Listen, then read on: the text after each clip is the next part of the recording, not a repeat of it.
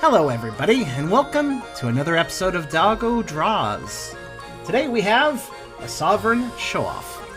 This is a picture, this is actually the picture that won the tie vote from last week, but since it was a tie win, I chose the Fatty Shocks picture for last week, and this week, well, I'm just picking the other one that won, basically. This one.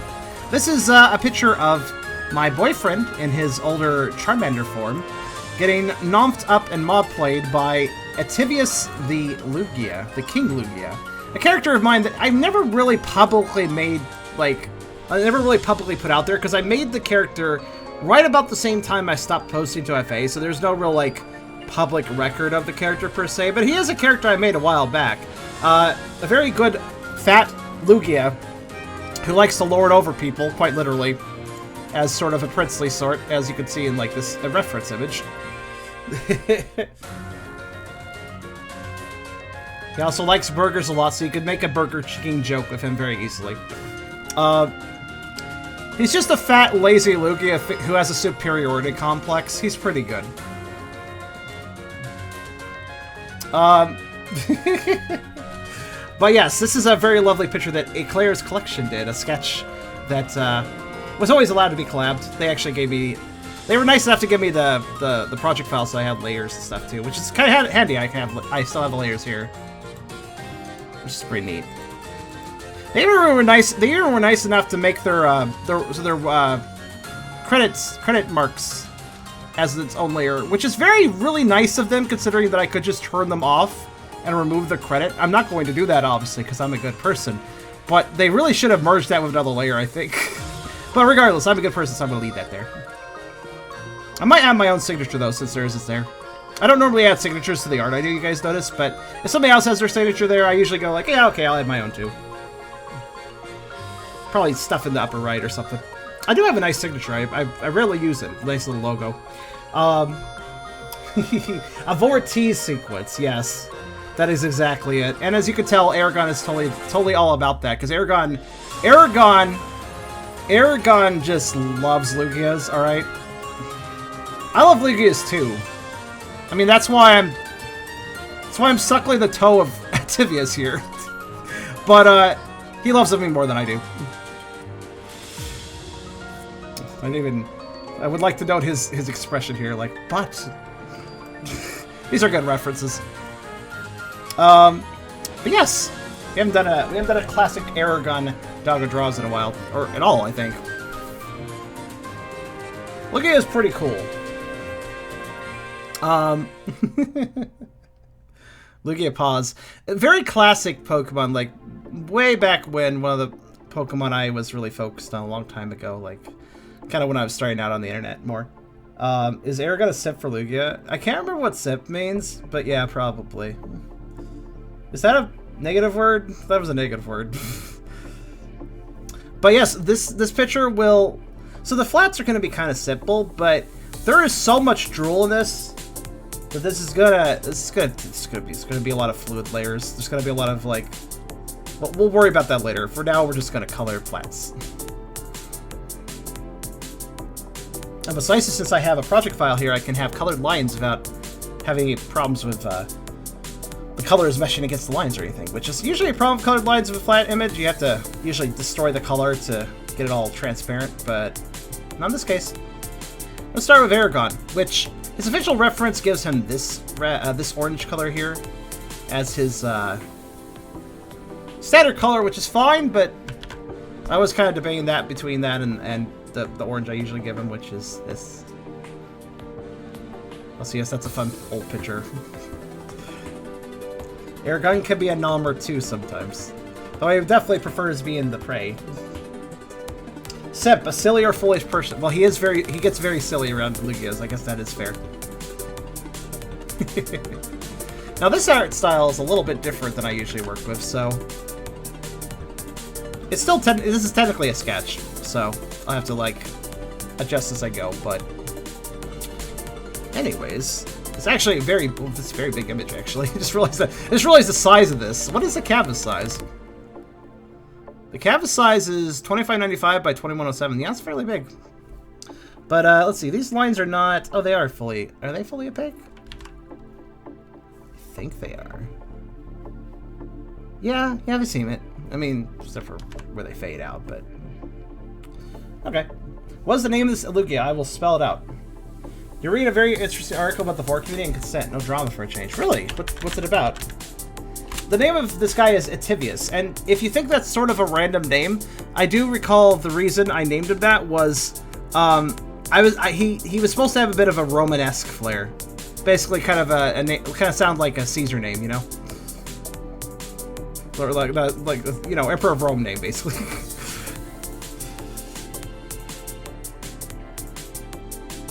So that was the general idea with the name Ativius, because it is very... That's actually a made-up name. I don't think there's any Roman people named Ativius in history, but it sounded good, so I used it, basically.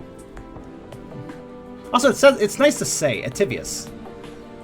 It just kind of rolls off the tongue nicely.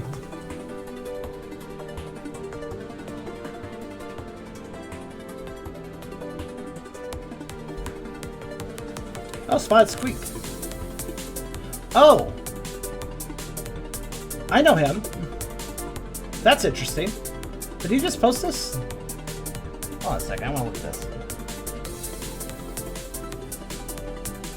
I'm going to read this later. Not right now, but I'm going to read this later. I like Spotted's art, and... Google just thinks I'm trying to say antivirus. I'm sorry, Ativius will not protect your computer. He'll probably eat it. Especially if it makes you spend more time focusing on him.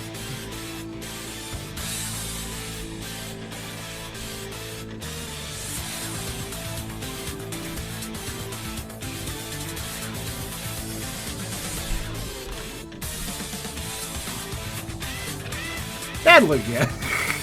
You can't tell a legendary they're bad. You can't lap a legendary of a newspaper, alright? Except for maybe, you can maybe accomplish that with, you might be able to accomplish that with Zacian's Amazinta, but otherwise.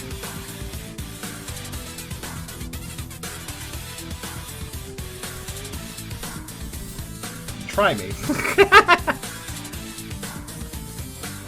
You're well trained in the art of newspaper combat. There's a slight definition simp, but it's not necessarily bad. Fair enough. I only hesitated because I'm like, I don't want to call my boyfriend something bad. But, if you say it's alright, I guess it's alright.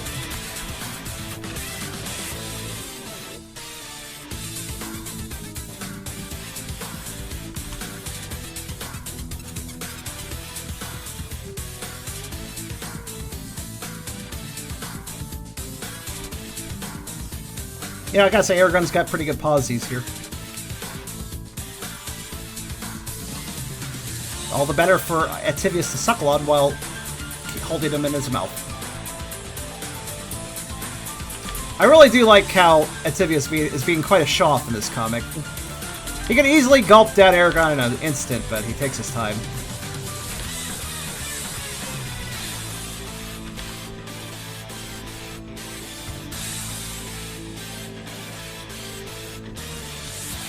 Eragon does not have a paw interest, though, Beerus. That's the problem. There we go.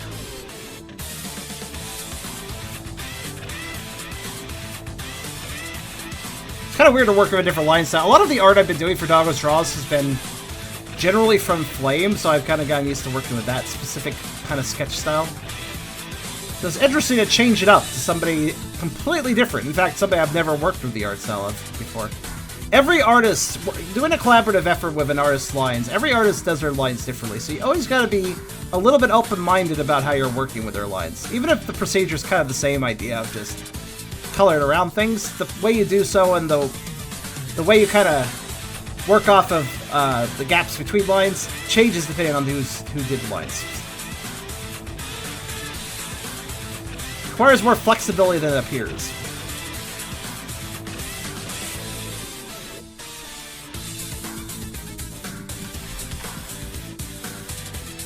Honestly, it's interesting. I didn't read what Squeak wrote, but I can tell you one thing. He recently was doing some pictures where he had his mouse character. His mouse character is the main focus of his like lore for his little world that he has. where different furry anthrophellas eat each other. His mouse, well, I forgot the name of it for some reason. Why did I forget? Somebody give me the name of the mouse again. But, the mouse used to be picked on in, yeah, FOMO, thank you. FOMO used to be picked on and treated as prey and attempted to be eaten. He didn't like that, so he basically trained himself up as a pred with some help. And now he's kind of an ambush pred where he like uses other predators or just other characters' lowered guard around him as an advantage to eat them, basically. And the character, though, he's pred only, though, and it makes sense with his backstory, how he got picked on for the longest time, basically bullied, and he turned it around. It makes very sense why he's pred only, but Spot Squeak, he noted this in an image. He was actually posting a bunch of images where FOMO got eaten. Like non-canonical little image sequences where FOMO got eaten by different preds. And I was thinking to myself for a while, looking at those being submitted, I was thinking, this is kind of weird. Like, I know he's pred only. Why is he drawing these? And then with the last one he did, he finally explained in the description that basically people were just not shutting up about wanting to eat FOMO, making Vorish teases, so he figured he would give the people what they were thirsting for, so they would basically kind of drop off of that. Basically, give them what they want since they won't shut up about it. And I kind of felt, like, bad for him on that. And I wonder if this article that he wrote has something to do with this whole topic. I don't know. It's just like, I don't know, basically people not respecting the, like, literally this is a character who had a whole, like, set of, you can go to Spotted Squeak on FA, you can read FOMO's backstory. He has a backstory origin comic, basically, that explains everything. And, you know, this character clearly had a thought-out and established backstory and has motivations and reasons why he's pred only. It isn't simply it isn't simply the creator's preference, but more just what aligns logically with the character, you know? It's canonical that he's pred only, you know? It's not just casual choice. It was built up. Its character development led to that. So, all these people thirsting over FOMO, wanting to nom him up, were basically, in my opinion, completely disrespecting all of that lore that was established. Because, haha, I like this mouse, I want to nom him. Like, fuck you, dude. Respect the character. Just because it's a character doesn't mean you shouldn't respect, you know, the lore and such put into the character. Respecting the character means respecting the creator, so... It's kind of annoying to me.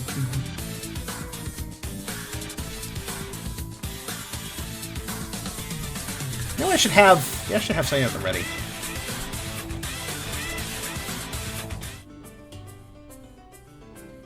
The article's about that, and I'd recommend reading it. So it is about that. Okay, cool. I didn't catch the article. I didn't notice it.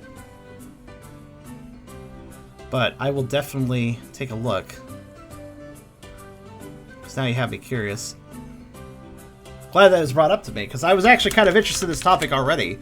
Like, obviously, I was already giving it some mind and attention. Kind of wondering if... I was actually wondering if FOMO would talk in more depth, because all he did before was just listed in the description of a picture. I'm lucky I even noticed it, but I noticed people in the comments kind of talking about it, so I like looked back and I was like, oh yeah, there's something right there. That's kind of important. And I thought to myself that Spotted should probably put that somewhere more prevalent, somewhere more prominent, because it seemed like a pretty important topic. You know, how he felt about people essentially lusting, Vore lusting after his pred-only character, and it's just like, how it made him feel uncomfortable, basically, and how he was drawing these images. He drew all these lovely images just to get those people to calm down, which they really don't deserve with how they were acting, I'll be honest. So, yeah, it's just kind of interesting. It's short, so, yeah, it's like 3 pages. I can't read it right now because stream, but I can definitely read it afterwards.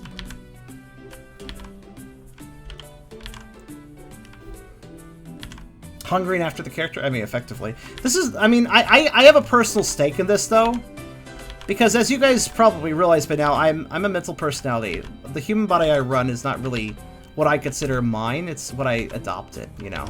So, my artwork I receive of my character, both of my old form and new form, you know, my Charmander form, as well as the form I eventually realized was more me, those pictures are important. They establish me on a physical sense that I otherwise wouldn't have, and that's very special.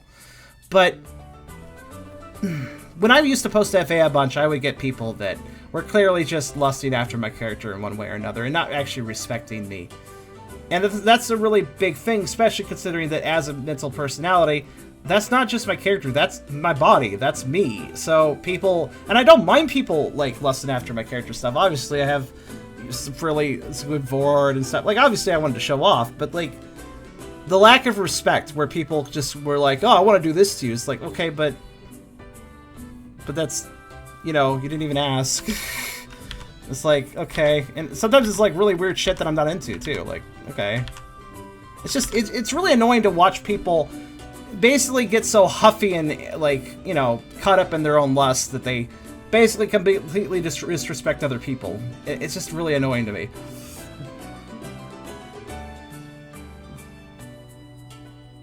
It's like, holy shit, keep your fucking pants on for a second. Like, yes, we're all here to have fun, and maybe, you know, it's okay to do that in, you know, your own time, but, like, you guys still gotta respect people, yo, you know? It's like, jeez.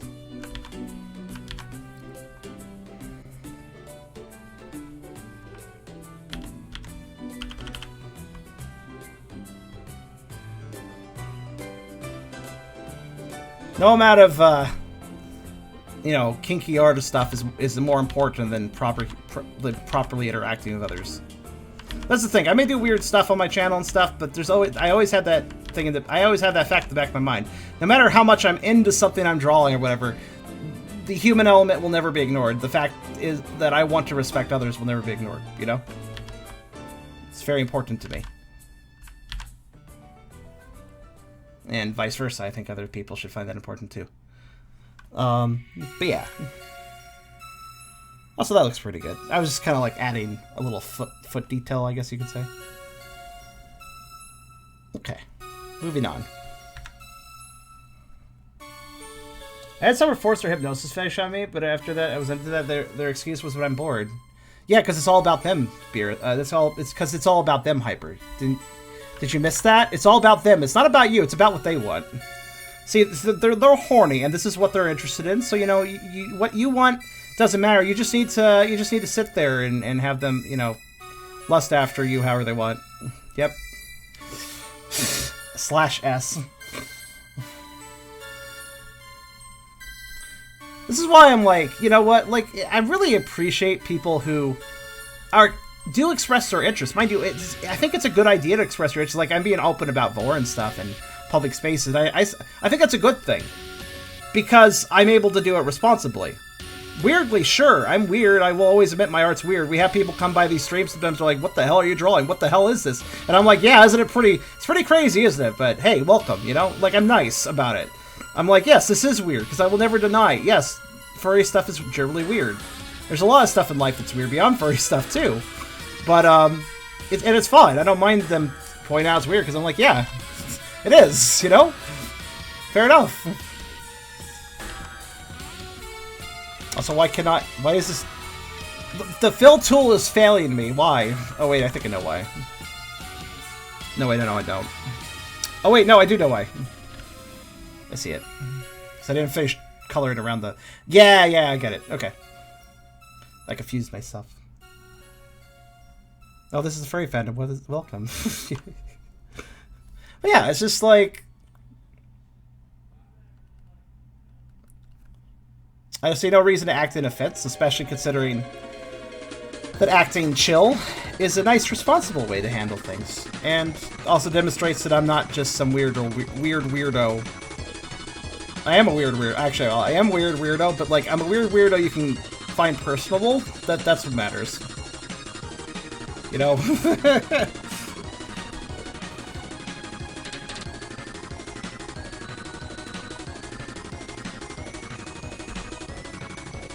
There's a difference between being weird and being inappropriate, you know? A very, very important difference.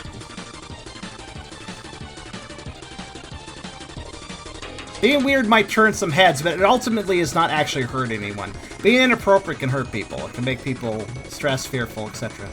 It's just really uncomfortable. So it's always about limits, you know?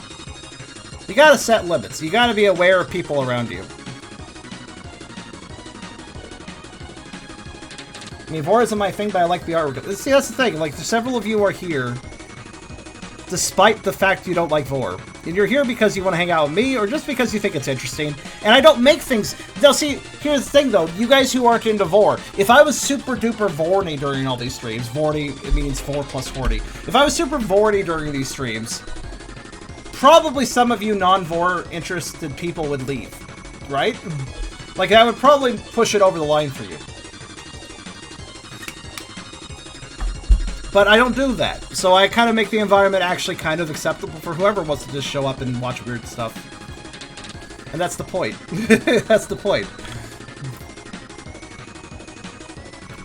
Also, welcome to you guys. I do appreciate you guys who come by for weird furry art that aren't into that furry art. Like, I appreciate that. That's like, legitimately, I very much appreciate when people just come to hang out. It's okay if you're also into it. Like, that's fine too, but like... I appreciate that.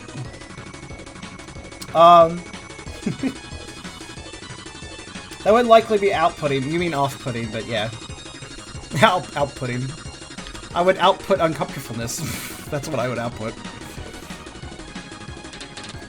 Whistles innocently and pawny at times. Yeah, but you're being... When you're being pawny, you're at least doing it in text, you know, in the chat. And everybody can go like, oh, Beers, you're such a dork, and then, you know, it's fine. But if I was doing it out in like, you can't ignore me. I'm the streamer, so I'm doing it. If I was doing such a thing vocally all the time, I think that would, you know, prove annoying, you know, for some people.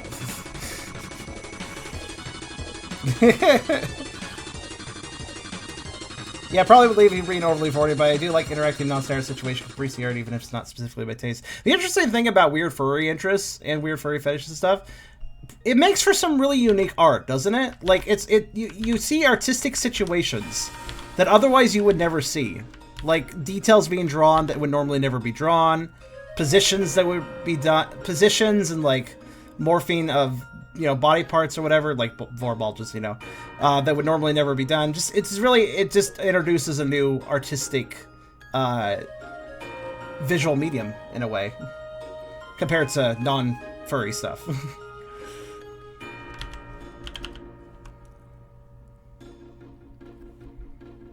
So even on the subject of, this isn't my fetish, but this is interesting, like that very much applies, because there's a lot of things that are interesting about a lot of furry fetishes. Furries come up with some interesting things. Some people might consider some of it cringy, but furries do come up with some very interesting, creative, inventive ideas. I mean, even I am constantly learning about, like, oh, this is a fetish? This is a thing? I didn't even know this was a thing. Like, what was the latest one? What was the latest thing that I learned that I didn't know existed before? Oh, I don't remember. Can't really pinpoint it, but... If all I saw stuff was specifically enjoyed, wouldn't I get tired of it? Some people love just seeing the same thing over and over again, though. I think that's pretty boring myself. I mean, I'll let people, you know, people can do people. But I do consider that kind of boring. Like, it's always interesting to me to, like, branch out and look at new things, especially within, like, the fandom. Constantly seeing, like, this is a weird, you know, like, this is a weird thing I didn't think of. I can't think of my own examples, but what about you guys? While trying to keep it stream appropriate, what's a weird thing you came across in the fandom that made you go like, I didn't know that was a thing, but now I do. Like, anybody have any examples? I like that one guy, commissioned something about Falco Fox, Macrofox Falco. I love that guy. I think I know who you're talking about. I mean, you know, again, he could do him, but I just think it's kind of boring. Epic said, Epic, honestly, I like that point of view, though. The idea of, like, hey, it's good to branch out because then I get to see new things and that might be interesting. I wish more people thought that way, personally. Stalker Fetish, you gave me that one with the Zygarde stream. I'm so glad that I can give people a new interest just because of what I was drawing. And that, especially considering I decided to manually add the stockings myself. That was fun, by the way. Need more ferals and stockings. It's just kind of cute.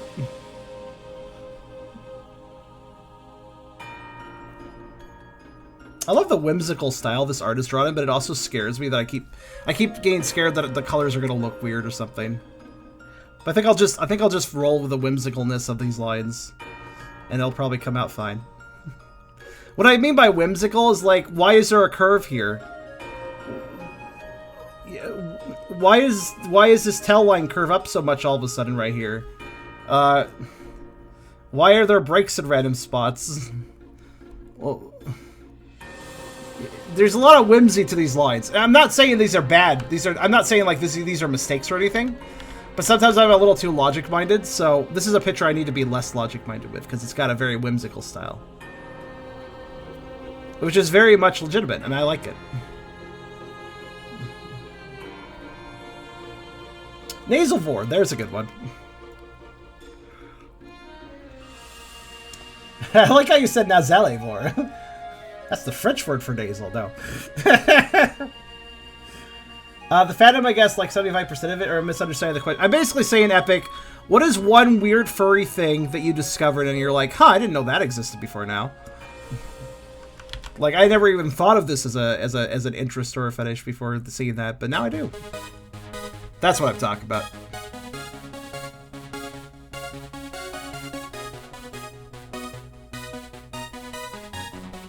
And then, of course, there's Eternal Massage, which weirds even the weirdest. I don't know why. That's actually, honestly, with the number of things I've seen, Ark, your interesting aspect of, like, how you jump into a pred and then you move around their body and to all sorts of their parts of their body that doesn't make, yeah, it doesn't make digestive sense how you end up bulging in their tail and stuff like that, but I don't know. I just take it as a very cute, cartoony sort of thing. I don't think it's the weirdest thing I've seen. It just kind of applies a nice, pleasant tune logic.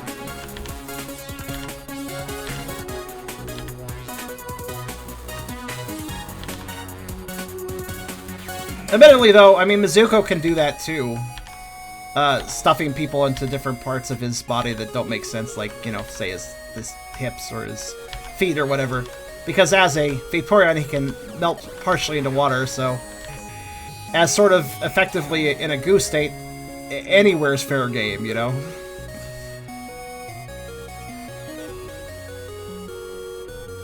Lizzie could technically follow Vore.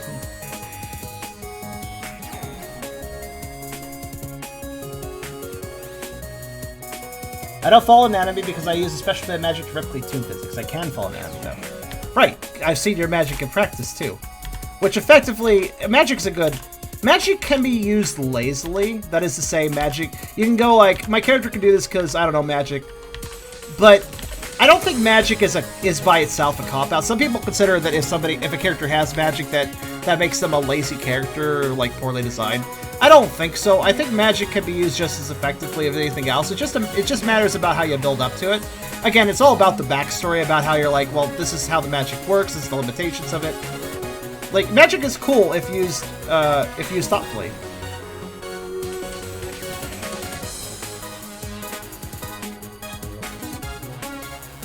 I don't know why YouTube accepts rewards, but I think YouTube monetizers. I don't know about monetization, but I know types of content. I don't quite understand what your sentence means.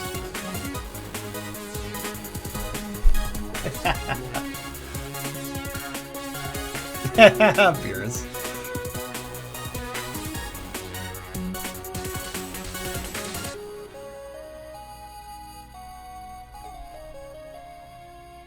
Well, if my semi-phrasing field could do anything, then it would be boring and lazy. But it's designed for its very specific purpose and weaknesses. It is a combat armor. If I used it, I'd quickly be squashed. That's fair. Honestly, my spectral abilities are kind of magical too, but they have their limitations too. There's a very distinct spectral pool. If I draw two, like, yeah, I could do, it's kind of like D&D rules where, you know, a wizard, they can cast a really powerful spell once they've leveled up some, but that's going to drain all their reserves for the day, you know? Like, that's going to leave them vulnerable. And that's the same thing with the Shadox. Like, I can do some really powerful stuff, but the more energy I use out of my soul stream, the more I need to replenish that with food, souls, etc. Basically anything either physical or spiritual that I can consume and digest can be turned into that energy. With a higher return rate on spectral things like souls, those break down right into soul energy, while things like normal food take a little more effort. Like they're a little bit more wasteful. But if the Shadox is not careful, they could exhaust all their abilities to the point their body starts rotting. Because remember, for those that aren't aware, Shadoxes are theoretically, their physical bodies are not necessary. Their souls are the important part. That's what they really are. They're ghost types, after all. But the bodies, they're effectively undead bodies that are kept fresh and healthy and basically perfectly alive, as long as there's enough soul energy for it. So if a Shadox gets reckless with using too many spectral abilities all at once, they're going to drain that off and effectively start to rot. Because they're basically going to ruin their body if they overdo it. So while Shadoxes can be quite powerful, they're really kind of like, they're powerful in bursts. But like if they do a big thing and it's like really impressive and that doesn't like end the situation, which for a Shadox usually means doesn't eat everybody in the general vicinity that could be a threat, then at that point they gotta fucking skedaddle. Because if they keep doing that sort of, like, they can't exhaust much more after that. So they're kind of burst predators, burst dangers, where they're dangerous for a brief period of time. Quite dangerous for a brief period of time, but if that doesn't work out, if they fail at their attack or whatever, then they are in a bit more of a pickle. So, I fed the Shadox a little bit of my heart. Yes, you have. As well as a whole lot of actual food. Great way to form a friendship bond and help me repower his battery. Yes! This is very true. Emotions can be fed on too, by some degree, by a Shadox. It's a little bit more abstract of a thing than food and souls, but it can be still very valuable. The heck has this, my Shadox is organic. The solar energy keeps me from getting goop every year. Probably. You know, with Mizzy being able to turn to water and whatnot, does this mean you can do any type of Vore? I mean, yeah, well, technically, yeah.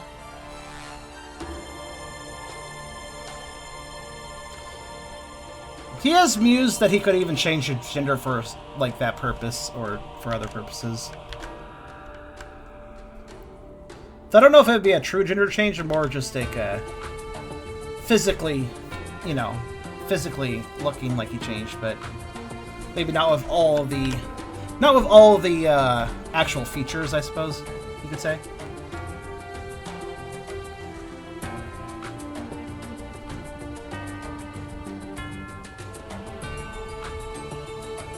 Would a Shadox be afraid of a Lich? Yeah, probably. I can't remember entirely what a Lich can do, but they are very powerful undead. I've never worked on a Vaporeon before. I might have to work on Busy sometime because a Goo Massage is a lot of fun. Well, he's basically got 3 states that he generally sticks between, and that is either where he's fully solid, and more or less kind of a dolphin-hided sort of, like softer than that, but kind of dolphin skinned and slick and soft, like fully physical. And then he can kind of like half liquefy if he wants to, so something more gooey, or he can go full water. If anything that can affect souls is a significant danger to a Shadox, like an actual danger. While most things can only hurt a Shadox's body, anything that can affect, consume, destroy souls, that is a legitimate threat to a Shadox. And Shadoxes are not the most powerful spectral beings. Not really. A Lich would probably outdo one. Except for under certain circumstances. Such as the Blood Moon on Halloween is a powerful time for a Shadox. They might be able to handle Lich then, but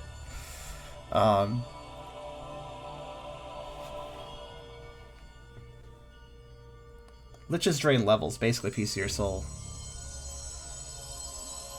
Yep, that's Shadoxes are hardly invincible. If a mere mortal, like a proper, just a simple mortal creature. Oh, I just realized I could have colored all over that. Whoops. Oh well. Just realized that's the top of the foot. I don't know what my brain was thinking. Well, I was being all careful, and I didn't even need to be. Well, anyways. Yeah, a mortal creature can't... So a mortal creature can still be a threat, because they can destroy the body, which leaves the Shadox in a state where something else could destroy it. Something non-mortal could more easily pick it off at that point. Also, it does leave them weak. Like, even if their body is destroyed by a mortal, they could still have the body damaged, and then they have to waste their spiritual energy reserves on healing and repair, or just making a new body if needed, if the damage is bad enough. And it's just... that's very wasteful, and that's potentially dangerous, because that's exhausting, basically, energy, basically life, to some degree. You know, life... not really exhausting all the life energy, but, like, it is exhausting all of the whatever they intook, whatever they were using, whatever they hunted and stuff is wasted at that point. So, yeah. If the damage is bad enough. So technically speaking, while Shaxes may look really powerful on the surface, technically any creature can be a threat. Those that can directly affect the soul are obviously the largest threat, but anything can technically scuff up a Shax and, at the very least, inconvenience them.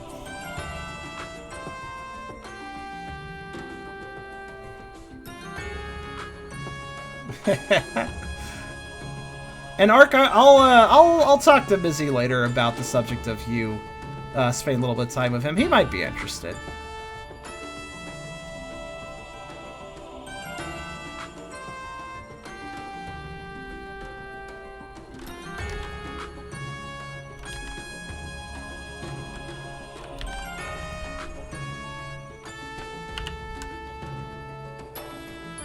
Has Mizzy ever pawed someone before? And not to my knowledge.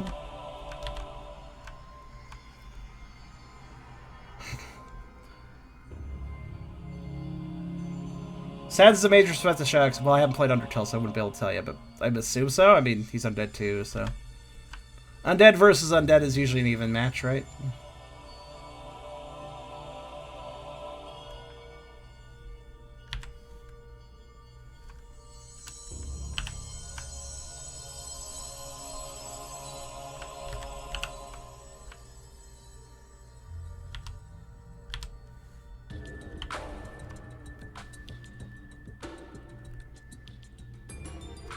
Yeah, sleep like that.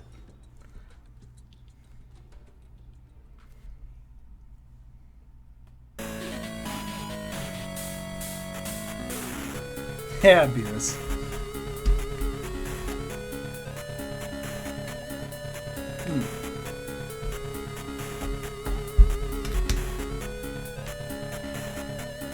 Oh, I guess I see your point. I guess that makes most things in Undertale potentially dangerous to a Shadox.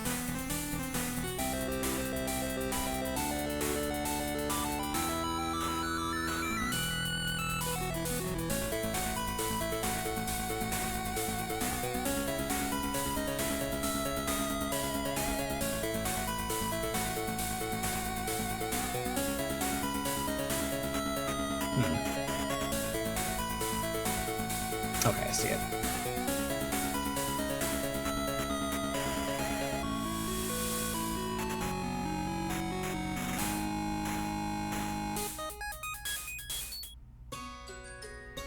Okay, yeah, I see it. Alright. Trying to figure out lines. Whimsical lines.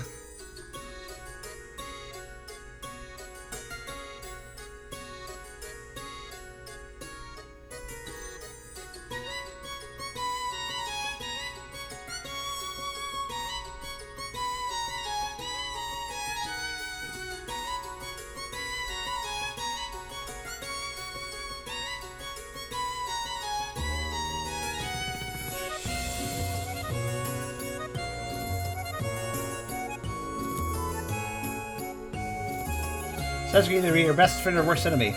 That's... I have heard a little bit about that. Like, it's all, you know, it's all dependent on your path.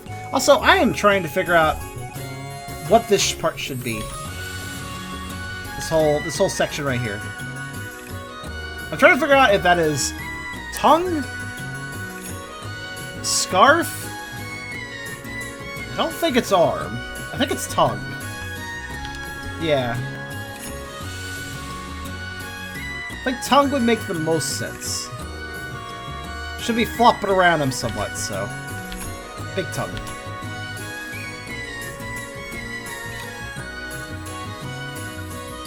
Yeah, it should work. Alright.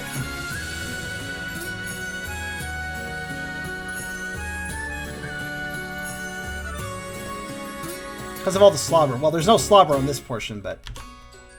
all the slobber is... I see your point, though. There is some interpretation when it comes to sketch lines, you know? Some translation. Visual...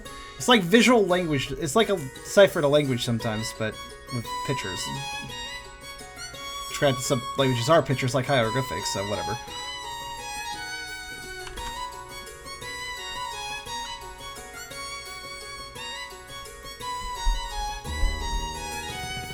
Pacifist run, you basically run around, make folks happy, make them happy. Here are the monsters. That's yeah, fair enough. Nobody talks about the pacifist runs, I noticed.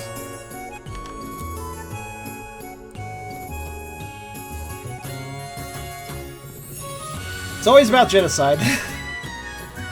People focus on the violence.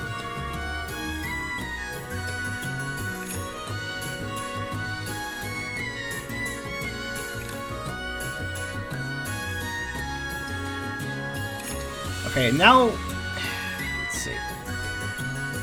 This is a tongue line. This is the arm line. So belly is like here. And then, yeah. Oh, he's got it. Look. Wow. Okay, I just realized this is also a tum line. Eragon has a fat tum in this picture, actually. Actually, I probably would cut down the line a little bit more. Yeah, probably a little bit. Still has a fat tum. Alright, let's see. So where do I want to divide that?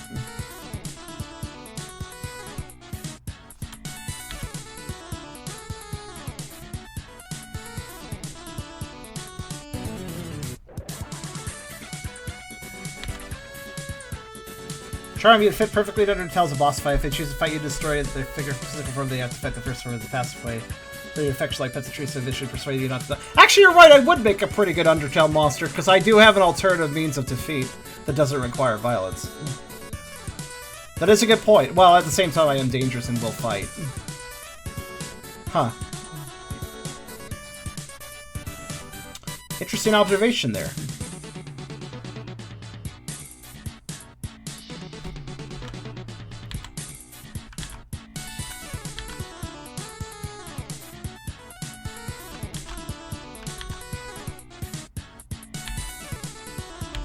I can certainly damage the soul. That's definitely within my repertoire. I mean...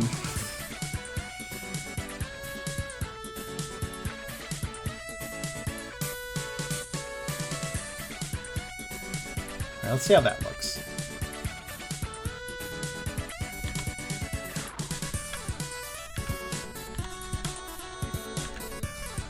Probably needs a little work.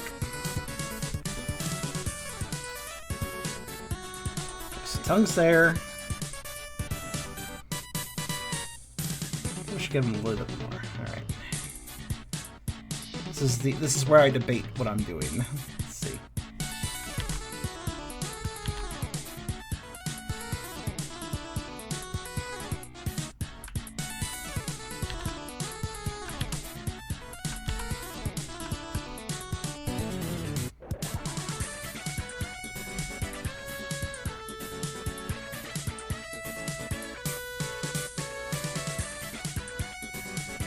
You want to say something to the stream overall?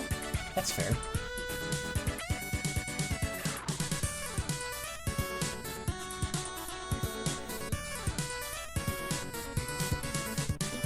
Well, you feel free.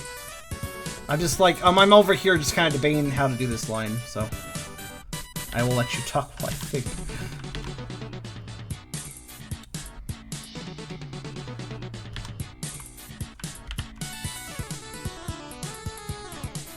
I mean, it's not too bad. I think I'll just... I feel like I am dipping it a little lower than I should. Alright. I feel like... better like that. Probably would.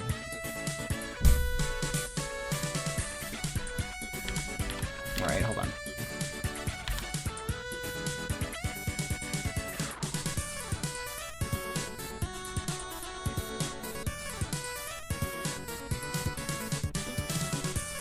Oh, I see. Well, yeah.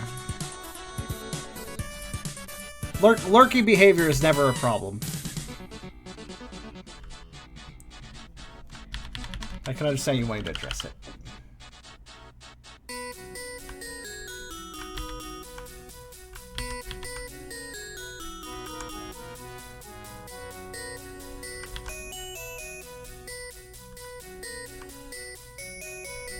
Now, what the hell am I doing? Hold on, this actually doesn't look too bad. Do I accept that? I feel like it's too wibbly wobbly. Oh wait, hold on. Let's be a little more dramatic about this.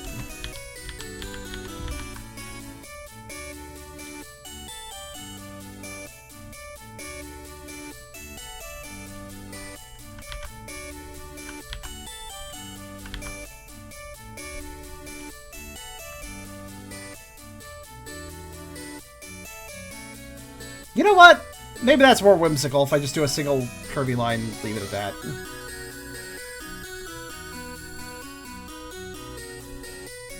Not sure, though.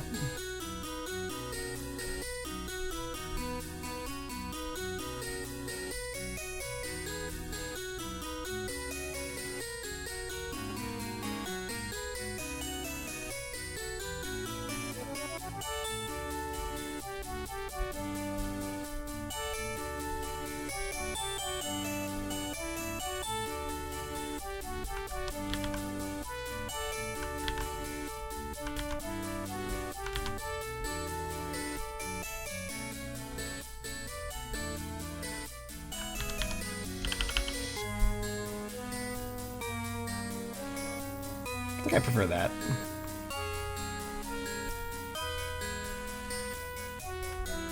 I can just do it a little bit better.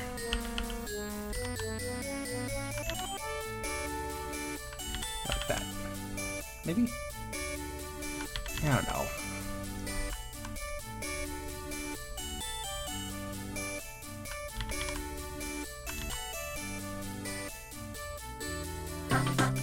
Pictures are hard. Oh goodness, Crimson. All right then.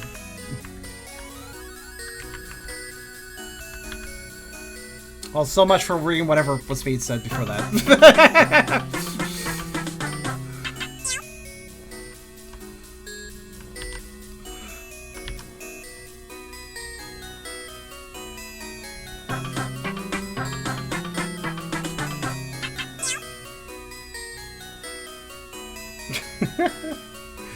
Oh, those are tier 2, yeah! Wow.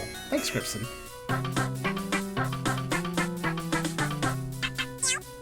Sugar Daddy roll? I mean, if he wants it. That's such a you-named roll. That's such a role name that you would come up with at Hyper. Like, jeez Louise. But yeah, go ahead, I don't mind.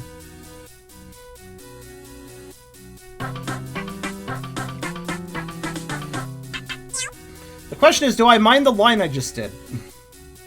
That's more a question of what I mind.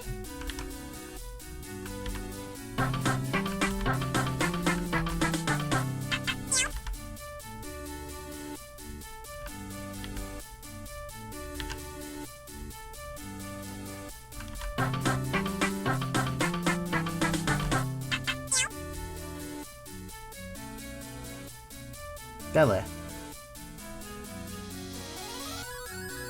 You know, with the body twist, I think what I did is okay. Yeah, I think I'll keep it. If I don't like it later when I color the rest, I'll just change it then. Alright, so... what was I doing?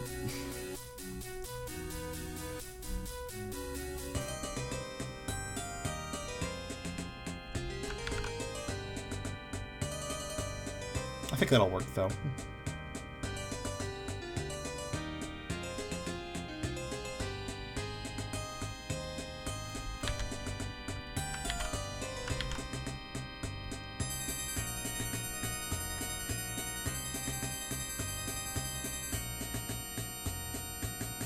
Okay. Onward.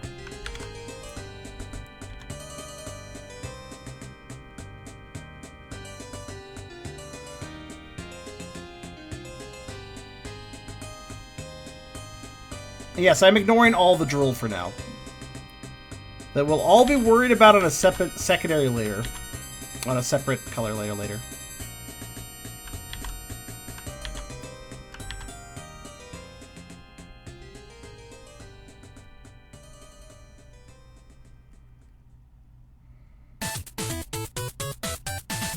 Oh, yeah, 8-bit version of this.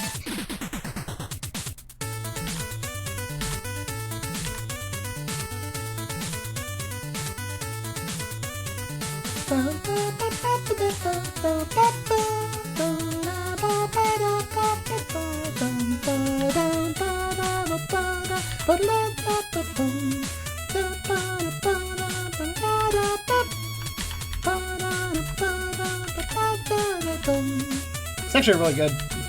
It's a good 8-bit remix, honestly. No, it's Special Sphere from Sonic 3 and Knuckles. Done in a really nice NES style. Sounds very convincing.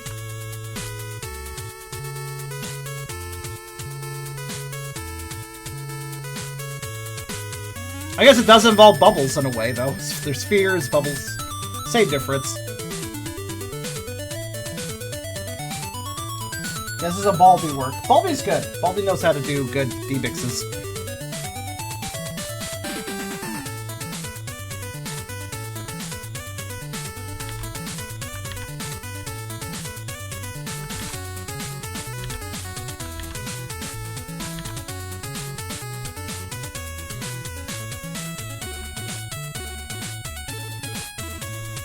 Hi, Neil. You know, earlier when people ask me if I'm right, honestly, the pain isn't really bothering me right now, which is good. I will notice, though, I seem to be a little bit out of it.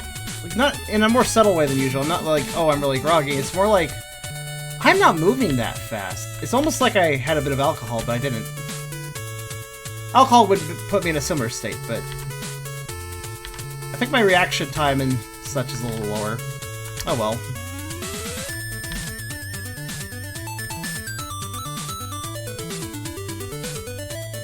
I don't know if I'm tired. It's not, maybe, it's maybe too simple to say that.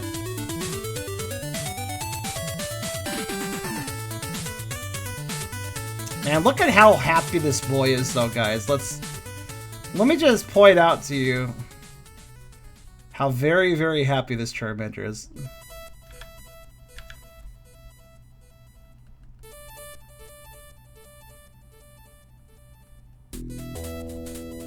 The more I look at that, the more I don't like it. Let's see.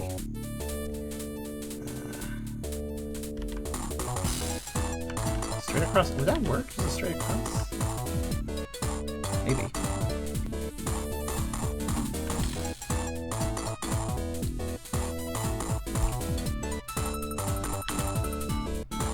I feel like I over-detailed it by doing that. So yeah, okay.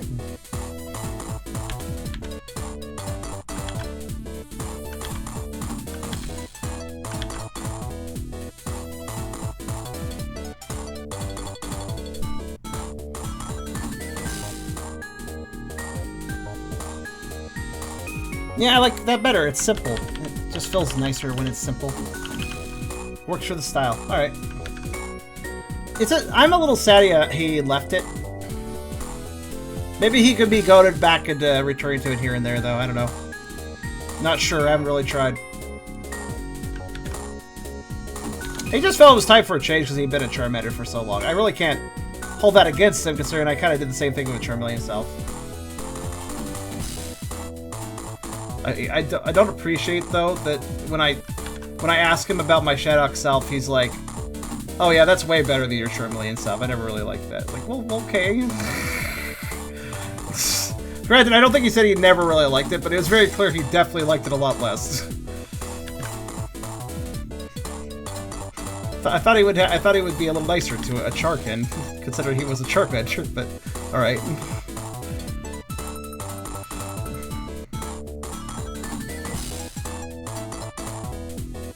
All facets. Yeah, exactly. Which is why it still hurts when I heard that, I suppose. He can be blunt sometimes.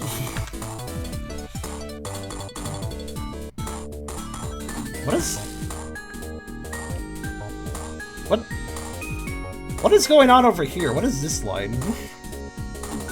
I just took a... Oh, wait, is that... No, it's not tongue. Is it... It's a foot. It is foot. But what is that line? What is that line? I am not sure. I understand, like, this foot got under-detailed. Like, it has less lines, but... What's this line? I am kind of just looking at that.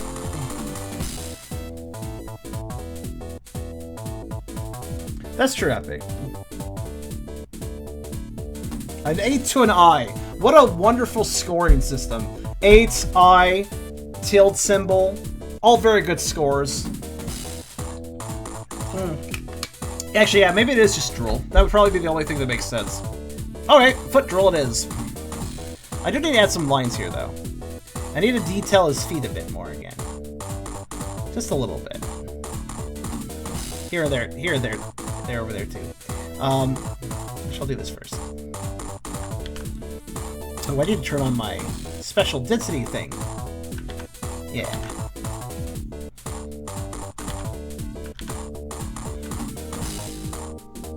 Yeah, that looks fairly natural, actually. Yeah. That works for the low detail environment. Okay, that was simple. I guess I'll add some, like... I like how it's just a straight line. Okay, sure. Just like...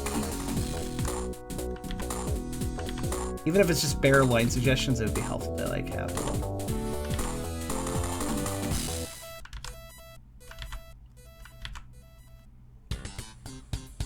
Like that. Which maybe not quite that faint.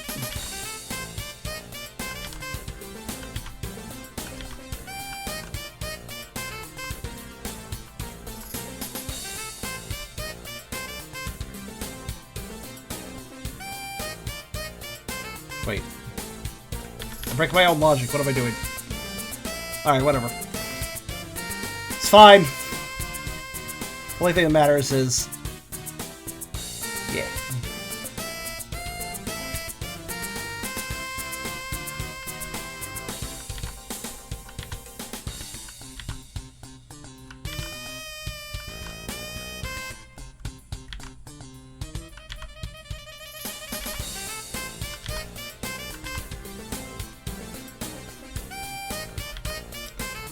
Try to achieve something very specific. A single line just to hint at something. Oop. Yeah, that should be fine. Probably. Nah, it's not quite good enough. It needs to be thicker. It's not thicker, it doesn't match.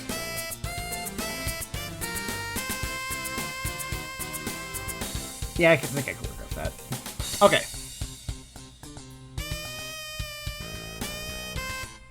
It was a typo. What was a typo?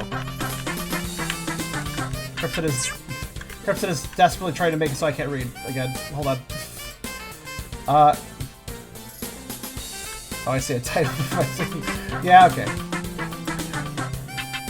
So is that a little better? Is that a little better for being an active eye on your stream, Doug? I mean, yeah. I mean, you don't have to be again. Certainly don't have to force yourself, but if you're having a good time, this works fine. Wait a minute, I'm dumb. Am I dumb? No, yes, I am, but not in the way I thought it was. Okay, here we go.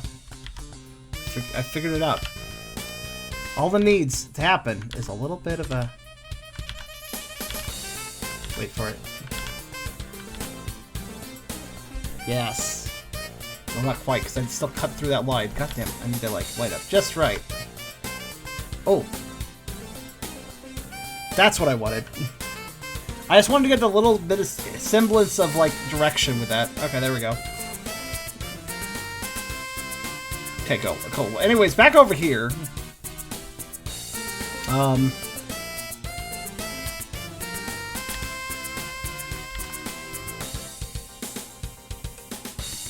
Something like that. Hold on.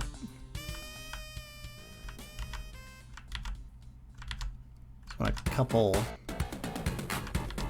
fancy smashy lines. I don't know.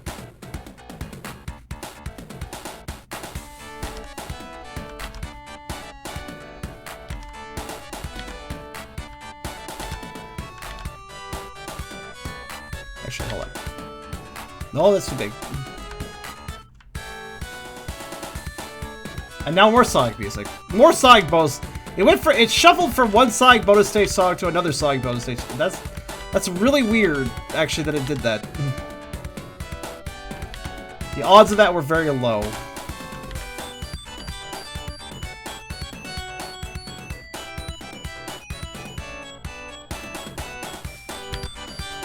Once I get a VR headset, I probably could make some, like, playing by the pound episodes of DSVR, and as well as probably VR chat, maybe. As well as just, like, furry stuff in general. Once I get that VR headset idea going, that would be good. Yes, I am aware that these could be played without VR, but come on. If a YouTuber's gonna be covering VR chat, they better fucking have a VR headset.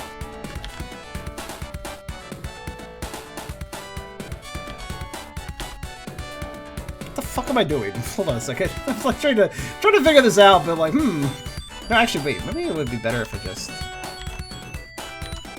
little bit.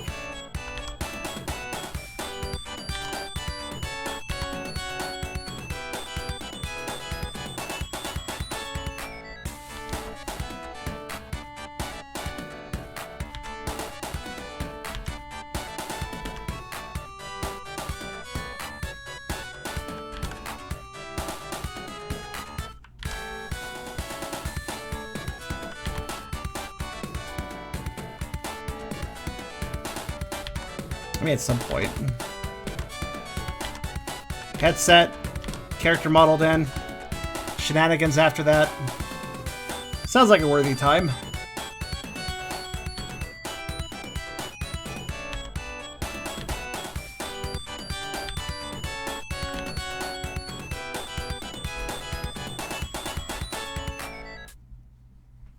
Is that good? I don't know. I mean... Maybe I should be matching the detail to the first panel. That might be an easier thing to kind of guide me along.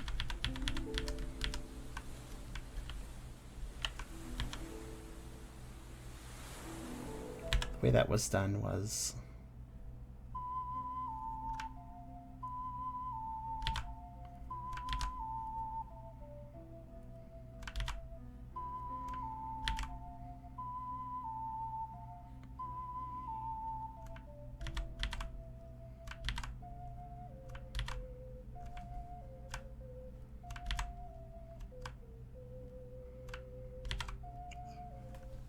I mean, not exactly that, but okay.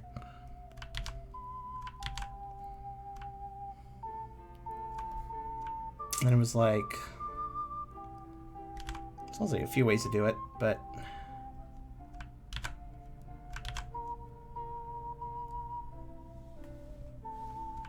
getting there.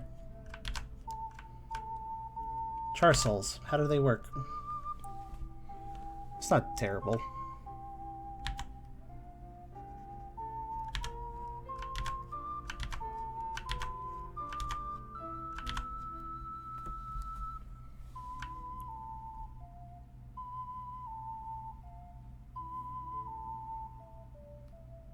Kind of a quiet song, isn't it? It's nice, though.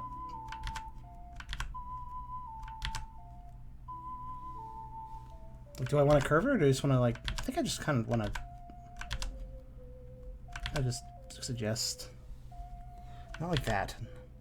Sonic suggest. What do I want? What do I want to achieve with what I'm doing? Ah. Actually, that works.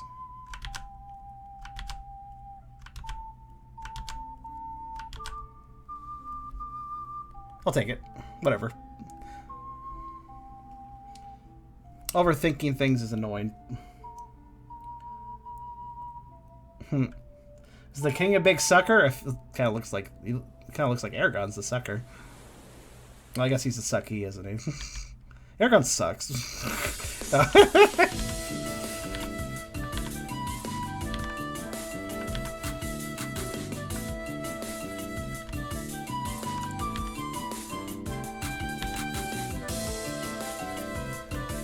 What the hell did I just draw?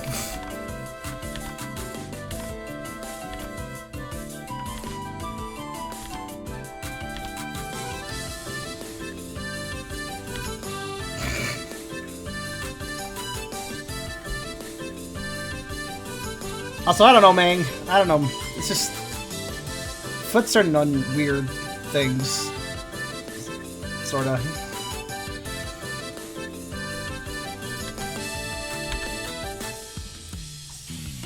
Oh, that looks actually better. Does it look better? Okay, whatever, I'll take it. You know, it's still better than no detail, so I'll just take that. It looks okay. I think I could work with it. Just wish that sideline could look a bit better. I don't know why. Oh, wait, I know why. I know why it doesn't look right. Because that would be a thinner line, technically. Oh yeah, that looks a lot better.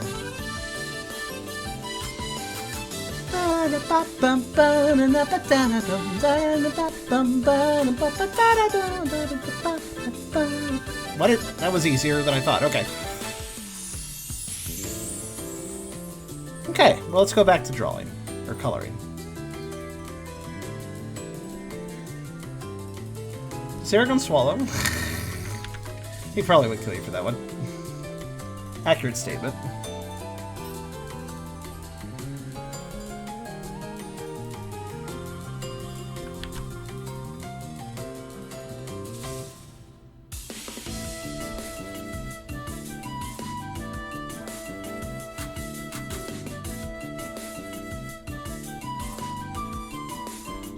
Egg.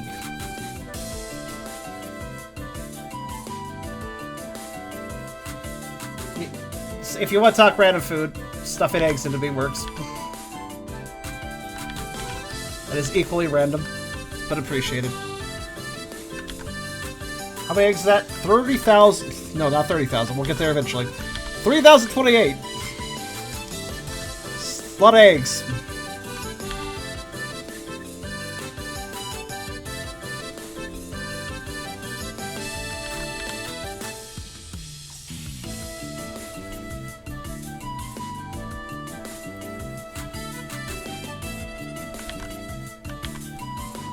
Honestly, it's enough eggs that I think you're gonna get you're probably gonna get a shiny out of me at this point.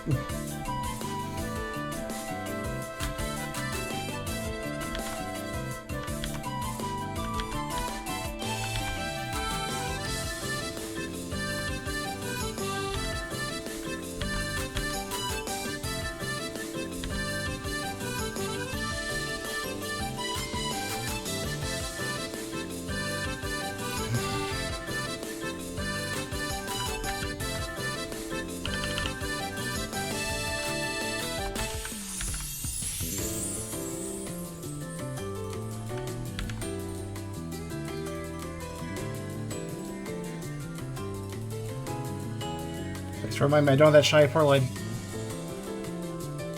I do not know if I can create a Purloin egg, but maybe I can. Actually, it all depends on what I'm being used for, I suppose.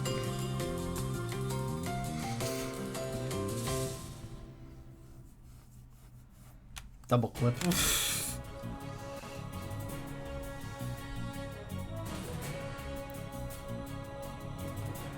You know, I just realized, what did I not... Usually my coloring method is to start with whatever takes up the largest color space and then work downward from there.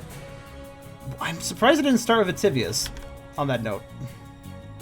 Because normally starting with Ativius is exactly what I would do in my color organization. I guess I'm kind of glad I'm starting with Eragon though, because he's like kind of the complicated one.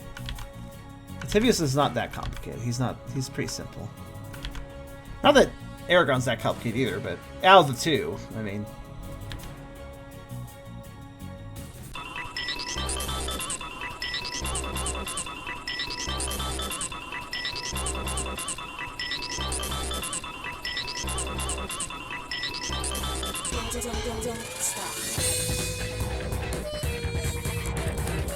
Oh yeah, weird Sonic fan game music.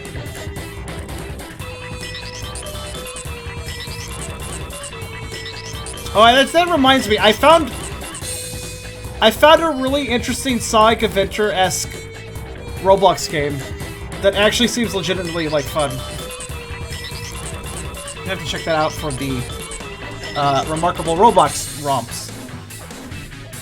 This was an actual music. Oh wait, no, that's right. This was from Sonic Rush Adventure? Right?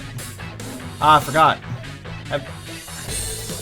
Unlike Sonic Rush Adventure doesn't have that style quite the same as Sonic. I prefer Sonic Rush's music. It's easier to, it's more distinctive to me.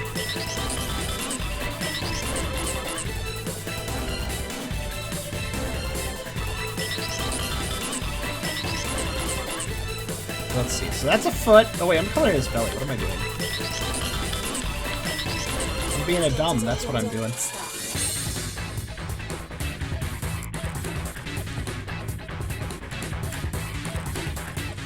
I mean, it does kind of still have the Rush style. It's just, I think Rush had slightly better music. Also, wasn't Rush Adventure like... Wasn't Rush Adventure's like, okay, before we go to the next level, could you go grind for these items in this other level? Like, really the antithesis of what you expect of a Sonic games. Like, we arbitrarily need a whole bunch of these things to build a thing so we can go to the next level.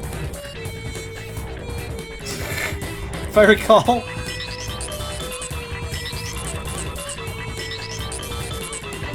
That's fair.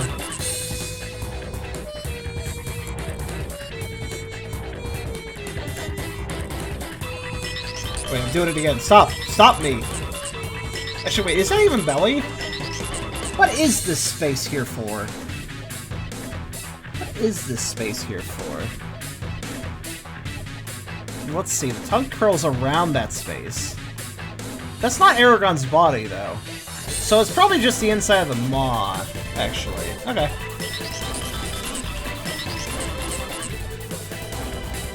It's a little harder to decipher lines when there's also drill lines, which can kind of confuse things.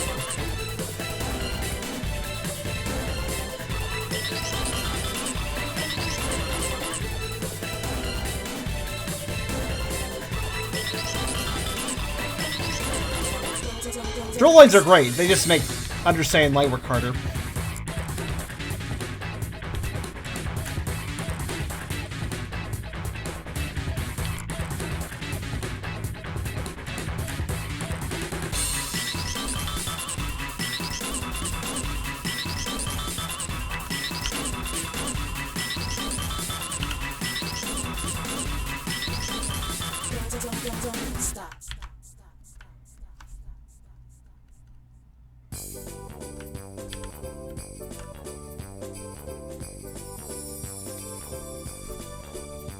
You could just make it be fat. Eragon isn't a fatty though. That isn't his thing, yo. Earlier was commenting on his chubby belly and penalty, but shut up.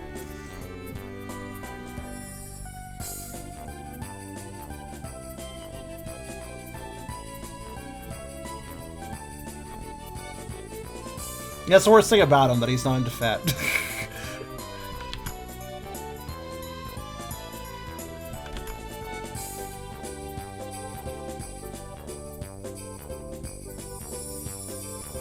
But he's in divorce, so I'll accept it. Oh, you think so? I think he's just become more defiant because I'm into fat. Frankly.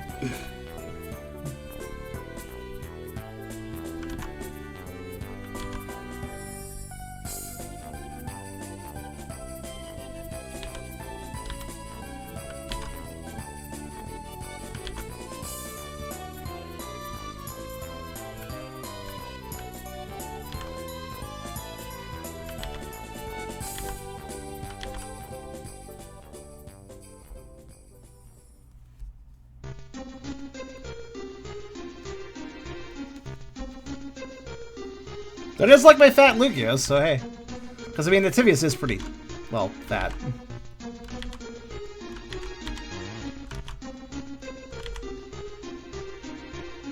I suppose not morbidly so or anything, but...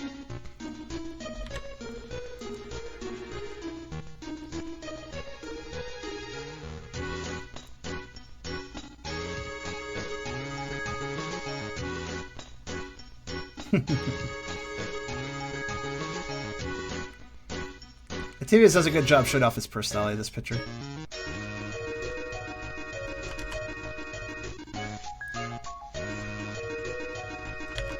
This simultaneously shows that he's quite the glutton, but also likes to, like, tease, and also the fact that he likes to basically lord over somebody.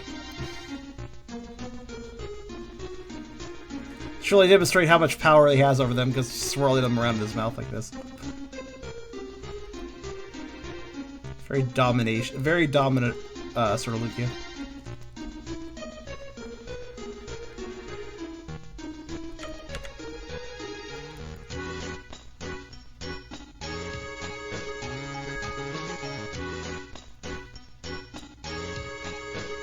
Bread. I agree.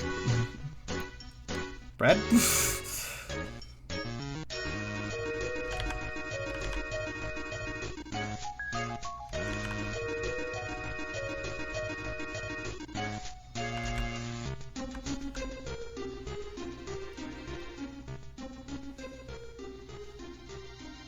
Bread.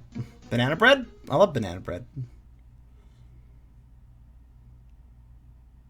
This shit rocks.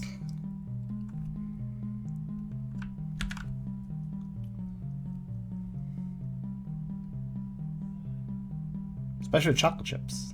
But no nuts. You add nuts, I'll get very cross.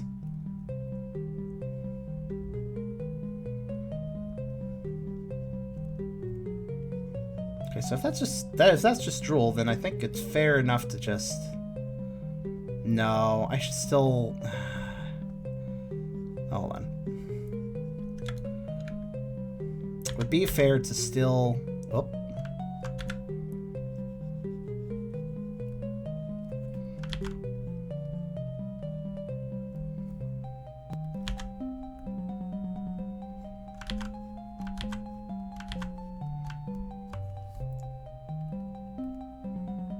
That's pretty good.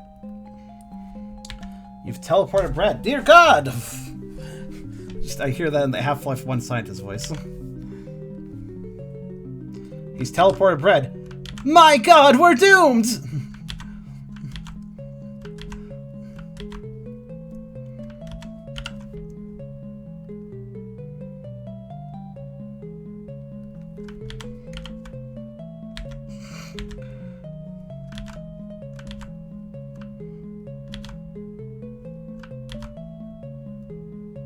Oh, you did that voice. I know, I'm actually kind of impressed with myself. Never bothered to try to voice one of the scientists before. That was the first time I've ever done that. But I've heard the line enough times that I could just go like, I know the exact inflection. Clip that so I can hear it back later. Curious how accurate it was.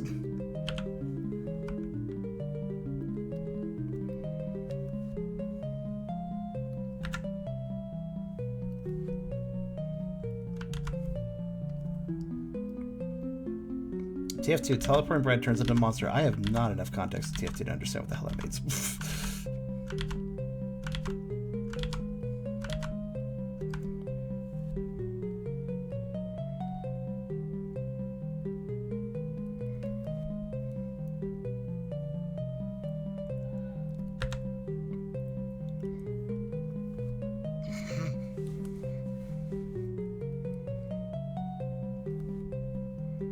Alright, what was I doing? Oh, right.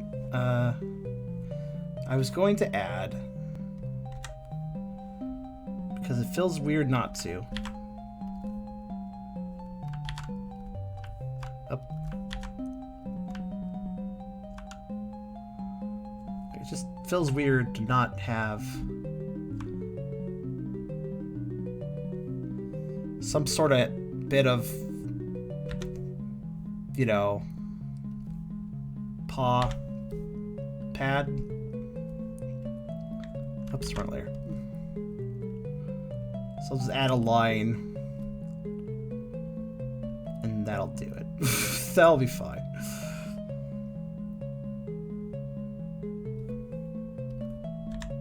Actually, whoops, I did not mean to select all. How did I even do that? Was everything just selected for a long time and I never noticed? What the hell? I think that was the case, actually.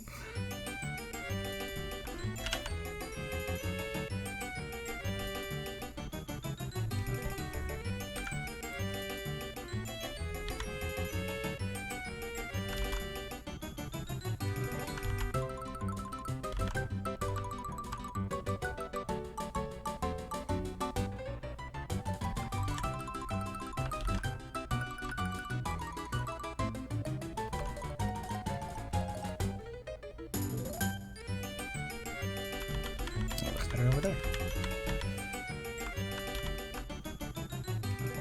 Okay, cool.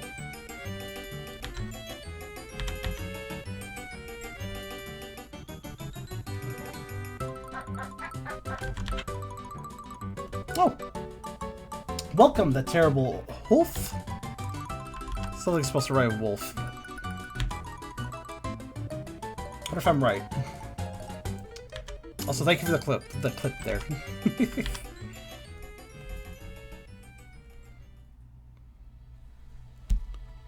Okay, that looks pretty good. Then we got a little bit of paw over there. Okay.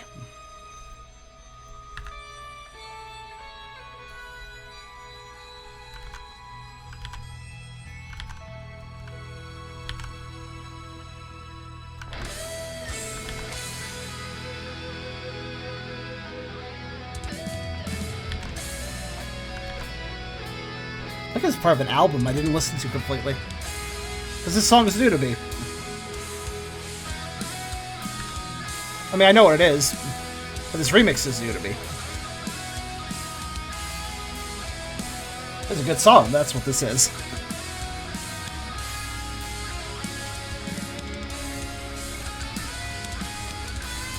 Okay, let's see what we got here. Okay, what is going on in this panel? What is all of this? It kind of looks like tongue. That looks like tongue. It's definitely, this part looks like tongue. But I guess this means this is tongue too. This is all tongue. But, like, then what's this?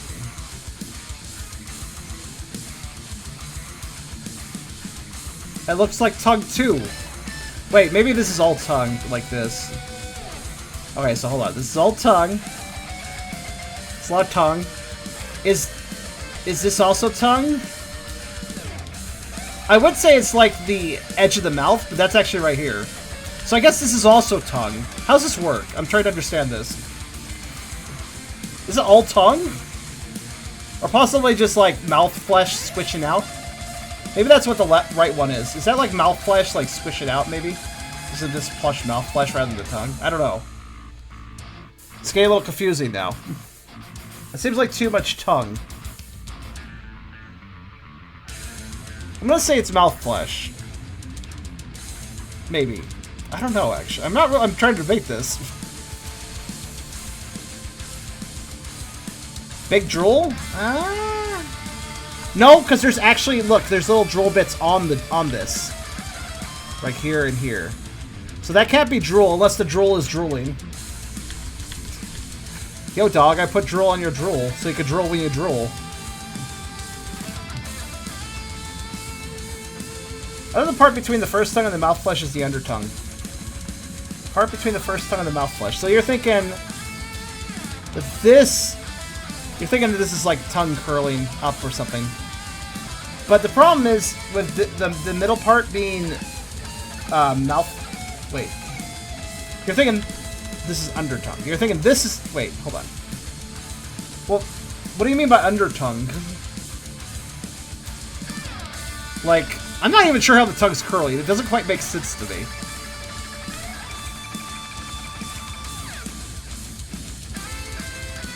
I don't know anymore either. I feel like what this line is, this big thick line, I feel like that line is basically this. I think it's the same as this. Right? This being a tongue that I drew here. So I'm thinking like this is one half the tongue, this is the other half the tongue. And then...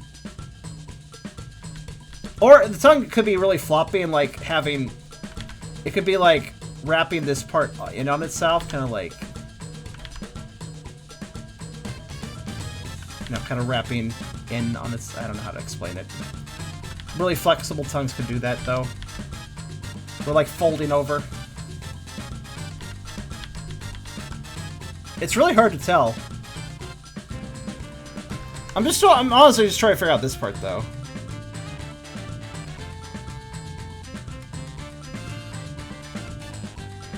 It's currently all flesh. Like, that's not hard. That's not hard to figure out, but like... The way it contours up at the top here makes me think it's really not tongue. That doesn't look very tongue-like at the top. I think it's the underside of the tongue. Is it the end of the tongue? The underside end of the tongue? Where's it coming from is what I'm trying to figure out.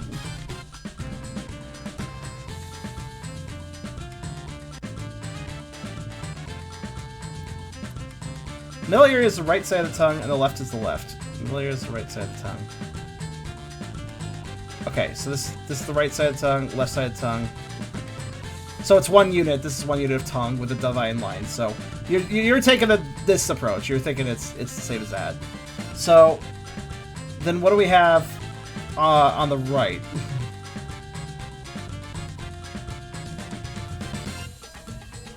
I feel like this is the best guess though for that bit. So that just leaves the question of that other bit of flesh, which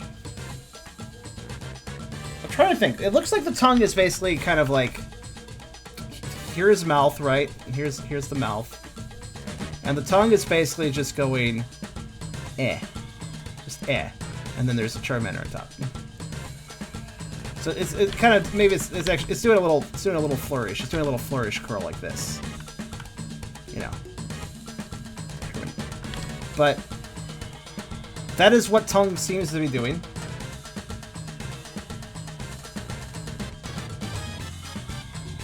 But then we got the little mouth thing, which is this. So okay, let's see. So I'm thinking that maybe what the tongue is doing here is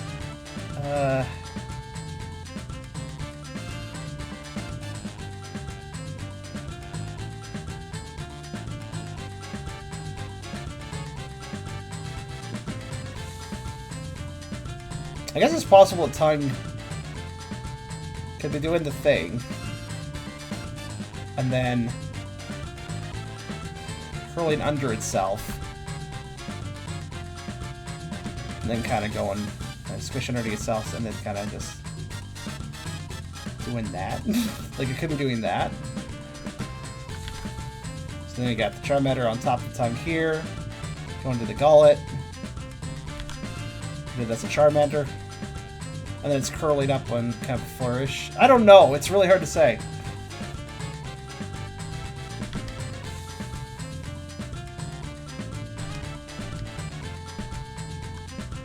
I don't know how much I need to decipher this, actually. It's all the same color.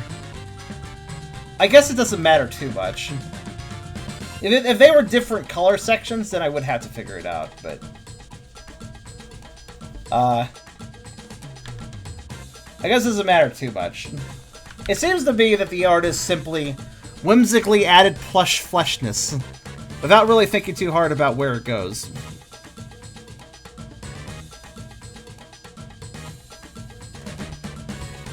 Oh, I still need to add a line, I just realized.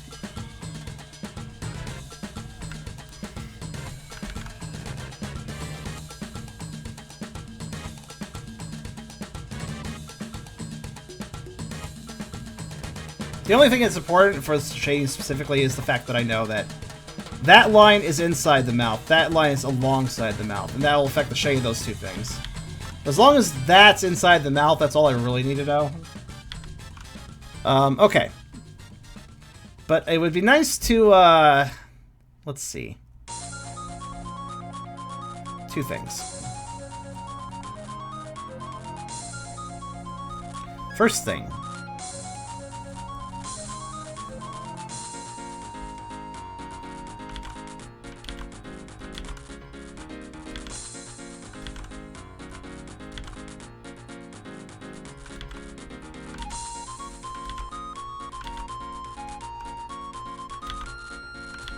That's gonna be hard to draw through the drool.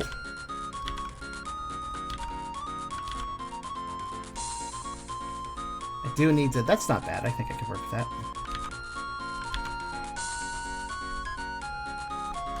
That's probably why the lines weren't drawn, because of all the drool. It's kind of necessary, though. I was trying to tiptoe around the drool a bit.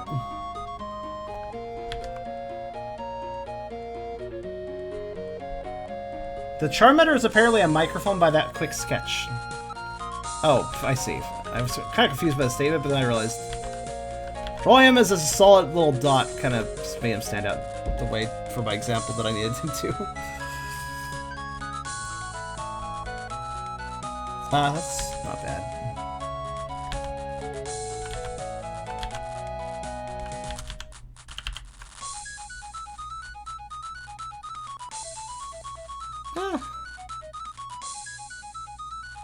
I think that'll give me enough guideline at least. Yeah, I'll take it.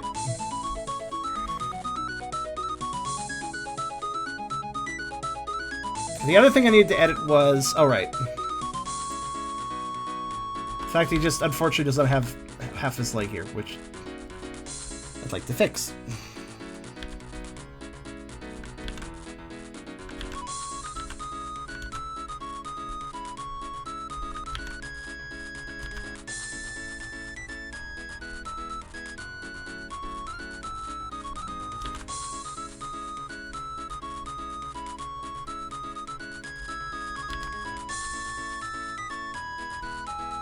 Okay, I fixed it.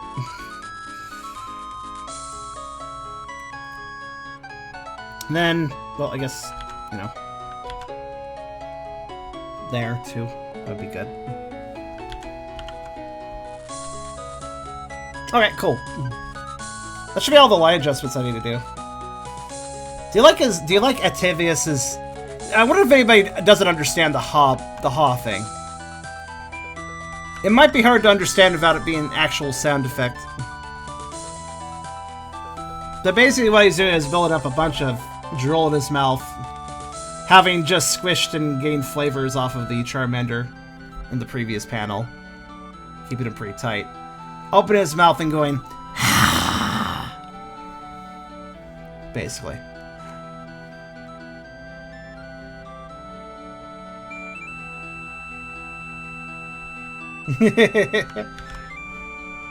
So it's not ha! It's much breathier than that. Charm, your sound effects are just amazing. Thank you. Basically wafting quite the hot breath over the Charmander in the process. I like how this whole Vore scene didn't actually involve him being swallowed. It's pretty inevitable that Eragon is swallowed after this, though. But this was more about the Mawplay.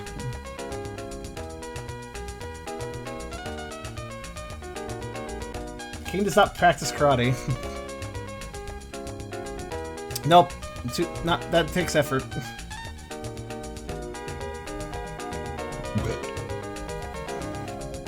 He would do that, though, after eating Eragon.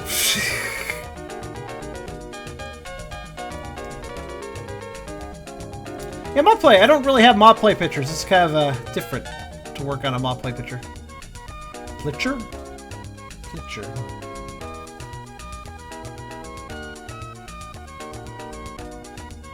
Honestly, it seems like we're working kind of slow on this picture, but we're kind of doing the hardest part first, so it should speed up after that. I guess that's effectively why I instinctively went for Eragon, because I wanted to get the hard part done. He's the hard part. Ativius' details are a lot better lined because, well, obviously the big King Lugia matters a little bit more than this little morsel in his mouth. So the little morsel doesn't get as much attention to detail, which means harder coloring job for me.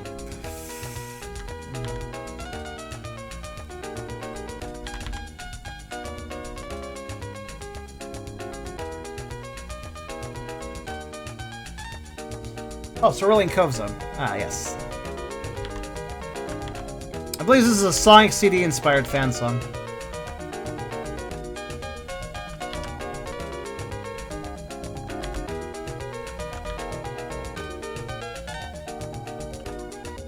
Have you ever done Mawplay your Shacks for him before? I mean, sorta?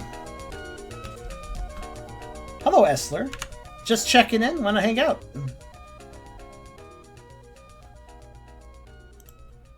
And yeah, I mean, sorta. Sorta recently. Got this. Which I think counts.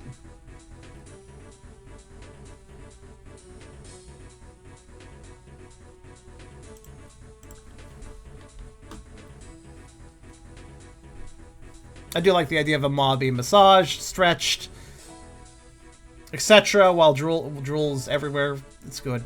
I'm quite into the drool aspect of things. Being a dog, I suppose it's not too crazy.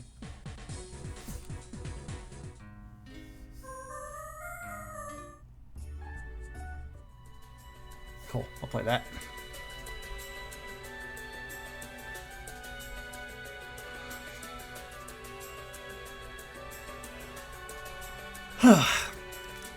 Maybe I'm a little tired because I had to yawn for a second. Alright, let's see.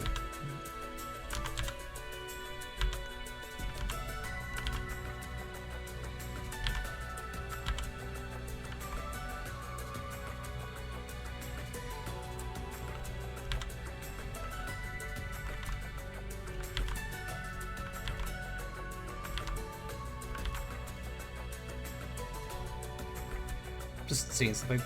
Now I'll see it.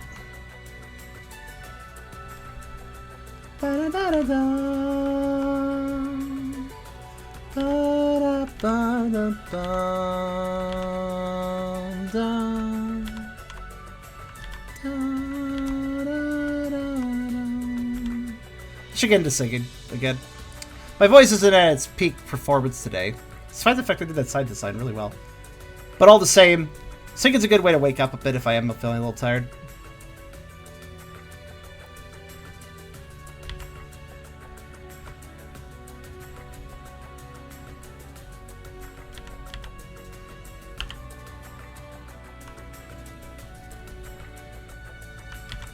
Also, here, this is one of our Poker Rules songs, by the way. Well, actually, I think it got phased out, but it may be used elsewhere.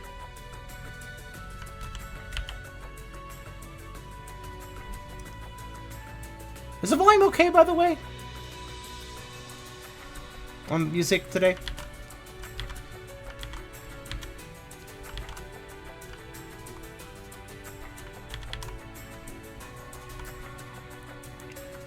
Oh yeah, I guess I should update you guys. I just remembered.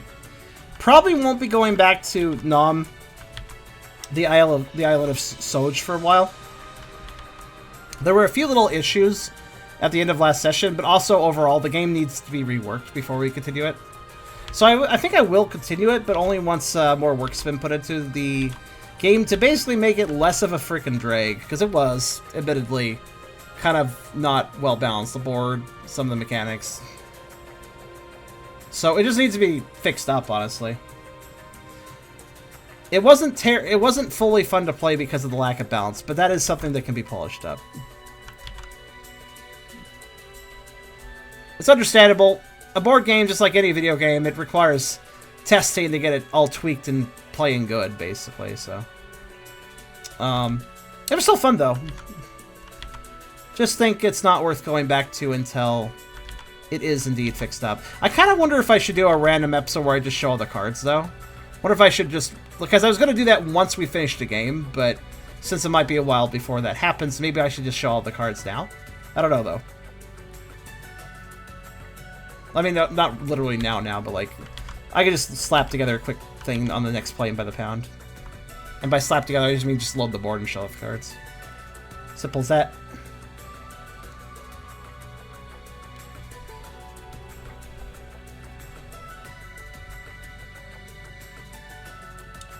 For the record, I had nothing to do with the balance of the game.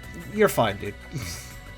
And don't condemn Kevin, anyone, because, like, yeah, I mean, technically, he's the reason the balance is, needs some work, but he, just knowing from personal experience, he was feeling really nervous. I think he was, like, I think it would really beat him up if people, like, criticize him too hard. He definitely understands he needs to balance it better.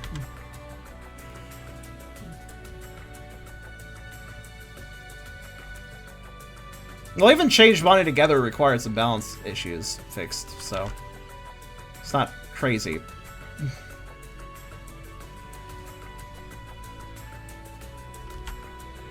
I remember some very distinct mistakes you made with the rules in that one. Trying to consider every angle for rules, though, is really hard. It will require others to say, hey, you messed that up, I think.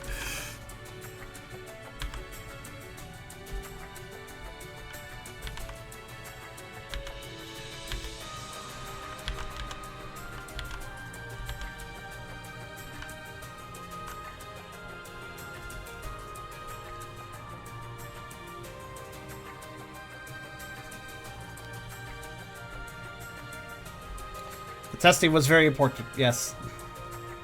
And the main lesson Kevin learned from this is that you need to run more tests. To be fair, though, I don't think he was having... I don't think he could get people together as easily as, like, I could or you could. So...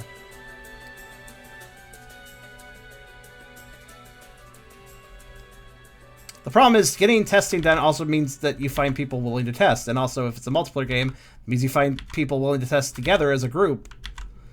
That is a bit prohibitive sometimes. You couldn't get to... That's true, actually. You did struggle, didn't you?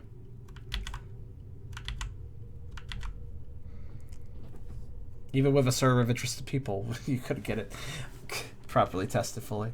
Are you planning on keeping the same people when we get back to the game? No, actually, that's another thing I decided. Like, one thing I realized.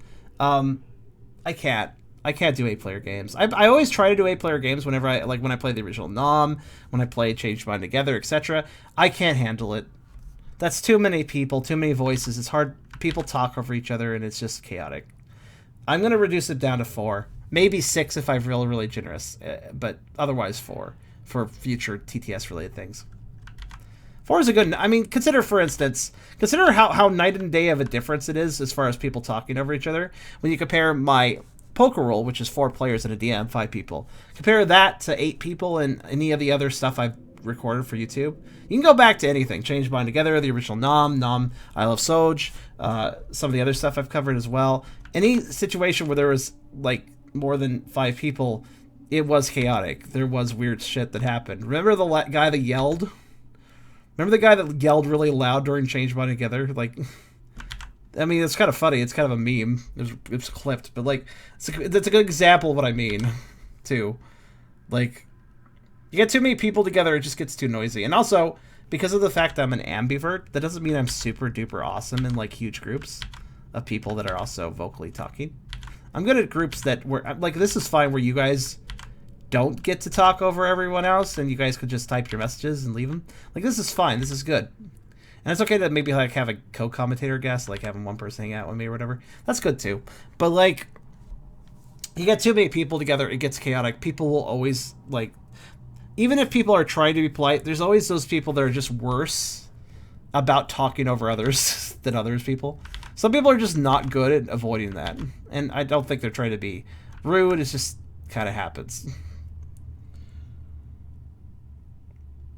But 4 people, that issue is kind of nullified.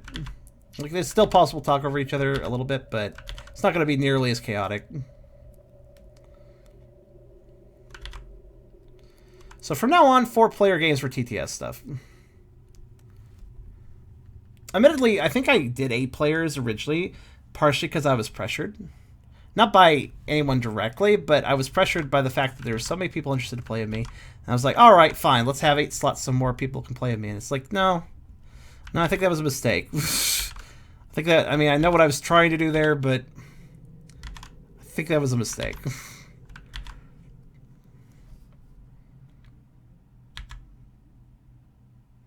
I don't know how Blood on the Clock Tower would not be a chaotic mess with up to 15 people. Oh, goodness me.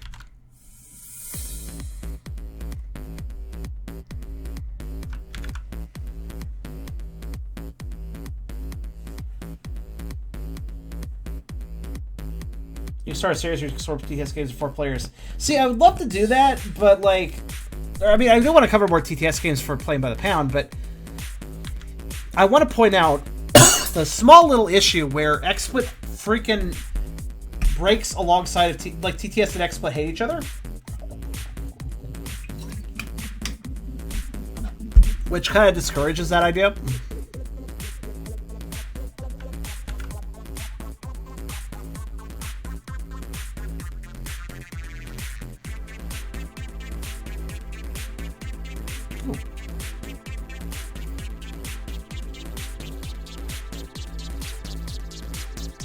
Like, some days it's not so bad. Like, during IL Soj, XSplit was only a little bit slow at reacting when I press buttons, but it still let me access things, still let me control things. But under the worst circumstances, which I've seen during Poker a lot, XSplit just, it becomes non-responsive to input. It's not frozen, it's still recording fine, but I cannot interact with any of the buttons on XSplit while TTS is up a lot of times. It becomes essentially like I'm locked out of it, basically. It's still functioning, but I can't make any changes.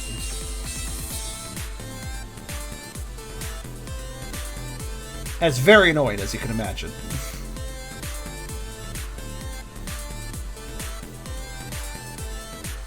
This is actually a Sonic remix.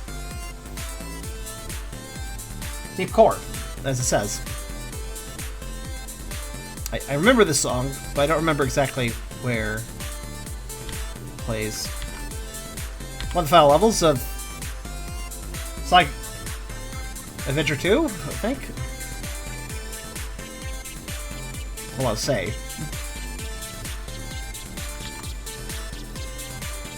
True Final Boss. So, oh, Sonic Rush Adventure True Final Boss. Okay, there you go. There you go then. I think it's a remix album. It's got other good remixes. I'll play the next one too. I think that was a good one.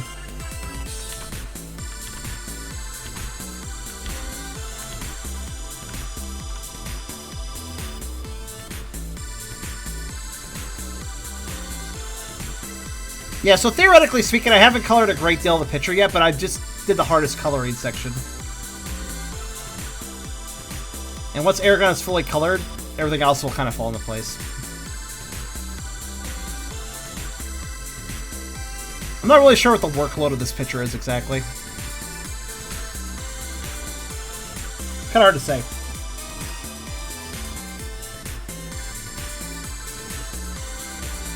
Hi, Crimson. Well, not much. Thank you for all the subs, man.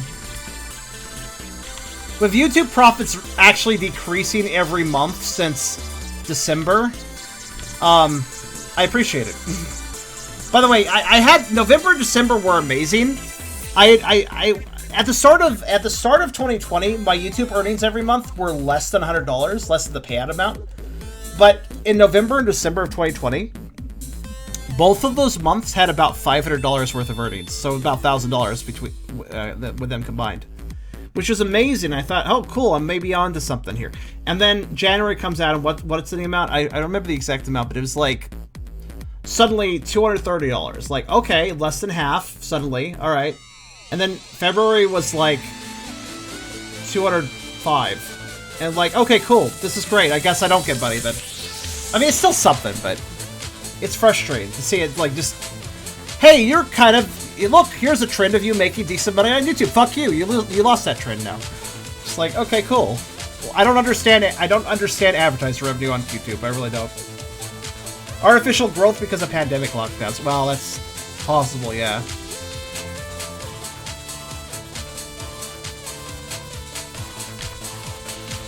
The question is, people were locked down beyond just November, December, right? So why didn't I see crazy earnings before those months?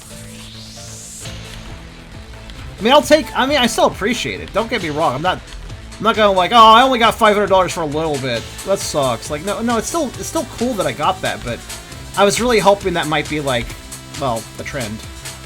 But also, we're seeing a decrease now, so I don't know how low it's going to end up going.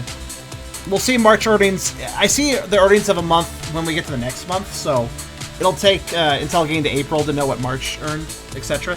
So we'll see how it goes, but I'm a little concerned that March's earnings will be worse than February's, and then April's will be worse than March's, and stuff like that. It seems to be on the decline, so we'll see how far it declines.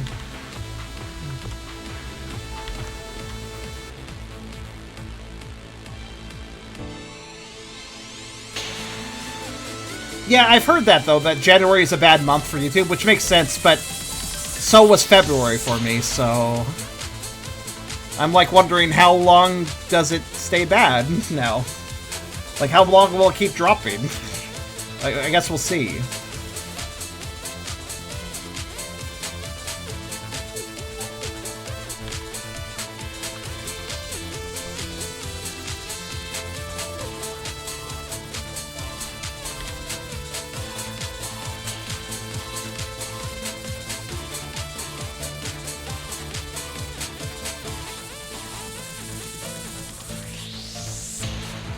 I hope it can come back a bit, but we'll see.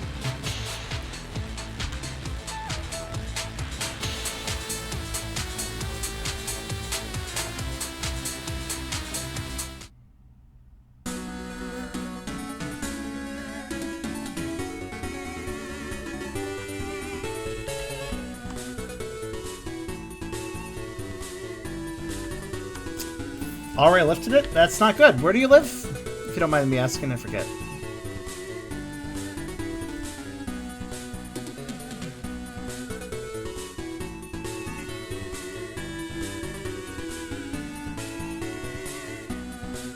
Probably an American thing, I assume.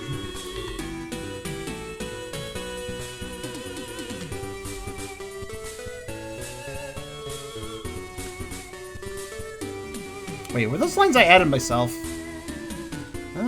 Kind of. Not entirely. I guess I'm not wrong.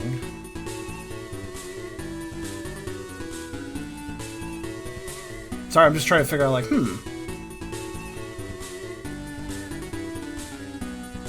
The more I look at that line, the less I like it. Let's remove it.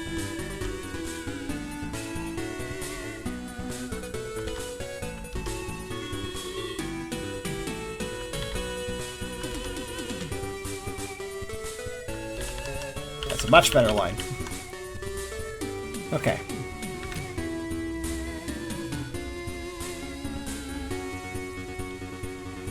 Anderson, South Carolina.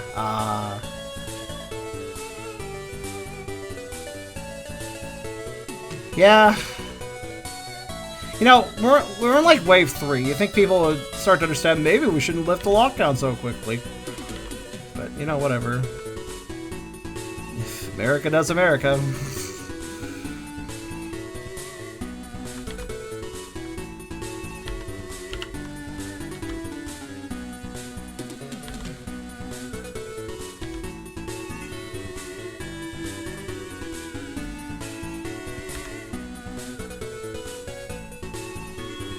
You never left... Well, okay, it's wave 3 in Canada. That's why I bring that up.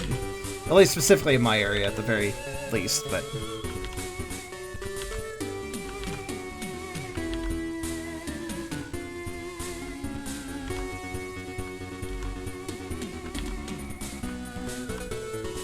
Okay, I finally added some lines that might make this... I'm just annoyed at this foot right now. Like, trying to figure out, like, how do I make it look good? Well, I just added lines... Is that acceptable? I'm gonna say that's acceptable. It's whatever, it doesn't have to be perfect.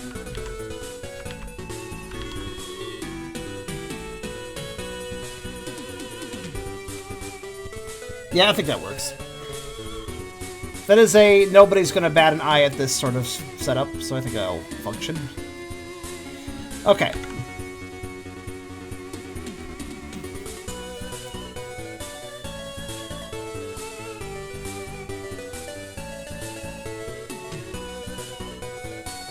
Lockdowns are bad for mental health, especially for extroverts. Unfortunately, or fortunately for me, I'm an ambivert, so that's a little easier for me. Also, I'm completely extroverted online, pretty much, via streaming, so that's my environment. My whole workload is... I honestly didn't really have to change much with the idea of a lockdown. I basically already operated along those terms anyways, so... It's like, you know, whatever.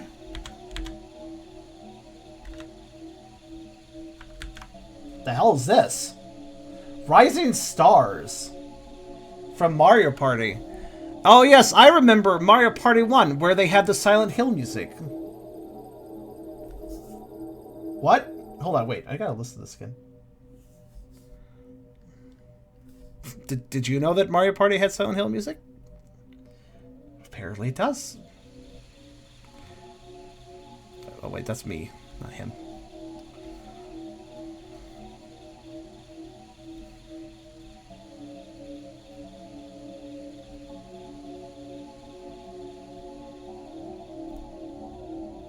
Like, seriously, this is from Mario Party? What the hell? Where does this play?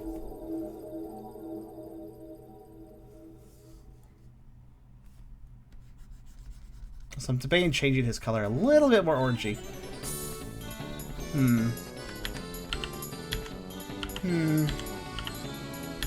I prefer it the other way.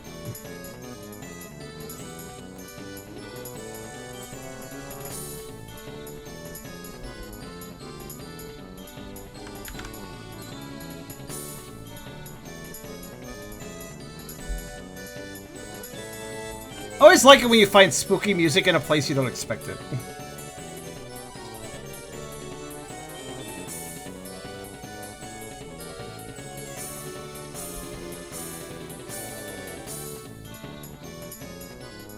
What's this layer? Oh, cool, it's the original sketch. I wonder how that looks. Wow, it's very sketchy. I like how it's just... They're both sketches, technically, though. I like both.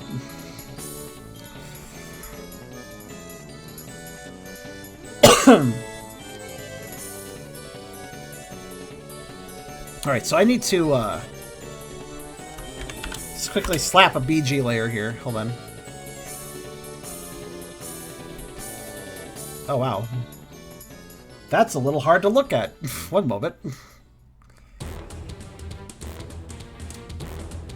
That's still a little hard to look. Oh my goodness, that makes it hard to look at. I just need a dark color for a bit. I'm sorry. There, that's a little easier to look at. Okay, that just makes Ativius' mouth look really... Now it's a monster ball. I mean, I guess Pokemon are monsters, but still. Now it looks very monstrous.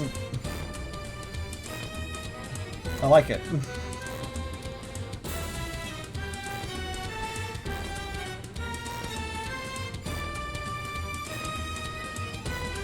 Now, this looks pretty neat. I should try some, like, experimentation with, like, line colors and, like, styles. There's some weird art styles I'd like to try. One thing I'd like to do more of is binary, where you're not using... Binary is just this tool. Binary is just this tool, where everything's hard-edged. Oh no, it's Angry Trumpets. What is this? Oh, this is Sonic Unleashed. Fair enough.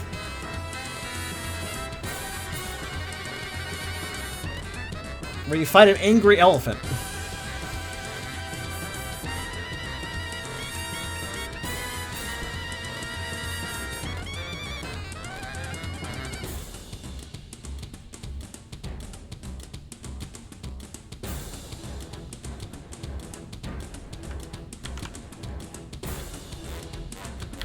Really feels like a lumbering elephant attacking you.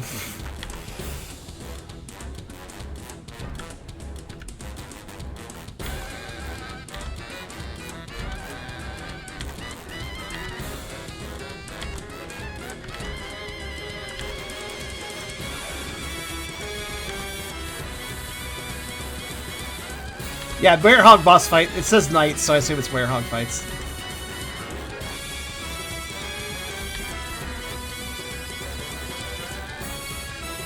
I mean, it's a cool song. I like it. I'm gonna say you're probably fighting an elephant.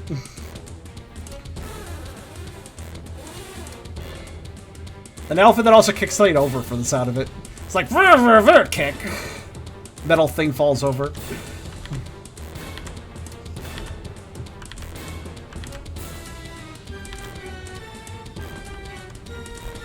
Okay.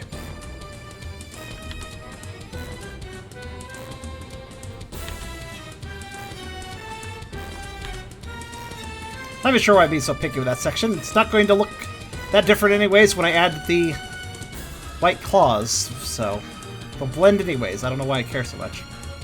Alright, let's see here.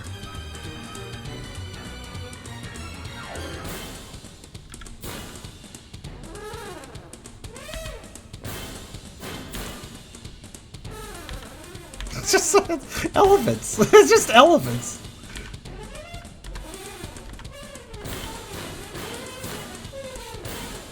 I don't think there's any elephants you fight as a werehog, so this song is misrepresentative, I guess.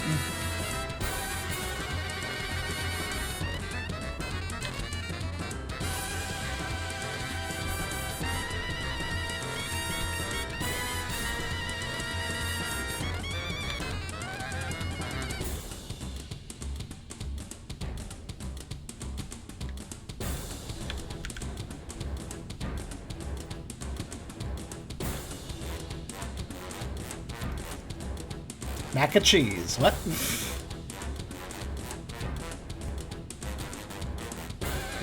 The elephant is attacking you because you stole its mac and cheese.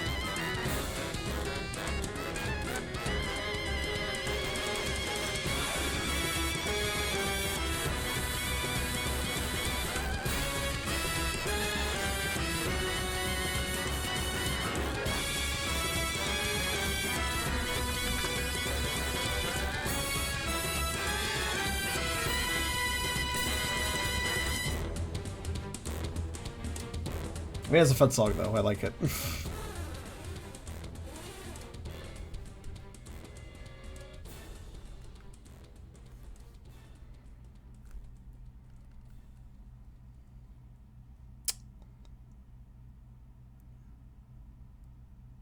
Wait a minute. This isn't Belly.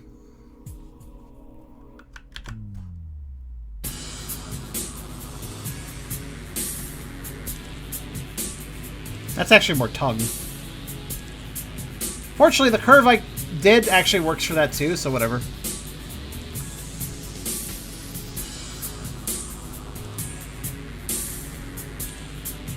What is this?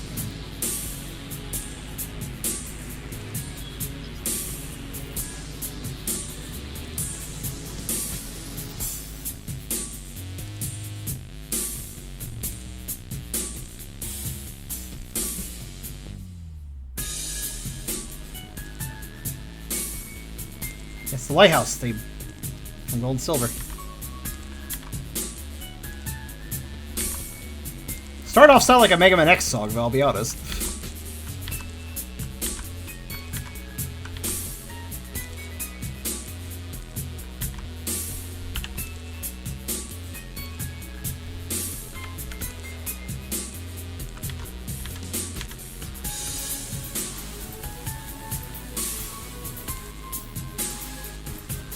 Why is anime one of the tags? Because Pokemon.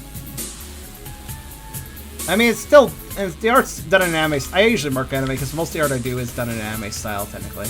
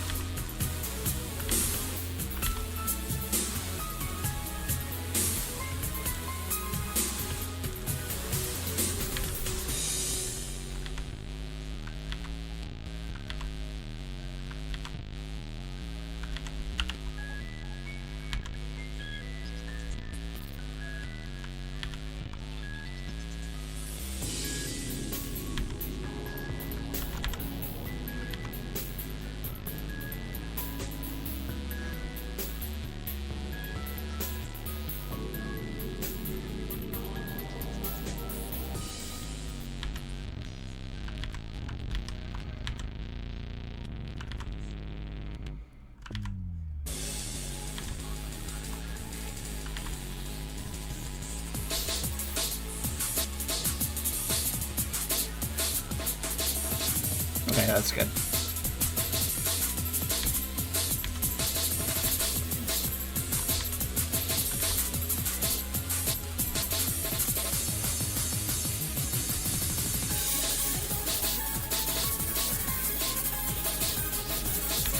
Her filthy weaves. This.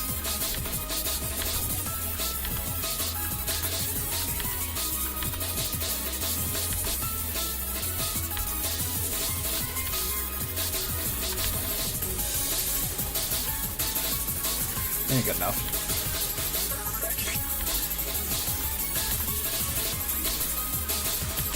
Being really picky with some of my lines. I shouldn't do that. It's a bad habit.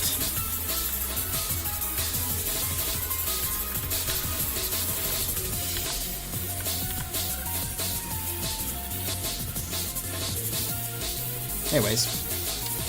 Let's see. So wait, that's his arm. And is that tongue too, or would it be... That's a good question.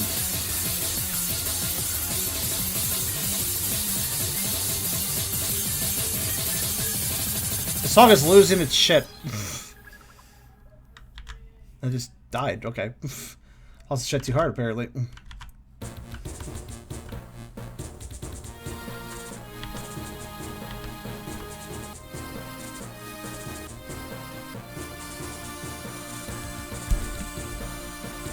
Okay, should I do that, or should I just have that all be tongue?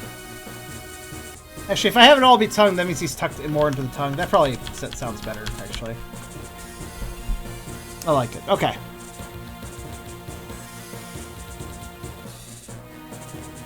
Just nervous guy. The song got nervous. It's like, yeah, song, what are you doing? Just chill out. It's like, it's just goes away.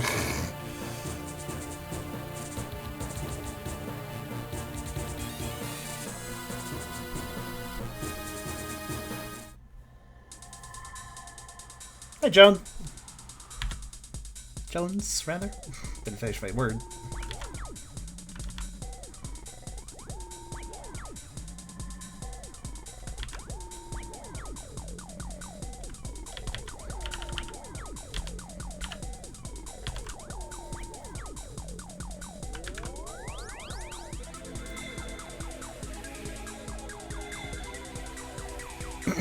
Okay, so this is actually, this is not the inside of the mouth, I think. I think it's actually Ativius' chin, because he's closed his mouth around Eragon, aside from the part that's sticking out in his tongue. Hence the sucking.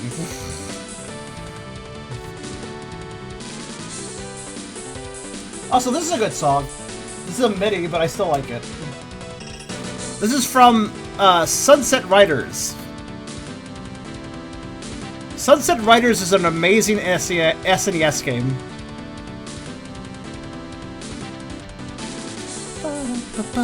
I should parsec that with a friend. It's a good two-player game. I really enjoy it. It's very arcadey.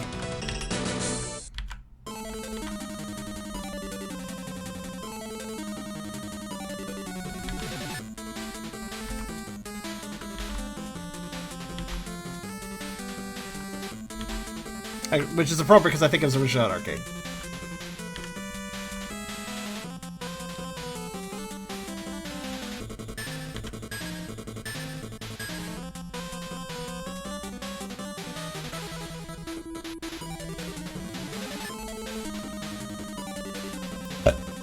Excuse me.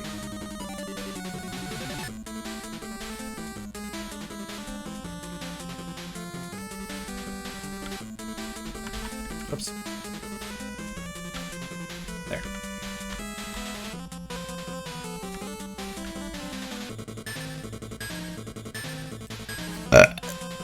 I can do better.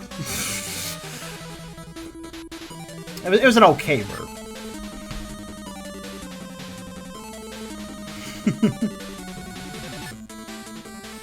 Excuse you.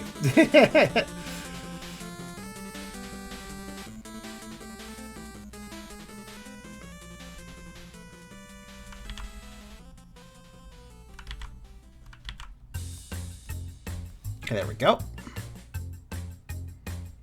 Looks pretty okay.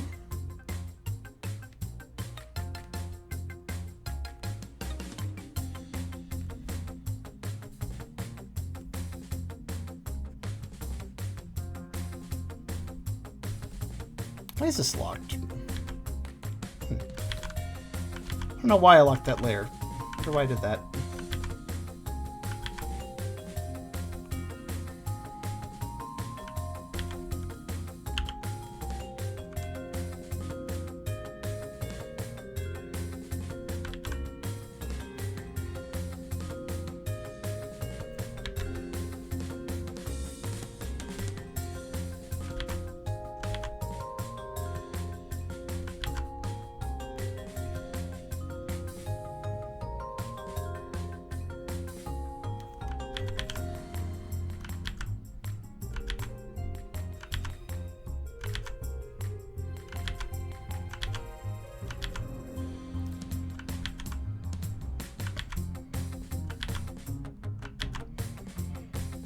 There we go.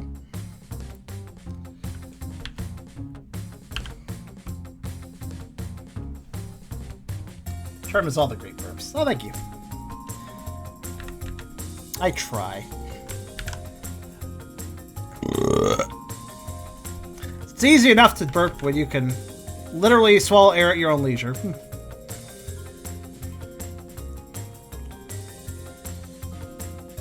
Oh, I just realized something. Yeah. Can't forget the paw. Beerus will call me out if I do.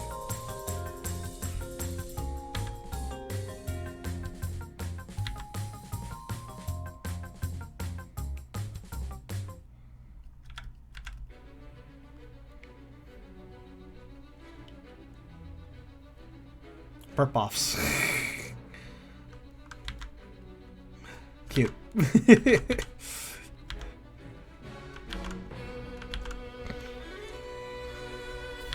Oh hey, this is the song where you get eaten. This is the This is the song for the area in Final Fantasy XIV, that one raid where you go to the Dark World and you get eaten by a fucking Cerebus, Doggo, because that is actually the mechanic.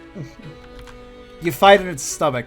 Some of you literally focus on getting shrunken by a certain attack, and then you stand in a spot where the dog's gonna eat something, so you get eaten, and then you fight its stomach. Yep. Part of the raid has to go in its belly to make it basically open up weak points.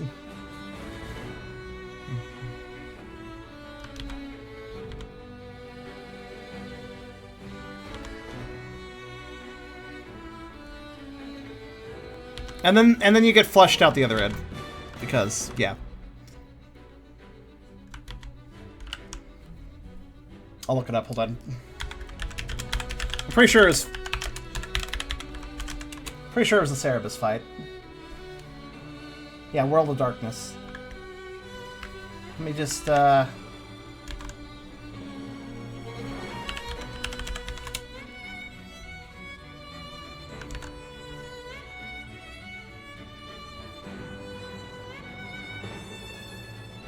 I suppose this guide would be fine. Here you go.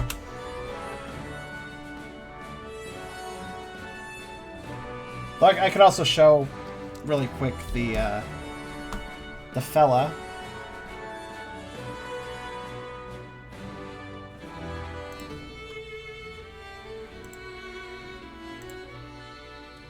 He has a mount. Oh my goodness, yes. So he has a mount version. So let me just.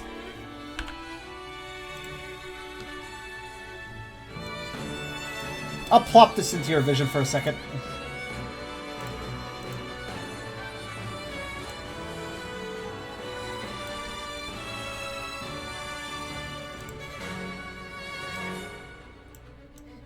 If you're wondering what the Vore creature looks like, here you go.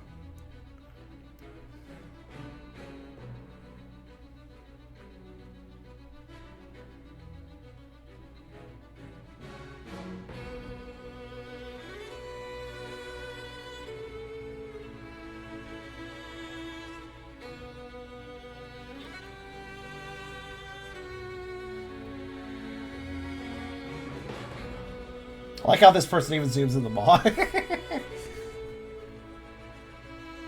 And they saunter around really nice, too. Look at the lumber.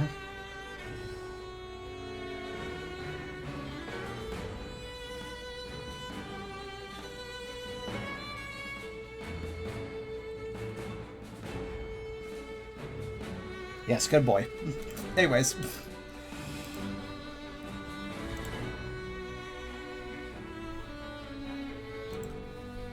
Let's hope I don't get a... Let's hope I don't get a copyright claim with that. Just somebody casually showing the mount version shouldn't be a big deal, but you never know how people are sometimes. But I did it so you guys could know. I was gonna just show an image, but then I'm like, but he moves so nice, I need to show that part. The lumber is part of the fun.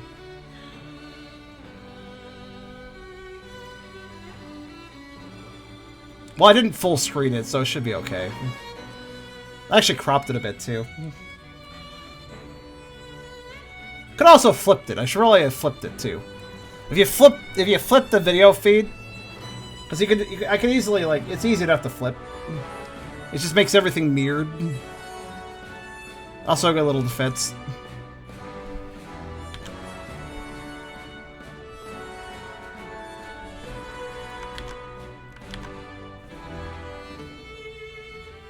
Also, I had it muted, so, you know, should be fine.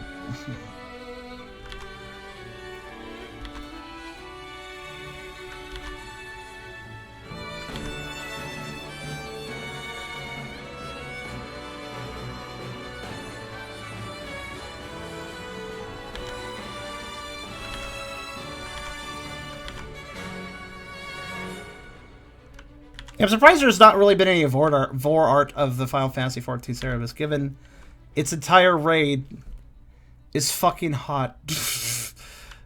Very Vore situation for that, honestly. Like, there's so much detail to the... It's not just, oh, it can eat you. It's, oh, you need to get eaten and then do specific things in its stomach to help the other party members. It's like, okay. Vore me, big doggy daddy. It's like, it's a required mechanic. You can't beat it otherwise.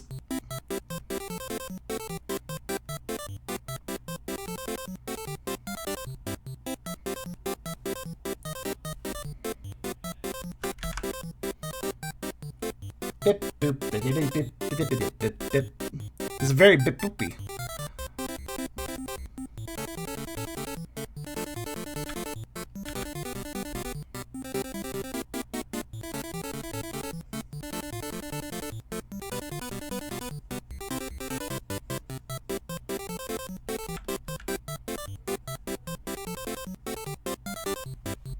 Not epic. Weirdly early for you, but I get you. Go get some good sleep.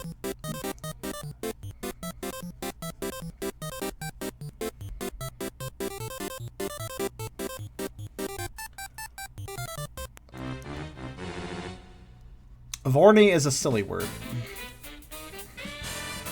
but a fairly appropriate one at times.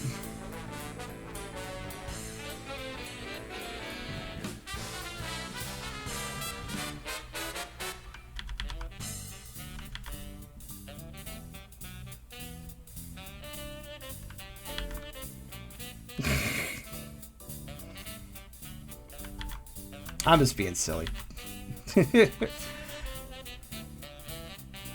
As I said earlier, I would not be too lustful on it, like actually lustful on a stream. That'd be very silly and very inappropriate. But it's fun to poke at the situation, like Vore me doggy daddy. I don't know. It's just funny to say that.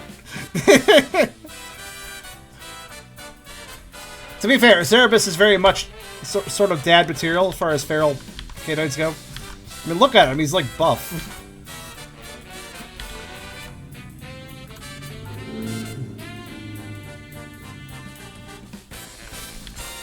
Or should I say...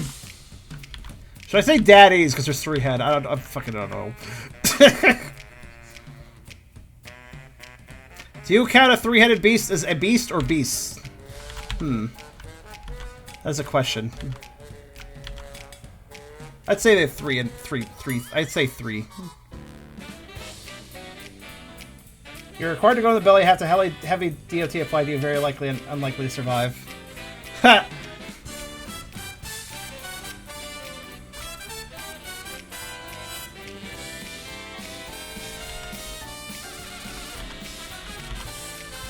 What if for the mechanical, what if for the boss fight against me, there's 2 ways in and 1 way is a lot safer, but it's less dignified?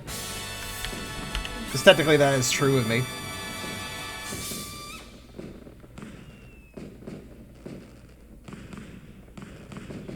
It is 3D World music. It's the credits.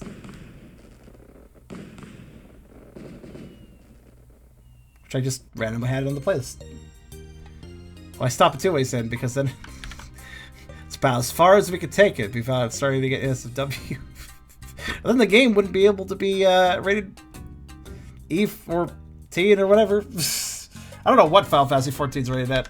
I think it was teen. What I'm saying is you could probably get away with a button om in a teen-rated game if you do it right. But if you go further than that,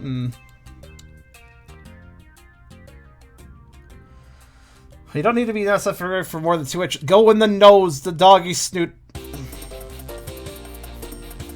Like, pause. Not a traditional entrance. Sometimes I have a belly button, I suppose.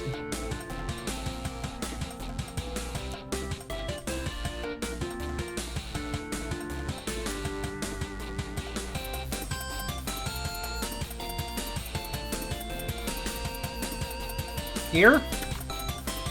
I really should try that at some point, honestly. Just like having somebody go in my pop-out ear. It's very silly sounding, but I'm intrigued by silly things sometimes, so hey. Sometimes I'm entertained simply because it's a weird thing to do.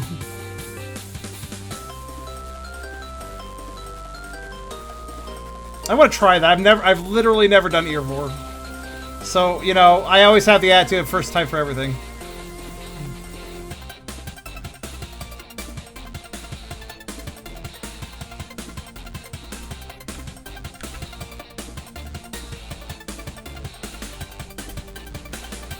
Actually, both ear Vore and nasal Vore could technically just go back to the belly.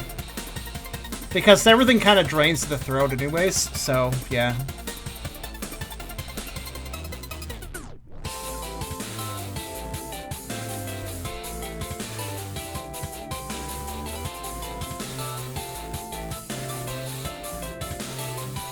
Is that the right... I guess it's the right shade.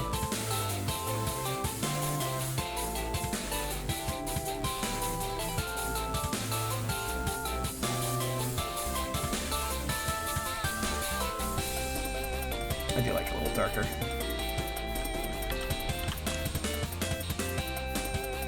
Or do I? I don't know.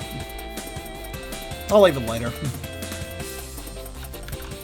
You would volunteer? I hear your interest, but Tish.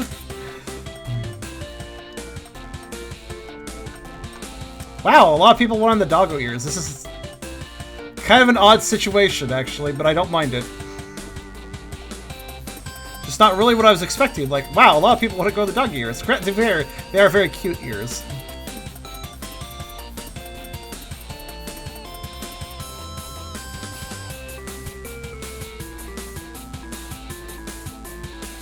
But yeah, heck, I don't know. I'd find an artist and maybe find the dork willing to draw ear Vore, and we'll work off that.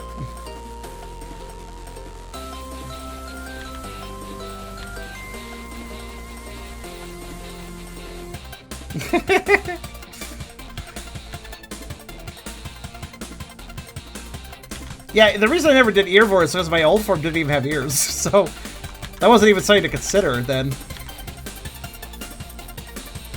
I do now. I also haven't done snoot. I technically haven't done nostril Vore either. Something else I need to do. Pretty appropriate to do a doggo snoot because 1, they're cute, 2, they're big, and 3, a dog sniffs to get a familiar thing, so it'd be easy enough to just sniff somebody up. It'd be a very doggish thing to do.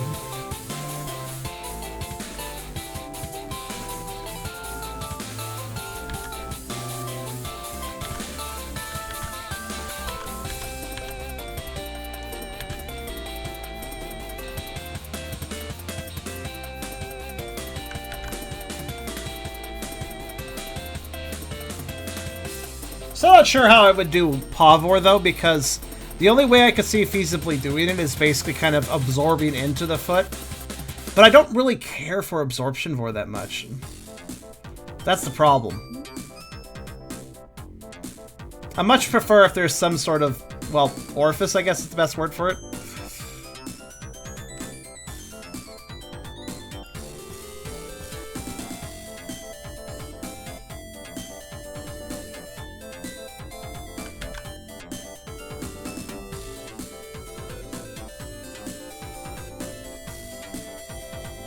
I mean, your ghost, you can just phase over them. I can, but how often do you see me do that? It's almost too easy, yo. It's much more fun to fill them shoved into some port. I guess the best. That's a very awkward wording that I have to use to describe this, but much prefer having an entrance, like, you know, stretched open than filling the heft and effort and stuff. The effort's fun. The effort's part of it. The effort is part of the enjoyment. I realize there's literally no word for it. Like, port, I guess entrance is the most not weird sounding word to use, I guess. Yeah, I guess entrance is probably the best. Both orifice and port just kind of sound a little sus. I've Vore can be very... Honestly, Vore is a very multi-layered fetish. Not only is there multiple ways to enter a predator, but there's a lot of different ways that a predator and prey can react to each other. The prey can be the dominant one, worming their way inside the pred against their will or by surprise. Or the pred could be the dominant one as you would normally expect, and the prey could be unwilling or willing. And vice versa, the prey could be unwilling too, like I just said. In fact, I rather like it when a prey is just so very interested to get inside of a predator's belly that they surprise the pred and stuff themselves in against the pred's wishes. I actually rather like unwilling preds where they're like not wanting to eat other creatures, but the other creature worms their way in anyways. It's kind of fun. It's an amusing relationship because, like, it only technically benefits the predator.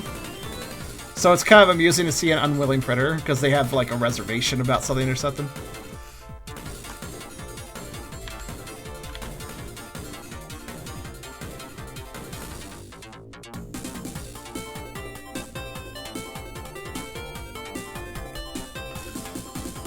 I suppose Absorption Vore can take a bit of effort too, though, if you want to draw it out.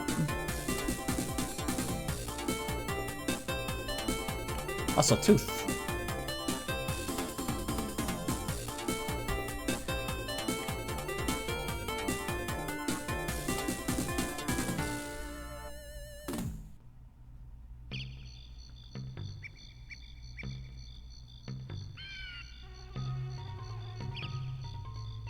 I wouldn't mind my Doggo beans being bulging with a prey, though. That does sound nice for an end result, I mean.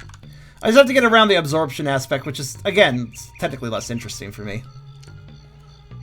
The end result sounds cute, though. Just making my beans more plush, basically.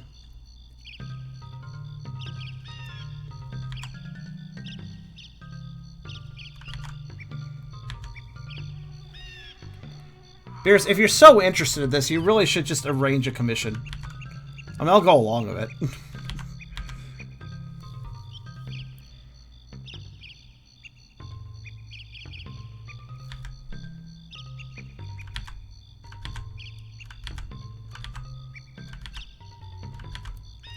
Experimenting with new types of Vore is definitely something that I wouldn't mind doing. Slurp them into the beans. Physical body goes to the beans. The soul goes up the stomach. Best of both. Well, I mean, that's possible too. That works as well. I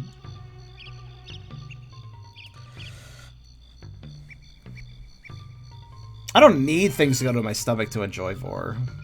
That's the thing.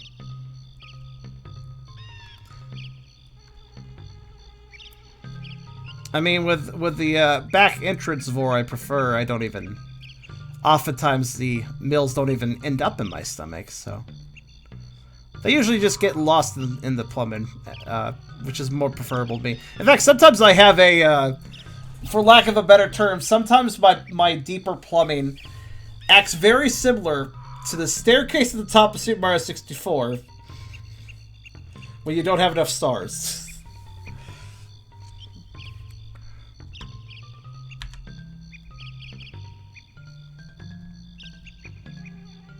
A little ghost trick I can pull.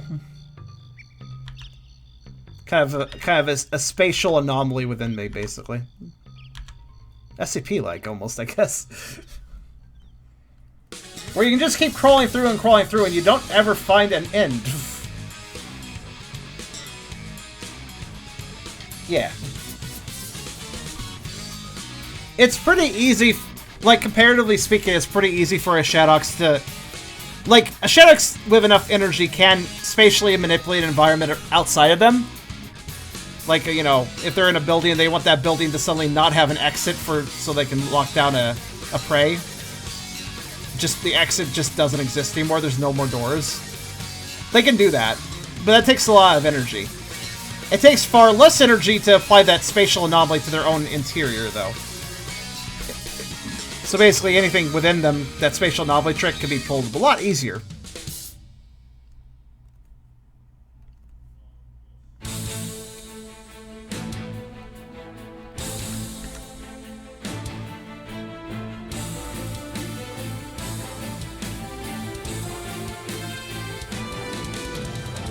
Did someone backwards long jump their way out? I want to say yes because of the trajectory that they would just pop out of me. Sounds very amusing. Yeah, sure, if you could outrun the effect, then I suppose so.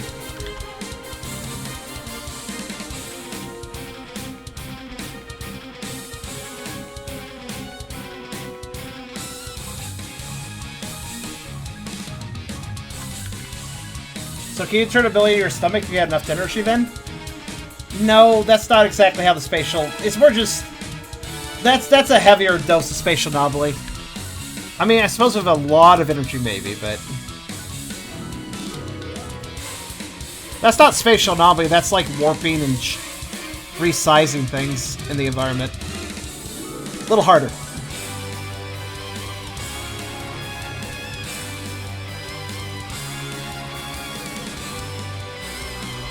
Alright, there we go. I'm almost done with Eragon now. How's how you doing, Mist? They wonder something though. Yeah? Oh, welcome back on your food, Crimson. Mist returned fogging you. Would he get absorbed, or would he be able to move about inside you? Probably the latter. I mean, I could probably dissolve you, but due to body control and the level I have of it. But I probably wouldn't. I don't tend to digest unless I really want to.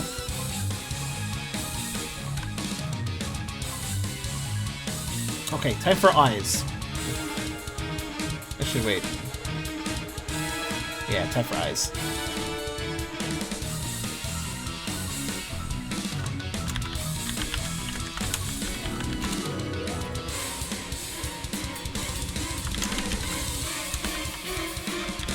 What is this song? Oh, I digest sometimes. Realistically speaking, I digest actually more often than I usually let on, but...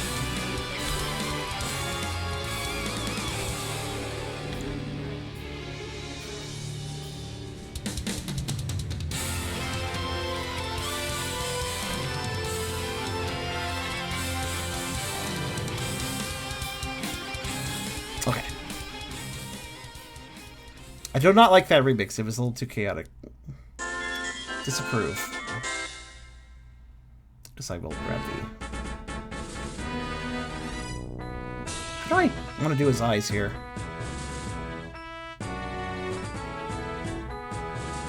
Not sure.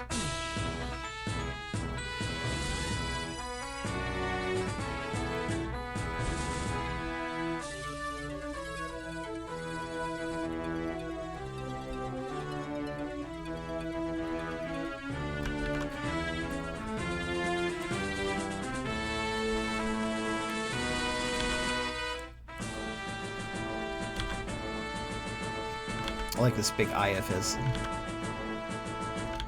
How do I fill it with color, though?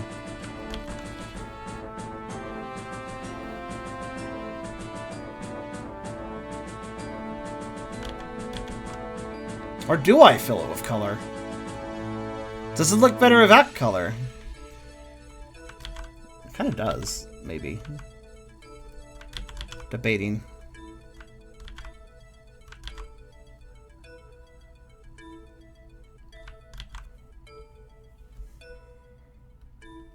It's hard to tell. They're kind of a... I don't know, this isn't quite green.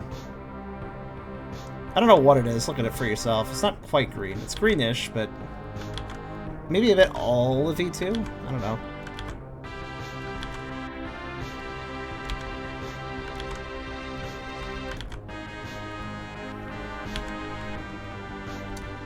I feel like a little bit does help, though.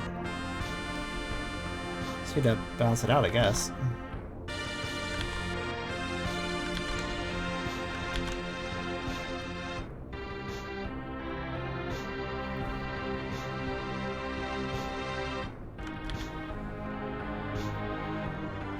What if I could, like...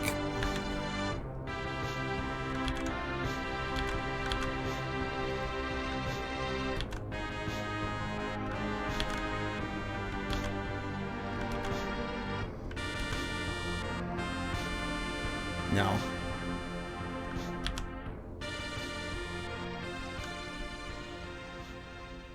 Vore and claustrophobia don't go well together. Ironic thing. Eragon does have... In real life, Eragon actually does have claustrophobia.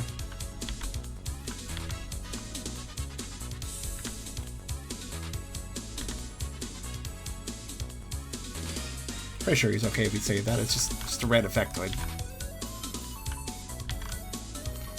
I don't necessarily like tight spaces myself. It depends. Depends on the space.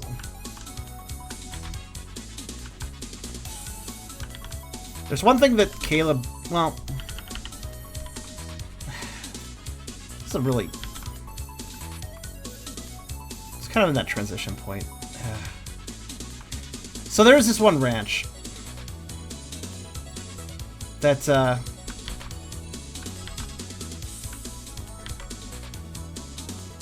we go. There's a Christian boys ranch. And... I think I was sent at...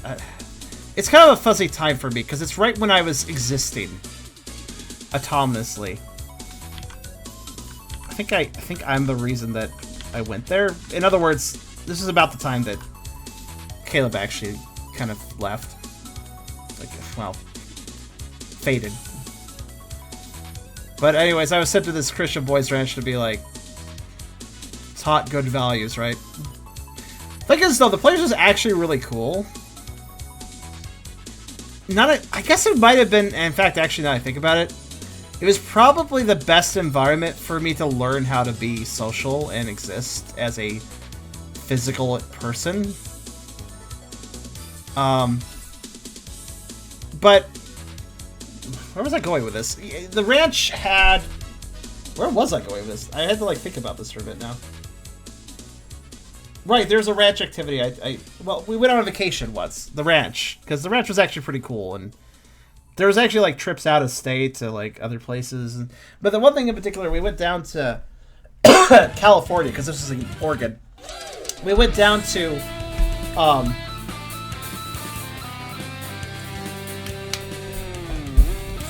do not like this version. Shut up. We went down to this California caves area. Like, a bunch of caves existed out here, and we could explore them. And I recall something I regretted later, where I went through a very low-to-the-ground tunnel that was very tight, and kind of had pokey, stalactite, craggy rock in such a way that it's a lot easier to go one way than it is the other. And so basically it was easier to enter it, not so easy to leave. And it led into a small little area, but nothing else. You had to go back the same way. So, and I recall, I didn't really notice it when I was going in, but it was actually quite the tight squeeze for me because I had always been big. And so it took a while to get back out. And honestly, at the end of it, I realized, you know what? I think I actually have some claustrophobia now. Possibly now, after that event.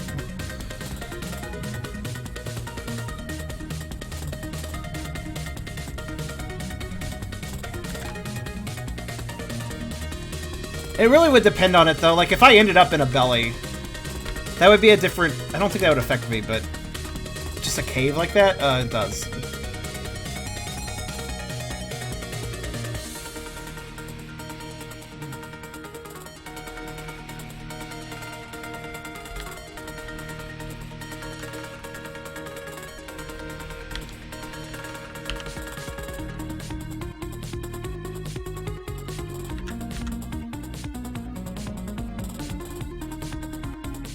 Belly wall has give, caves don't. Yeah, that's the part that I think is kind of freaky about it. Oh, cinnamon. For once, I'm not using it in a euphemism. Also, I think that's fine for his eyes. I don't really know what else I can do with his eyes besides what I just did. I'm almost debating if I should even add anything, but I think it does look a bit better with some extra. I don't know. It's really hard to decipher what I want to do with this. I'll be honest.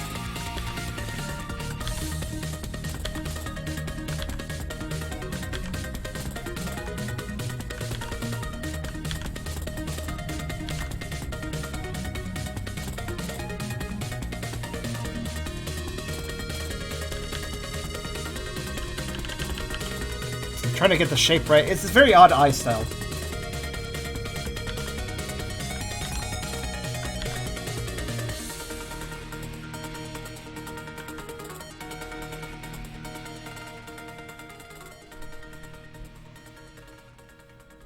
How much is too much is the question. How much is too little?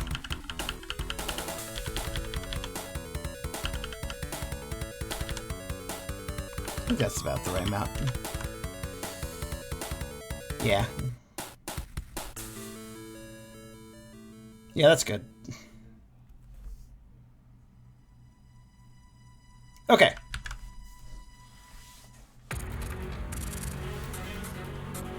Well, there's Eragon done, I think. Aside from some things like blush and the drool and etc. But we'll worry about that later.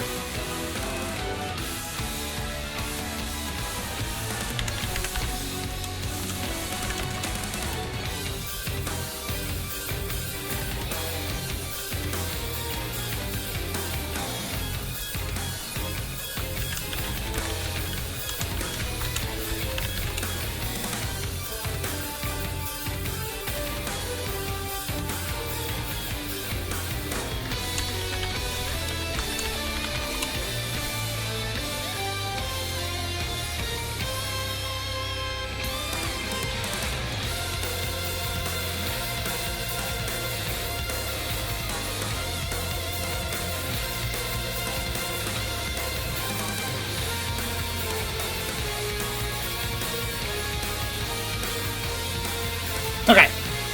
Ativius is simple. He's really just going to be one color since he's only from the neck up in this picture. Well, aside from his eye things and stuff. I like Ativius' color scheme. It's good, isn't it? I particularly like how his eye thingies, whatever you want to call those. What do you call those? Really metal eyebrow, like really extreme eyebrows. I don't know. And the back things are a nice shade in particular.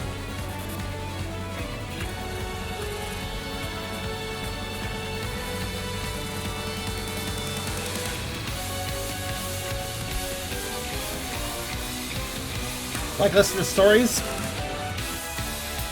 I can talk about the other vacation trip, which involved a horse that tried to dom me.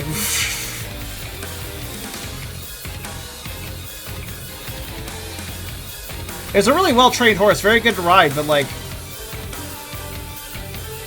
the horse was just obviously like, you're a beginner, you don't know how to ride me, you're gonna follow my lead. And it was a good, like, it knew how to do it, what it needed to do, but I felt less like the rider, and more like somebody had allowed on my back while it did its own thing. A horse tried to nom you in real life? Now that would have been something, wouldn't it? No, it's just that I just got a sense that horse was very, very smart. Knew I was a beginner, like, I was on this horseback trip, I didn't know how to ride horses before that horse, so... That horse knew that I was basically... The horse was basically, alright bitch, just follow my lead. I'll keep you safe, but like, yeah, you're a noob, alright?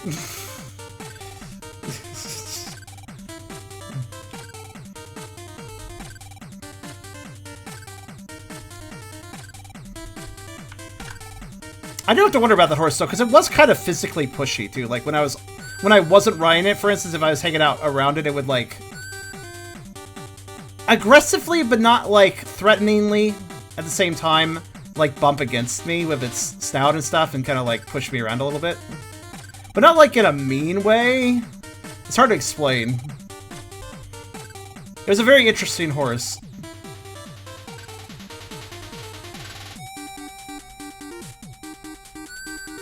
I honestly half-jokingly say it wanted to dom me because I have to wonder.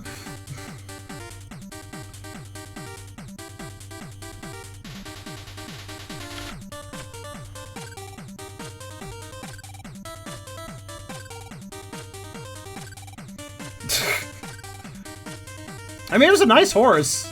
Not only did it safely, like, it was very, it actually liked to show off a bit. It was actually riding a bit Like, there was one time, like, okay, we're gonna walk through the section. The horse is like, yeah, bitch, I don't need to walk. I'm gonna fucking gallop. And it was like, I didn't really have much control over the horse, but it also knew exactly what it was doing. It was perfectly safe about it. And also, like, one time it actually stepped on my foot accidentally while it was kind of pushing me around. And normally if a horse steps on your foot, you got a broken foot. Because that's just how it is. But this horse was so intelligent and noticed immediately, so it didn't even bruise me. The moment it realized it was stepping on my foot, it just immediately like moved the foot. And so I didn't even get hurt.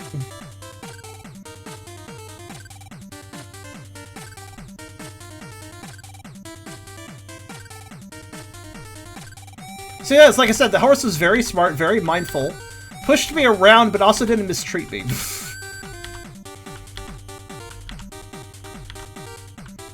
It was very odd. It kind of gave off like you're my pet kind of vibes. Like, you're my pet, I'm gonna take care of you, but also you're my pet, so listen to me.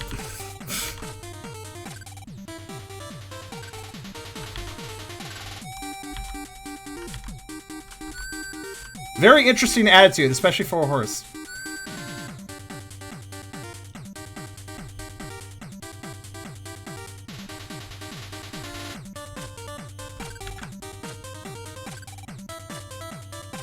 I have to say I didn't really mind it.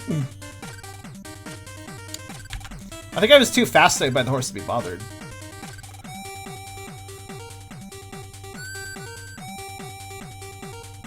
It's not really the attitude you expected. I feel like that horse, you know, like some horses can be a bit skittish and get spooked by, like, you know, like animals or a gunshot or whatever. I feel like this horse,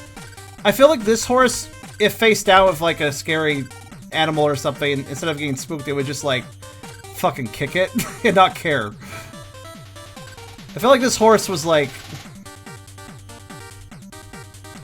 unflappable, I guess is the best word, you know? Like, I feel like it was really stoic and strong, and it wouldn't be bothered by anything.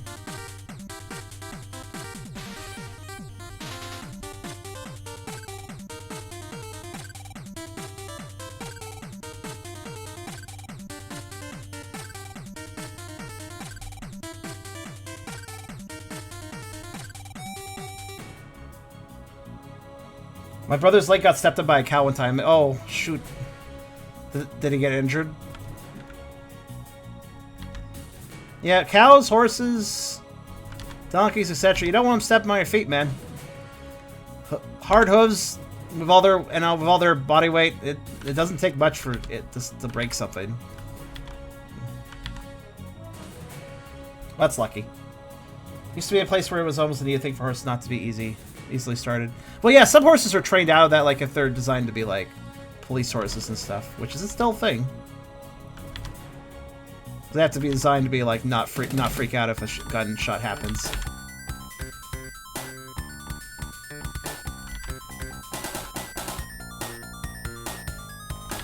I have to say, I think that horse actually gave me my interest in horses and equines in general, especially in the pred role. It's easy to think back to that horse. I mean, that horse was obviously not voracious in real life. I think. Well, that would have been something if he started just, like, wanting to slurp up my hand or something. Well, goodness me. But all the same, that horse is easy to think about when I think of, like, a pred horse or whatever.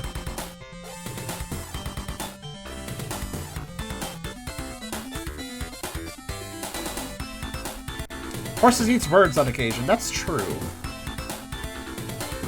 I don't remember why.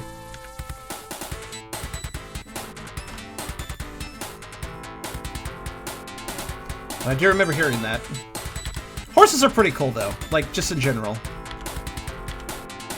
Whether we're talking as a pred or whatever, or we're just talking horses are cool in general, they are. They are just neat in general, too.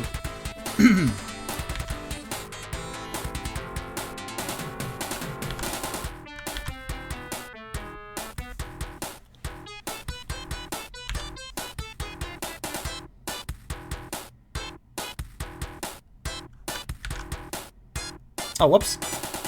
That is That's the mouth corner. I need to remove that. There we go.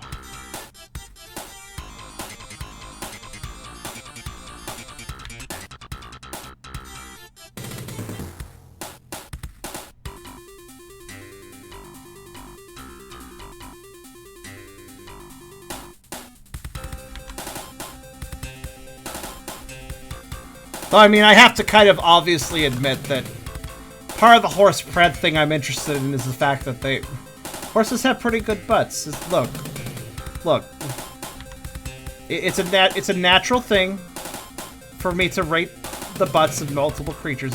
It's kind of my motif, you know. And they got good flanks. What I gotta say.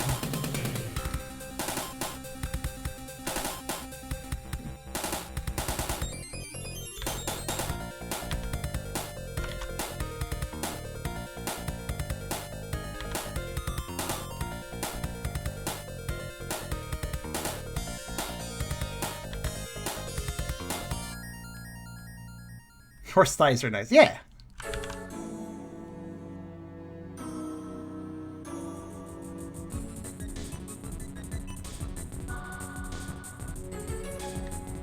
I knew a horse that ate a burger once. I can imagine a horse being filled across from a cow, fighting a burger, like having a burger, and just munching on the burger while giving a death stare to that cow. That's what I'm picturing now.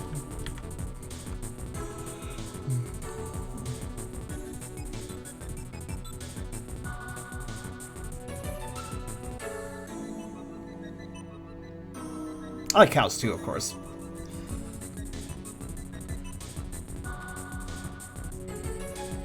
It's hard to say which one I like more than the other.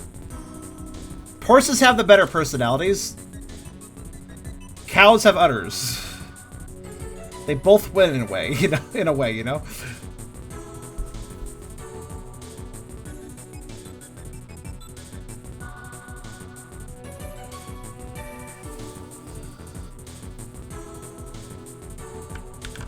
The horse was by the cow, Phil, so you're not wrong. The horse was trying to stick it to the cow. I guess the ultimate creature would be a horse with udders. I don't know. Actually, I've thought about this in the past, like creating a creature that is basically a farm chimera. And what it would be is something that grew wool. It like had wool growing off its body. It has an udder. It has... What was the other things I was thinking about with it?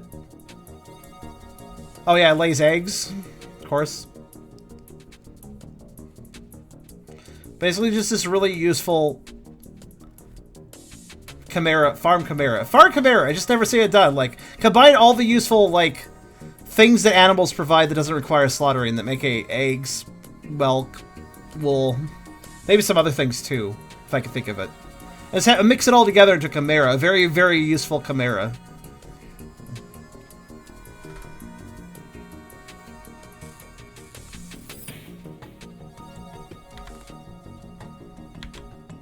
Well, like, you could mix in pigs. I do like pigs, but the problem is, the way to gain the benefit for the pig is to kill the pig, which is sadly, because pigs are pretty cool.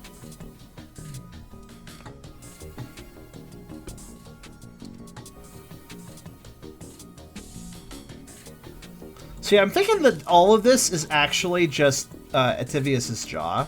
So this part here, I'm just gonna color in as his mouth color. Or his jaw color. So I'm pretty sure he's like clamping down on that Charmander there. So we'll do that, and just double check. Yeah, okay, that's good.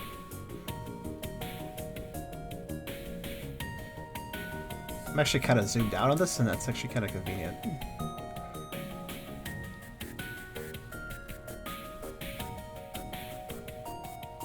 Pigs tend to be big bullies. Well, sometimes there's really, like, yeah, maybe they're in a group. There's some really lovely pigs that people have had as pets, though. There's pigs that say have saved people from fires and stuff because they care, because they're really nice. Pigs can be really nice. It depends on the pig. Pigs are exceptionally intelligent. Out of all farm animals, they're probably the smartest. So they can actually make pretty good pets because of that.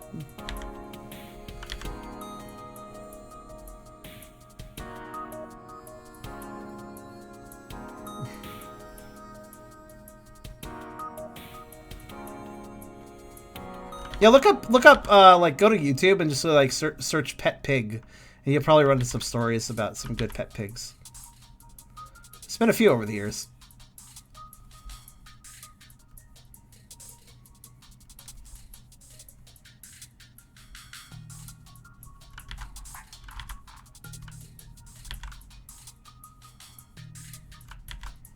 I am quite fond of pigs, though. They are quite obviously a very easy subject when it comes to, like, the idea of gorging on food and being fat and stuff.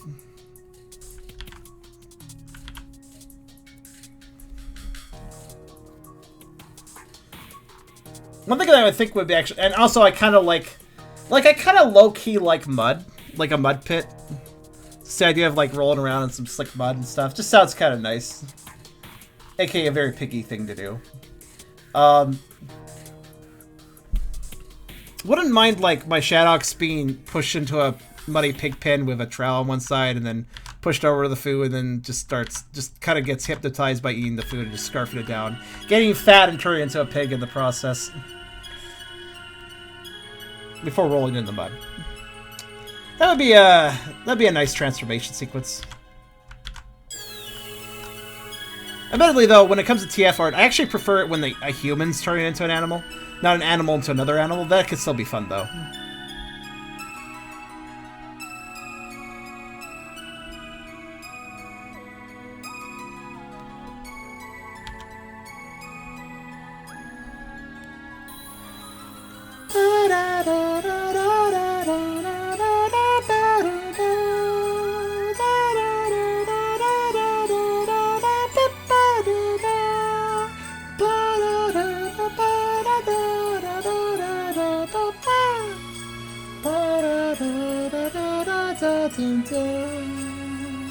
RPG Maker has really good melodies sometimes.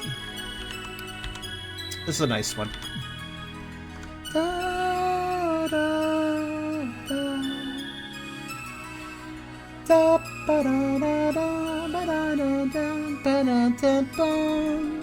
Yeah, there's a mud fetish. Like, that's a thing for some people. And I kind of dig. I mean, I like, you know, like latex goo creatures and stuff, partially because of the kind of the slick aspect, and mud has that same quality, you know.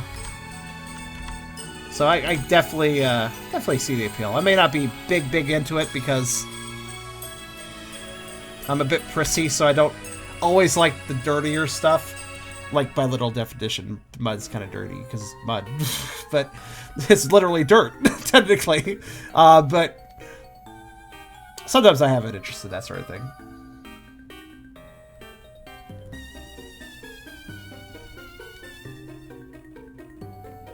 Like mud and fur, that doesn't sound very nice. That doesn't sound very interesting.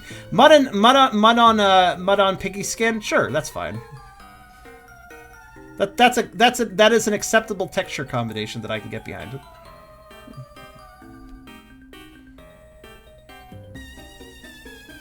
If you've ever watched a muddy dog, you understand why mud on fur doesn't sound very appealing.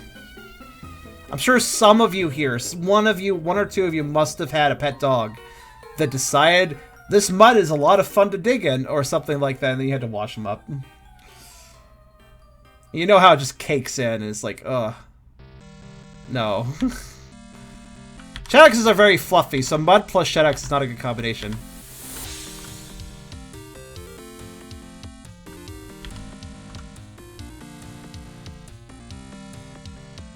Clean a muddy dog's a nightmare. They have so much fun with it sometimes, but it sucks. I just realized there's a drip here that doesn't make any sense.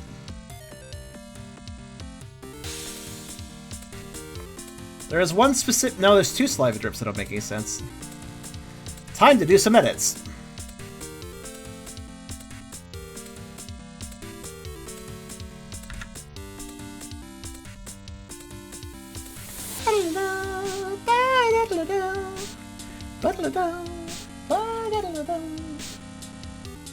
Who did this remix? Doesn't say. You're a dog. Explain why it's so fun. Because mud is pretty fun. Even if we don't have any... Even if a dumber dog doesn't have any concept of how annoying it's going to be to clean up afterwards. But, because splashing into weird substances that aren't water is really interesting. Like, it's thick. It's thicker and odd, and you want to jump into it.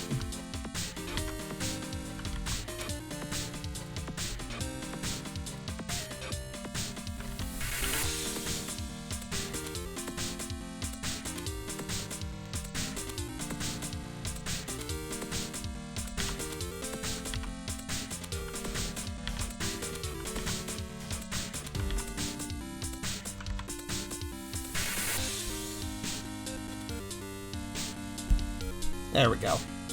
Just added a couple lines to make this drill not annoy me. Effectively.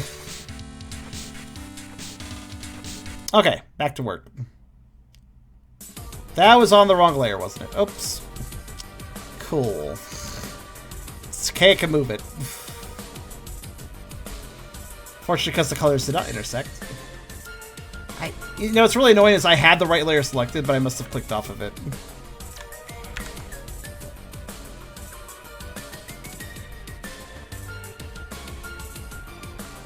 Alright, that's fine. And fixed. Okay. Fortunately, I have tricks up my sleeve, so it's not a big deal.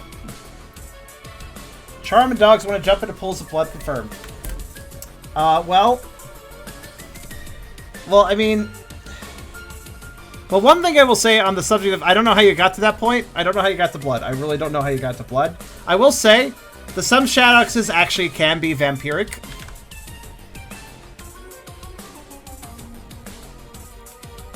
Ambushing somebody, latching onto their neck and sucking some blood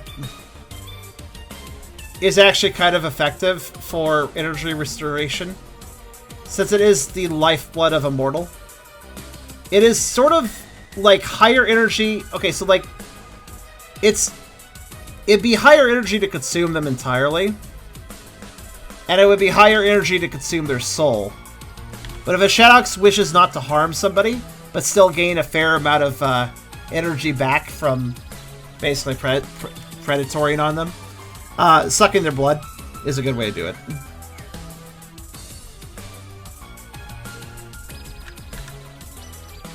It's a fairly good chunk of energy. The blood of a person. A little more valuable than the meat to a Shadox, at least. Not because they're edgy, just because of the nature of how spectral energy works. Lifeblood has more spiritual force to it than just simple slabs of meat.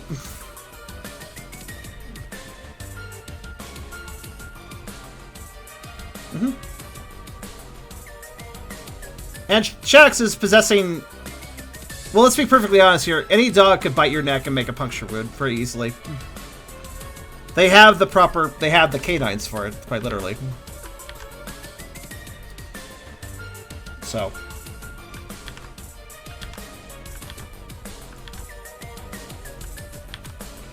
Yep. Now this, if basically how it works in the lore essentially is, if you run into a Shadox that is terrorizing a town by basically attacking people, sucking their blood, leaving them unconscious to recover later, while that may be very scary, that is basically a sign of that Shadox being basically a pacifist and actually pretty not dangerous actually. If the Shadox is going out of their way to do that, it is most likely the case that they do not wish to suck any souls or, you know, to consume anyone. Basically, they don't want to kill.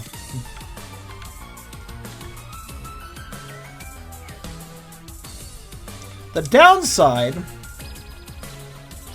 is that in the process of sucking somebody's blood, they can introduce their own DNA into that person, which under certain circumstances, quite incidentally and randomly, that can lead to, well, that person turning into a Shadox. Kind of like a werewolf effect.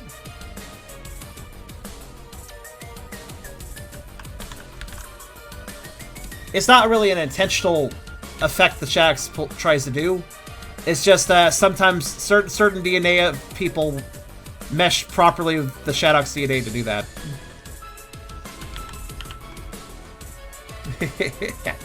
Pup howls.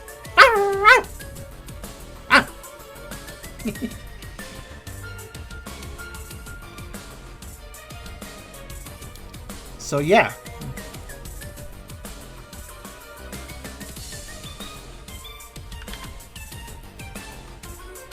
I'd actually love to just like sit down and on a kind of an easy, kind of like a small project, not nearly the size of Shifted, and just like make a Shadox-based horror game of some sort. I do like the idea of like just a town slowly turning into Shadoxes or something. Maybe you're just a human trying to investigate the town, and it's kind of got a werewolf, like Curse of the Werewolf kind of vibe. The town has sort of that sort of, you know, it's a backwoods forest town that all the locals don't trust you because you're new, and that's, you know, that sort of vibe, that sort of horror game vibe, right?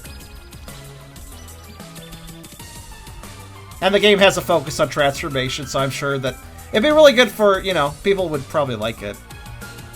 Man, if I could just hire some people to like do some art and stuff. Like just, if I could hire somebody to make a map sets and character sets for just a small project like that, then I could probably like whip up something from there pretty fast, actually.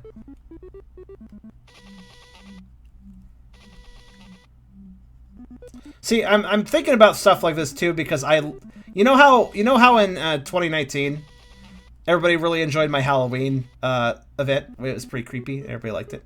And then in 2020 I upped the ante and I got the 3D model and did the crazy video that everybody very much enjoyed. I definitely upped the ante there because in 2019 Shadox spooked you, but there was no hunt. It was ominously there, but it did nothing. And then in 2020, it actively hunted you. It was actually a continuation. That was an intentional thing. 2019 built up to 2020. That was the point. I play the long game with that. If you didn't realize, 2019 was supposed to build up anticipation of something creepy being there, and 2020 lets you see it.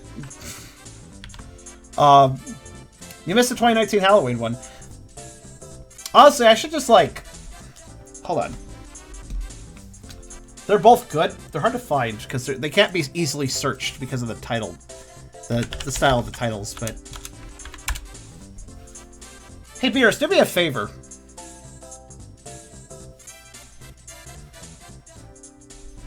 I'm gonna send you these videos. Can you do me a weird thing? Go to DMs with me on Discord. Send me the links back to me, as I'd like to pin them somewhere on the server, so that people can watch them back. Because they're very hard to search and they're back a ways. So it'd be nice if I pin them somewhere. Or maybe you should actually, Beerus. Why don't you? You could also just pin them somewhere too if you want. I feel like they're very. I'm very much proud of the projects, and I think that they are like pretty big events. But yeah, to put it simply, what I was thinking for 2021, I don't have anything planned. Things have been so busy, you know? But what I'd like to do for 2021 is make a game. It would be cool to make a game for Halloween that everybody could play. I could put secrets in it. I could have the ARG stuff we did with the hunt video, but make it even better. I could put little secrets in it you'd have to like scour for. It'd be neat.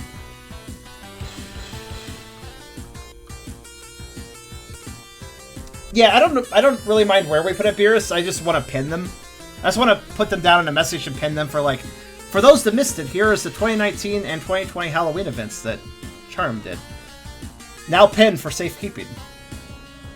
Because there are people that want to watch this stuff back later on, and I think that'd be handy to have. I'm getting the links right now. I have to slowly scroll back through my studio view to get back to 2019. It takes a bit.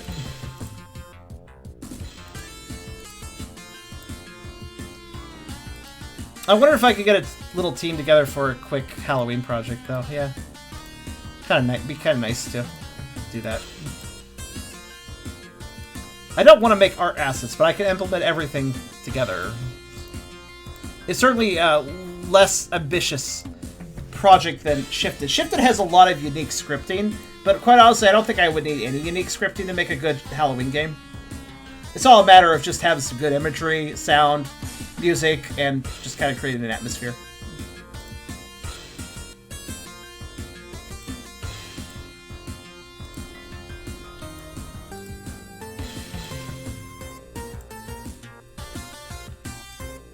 Alright, Beerus.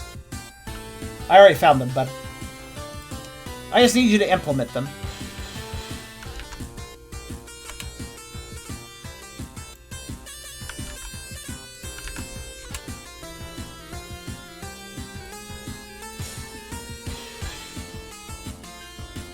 And by implement, I mean I post them up somewhere, pin them, you know what I mean. Provide them. And then just say what channel you put them on so people like Blink go watch them.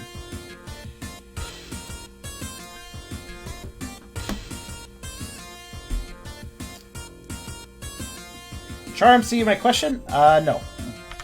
Probably not. You like Vore? I do. Actually, Fluffs is going to be drawing something on that note. With Aspen, who is sort of the character I do Vore with, so...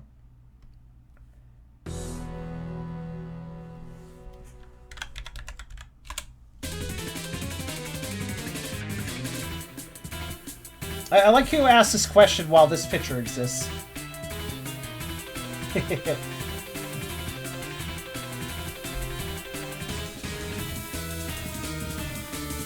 Good point. You got one earlier? Sure. You can share that on the Discord. I'll look at it later, I suppose. Never seen that one, actually. Well, now you have. It's actually on my FA, so that's surprising. I know that one has been submitted. You can look up Aspen Leafian and find it. It's not the only cute Aspen picture. You should go look it up. Go look them up, because there's a bunch.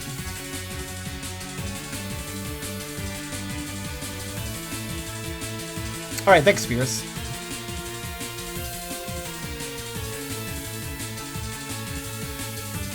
What if we interrupted the Aspen Naval stream because I know you're going to be coloring that? Wait, which one? Oh, the Fluffs one?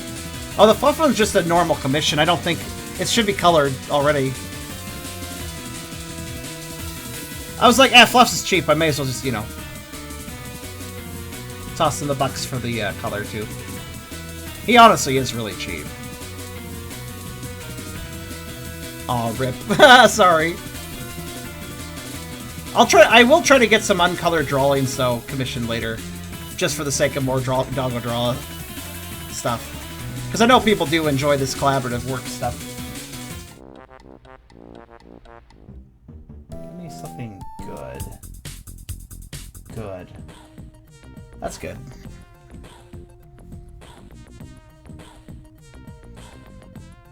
Yeah, Twig is a kitty, you could interrupt any stream and be good. I want to hear what Twig would sound like, though. Did Twig already photobomb during last stream, though? Did he?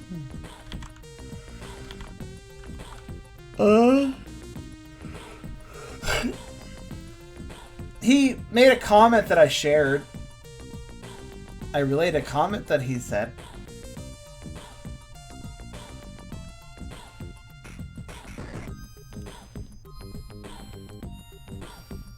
That wasn't quite a photobomb, though.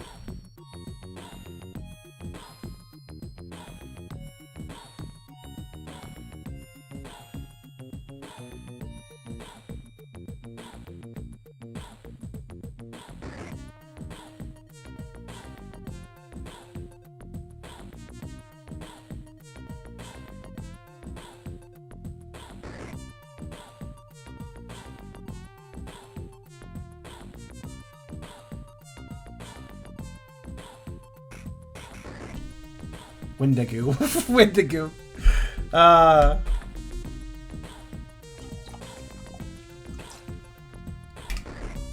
Twig isn't quite interested in sharing a voice yet. I think he lacks a little confidence on that, actually.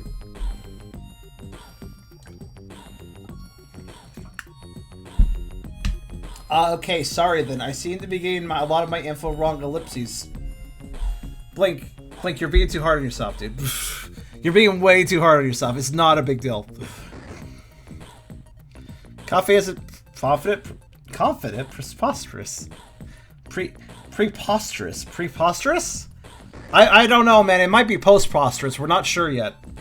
That's how you say preposterous. Pretty sure, at least. It's a really weird word, actually.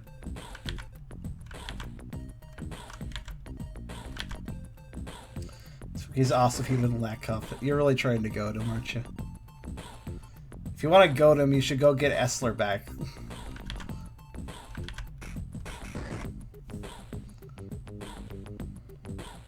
Pre-posterior. What about post-posterior? Pre-posterior. Pre-posterior. Before doing butt Vore. Post-posterior. Much thicker. After doing butt Vore. I don't know.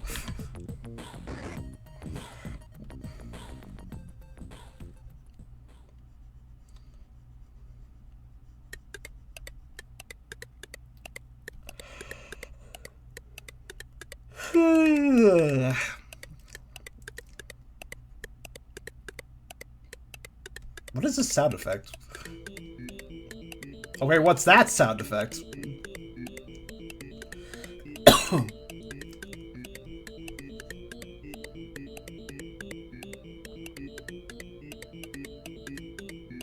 This is a different song.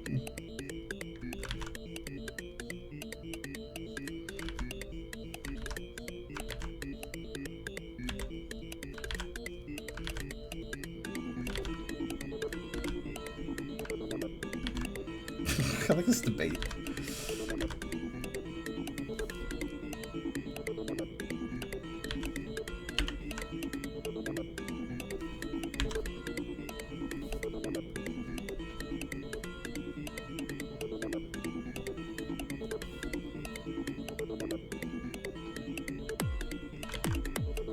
Tries this game to figure out what the hell this song is doing.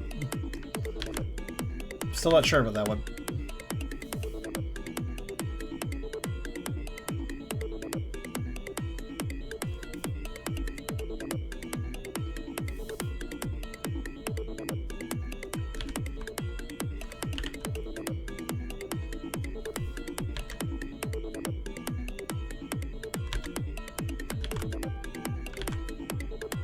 Apparently this is a Pokemon song.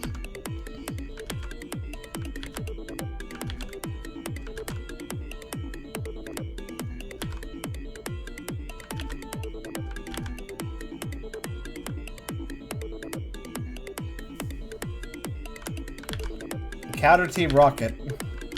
What, encounter them at their dance club?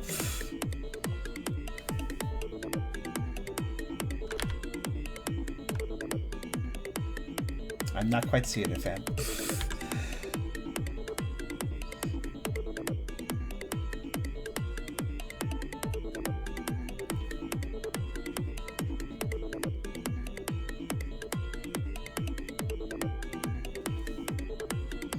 Actually, Golden Sun and Silver Moon is a remix album for Golden Sun. Or, no, not Golden Sun. Not for Golden Sun. That's a different game. It's for Gold and Silver, like remix album for Gold and Silver, but it's also weird. If you recall, this is also the same album where that one time my stream started with a random Japanese guy making weird sounds and also playing on an organ. That was also from this album.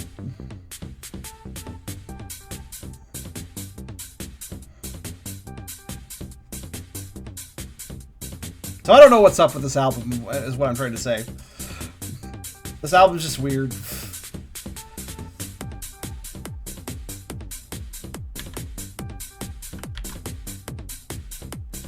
Oh my god, this is a 9-minute, actually nearly 10-minute long song. Is it gonna get to the part where it sounds like a Pokemon song? How far do I have to go to skip ahead before it becomes Pokemon-like? Oh. Something changed.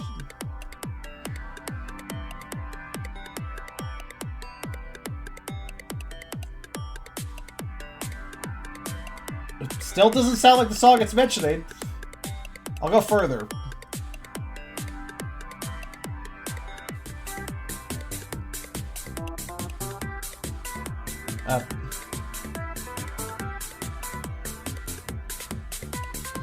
I mean, well, it's a nice, like, seaside track and a racing game song now. Okay, let me go further.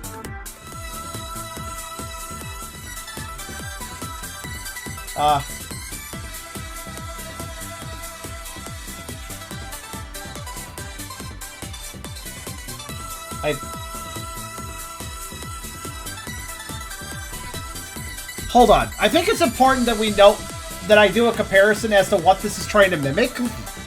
Hold on.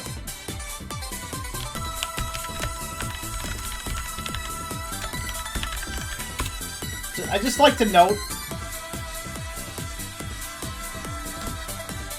Okay, let me go further. The song's almost over with. And now it's fading out. Okay, that weird-ass song is supposed to be this. Hold on. It's supposed to be... Wait, encounter Team Rocket? So that would be when you encounter Team Rocket. Remember, not when you fight them. Alright, hold on. That should be...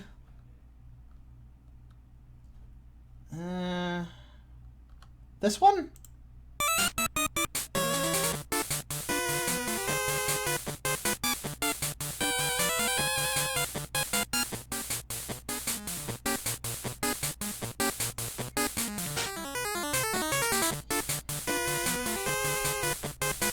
Yeah, so,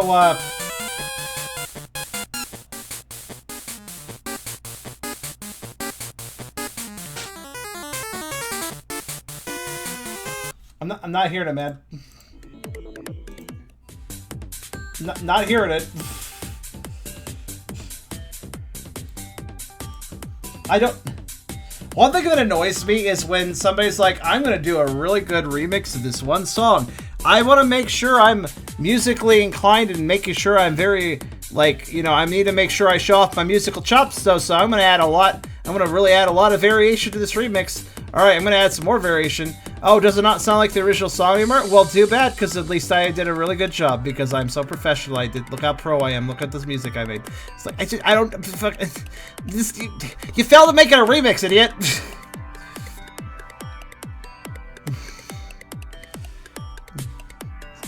This is a problem with, like, I have this problem with ocremix.org. Like, OC remix songs can suffer this sometimes, where they, like, try to be so, like, original with their remix that they no longer end up being a remix a lot of times.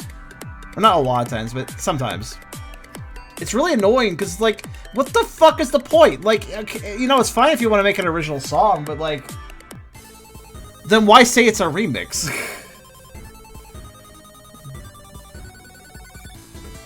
Like, it literally sounds like nothing was inspired off the original song with what you proposed, so what's the point?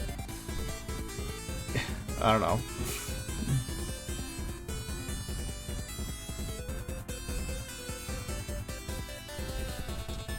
That's like coming by and that's like somebody being like, hey, you want a balloon? And like, yeah, sure, I'll take a balloon. And they give you a top. It's like, well, this isn't bad, but also I thought you said this was a balloon you're giving me. Like, why'd you give me a top? And they're like, well, if you look carefully, like, there's a balloon on it. And then it's like a really tiny stamp where it's like, okay, I guess there's a little balloon on it, but like what was the point of that?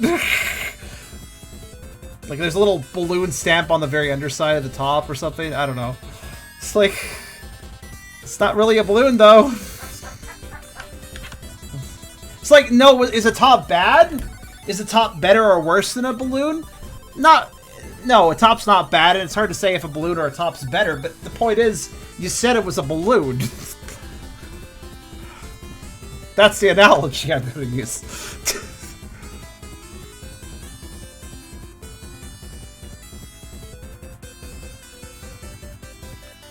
If you had just said it was a top, then we'd all be on the same frickin' page.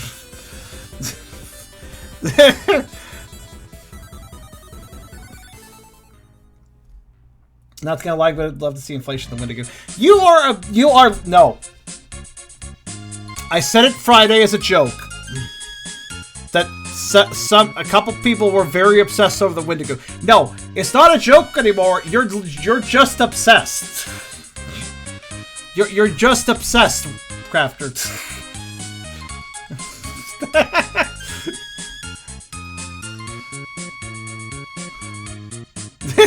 At least you admit it.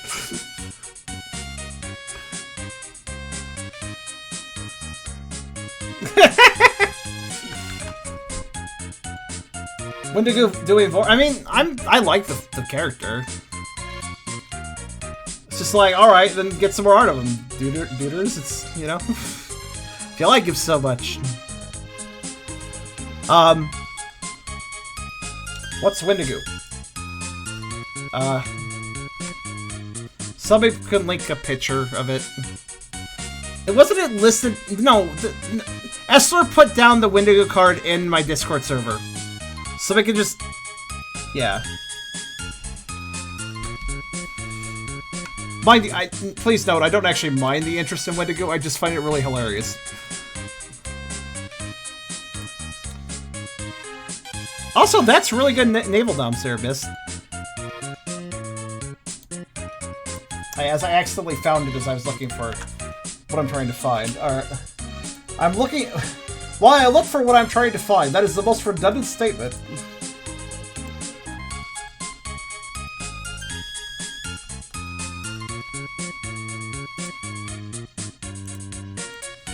What are you looking for? Oh, you know, something I'm trying to find. Oh, okay.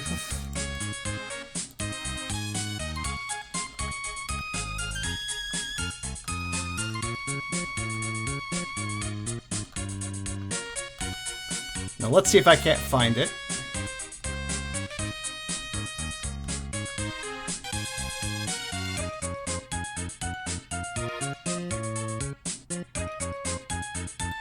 I know he posted it at some point. Wasn't it in this channel? I'm pretty sure it was. Maybe not. Where did he post it? Thought I'd just pull it up and pop it on the screen so the Wendigo fella can have a nice time with it. I don't know. But I can't find it.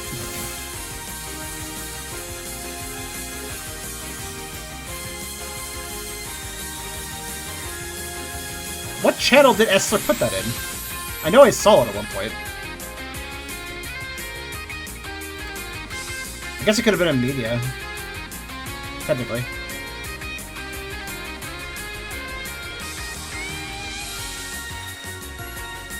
No, I looked in Vore. I didn't find it.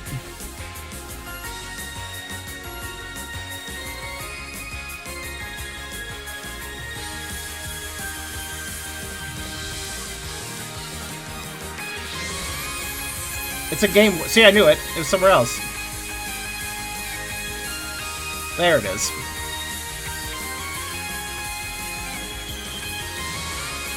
Okay.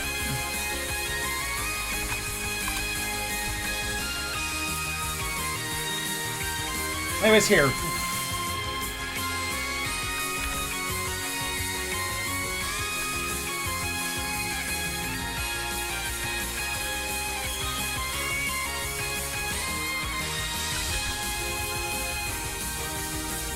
I'll just...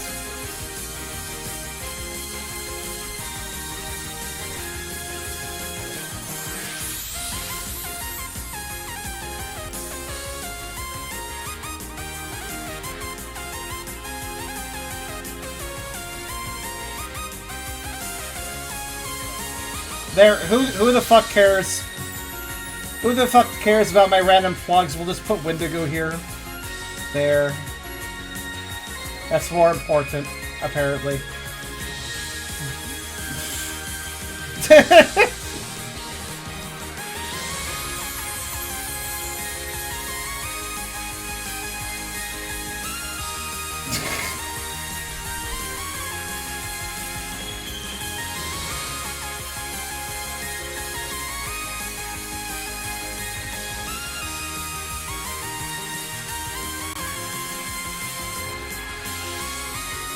Oops.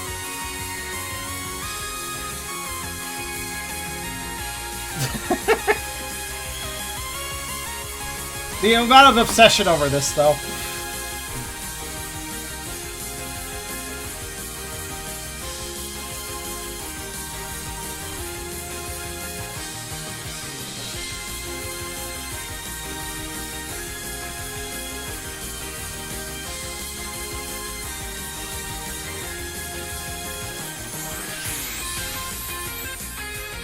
3 scenes, huh? Oh, which scenes are you gonna draw?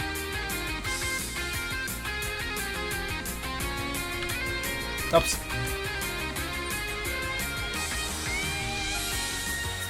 Actually, Kevin's gonna be drawing a bit of a surprise.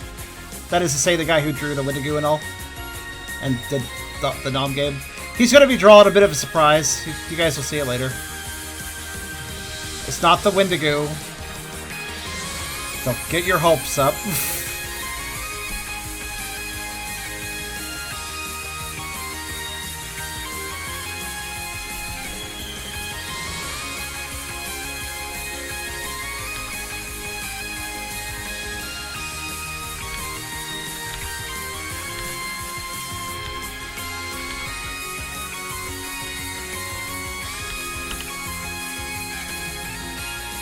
Wendigo Pog? That'd be a very drippy tar mouth open, I suppose.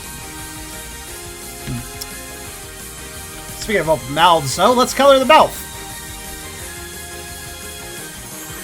Let's see, is there anything before the mouth I want to do? Well...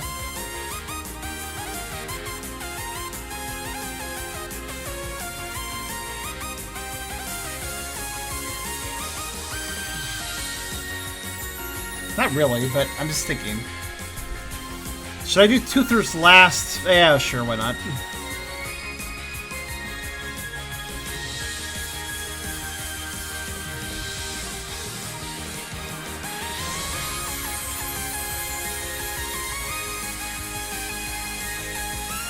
Mouse U eating the Volcano Boss, which you're nearly done with. Me being eaten by a Liquor Lion, fair enough. And the Wendigo, with full belly, and the arrow saying half the players are here. And then another arrow saying half the audience is here because they hopped in. Because they were too infatuated.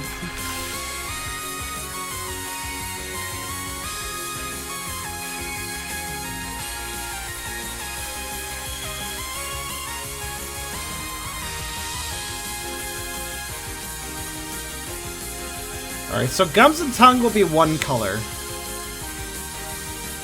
And then the inside of the mouth will be a bit weird. I'll use a darker color, but like... oh, it's gonna be interesting. I'm gonna divide it up into layers for a reason.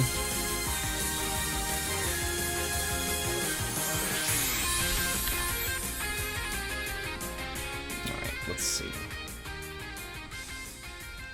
Also, if I decide that this flesh tone is too gray, I might touch it up more and make it different. Ativius' mouth color was never completely decided. This is a pretty appropriate... oh, this song. I like this song. I haven't heard this one in a while.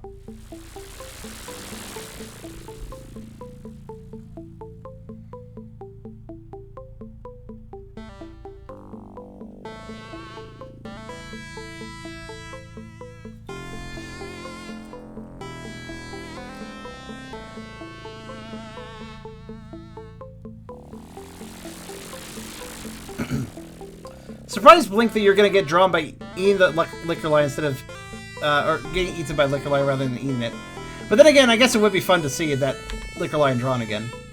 Specifically, and if he was getting eaten, he wouldn't be drawn too much of him.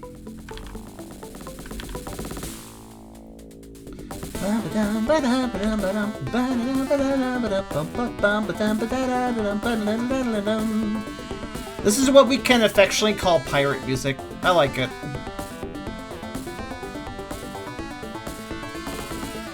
Does anybody know why I called that? I'm wondering if anybody can figure that out.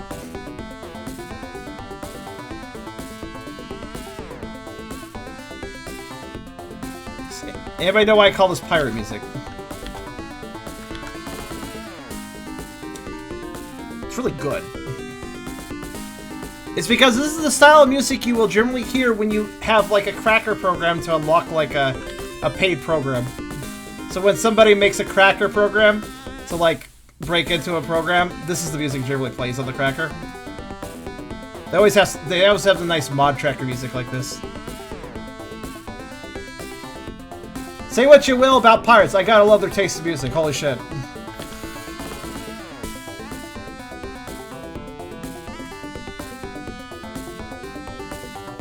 It's like, can I really hate a pirate when they can fucking jam the music like this?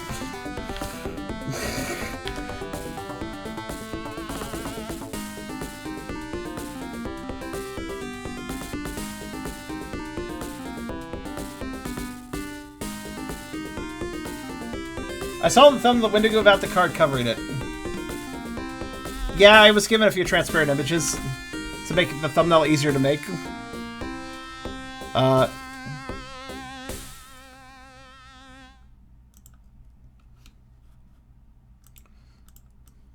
Me, a very weird nerd, downloads Cracker programs just to download the music, not the actual Cracker program. I feel like I would do that, though, because I like the music of those things. Doesn't want to actually break into a program, just wants the sweet jams.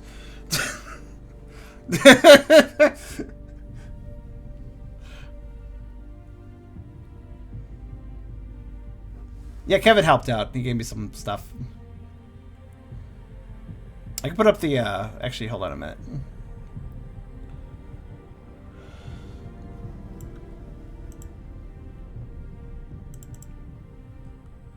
Yeah, there it is. Please hold.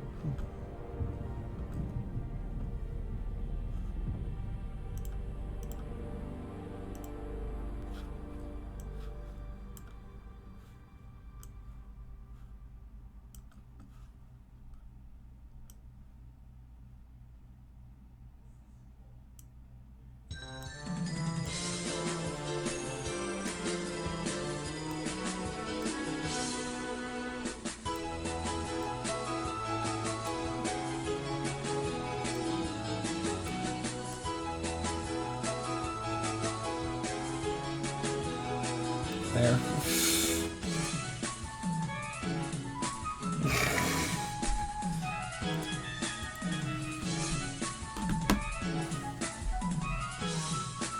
Wendigo makes me hope we get not to a good place bounce with. I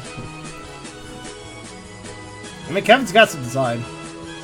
I knew that was coming. Fucking crafty. I knew that question was coming. Wait, hold on. Is this like a gum or is this a tooth? What is this?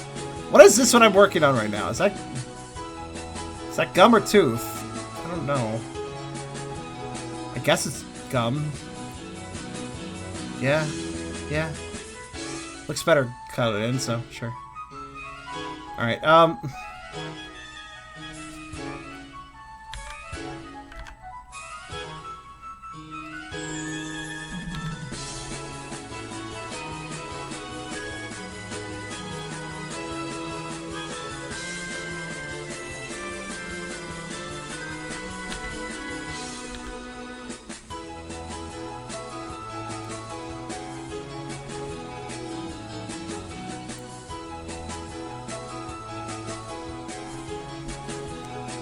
that corner part? Yeah, it's fine. I'm good.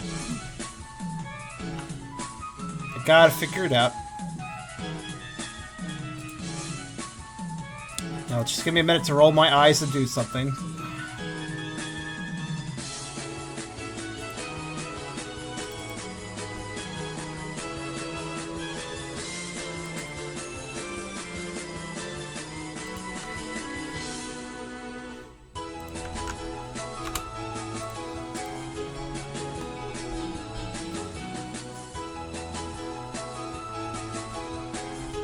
You mean this? Wait, miss, are you talking about this?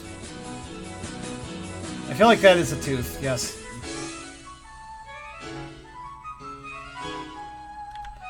You don't have to at me.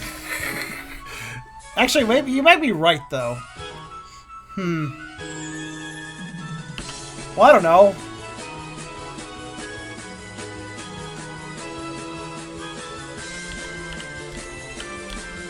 What looks better? I do see the logic, though. Wait, but by that hole, it's too close to fit. Is this a tooth?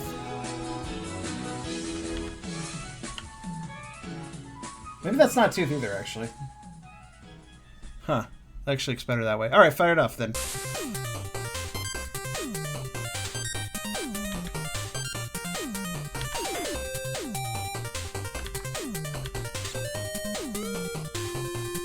Oh, Wormman stage. Good times.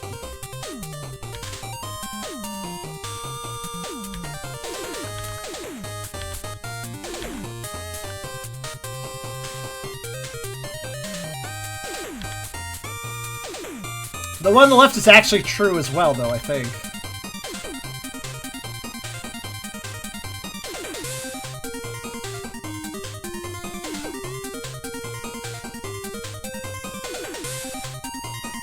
I'm starting to see the pairs now. This is a pair. This is a pair. This is a pair. There's like one you can't see over there.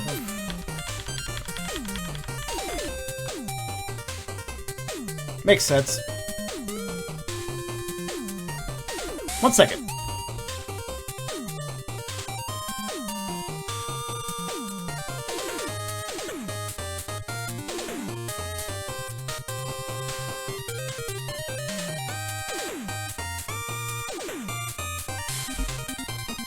Blake, I got the liquor lie about the card background too, if you need it.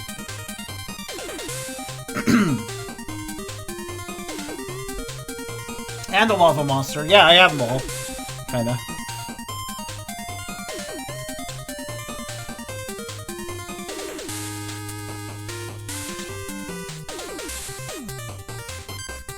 Old.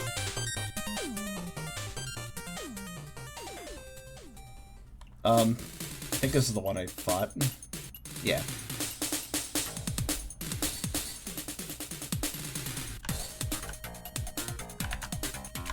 Well, hello, Dr. Pineapples. That's a good name. I like that name. You're gifted a sub here. I wonder by who.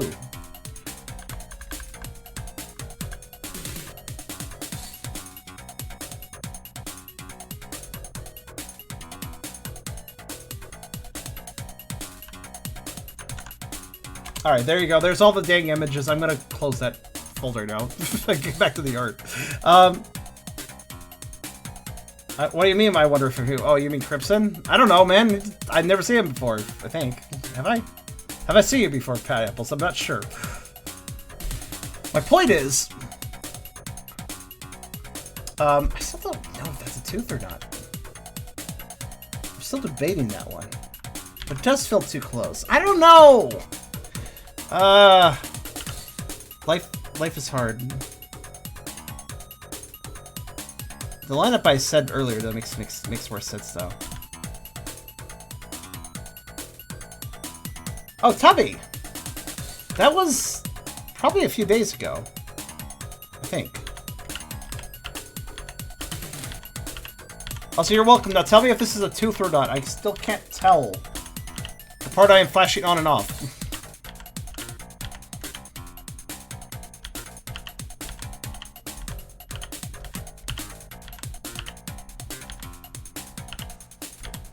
Oh, so you must have been here the other day, Pineapple. And he just gifted some lurkers, I think, like you. Tooth. I feel like it's more tooth than not tooth. Because of the shape. Why is this just going to base? Go away. Okay, that works.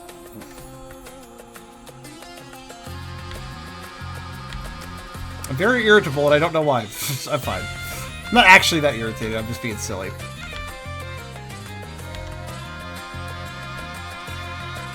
Now where's the cutoff here? And there.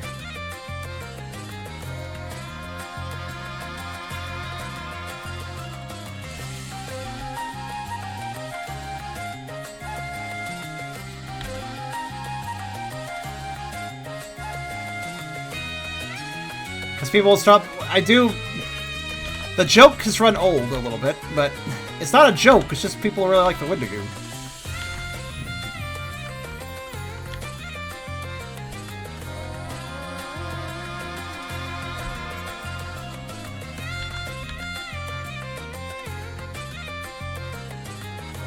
My point exactly! Hello, Pop!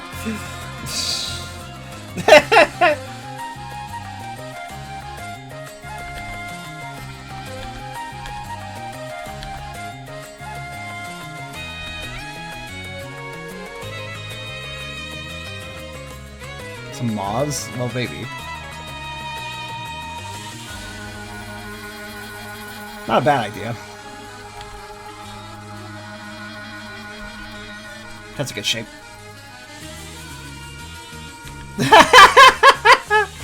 It's okay. It's okay, Bob.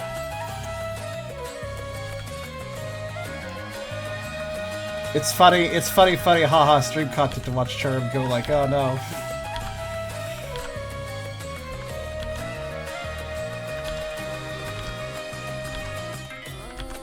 Look, I put it on the screen, so now hopefully that will like offset.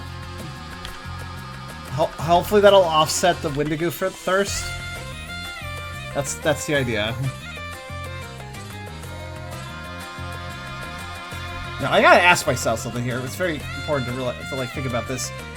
Where would the gun line be here? I guess it'd be like, where would be a good place to put a gun line right here? Like that? Is that good? It feels like a reasonable place to put it.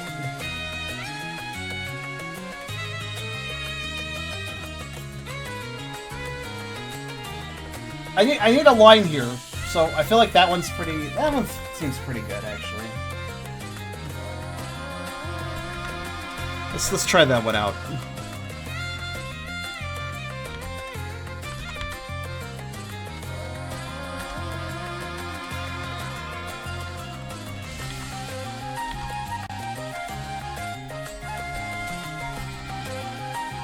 Yeah, that seems good. Or do I want to curve it the other way? Not sure.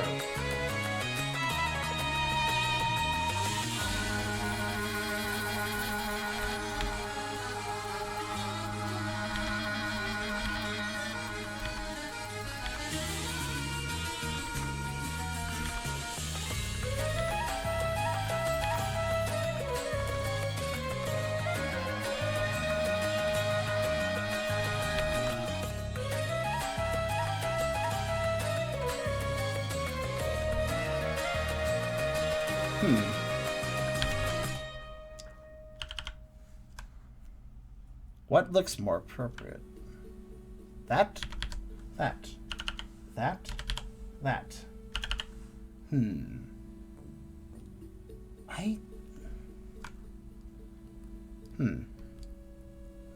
Yeah, I guess it does fit better with the shape when it's concave rather than convex. Or is that convex rather than concave? I always forget those. I always mix those up.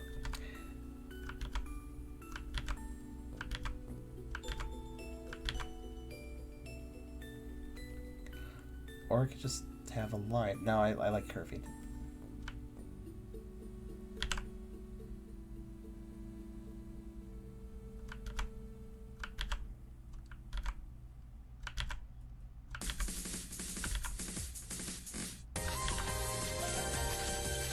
Ooh, Sonic XG. Another good Finnish fan game.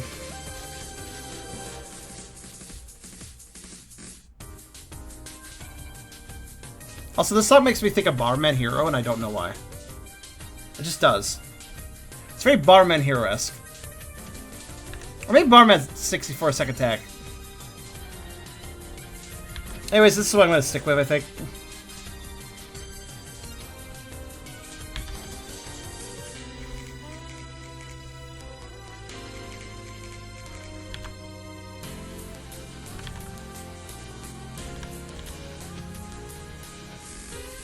Does anybody feel like comfortable with that gum line? I think I'm okay with it.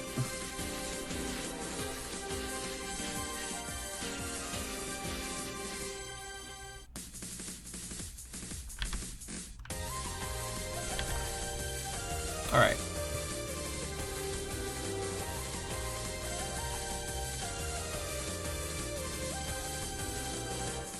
Okay, so that's that, and then... Oh... Hold on a minute.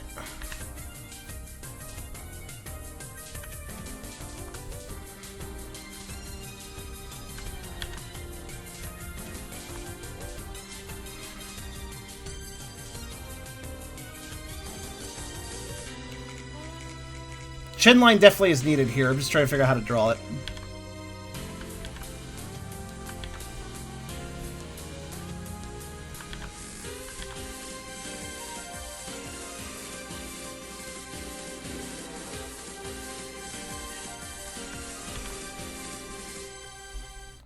Maybe just a subtle one right there.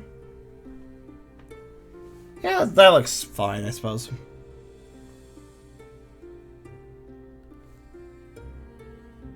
Or, well, actually, wait. This jaw is stretching pretty far, so it'd be like...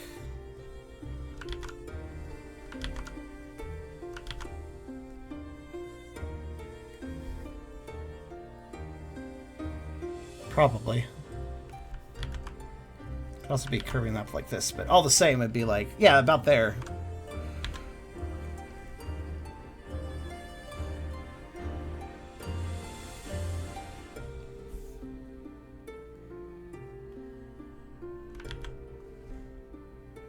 Well, hello, car. What? Oh. You okay?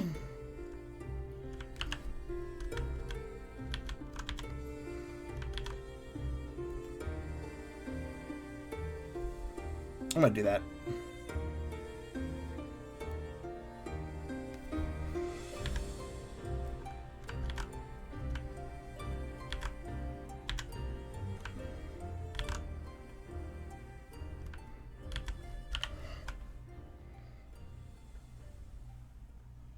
Long day. Oh.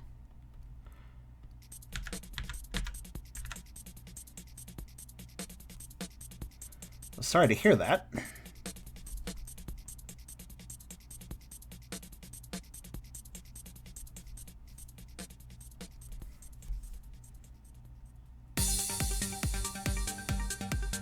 Oh.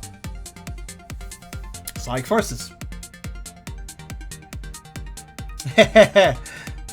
Eragon is in his element when he's in Lugia. This is my Lugia Ativius, if you didn't know.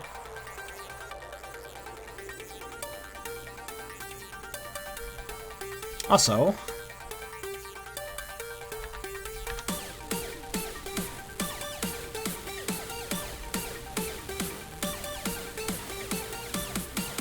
Oh, really? You were around for that. Nice.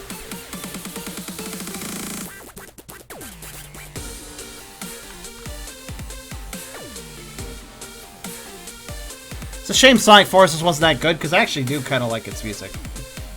I know some people hate it, some people love it, but... I'm sort of in the middle where I don't like every song, but I think... I don't even like the entirety of every song, necessarily. But I do think that certain songs really do get a good vibe going, like this song.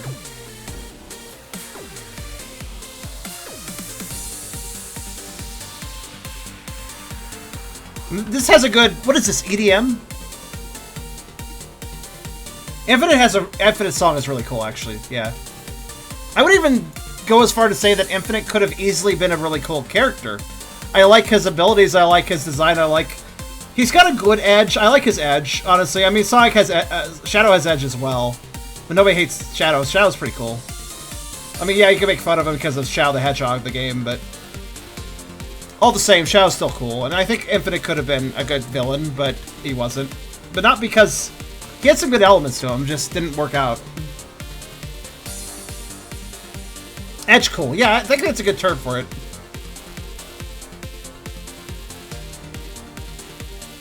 He could have worked in a better game. I kind of hope they bring him back for a later game and maybe do better with him next time. It's not impossible.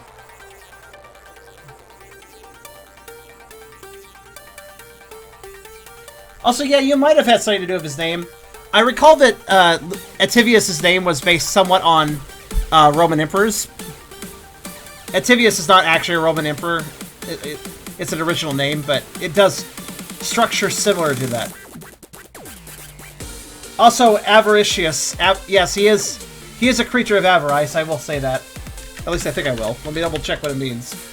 Avarice, extreme greed for wealth or material gain. Yeah, that's accurate. He is a very avaricious Lugia. If it is a stupid edgelord, he could have been a good edgelord, but Sega fucked up. Yeah, I agree. Honestly, there's a lot to him that I like. I like that Shadow, the other edgelord, beat him up, and that made him more of an edgelord. Infinite, that is. And he wanted revenge and shit. Like, he had a legitimate motivation with Shadow doing what he did to him. I get that. I like that feel for revenge aspect. It's not exactly terribly original, but it definitely works. It makes a character that can be you know, pretty scary because they're mad, they have rage, and they have the means to enact that rage. If it is essentially a very emotional, angry person that got a lot of power, so that is a good. That honestly does work for a character. That doesn't work for a character basis, though. That could go somewhere.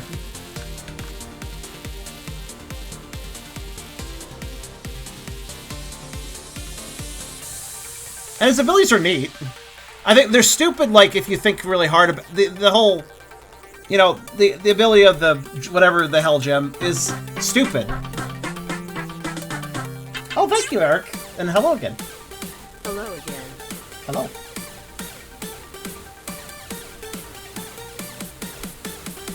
The ability of the gem is stupid when you think too hard about it.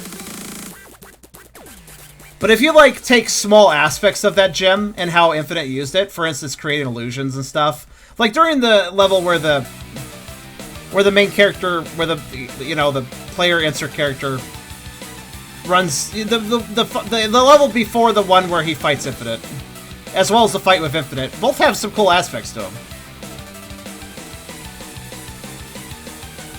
The idea of a power where you can create illusions and then they're basically convince people they're real. Illusory constructs upon reality perception, which basically makes those things happen even though they're illusions. That's a cool concept. You can do that. You can do stuff with that. And I think Infinite was a good character to utilize that, technically. But he wasn't implemented right because Sonic Forces was still Sonic Forces.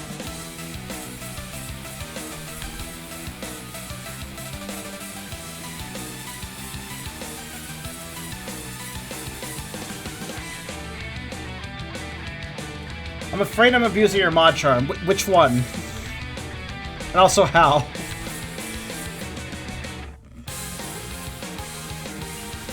So I have a very specific way I'm going to color the flesh. I'm going to skip some flesh. I'll come back around to it, you'll see. Also, wait. What's this? What is this slime? What is this line? What does it do? What's it there for? What is that line? Oh wait, is that supposed to be... Wait a minute. I think I just understood something. Hyper. Yes, Hyper is quite into massages. I can imagine you kind of melted him. Also, I realized I made a big mistake now. One moment. I think I know what I did wrong. I think I know what that line's for. So, where I thought this was arm. No. This is arm. That's arm. Does that make more sense? I think that makes more sense.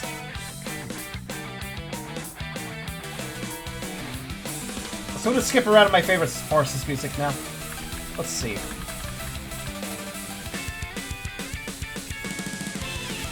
Oh, this is a good song.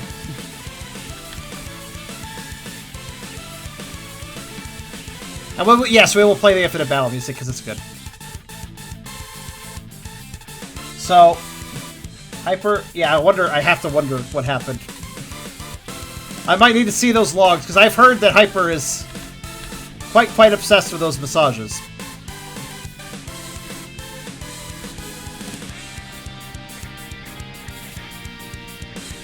Yeah, quite honestly, a lot of Sonic Forces music is very solid.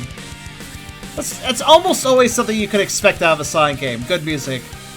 Unless it's that Sonic RPG on DS. Unless it's Sonic Boom on Wii.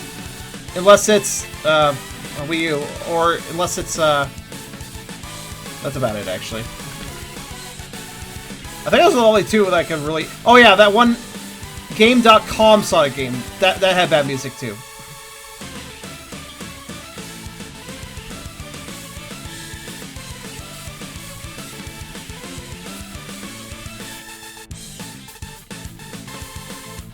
I actually think the Sonic RPG's soundtrack is actually kind of funny. I like it, kind of. My least favorite out of all those has to be the Sonic Boom soundtrack, because while it's not as heard as some other examples... Oh yeah, Sonic the Hedgehog and Game Boy Advance, another bad soundtrack. But honestly, all these bad soundtracks are at least amusing. Except for Sonic Boom, which is painfully generic. So Sonic Boom soundtrack is my most hated Sonic soundtrack. Because it's not even so bad it's funny. It's just bad. It's just boring and shitty.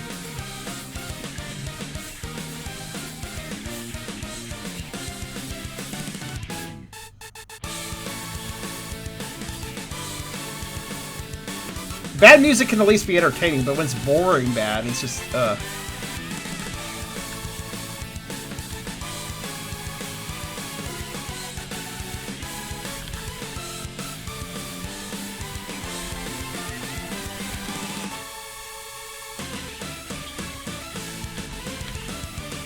Honestly, a lot of the story elements to Forces could have worked in a better game, but... Except for the whole part where they made Tails a complete wuss. Seriously, what is up with that? We get all this character development through Sonic Adventure 1 and 2 and some other games, but then... In Heroes, he's really cool. But then later games, Tails is just like, oh... Tails has almost been turned into a damsel in distress in later Sonic games, and I don't like that.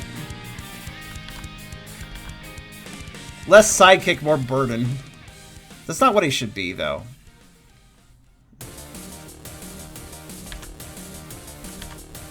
He's way better than that.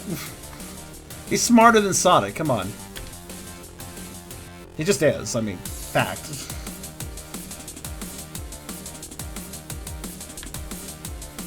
Be cool to get, like, a Tails-only game. That happened back on the Game Gear, like, twice, but...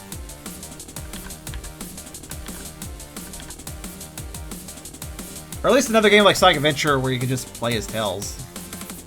So, like, you know. Fat and Ruby's entry in a wiki, I know what's a better wording for its power. Actualization. Ooh, define actualization. Also, I want to note, some of the singers for Sonic Forces music, like this guy, I dig. Good singing. Actually, is this a guy or a girl? I really can't tell. I'll be honest. Could be either.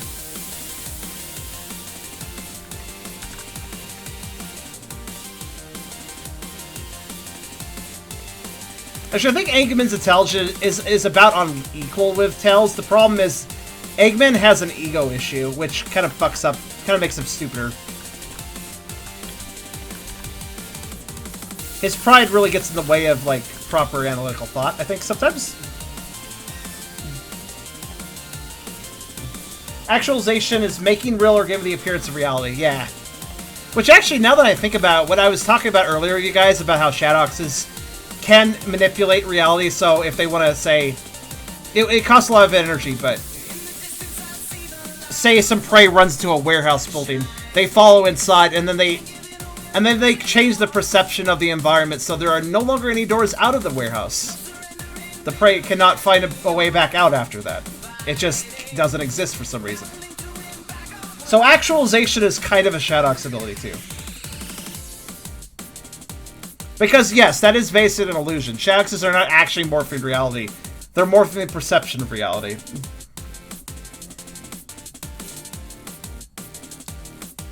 Ghosts are known for ghosts are known to fuck with people's perceptions, so it's not really too crazy. Also, I think that will do fine for the arm.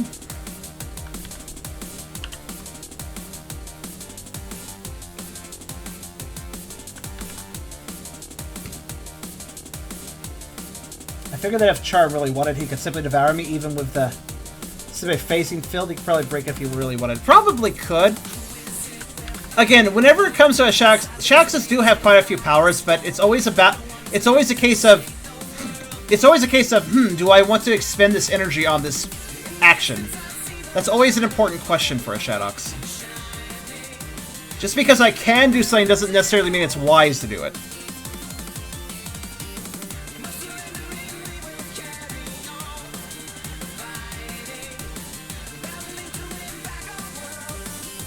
Reckless use of abilities will cause a Shadox to lose its body very easily.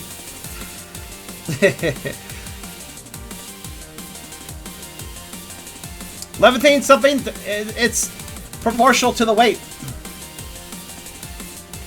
You want to lift a soda can that ain't gonna cost much. You want to lift a sofa that's a bit more.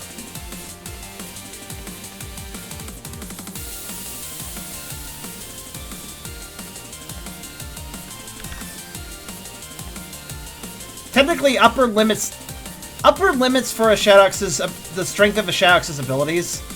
Technically, upper limits don't theoretically exist, but they realistically exist based on the energy, the soul energy the Shadox has. For instance, a Shadox could rip a house off its foundations and lift it up, but they could probably only do that for a few seconds before all of their energy is drained.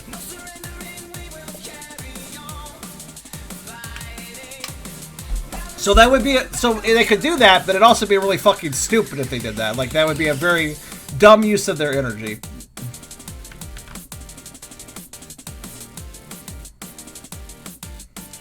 I guess think RPG, where you have like a really powerful spell, but you can't just use it all over the place because you have limited mana, and that costs a lot of mana. So you want to use like weaker spells whenever possible if they get the job done, because it's more economical.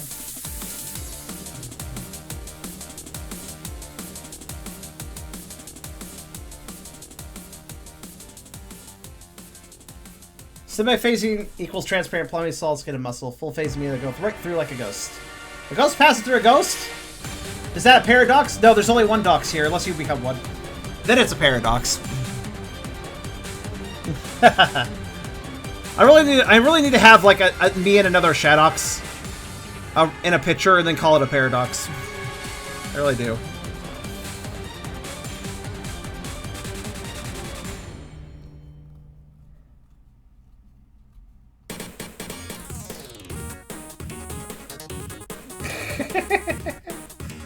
Also, ghost passing through ghosts isn't too crazy.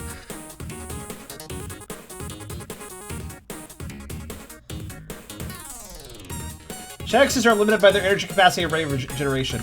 Yes, also, it must always be factored that a Shadox is undead. Their body is fresh and alive and doesn't rot because of that same energy that they use for other things. So if a Shadox drains their energy, their body is going to start falling apart. So it's really dumb if the Shadox drains themselves too much. That's not smart. Because once a body starts to rot, it kind of just... Like, you can stop the rot, but to recover it costs even more energy. And at some point, it's cheaper just to make a new body. Even though that is itself very expensive.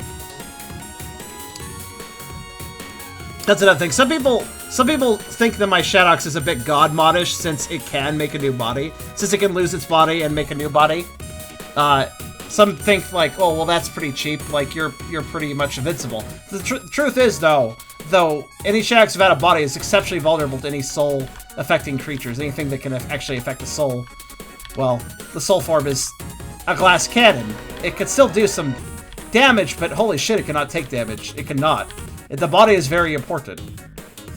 Also, losing a body is still a loss. It may not be as bad as a mortal losing their body, because they can't really have a new body at that point.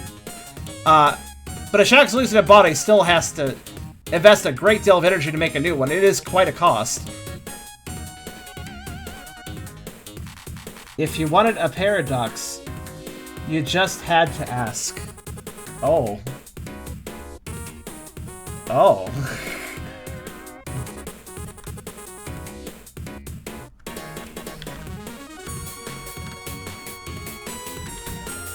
Car, are you wanting a Shadox form?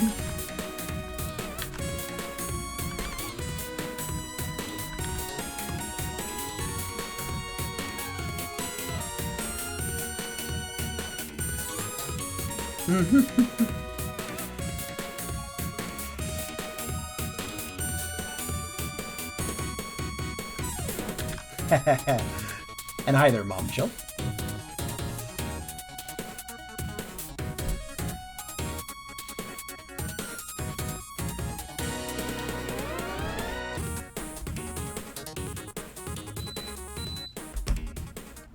I am intrigued by the idea of Karstris being a Shadox.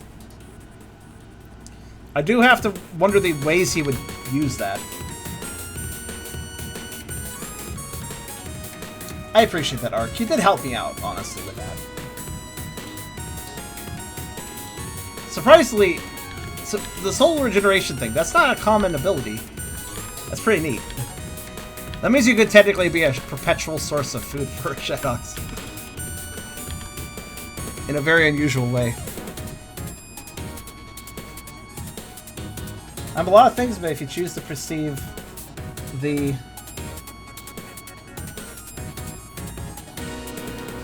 What's that? I don't know that word. It looks like truth, but not quite. Is it truth? I suppose it's truth.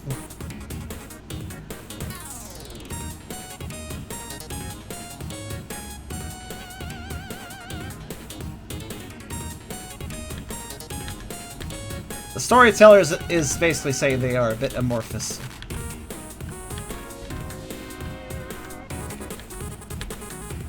Like, maybe I should get a picture of that, though. Paradox.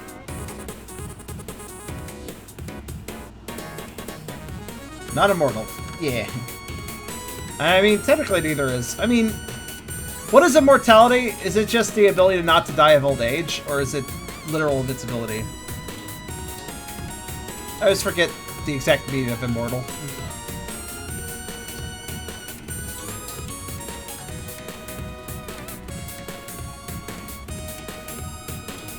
Okay.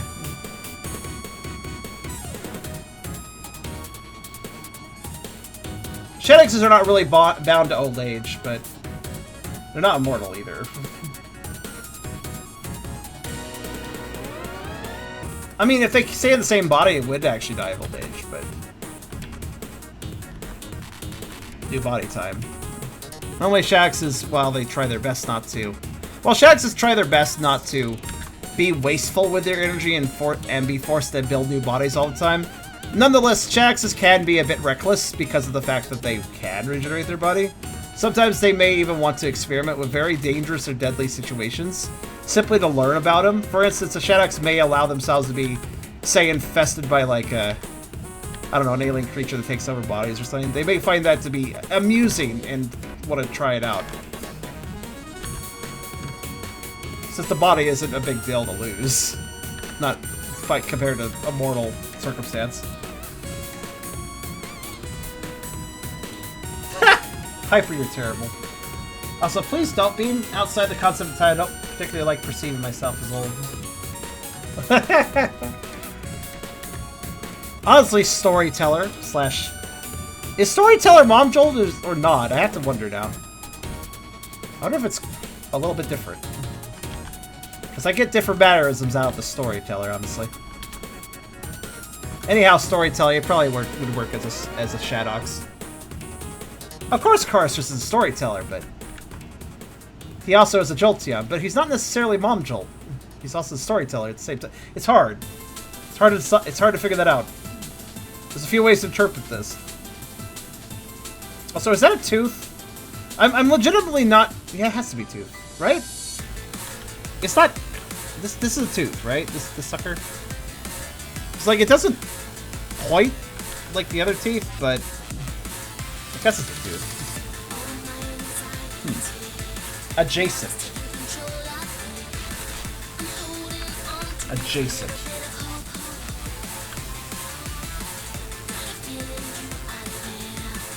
Adjacent to Mom Jump. So it's like a variation. Similar, but not quite the same.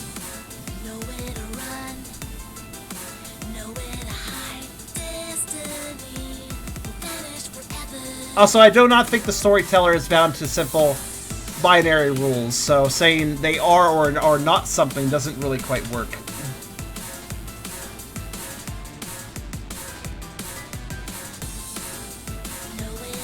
I like how Prison Hall has a little bit of Green Hill Zone in it, but in a nice way. Or if you listen carefully. I'll point it out when it shows up.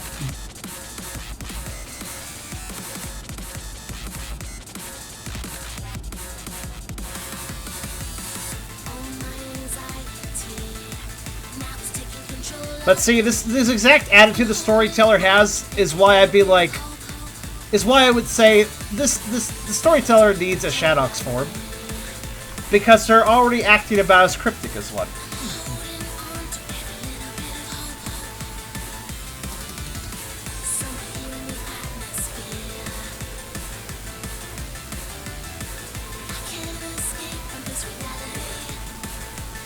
Yawn.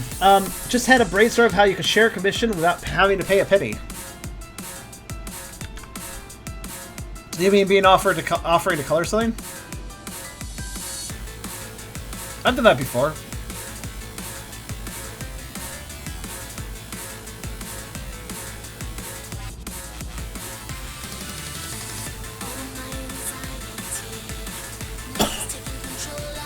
Sometimes I've been able to do nice little halfway trades like that. On my RC, your line, have you colors? Yep. I mean, I'd be fine with that.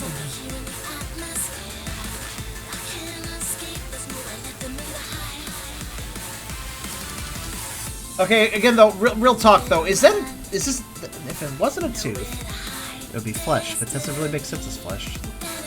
Not really. Probably. Maybe. Yeah. That's a tooth. That's a tooth, right? It has to be a tooth. Okay, whatever. Sorry, these lines are so whimsical, it's hard. It's hard to figure them out. Alright, let's do some more gums. Also, I might be a little distracted by the chat. It's okay, though.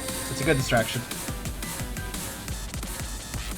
Alright, Ark. I was going to say that would be quite a project to do. But, like, I'd be down for something else, yeah. Like,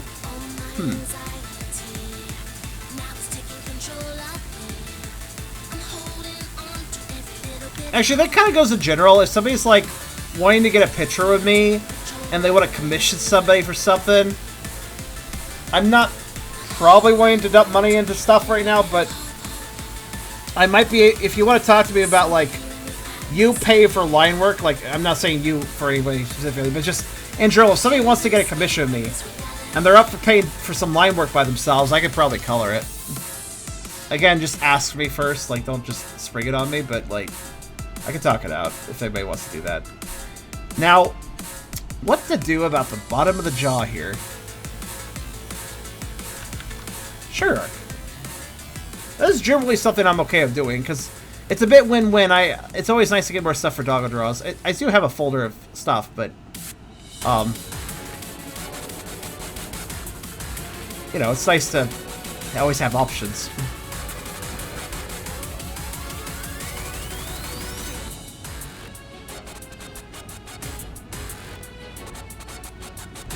Now, what am I doing here?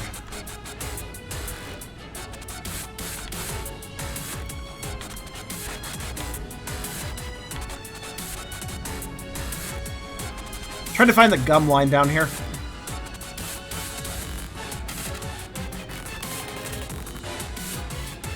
Interloper and its minions.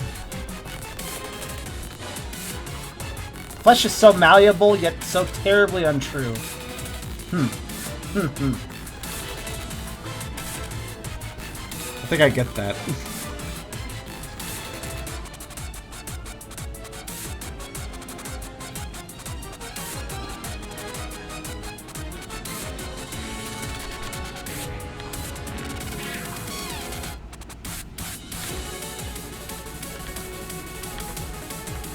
This boss theme is actually pretty good.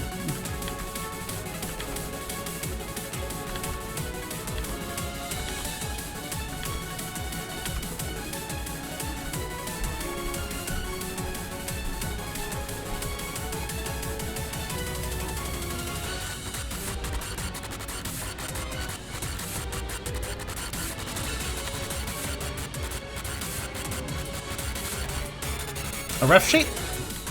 Those are handy. Not always required, though. If you just get a good single image that presents your details, that's good, too. Oh, goodness, I'm struggling a little bit here to align what I want with the bottom edge of this mess. It's a good picture, but man, the line's gonna be a bit of a mess. Alright, I think that divine point for the tongue is acceptable. Yeah, probably. The tongue is actually going to be the same color as what I'm doing, probably.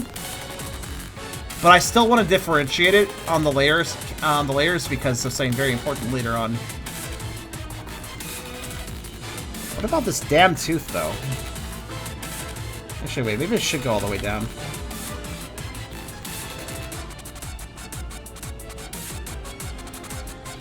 Does that make more sense? Perhaps.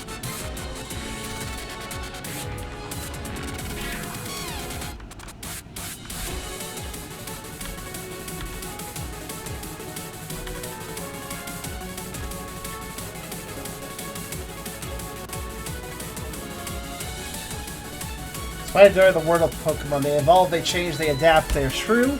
Even when the vessel does not match what lies within, they are quick to cast off aspirations they must adhere to. The silhouette of meat as preconceived to as archetypes.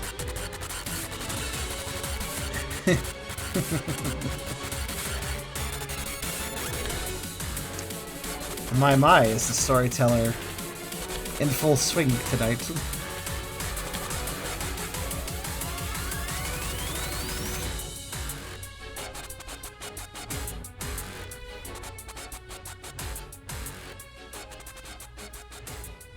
Alright, I think that looks fine-ish.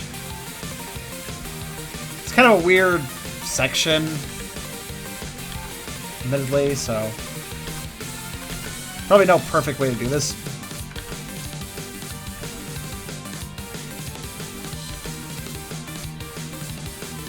As it stands, I'll accept it. It looks weird now, but it'll fill out. It'll fill out later. Actually, why don't I just add some lines? It always makes whatever I do look better.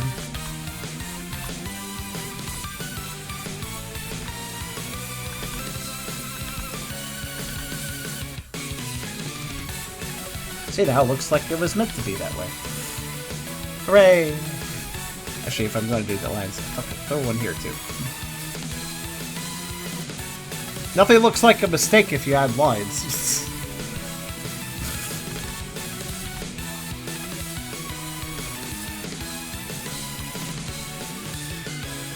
Yeah, it looks a lot better when I do that. Okay, cool. Honestly, if I'm getting confused, I should just add lines. It's helpful for the origin point to allow me to sway. I'm also enjoying the music, so I'm not leaving to give your dear mother purchase just yet.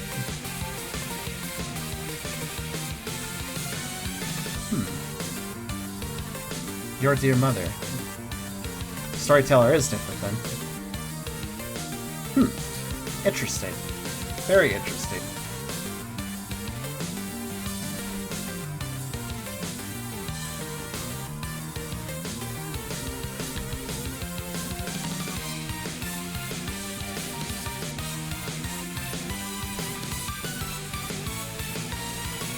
I definitely think specifically the storyteller would make a better... would probably make the best Shadox, given this attitude. Though they're also kind of not a good fit, because they seem to be a bit transcendent. I'm not sure they could settle in a Shadox form, I guess you could say. Despite the fact that Shadoxes themselves are very malleable. We are a distinct species all the same, which I think might be too limiting for a storyteller.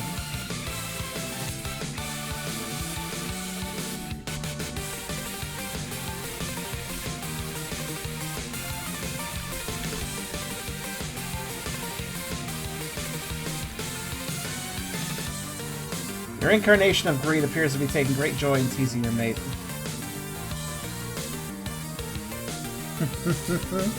Oh, yes. My incarnation of greed. What an interesting statement. What an interesting... the inception of my greed, I would say. As after all, once Anika is finished with it, I am very excited to show you all when Anika's finished. Because Anika is going to be... is finishing up... So I have my Shadoxy form, and it's getting a little reworked, and Anika's reworking it. And when she is done reworking it, I will have the full incarnation of greed. Ativius is sort of an early attempt at that greed, actually. I would say. That does not make him outdated or useless, mind you. If anything, it would be rather nice for my Shadoxian and Ativius to share a picture sometimes, consuming droves of villages or something.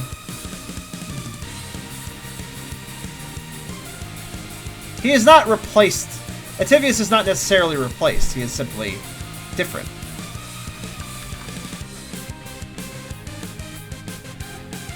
He was adjacent to my greed, but my Shidoxian is, well, forming that greed fully.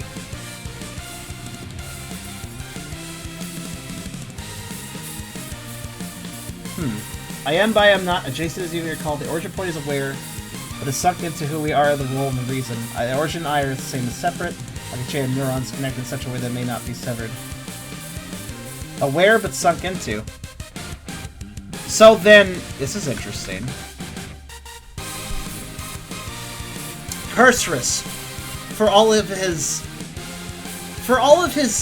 intimacy, all of his ability for passion, and delving deep into that which he plays and forms into, whether it be the characters he plays in Pokerol, especially ones like Rise, or indeed forms he made for another like me, like, well, Momjolt.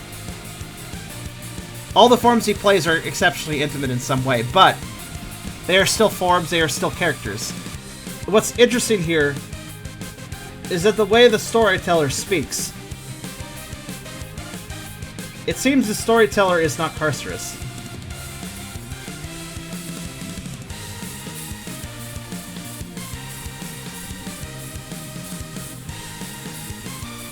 I blame yourself for channel music. Everything you do is easier by external conditions met.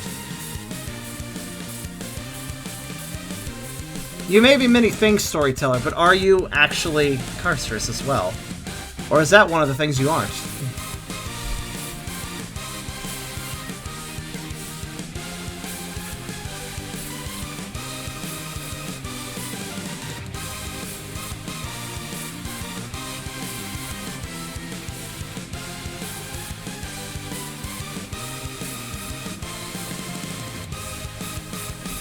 We are not to blame. Perhaps we are.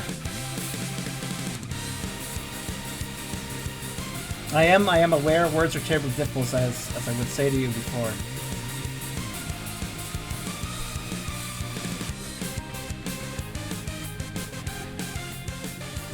I just need to pause for a second. I'm a little bit floored, actually.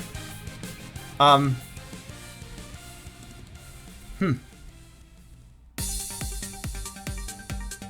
then.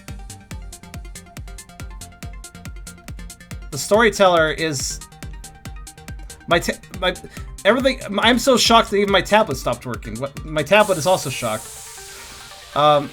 Somehow, my electronics gained a personality just for this, just to react. Yeah, okay, it's better now. I am me. I am storyteller. I am Momjolt. Wait, you're Momjolt? Well, okay. That means you. I don't truly understand. Technically speaking, he is still saying he is related to Car. The origin point is aware, but is sunk into who we are. They are still very much connected and part of each other. But at the same time, there is a sense of individuality here that isn't like when Car plays a character. I think I understand. I think only I can understand, being a mental creature. What he's saying is essentially that they are both separate and together. They have individuality, but are very, very, very tied together. More tied together than even me and Mizuko and the others. Me and Mizuko's and the others in this mind, we're all tied together with the same brain. To some degree, we are linked. Mizuko can see what I'm doing, see what I'm thinking at any time, mostly because he's the most powerful personality in this body. So me and Mizuko are linked, but we're still individuals. But I think what is going on here with Cursorus / Momjolt and the storyteller, those are two separate entities. But they are more linked than even how I link up with the other personalities. They are separate, but they're still...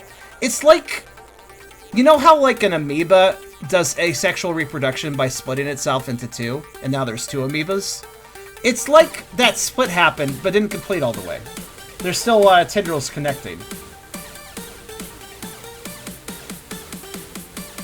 It is technically still one amoeba, but at the same time, it can really be defined as two amoeba.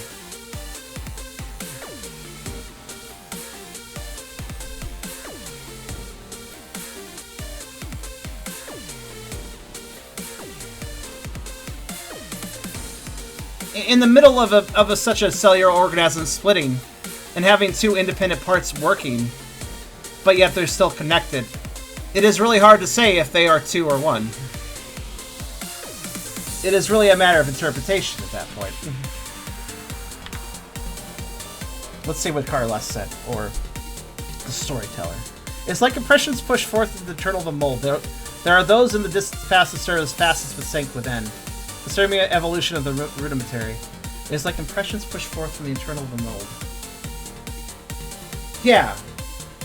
Like the mold, the plane, the form, the basis. That which is Car, and then the impression pushed out of that. Still part of it, but staying prominently atop it, too. I understand. That is similar to what I described, just a different analogy. There are those of the distant past that serve as facets but sank within. In other words, there is other individuality of creatures, of beings, of forces, of personality within Car in the past, but they meshed with Car. In other words, what we're hearing here is that effectively Car could have, in a way, had multiple personalities. But it wasn't quite that far. Even now, it's not quite that far, though the storyteller presses out individually further than anything else that had. But there were always impressions that could have been pressed out further. Which is perhaps why Carcerus can take on the role of a Jolteon, of Rise, and other creatures so very well. To the point where even I got confused and have asked him in the past, is Rise a personality?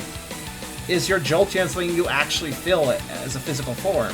Because the level of intimacy that Carcerus has with such characters and forms really actually confused me as a mental being, because I thought it's all seemed far too intimate for a simple physical creature like most of you to connect with. But indeed, if this is with what's being said here, it now makes a little more sense to why that individuality, while not actually there with things like the Jolteon form and Rise and such, it wasn't there, but it was there in a way. I wouldn't say Mom Jolt is so close to myself to be the other side of a flipped coin. Cars, you know the origin point is better Mom Jolt than this. I wouldn't say Mom Jolt is close to myself to the other side of a flipped coin. As far as you know the origin point is better Mom Jolt.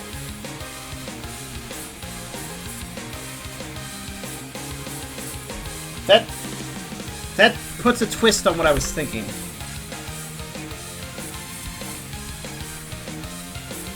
Car's the origin point, Mom Jolt and Storyteller branch off in different directions from Carcerus. And yet when Car is being Mom Jolt, I still feel like he is Car. But maybe I was misinterpreting that. Alas, I feel slipping out the thrill and rhythm and rhyme. I should think within for now, as we might call it, so he does not focus so hard to give me purchase. Well, if I learned anything from Essler trying to allow Tulpas out, that can cause a migraine, so yes, you slip away for now. I would like to talk to you again, though. I need to figure this out more. But for now, farewell.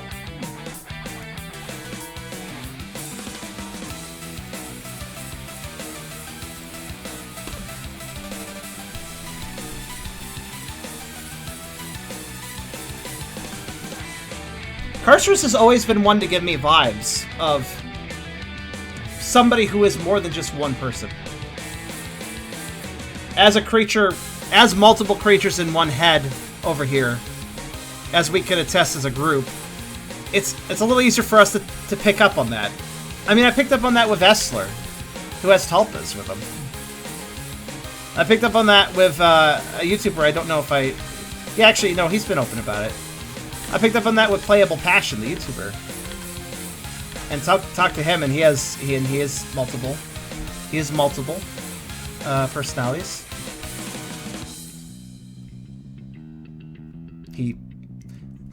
It's hard to use singular terms for us.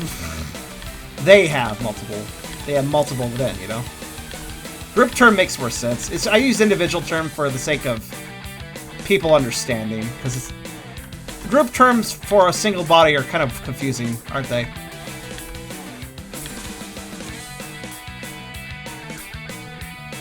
He might call a resting bitch face since he gets that when he focuses too hard. He transcribes his party message even now. However, I give you this clarity without teasing innuendo and illusion. Kara is very much the material figure you know. It's an intrinsic part of them, even more than so than myself. It's just as much an inversion they fear and accept. It's the inversion they fear and accept.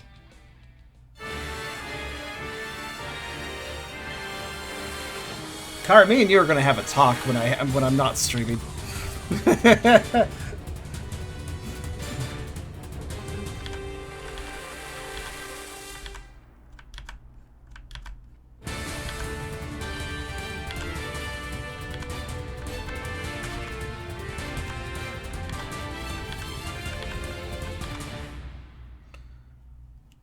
I do not think it is accurate to simply say Kara has multiple personalities or Kara has tulpas. I don't think either of that is true.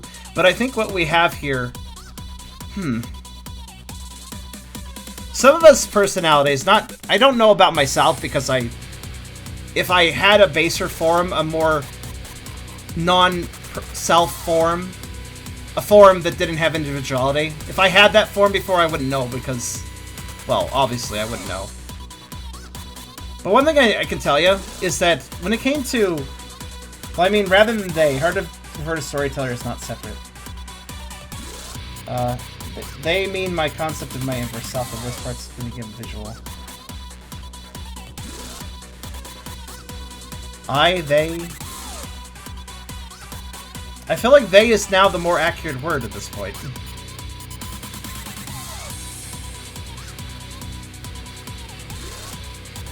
Also, yes, the inverse self. That is my soul form. I have an inverse in that, too.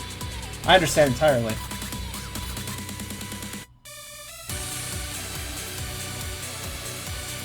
But what I find most intriguing is I feel like at one point I was told by Karstris that... No, that they are they, you know? They are them. They are one. Because I always had my suspicions over...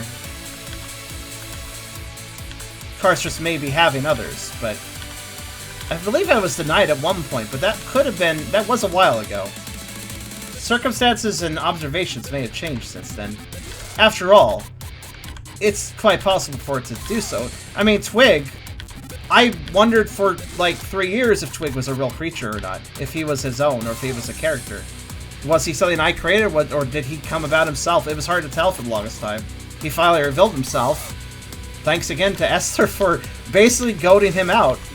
Because that really solved the mystery. But it is entirely possible for... Even with me being a mental creature, understanding the mental verse, the brain I can have to work with here, being able to plummet even then another personality can hide from me. So what then can hide from a simple...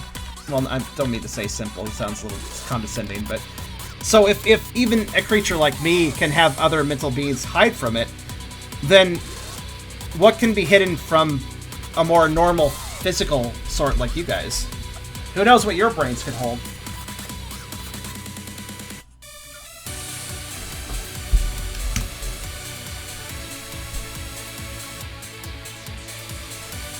I think scientifically it has been proven that the brain is very, very weird and not well understood, so... Perhaps I generally consider each piece a part of me, not separate, like how does you and the others with you. But at the same time, those pieces clearly have some autonomy, or at least some of them do. Storyteller demonstrated that, at least. Like you even just a moment ago relayed a message from the storyteller, so...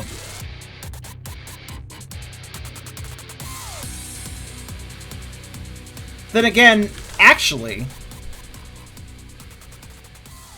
considering each piece a part of you kind of matches up very well with the intimate view of how you view others and your relationships.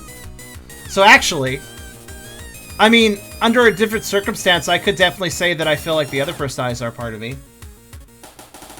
I'm just, well, I'm not the originator. If the originator was still here, that is to say Caleb, the original human that has been lost, sadly. If Caleb was still here, I think it would be fair to say we're all parts of Caleb, us personalities. But since Caleb isn't here, we're not really parts of a single being. We're ourselves now, and that's it. Which is kind of sad, actually.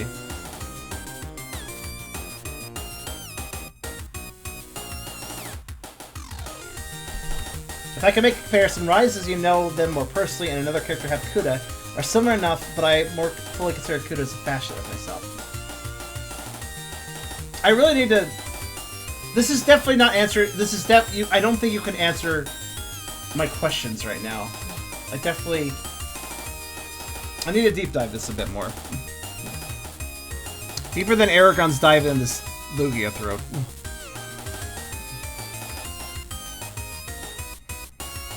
While you consider them all facets of yourself, I definitely think there is more independence there than I first assumed.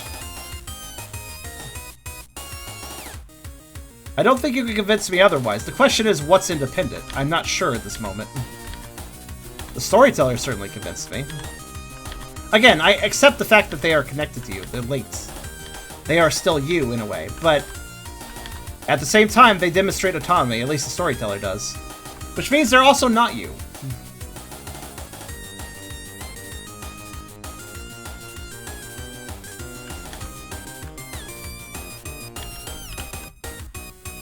That's the part I want to point out.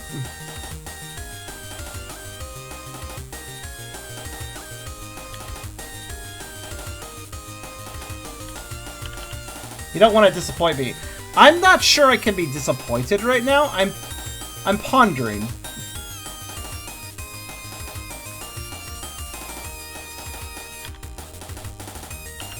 Like I said, I need to talk to you later.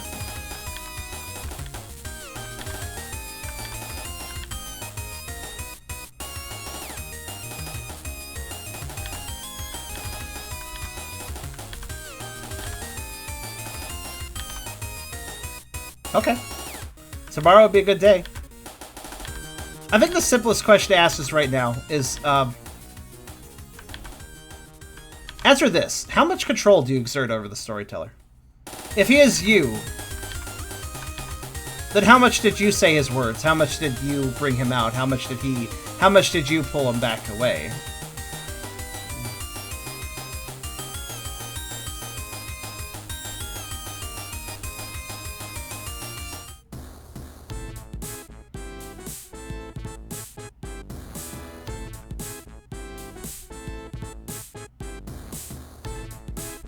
Did he say the words you wanted him to say?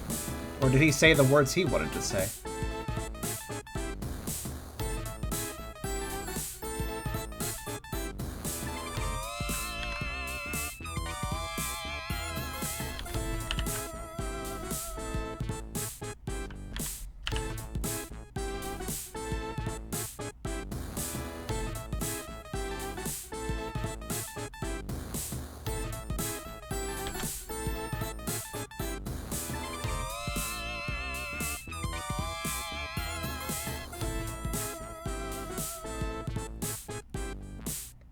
What was I doing? Holy shit, I've been derailed.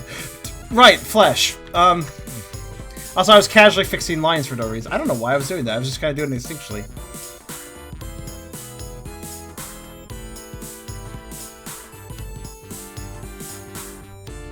I chose the secret of being the storyteller while the words were said because of the rest of the storytellers. However, when I lost the rhythm, I started focusing on telling the code of subversions.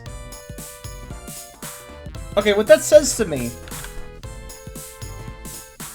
That's, you know, it's almost like you could say it's similar, like, you know what's weird, Car? It's like, you could say a similar thing to how I let another personality out.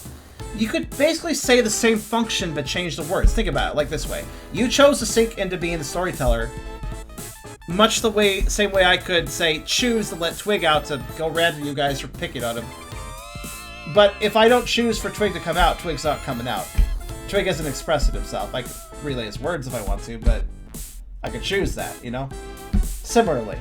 So while the words were said because of me, they were also storytellers. And that's the thing, like, if I let Twig out, I let him have a platform because of me. It's like, he's having a platform because of me. It's my decision in that situation. But it's still Twig's own words at that point. Since, yeah. I'm using Twig as an example of this. So when you lost the rhythm and started focusing on, like, oh, the submergent. And that's the thing, too. Sometimes, most of the other personalities don't have the same endurance or comfort levels of being out and about in the physical world using this body.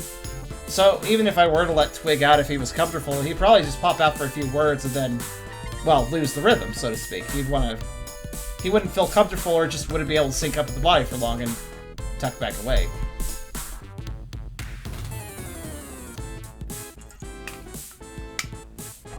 So, while it's different, it's interesting how what Carr explained for how the storyteller came out and spoke and then left isn't too dissimilar from how another personality could come out and leave. Come out, speak, and leave for us. Are you saying you have to let this other person yourself out to let them do stuff? Under most circumstances, yeah. Since I've been out and about in this body the longest, I have the biggest connection with it. I know the driver's seat best. I also am gerbily in it, so somebody has to push me out if they want to drive, but they can't push me out, with the exception of Mizuku, who can totally push me out any time, actually, because he's very powerful. Admittedly, there are times I have played at being a storyteller in the server, but I haven't felt the desire for some time until today. I guess there was that storyteller these things here, so much to be spoilers.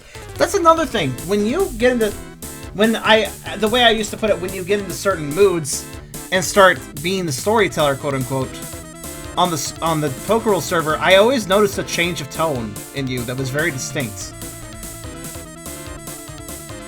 If I were to be so bold, I would say it was very uncarcerous-like.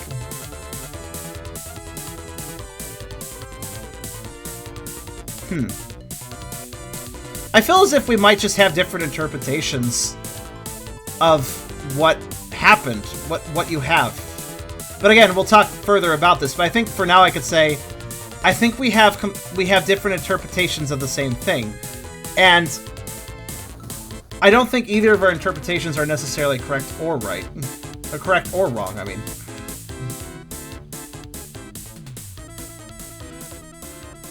Because again, if you look at it a different way, all of us personalities over here in this body, we all are kind of one at the same time as not being one. So, how Carcer said that the storyteller is a part of him, I could technically say, you know, Mizuko, Twig, etc. are part of me as well, in a way. I feel I'm on the same grounds as them because I'm not the original human, but Carr is the original human. So if he did have multiple personalities, I could understand him saying that he's the origin point. That he is the, well, that those other things are connected to him. I think it would be fair for Caleb to say that we're connected to him if he was still around. I think it'd be fair for Caleb to say that me, Mizuko, etc. are facets of him. I think that's fair to say. If Caleb was still around, I feel like he would have the privilege to say that. I don't think I'd find that disrespectful or anything. After all, as I've discussed before, I actually honestly believe that we exist because of Caleb needing a coping mechanism. I think we were created by Caleb so he could cope with a very abusive situation that he was in for very many years. He had no friends, so he made some. Unfortunately, he didn't fully understand that he made those friends. He felt this, but not completely, and by the time he could have... The most disappointing thing is that we weren't able to directly interact with him before he passed, basically. Which was sucked, I mean... Yeah. The connection took time to develop, and it didn't develop fast enough. Given the explanation on my end, it's possible Storyteller would become altered advantage when our game ends. And yet, the Storyteller did not seem entirely bound to Pokerol, Carr. He came over here. There wasn't a lick to be said about Pokerol here. Well, maybe there was a little bit hinted, but... What's interesting is, though, he came over here and he spoke here, and this has ability to do a poker roll. So, I don't think he'll disappear a poker roll. It's possible he'll change form, but I don't think he'll go away.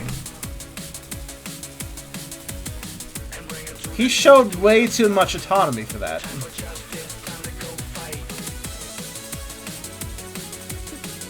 And just because they exist due to poke roll doesn't mean they stop existing at poke roll ends. Another thing to consider, though. A robot made in a factory does not cease to exist if the factory is demolished.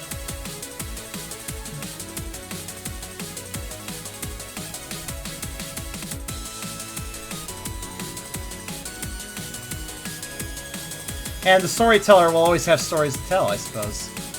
And he certainly seemed to enjoy telling stories here, didn't he? He was being very cryptic and interesting. He was clearly spinning a tale. So, he found stories to tell even now, outside of Pokerel, so...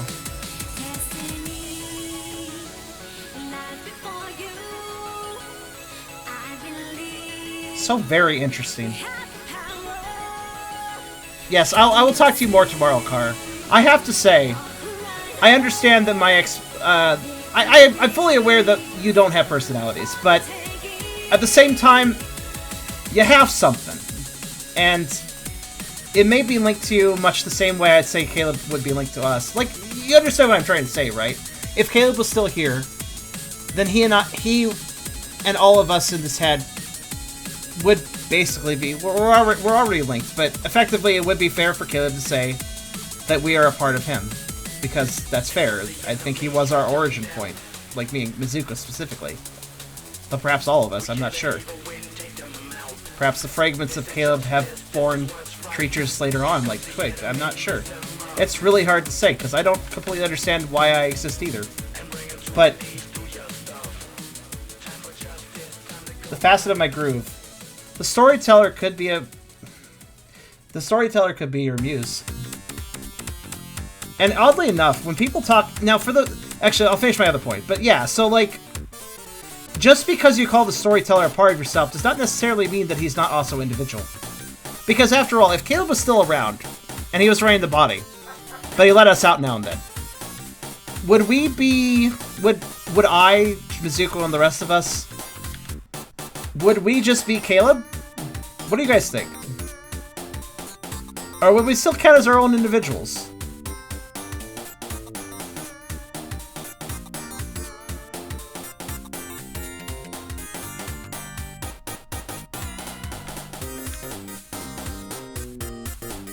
Looking deeper,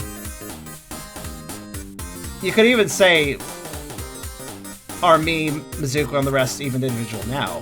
Which, if you asked me, if you asked any of us, really, I would say for sure we're an individual, and I think there's also proof of that with, like, Rest and Stream, and how he acted so much differently than I, and the other times that other personalities have expressed themselves outside of, you know, outside in public, here and there.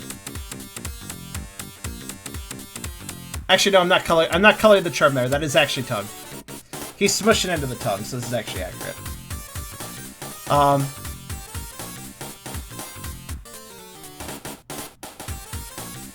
Actually, wait a minute. Maybe I'm not.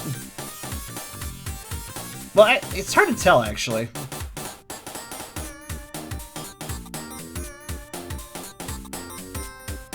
I was actually debating this earlier and gave up and decided I knew what I was doing, but I don't know. I don't know now. You know, you're making me wonder. It is possible this is Billy. But if that's the case, where's the tongue come in? Maybe here? Would this be preferable? I'm not sure.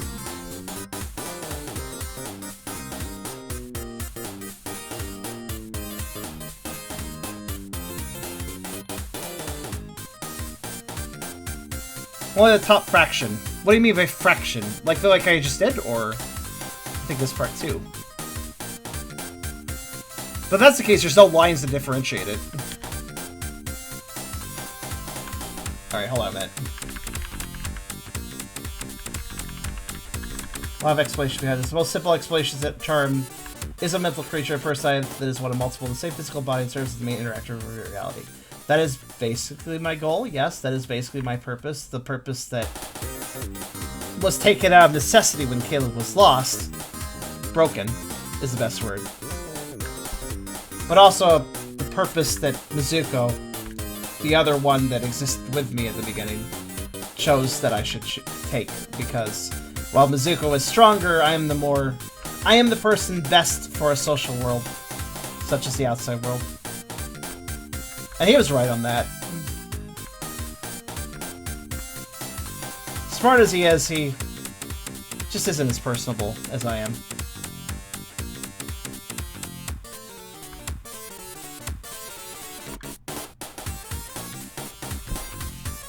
But, okay, really fast, though. The tongues annoy me, so here's what we're gonna do. We're gonna say that this line right here is indeed, like, a tongue line edge. And it goes to here, because it kind of matches up nicely to this line. See that? Look at that. Look how smooth that is. So we're gonna say that that is tongue, right? But I don't like it quite. So here's what we're gonna... Actually, wait, no. I do kind of like it. Well, Then again... The tongue has a middle point, so this could also be the tongue too. Even if I go by that logic. So maybe that is all tongue. God, it's so hard to tell with this picture. Isn't that Eragon's tongue? That's what I'm trying to figure out! But also, my mind is delving deep into mental concepts while I'm trying to figure this out. I can't do both. Hold on.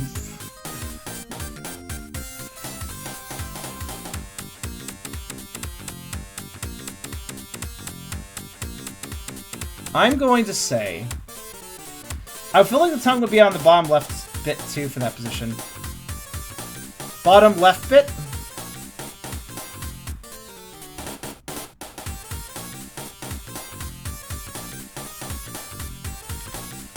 I don't mind that it's moving slowly. This is very fascinating. I don't mind. I would say it's very much worth it.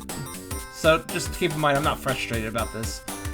I would, however, like to figure out this tongue real fast so I can continue coloring while I discuss things.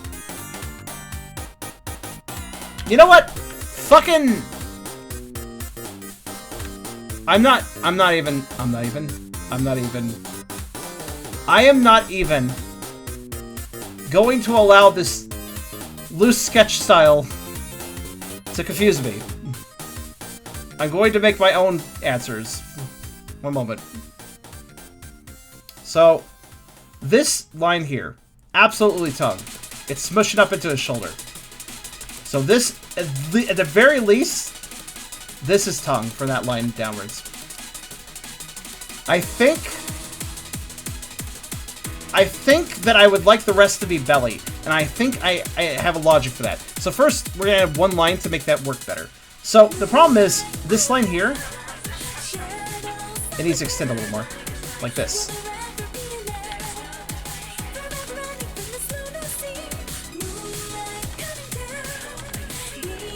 Just have a little more tongue sticking around the corner here. Like that. Right? Now imagine, this is what I'm imagining, right? I'm imagining tongue is down like this is the tongue, and Eragon is kind of doing a leap into it like this. He's like, here's this, you know, it's like, hop, I want the tongue, give me tongue.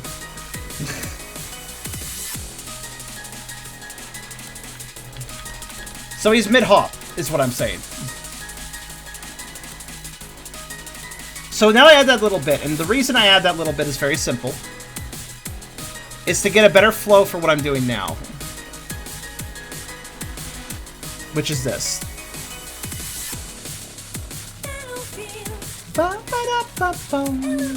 I love the back melody for this song. It's a little bit of Green Hill, I think. The part I'm singing. Alright, so.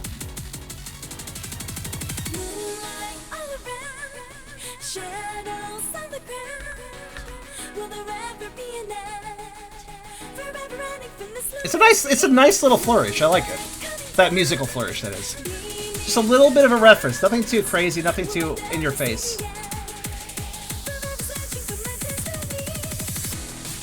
I'm gonna continue. I'm gonna return to the topic we were discussing. I'm just sorting out the art issue before I do so.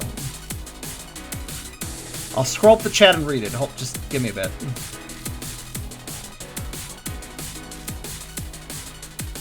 I would like your opinion about what I just did, though. So.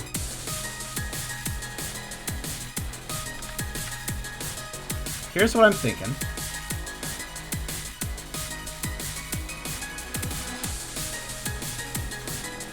Kind of like that.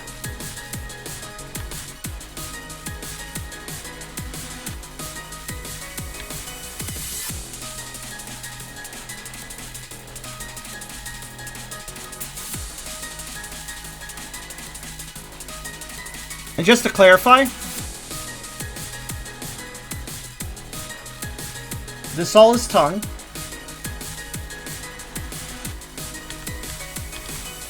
And this down here, that's just inner maw.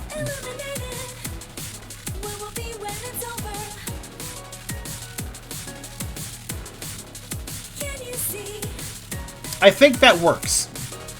I think I'm okay with that. Right. Now I can focus on the bug on my leg. Stop that, Fruit Fly. Gosh. Here's call off your friends.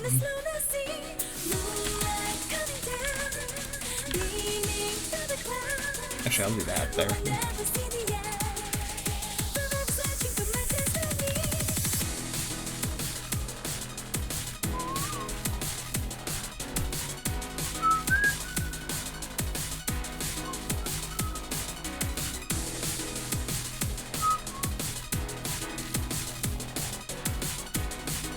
Okay. Right, the ducks are in a row, whatever that means. Now I can continue coloring tongues, I guess. I think that's what I was doing. Good. This is a very whimsically sketched picture, so it is kind of confusing sometimes. But we're good now. Right, now let's scroll back up and read things. Hold on a sec. We were talking about the possibility that I'm relatively similar to Charm, though the circumstances not the same. Yeah, the difference being that you're the originator, Car. Caleb, the originator, is no longer with us over here. We are put in a unique circumstance because I believe in most circumstances, those with multiple personalities or tulpas have the originator. And the originator is just going to be my term for the person who was born with a body. The physical being that exists with a body, that the body belongs to. The owner of the body, the person who exists properly in the physical world and doesn't have to exert themselves to enter it, like we do. So in that, I feel like the storyteller and possibly others within Car are indeed part of Car, but that doesn't mean necessarily that that ruins their individuality or makes them completely just Car. I don't see them as just Car anymore, at least not the storyteller. I have to figure out for the rest. But I'm sorry, as a mental being, Car, you're hitting too many resonation flags with me, or rather, the storyteller was. There's just too much here that you're not just a person, a single person, a simple individual. You can't be.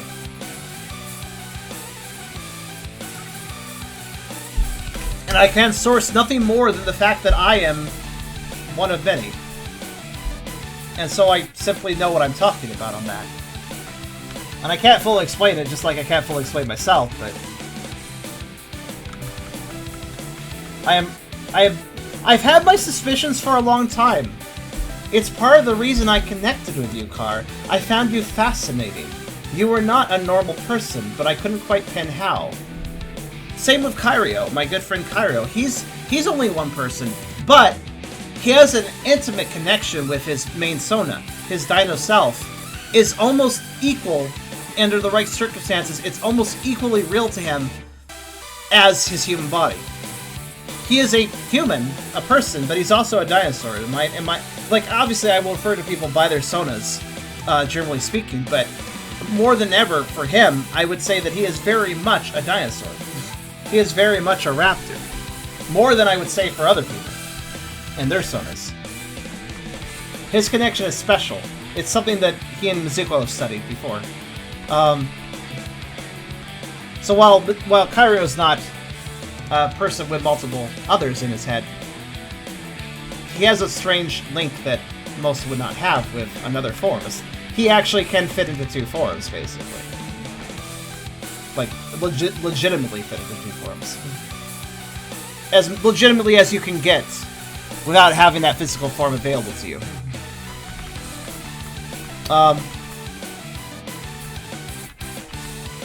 Also, I apologize if I missed stuff. I missed a lot here while I was trying to fix the picture. Let's see. The boundaries between avatars, personalities, and individuals is a very complex question of a ton of gray. I absolutely agree with you on that one, Ark. Like, it's really hard to define it absolutely. It has to be done individual by individual. How it works and the circumstances to play out. It cannot be determined as a group thing. It cannot be blanketed across everyone.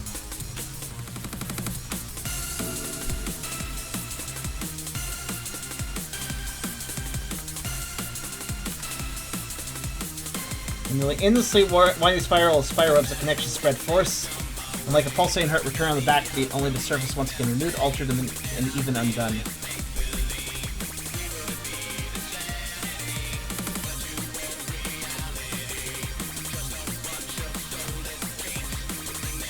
Nothing completely makes sense, and yet there's a lot said at the same time.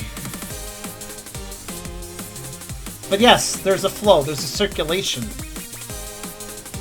There's a circulation to your spirit, Car, and the spirits of perhaps others in you. You're all connected to the same blood.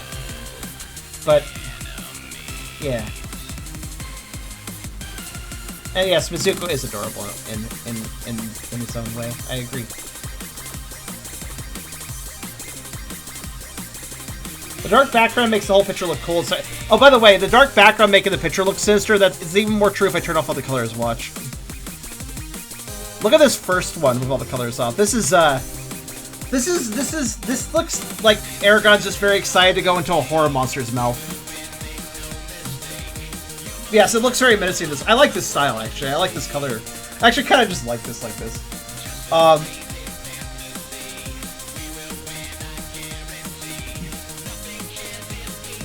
wonder if we'll ever have an art stream that doesn't have a conversation like this. Well, yeah, we've had some really chill art streams.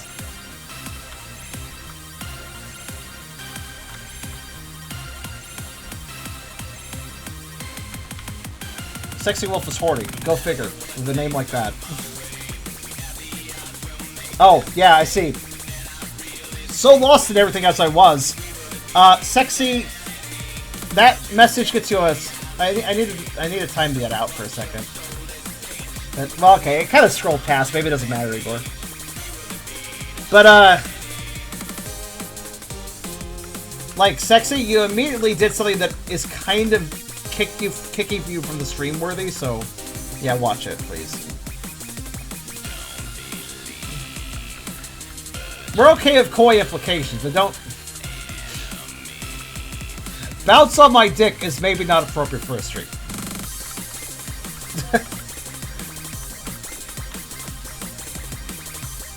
Also, that was very random, holy shit. And Crafty keeps... Is he still mentioning the Wendigo Tom? Look, I put it up there so he could get his fill and stop. My God, Crafty. He's gonna make a cult. Oop, now Charm needs to bleep out the YouTube video like I give a fucking shit.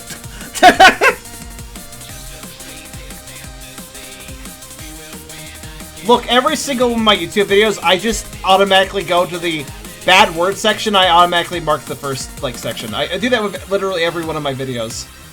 I don't even think about it. I'm not like, did I cuss in this one? Actually, I don't know. Probably. Let's just mark it, you know? Like, I don't even think about, like, did I cuss in this one? Did I say something a bit harsh? Probably. Let's just mark it. I don't know. Probably is my general response when I get to that box. Because I don't know. I also don't care. It would. I'm not super crass. Let's be honest. But at the same time, there's times where it's okay to bring it up. Like, there's a difference between making fun of something by mentioning a harsh word. And, like, mentioning that harsh word because I'm trying to be horny about it, which obviously I wouldn't do. There's a very large difference between the two. And yeah, I really don't like the whole YouTube, like, there's so many videos. I feel so thrown off when I watch YouTube these days, and, you know, there's some guy and it's like, blah, blah, blah, blah, bleep. It's like, well, okay. Honestly, that F-bomb you dropped wouldn't have caught my attention at all, except for the fact you bleeped it, which caught my attention. Like, ironically enough, it was more jarring because you bleeped it. But I get it, because YouTube and the... thing is, though, YouTube's, I guess they want to make it so that when they're filling out the copy form to say what's bad in your video and stuff, they want to be able to mark everything as perfect. I guess that's why they do it. But I'm just like, I don't care, just mark the first one. It still makes it safe for ads. It might limit them a little bit, but it's not like properly limited ads. It still makes them safe for ads if you drop a few words here and there. As long as those words aren't slurs, but while I'm exceptionally casual on some, you know, blunt words now and then, and some cuss words, as you all know, or should know at this point, I am 100% fucking against slurs, so don't you worry about that. Those definitely have no place. A cuss word has its uses, but not that. Fuck that. So yeah, cuss word has a use for instance, discussing slurs and going, fuck that, is a good way to summarize how I feel about slurs, you see? So, if I was bleeping that out, then my point about how much I hate slurs would not be as strong. And I think that's actually a loss. It's good to be strong about some things. Some stuff deserves a good expletive, you know?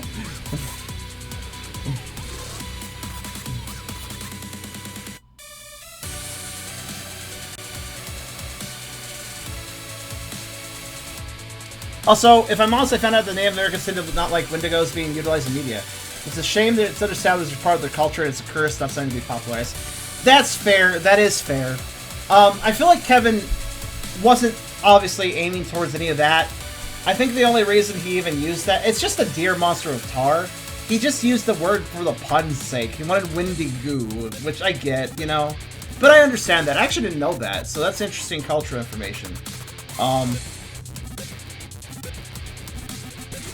I mean, you can make monster deers without it being a Wendigo.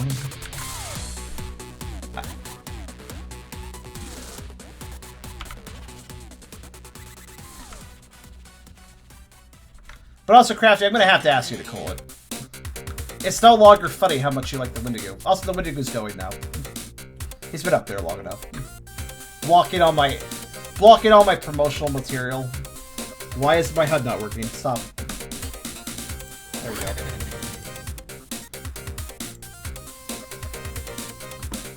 You know about computer specs, right?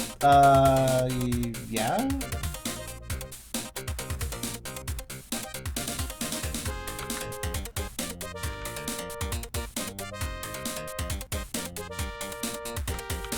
But yeah, I really don't like the whole, hey, we gotta censor our words on YouTube aspect. Like, no. There's basically no circumstance where a word should be censored.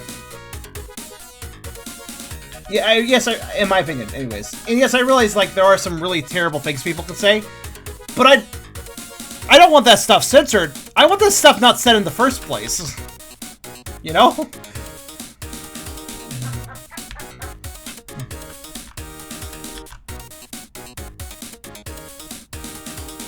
No, it's really something. I'm dumb. But it's okay. It's a kind of a that's alright kind of dumb.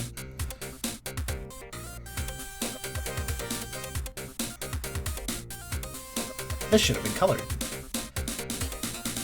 The drool is getting colored over for now. This will change later.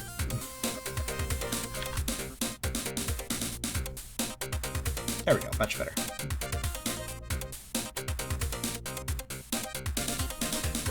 Censoring a word just gives them more power sometimes. It also seems stupidly like...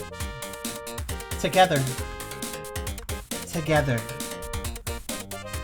Together.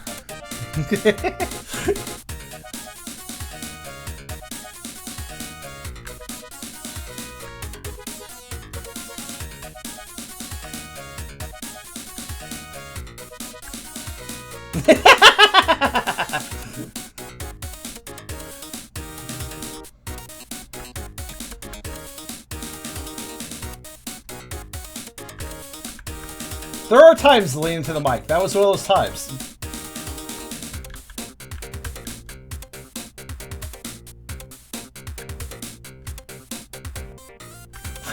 It's been a pleasure for 5 episodes. Could you bring back some more Nightmare Fuel like the Deerling? Man, it's been depressing and depressing and depressing. Really, what we need is some contrasted monsters. That'll cheer things up. Fucking...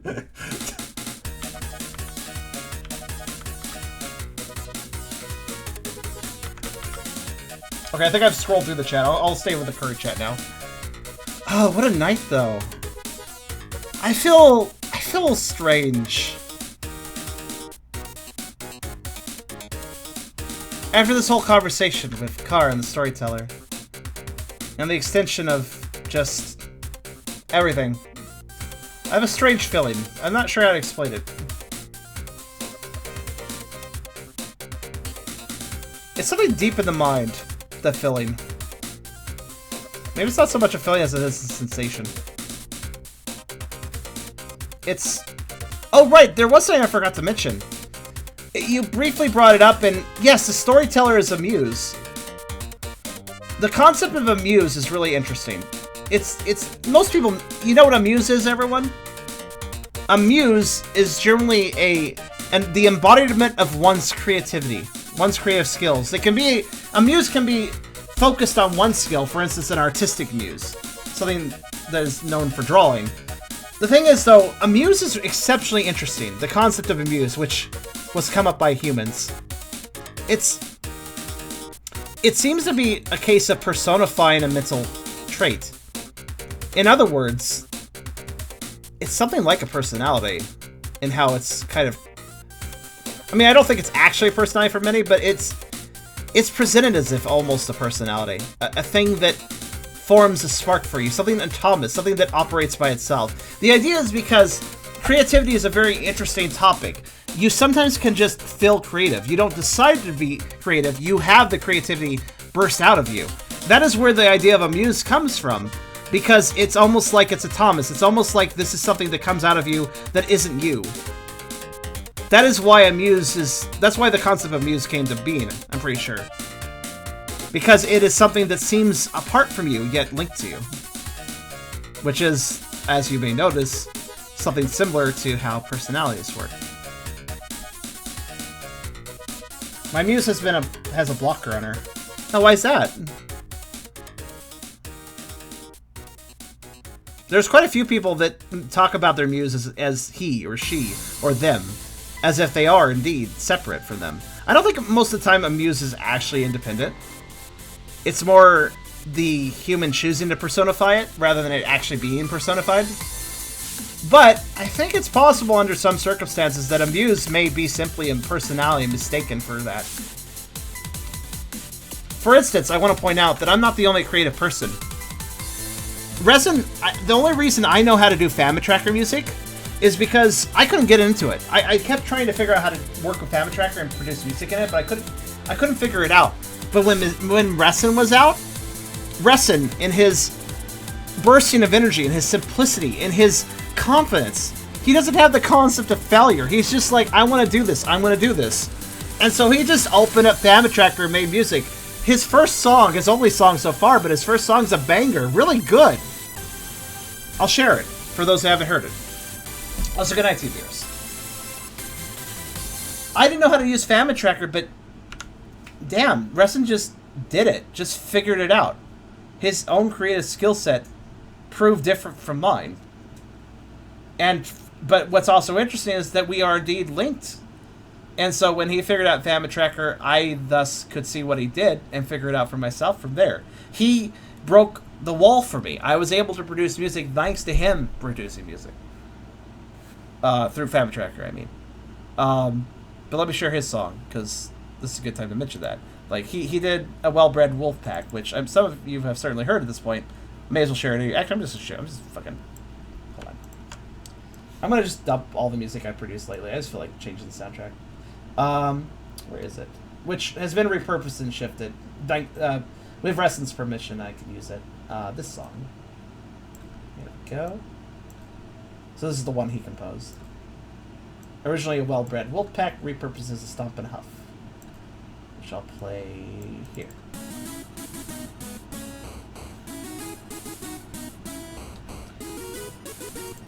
But he's not the only example. Fuse, the Umberchew. I don't talk about him much, but he's a good guy. Well, a good kid, honestly. He's kind of young, actually, but he's a good kid. He's the youngest personality, really. He was also more obviously manufactured than any of us. If any of us was built, it would probably be him. If the concept of a personality being constructed is the case, he would be the most constructed out of all of us. Though we possibly are all constructed in some way. That being said, that doesn't make Fuse any less of a person. Let me share some of his art.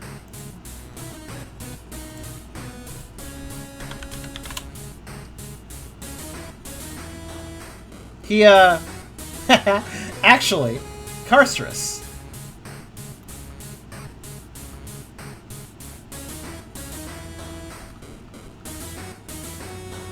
You worked with him, remember?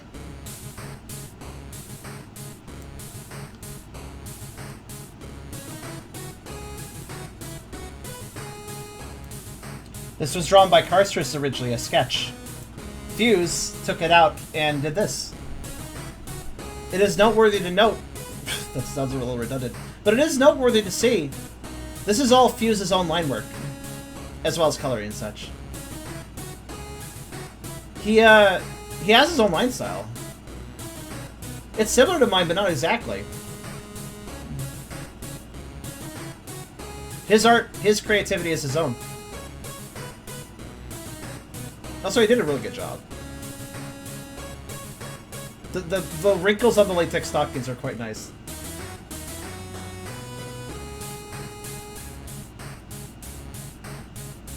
He before I recorded streams, well before that, he actually did do an art stream, on like Picardo or something.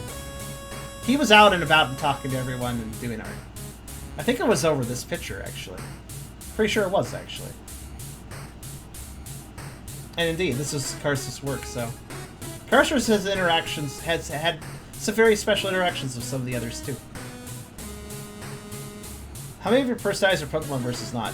Reston is a wolf.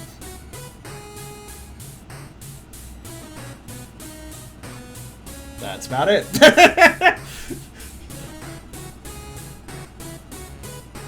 I believe most of us find our forms in Pokemon, thanks to the fact that Caleb was so immersed into Pokemon.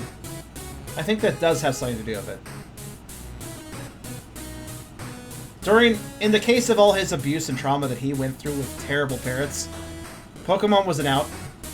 Pokemon was, for a while, one of the few outs he had. So...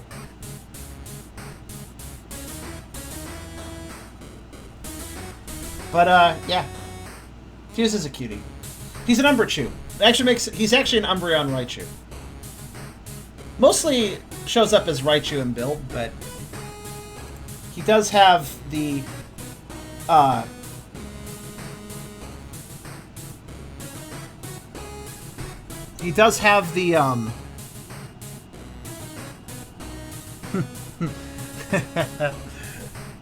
Sorry, I just noticed something.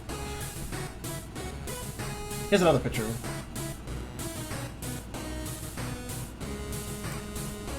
Well, I really think his markings are quite nice. Who was Caleb's Char? Yeah, Caleb was the original human. The one born of this body originally. The one abused by his parents and, well, eventually shattered. But not before me and Bazooka were at least formed enough to take over. Trying to understand Caleb. You're not asking who was Caleb as in... You're not asking... Who was he as in the backstory I've already addressed. You're asking, who was he as an individual?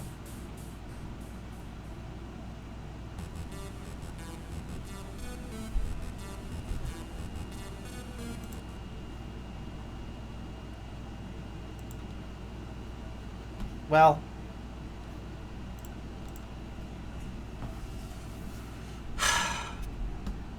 kind of a mess. Not a bad person, but I mean, he started life being bullied, and also just, I think he had some mental issues of his own, but quiet, awkward, weird kid, bullied for his weight, respond to that bullying by actually like attacking back, quite aggressive in response, had counseling when he was really young about that, kind of got a bit better of it.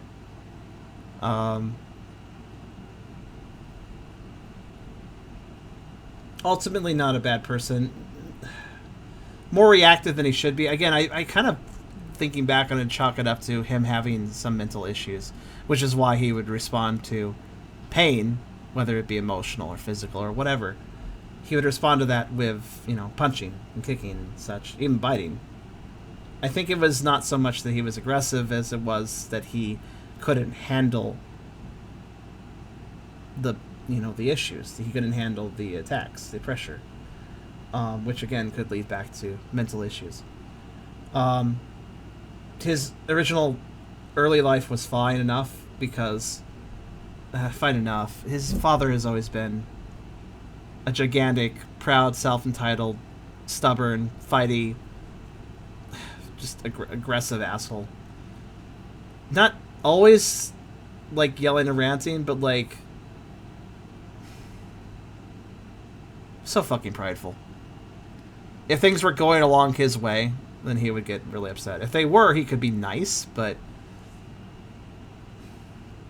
just immature dick, honestly, also, when you get down to it, though. Like,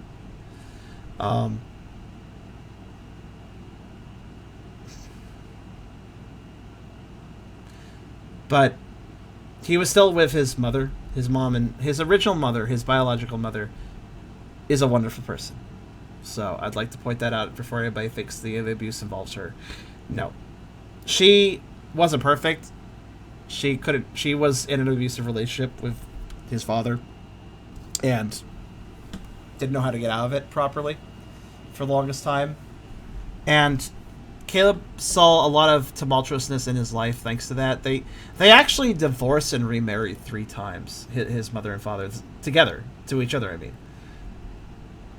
They kept breaking up and trying to make it work again, and breaking up, trying to make it work again. But because his father was just such a dick that had to be this fucking proud guy where everything goes his way and he's right and blah, blah, blah. And it's just, yeah. So he had he never had a very stable childhood. Like, he was moving around a lot, too, during that stuff. But even so, that was not the worst part of his life because he wasn't being really targeted. But even nowadays, when I struggle with neighbors making loud noises, it's all possibly just residual from the fact that Caleb listened almost daily to his parents, you know, his dad yelling and yelling and yelling. And I think that fucked him up. And I think that even could extend to me and why I have such noise sensitivities and why I need peace. Beyond my own abuse, beyond my own difficulties that I've experienced in my own life and my own time with this body, which also led to that. I would also say that there's a lot of inception with that there. Peace is something that has proven to be a rare and valuable thing for the life of this body. Very rare, unfortunately. As Caleb grew up, his parents separated again. Unfortunately, his mom did not take custody of him. His dad did. And that's about when it got bad, because this was the last breakup. This is the last time they broke up. Like, they weren't married up. They were permanently broken off at that point. They were not going to remarry. And his mother still regrets and speaks to me about it. Still regrets about how she didn't take him with him. That is, she didn't take custody of Caleb. And I guess to delicately explain this point, I do still talk to her. I do still interact with her. And I know, for those wondering, I'm sorry for anyone who thinks this is cowardice, but no, I don't have the heart to explain how I'm different from Caleb. I simply am Caleb to her, and that's fine enough, I feel. I feel like anything else would just be terribly mean to reveal.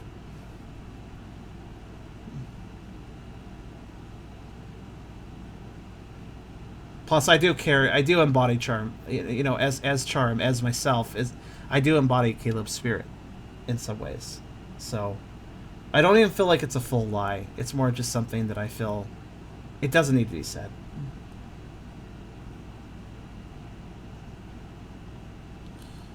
But living with his dad was fine for a while. His dad was always generally nice to him.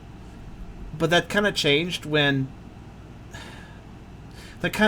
because his dad rushed back into another relationship. His dad, and I've learned at this point, I get what it is.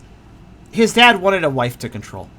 His dad wanted a woman to control in his life. That was ultimately his goal in marriage.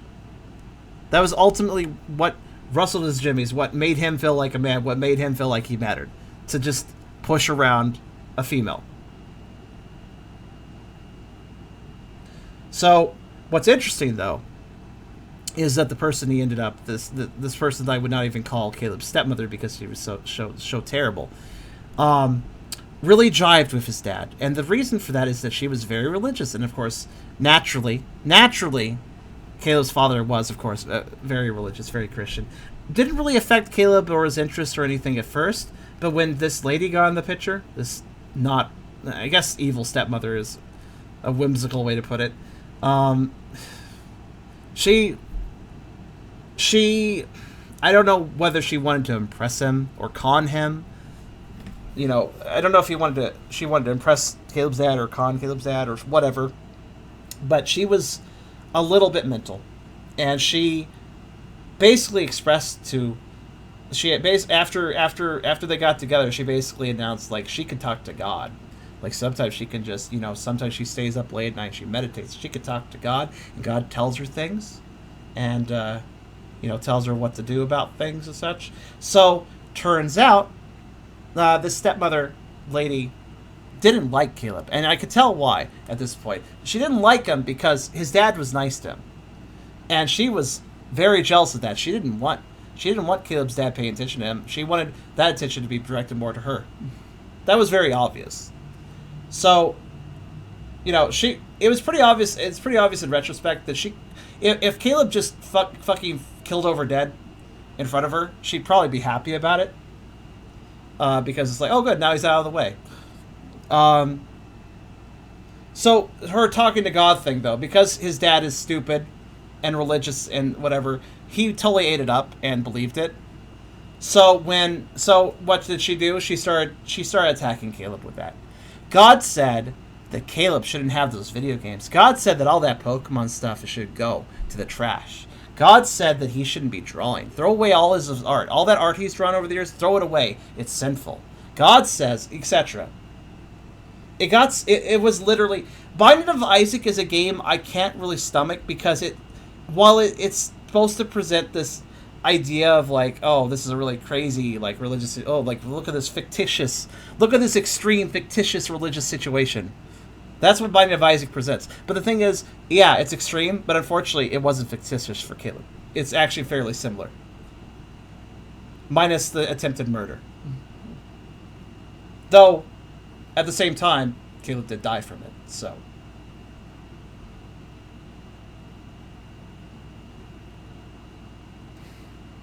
Emotional death is still death. Isaac does have multi-personality because of coping mechanisms, which is why I say very much so that me and the others may have just been a coping mechanism originally. But it was a coping mechanism that Caleb couldn't even fully grasp. He didn't recognize us as individuals before his passing, before the moment where he broke, which is very sad. If he could have seen that we were actually there, that we were autonomous, even if just still early in that we still were. If he could have seen that, maybe he would have held on. But he didn't.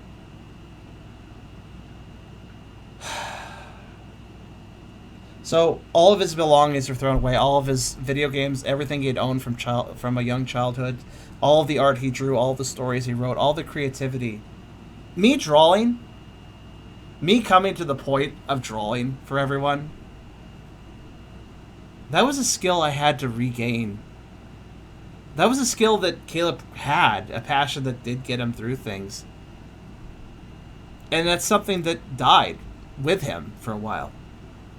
Because if you've been drawing and writing and coming up with all this cool stuff for years and years and years, and you have all these childhood memories, all these childhood drawings and such, and then it all gets burned up all at once. It killed, before he shattered, that shattered his desire for creativity. That deadened all of his creative flame.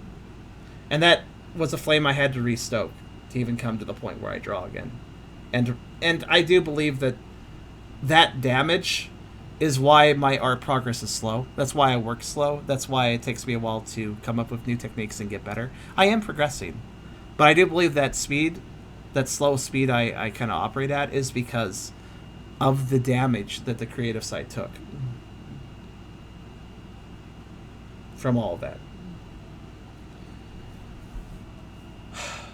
It became so bad. He got so deprived of things and told he was sinful. He was told he was a demon over and over again. But here's what he was left with, guys. He had clothes, and he had a bed, and he had like a little bit of furniture, like a bedstand for a clock, and he had school supplies. And that was it. He had nothing else. Nothing else. Literally. It was all burned or taken to the dump in one big load. Not even sold. Just dumped. He had rare Pokemon cards and stuff. At the very least, if they had been sold, I could still go like, well, at least some other lucky kid got that Hollow Charizard original. Somebody, somebody is happy to have that at least still. No, it was thrown to the dump.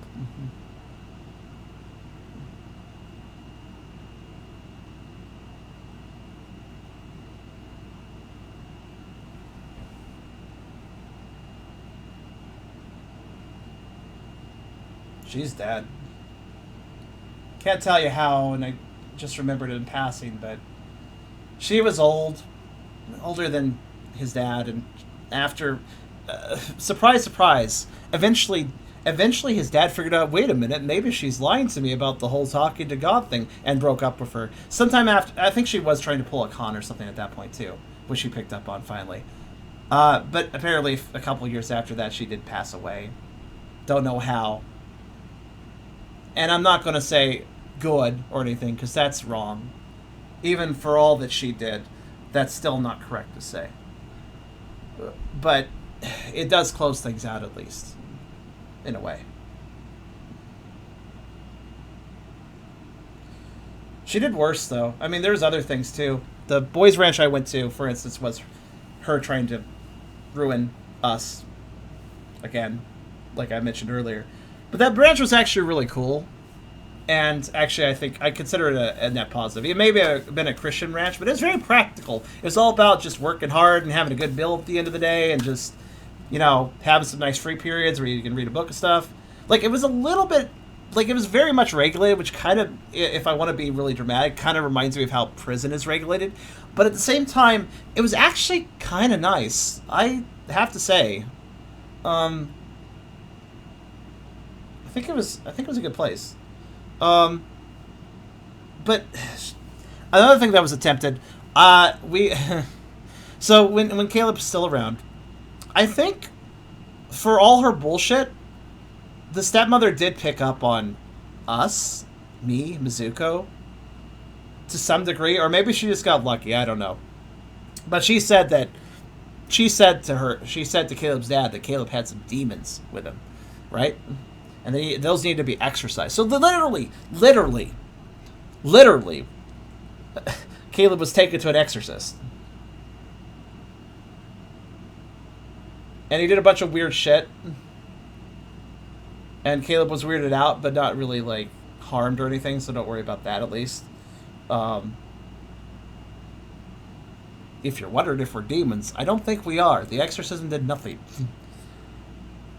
She was really trying to kill basically. Oh yeah, absolutely. She wanted us snuffed out. She knew. I can't tell if she was lucky, just like doing a lucky guess sort of thing, or if she actually did know about us. But if she did know about us, she wanted us dead too. So.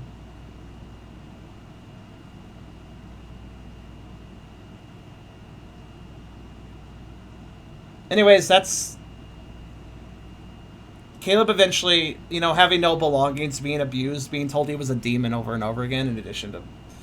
I don't know how that works, right? Caleb has a demon. Also, Caleb is a demon. Actually, it wasn't so much that she told his dad that Caleb was a demon.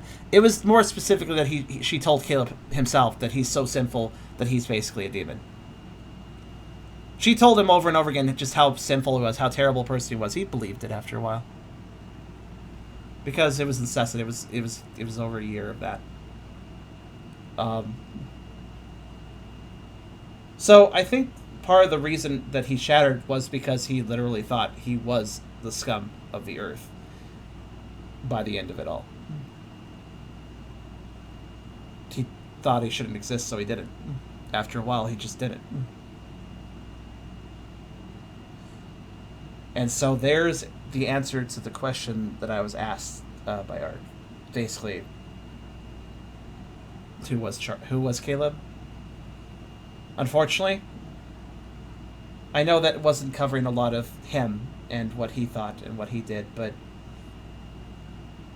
his abuse controlled him so much that he slowly lost identity over time. That's a sad thing. Who was he as a person? Originally a over-emotional child who didn't handle abuse and stress very well because he was constantly in a fighting environment with his two parents, and then eventually subjugated and abused and robbed of all his creativity and belongings. He had no identity by the end of it all. That's why he was gone.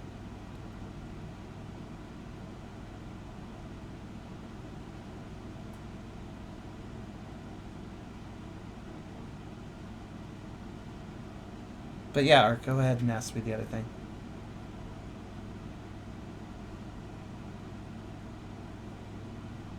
Perhaps this section of the video should be clipped, saved on the side. It's not something I'd like to discuss over and over again. And if others had that question, then perhaps I should just simply direct them to that.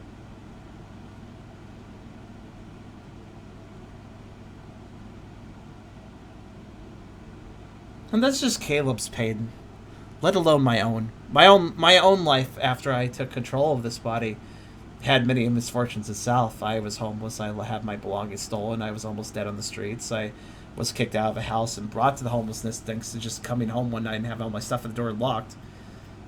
I was abused in my own way because I let somebody freeload off me while I tried to support an apartment by myself. Even though it was my paycheck barely managed it, and I barely could eat.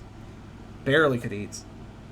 And then when I lost the apartment, I got punched in the face by the guy who was freeloading off of me because I let him down. So I had my own sets of abuse. Not as many instances of abuse before I realized how much I should stand up for myself, but yeah. Regardless of what I've gone through, though, I still think that Caleb went through worse. I mean, at least I've managed to recover.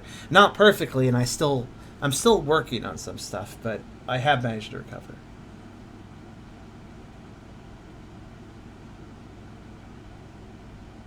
This is why, ultimately, if anybody ever wonders, like, why is Charm so stressed? Why does Charm have trouble doing this or that, or like socializing, or why does he get bothered by this or that? Well, it's probably because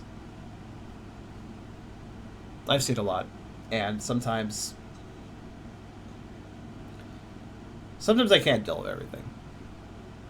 Sometimes I can't deal with stuff like a normal, well-adjusted, perfectly human person, born in the same body that they're in now, having had a childhood that they've managed to maintain. Listen, even if you've had ups and downs in your childhood, I really hope that most people never understand what Caleb and I experienced.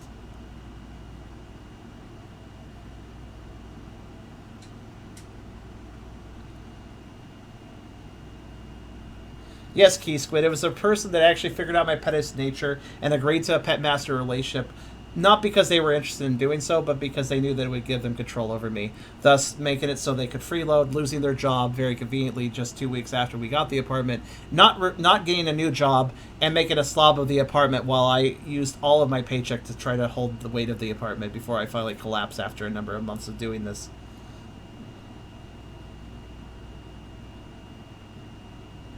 I allowed myself to be manipulated to some. I mean, yeah, that person was an asshole, but I did allow myself to be manipulated. I was very dumb back then.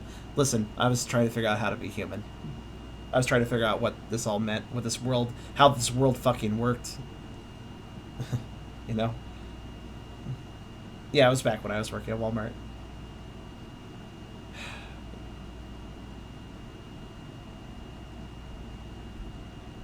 I won't get into all my own ups and downs, though, over the years. But suffice to say, I haven't had stability for a very long time. But now I actually have it up here in Canada, and that's good.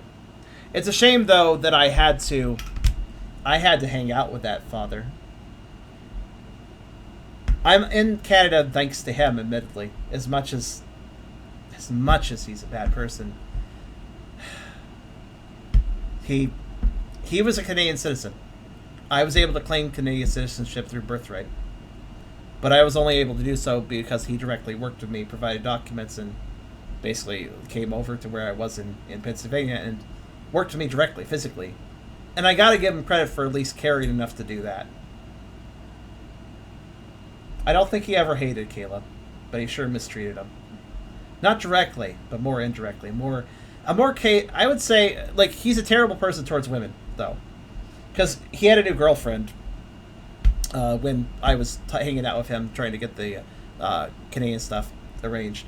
I was hanging out with him, and he had a new girlfriend. And she's a wonderful, wonderful person from the Caribbean, I think. She didn't have, like, perfect English, but she was a very sweet person. And despite that, I observed things. I observed him and her interactions with him. And I observed how much he put her down. Little things like, haha, I know you can't really understand that well because of where you're from, haha. You know, stuff like that. And I recall, I don't remember what was said, but he just constantly was putting her down. Literally because of race, literally because she's a woman, stuff like that. It was disgusting. I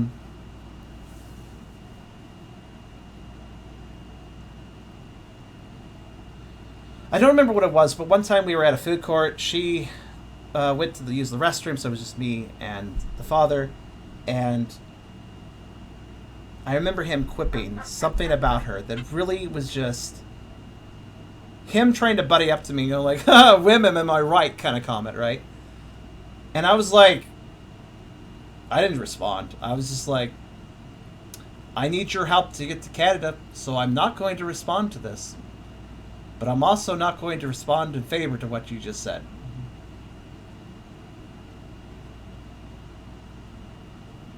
Good night to you, Pop. What was this? Charm, just remember, fuck the past, we're here now. You have other personalities, you have Eragon, the present is called the present for the reason.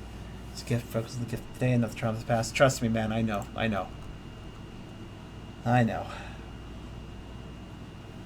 Well, I'm going to clip this section, make it its own little video, maybe do an unlisted upload to YouTube or something, and just provide it as a link when people ask this stuff in the future.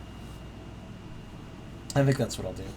Sorry for the big delay for the YouTube video on this whole subject. I'm sorry that things got so serious. I've told bits and pieces of the story before in streams, but not the whole thing. I've gone over my own trials, which, bad as they are, even to the point of where I could have died in New York City. Bad as they are, I still feel like Caleb's is worse. Not even death is quite as bad as what he went through.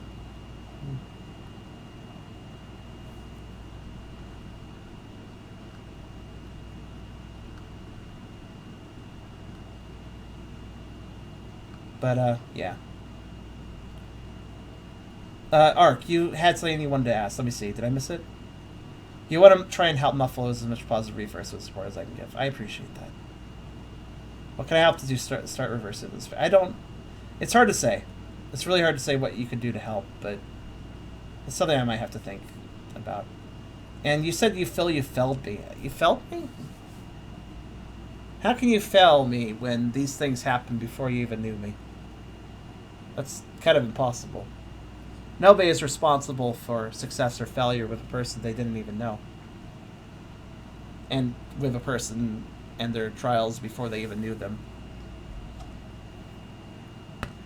As much as it would be nice to manipulate time and go back and fix things with somebody you recently met and learned that had a terrible past, that's just not in the cards. I wish I was there.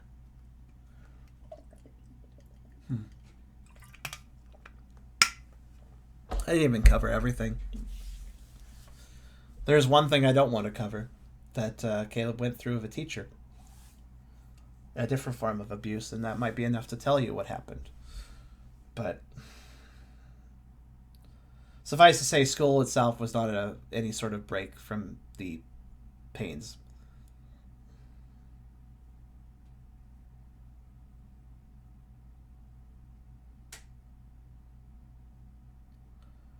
But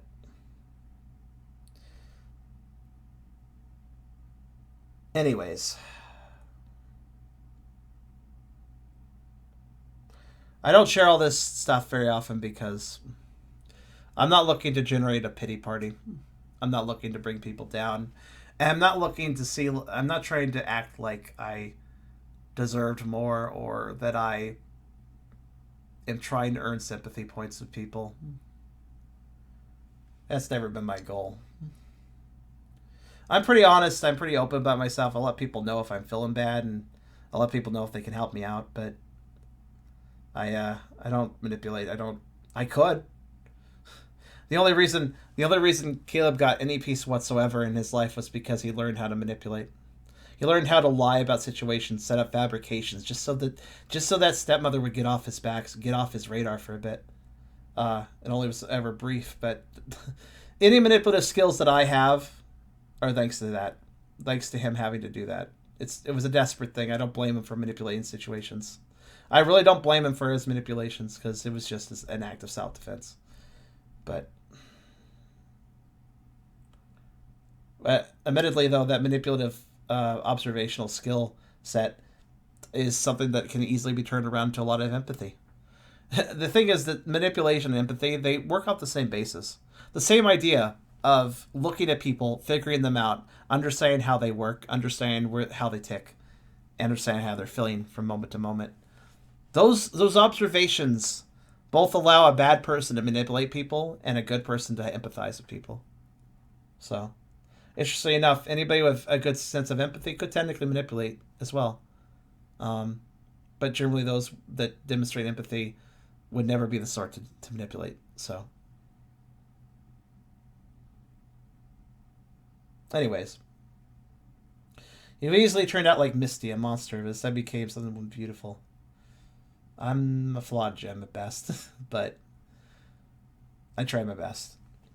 I don't think I'm perfect. I think I have a lot of problems still, but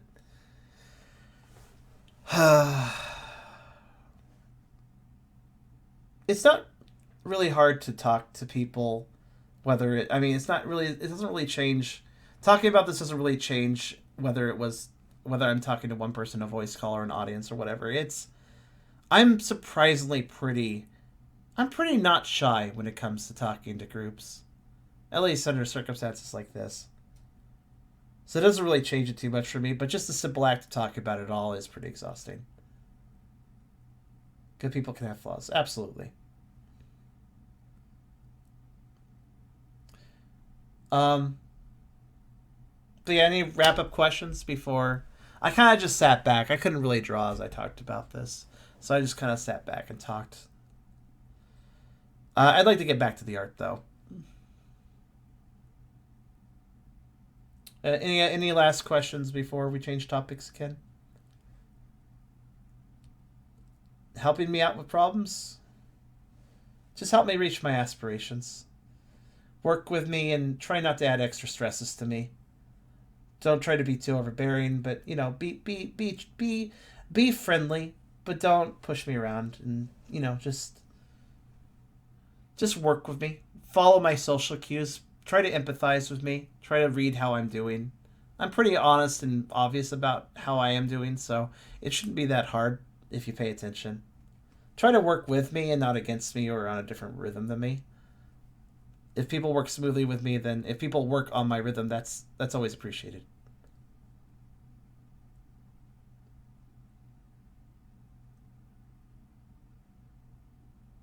You specifically, Poizaz, can get out of your rut. Stop hiding from your emotions and learn how to deal with them. Sorry, I know that's a little bit harsh. But you can do nothing for me as long as you remain in stasis. I say that bluntly because I know for a fact that if I do, that's more likely to help you. It was a route you chose. You wanted to get away from problematic emotions, so you did. But in the process, you became so neutral that you can't make progress. You can't find good emotions. You need to return to the negative to find the positive. You need to overcome the negative to appreciate the positive.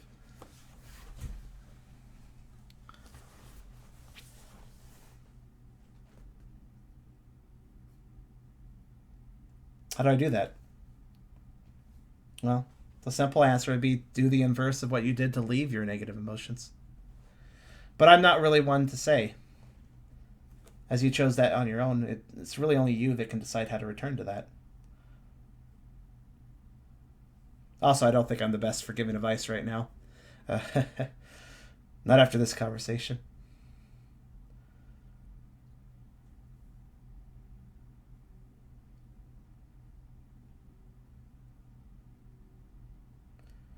A reflection of the self. Sometimes a mirror helps us to see more than a balcony atop a castle.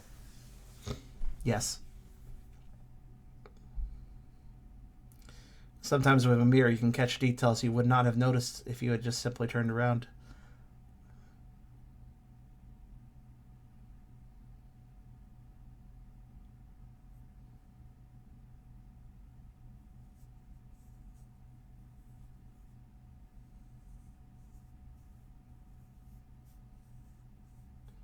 Do I need a moment?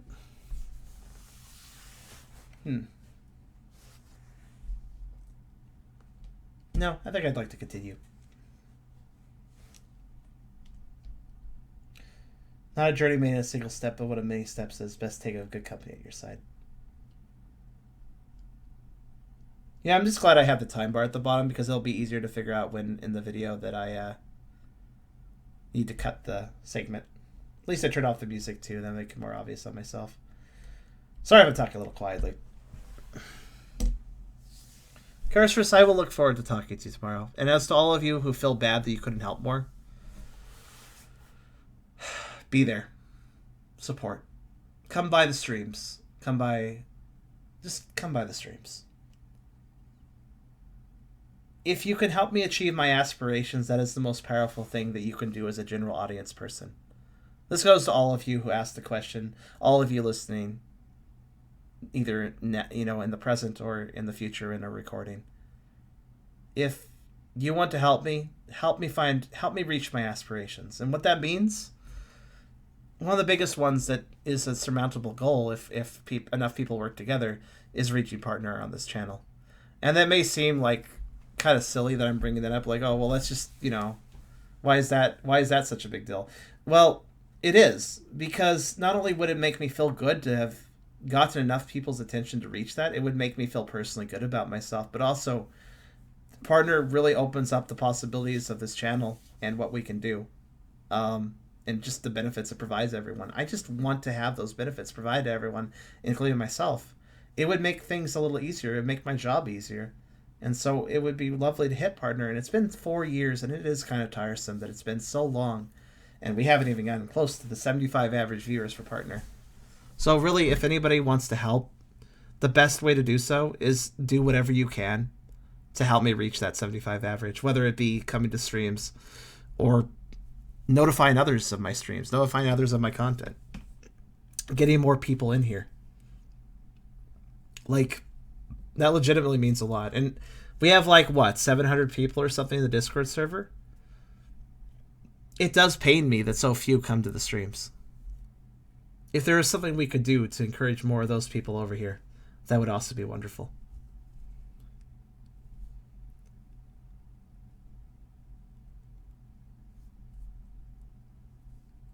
So it may be it may sound like a simple YouTuber plug, like, hey, check out my Twitch, but no, Twitch is my main platform. YouTube is secondary, especially as YouTube has gone from giving me $500 in both November and December, and then suddenly dropping that to less than half of that number for January, and then like $30 less yet for February. It's very much evident that YouTube can never be my full focus because the money is so unpredictable. Meanwhile, though, Twitch, and thanks to all your support, as well as just Twitch being a decent platform, not perfect, but certainly decent, Twitch is definitely where I main. This is where I main. Like, YouTube, I'm totally happy to support YouTube, but Twitch is where I can make this career work the best. And so I would like to reach partner here because that makes a big difference. Twitch does have issues counting videos accurately. That's true. Which means you have to go well over 75 average viewers. You have to go well over 75 to make sure you hit that 75 average. 100 would be safe, I think. If that was consistently 100 for the whole stream. We'll get you that, partner. Thank you. You all can make a difference in that.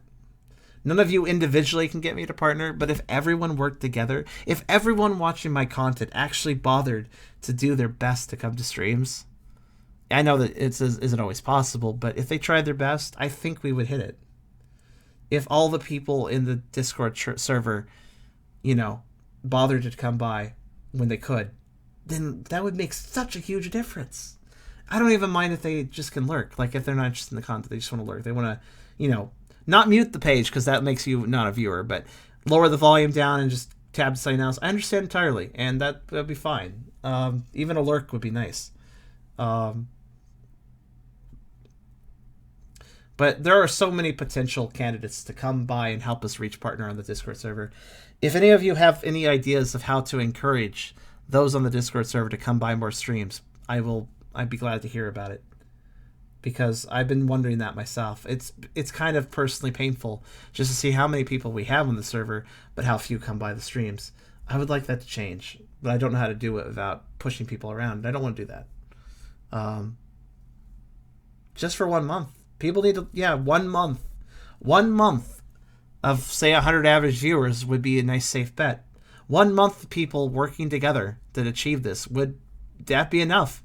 Once partner is hit, you don't lose it. So even if the viewership dropped right back down after the first month, that would still get me partner and would keep me partner. That's the thing that's so frustrating about it. It's like, I just need 1 month of everybody actually caring to come by enough that we reach that number, It's tricky. And a lot of you guys have been dedicated viewers, so I feel like I am kind of preaching to the choir here out of the stream audience. But as far as YouTube, as far as anyone else who comes by this video later, maybe others in the Discord, hopefully, let's try to get some more people in here. And again, it does benefit you all. If you just want to be selfish about it, me reaching partner will improve my content. We don't have to worry about encoding. Streams can run more smoothly. We'll have less drops, actually, as well. If Twitch does have issues, I'm less likely to have drops if I'm a partner. I'm less likely to have frame issues, etc., if I'm a partner. So it would improve the content. And also, I can get you guys new badges, new emotes, new stuff. There's just so much that, even if you want to be completely 100% selfish about it, there's still plenty of motivation to come by my streams and help me get partner. Even if you just watch on YouTube, the content will still improve because, again, frame drops will be reduced, delays will be less likely, etc. So that would also improve the recorded content as well. So I guess that's all I have to say, though. I think that's enough for the serious conversation and, well, me answering how you can help, basically. If we can focus on this aspiration and achieve it, I will feel quite good about myself. So,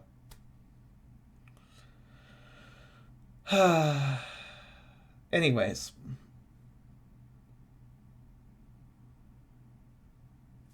I'm going to get back to the art now.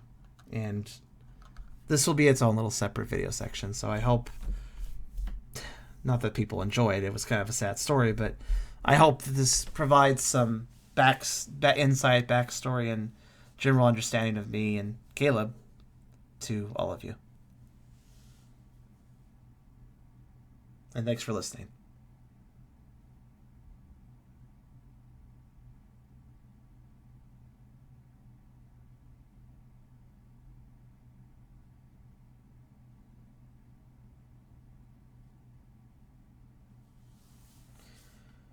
All right.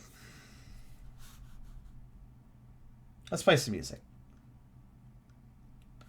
Switch gears.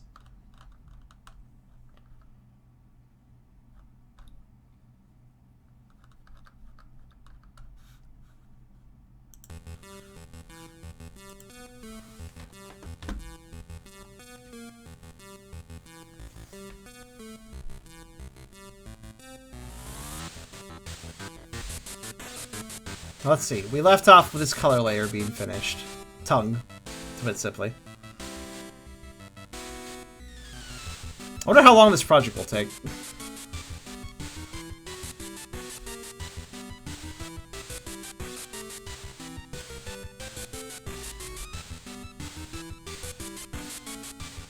Alright, so that's, alright, cool. Also, Epic did a really good job on this song, by the way. Epic, you want to make me happy? Make more music. You're starting to really develop somewhere. You started out having a little trouble, but I'm liking where you're going with this. If you'd like, I could even... Actually, you know what? Maybe I should just get in a group conversation with you and go on and discuss, like... I don't know, I could set bounties for you. Like, hey... I want a song for this area, and I have all the areas lined up, man. I know where we need music still. So I could like be like, all right, guys, I want you guys to figure this out, and then you could have a project.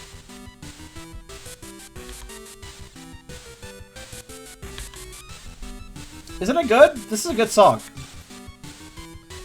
It definitely works for the. I wonder what your original motivation on this song was. What did you think when you were composing it? Like, you're like, yeah, this is great for this. Like, what did you think? What were you imagining with it? Because I know this wasn't technically targeted, though it works perfectly for amoebophobia, which is basically the amoeba pit. Which is an area in the game. It's like Gemini, it's like Gemini Man's stage, kind of. It has a weird vibe like that place. Except for, like, creepier. I placed notes and it sounded goo. Well, it is a goo game. Shifted is a goo game, so that's fair enough. And Ark, you're welcome.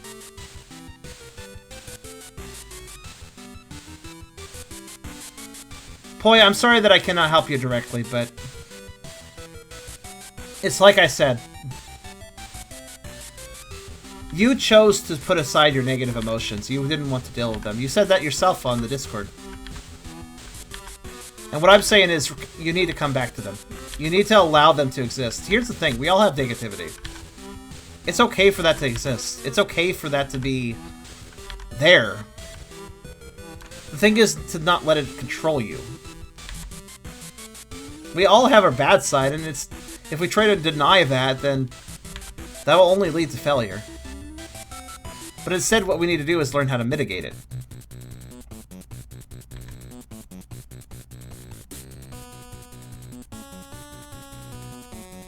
I had fun with this one. Break the ice.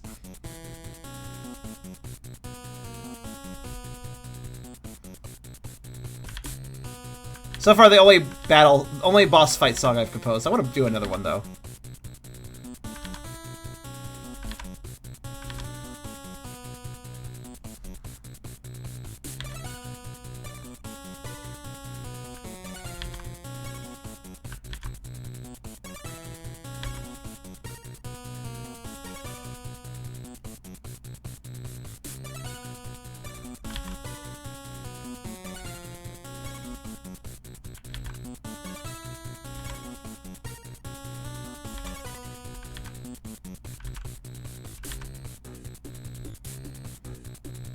Also, is the music loud enough, actually? It seems kind of quiet, but...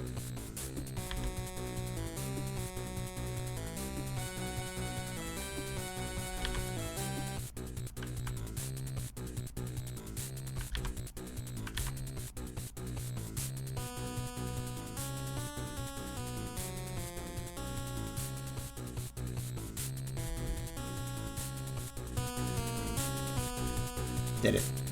That's a little more than a tick, but...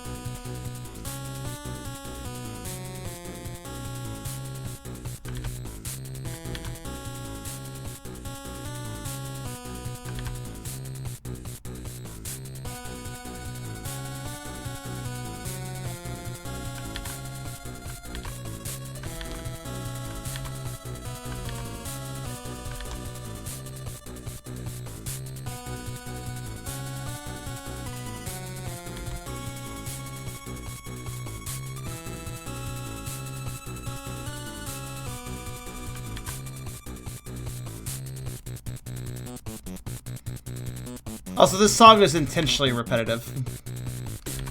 It's a mechanical enemy fight, boss fight.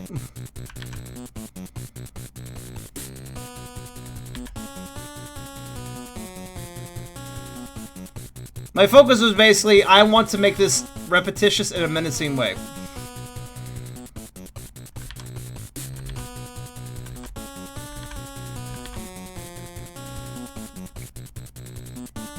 I wonder if I achieved that.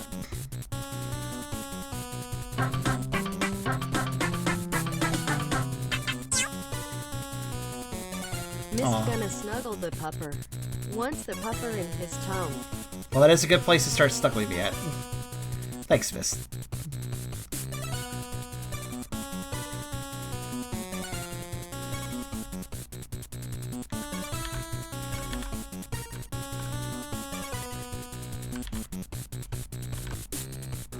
I guess that's fine for the teeth.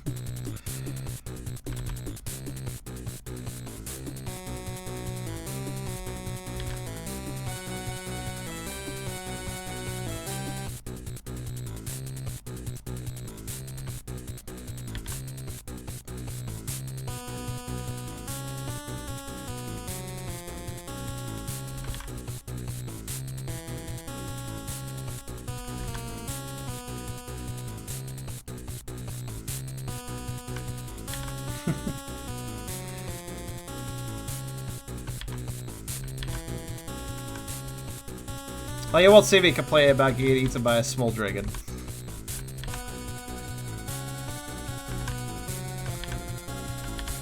Kinda too adorable.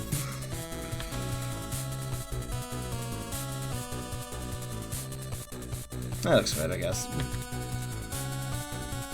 Alright, that's the throat entrance, so... Okay.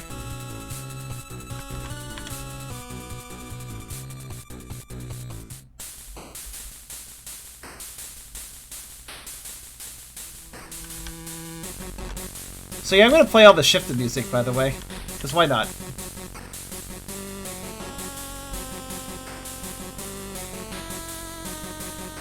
Actually, I lied. I also wrote this boss theme. Forgot about that.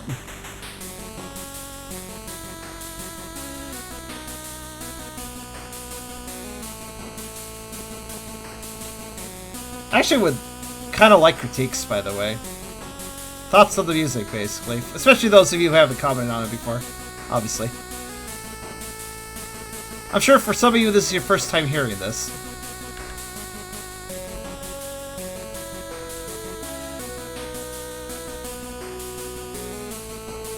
This one's basically meant for a more chess-like boss battle, basically. Most of the boss battles will be, well, real-time. As in action battles, essentially. But I'm thinking this one will actually be kind of, black latex zone based, where the enemy moves when you move situation.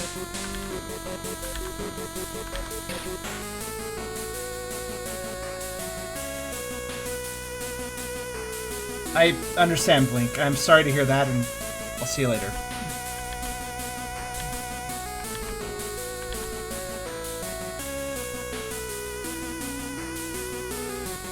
Yeah, you ain't much to say of musics.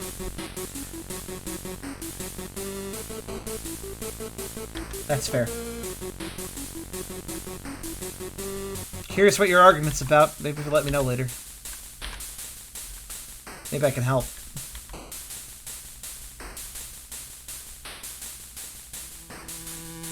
Alright, this wall is coming together. We're constructing the different fleshy bits into different parts. And the reason I'm doing that is going to become really obvious later. Actually, now that I think about it, this one probably should be darker. Like by default.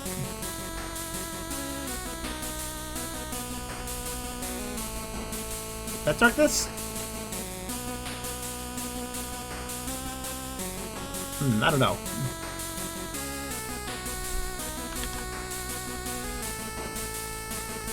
Let me use a saturation thing.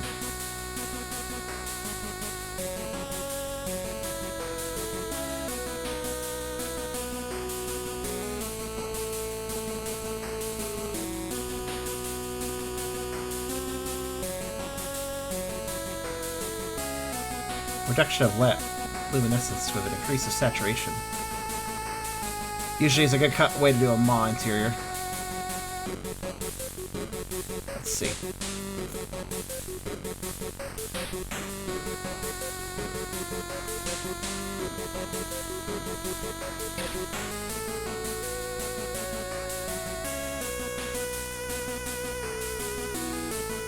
I understand. I don't know who you are, but I could tell that you spoke a third person. I simply used Blink because I had a better choice. See you later.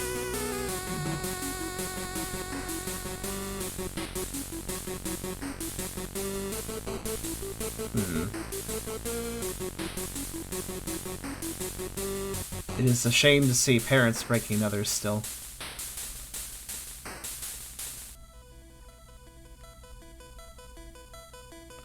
Guan did an amazing job here. This is actually a very old piano song that I wrote. I'm very proud of this piano. I've written 2 piano songs. I'm proud of them both. I think they're quite good. I would love to see them played on an actual piano. Or hear them played, rather. Guan took this old song of mine and surprised me by making a rendition for Shifted.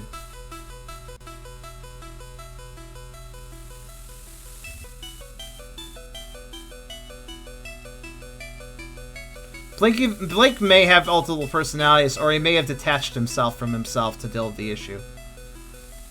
Which is what I would say having a zeroth personality. Essentially, a different form of defense mechanism some people have. When the safer thing is to rid yourself of your personality for a little while.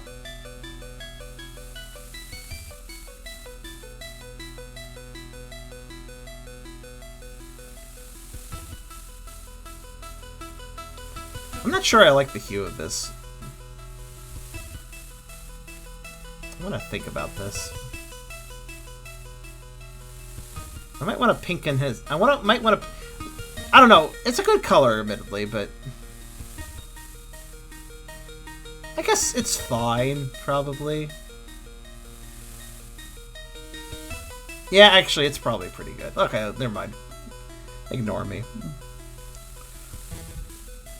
I'm used to having slightly pinker flesh tones, but actually this is a pretty good tone for him. Actually, speaking of flesh tones, I missed one.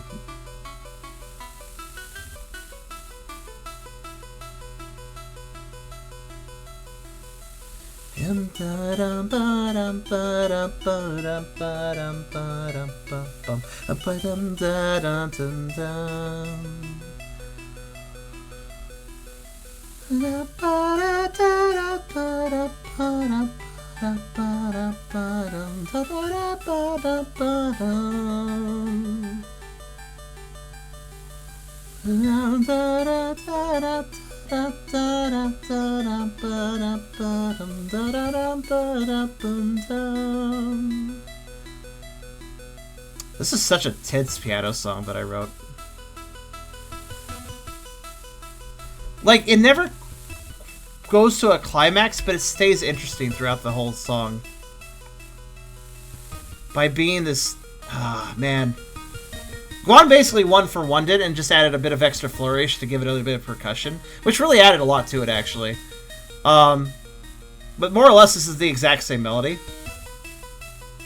It really is a... It's a strangely powerful piano piece I wrote. I have Dunkaroos. Car, I'm just gonna say this. I'm kind of glad you were here for the earlier section. I don't know. That's something I've wanted to share with you, actually. All of that.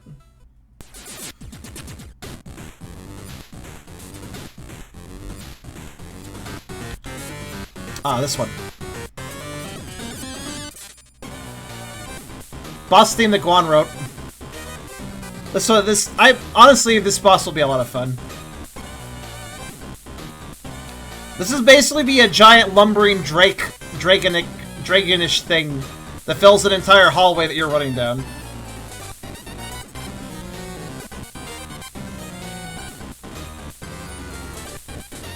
Did I color his tooth? I did color his tooth, okay.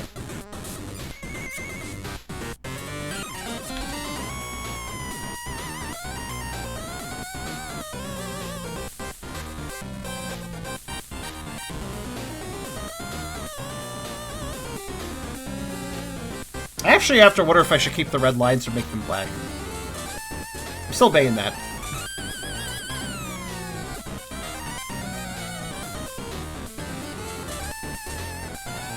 That's true, Car. I know you know some of it, but... I know for a fact that some of what I talked about tonight I had not ever talked about before. Let me just say that much, I guess. Mostly because nobody has bothered to ask the question that Ark did. Who was Caleb was asked, and that led to new information.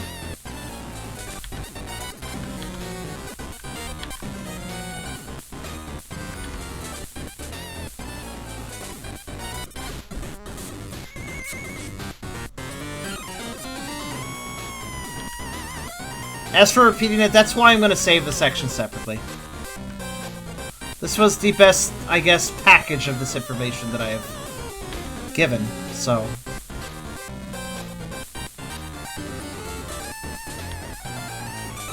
Like I said, unlisted video, I'll probably provide a... You know what I'll probably do? I'll drop it in serious topics and pin it. That seems fair. Pin it so that anybody can look it up later if they want to.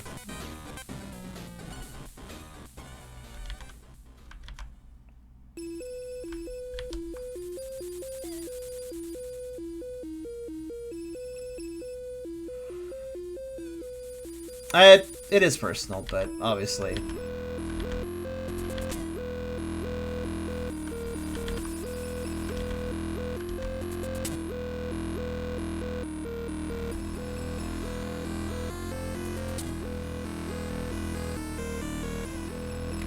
I appreciate that.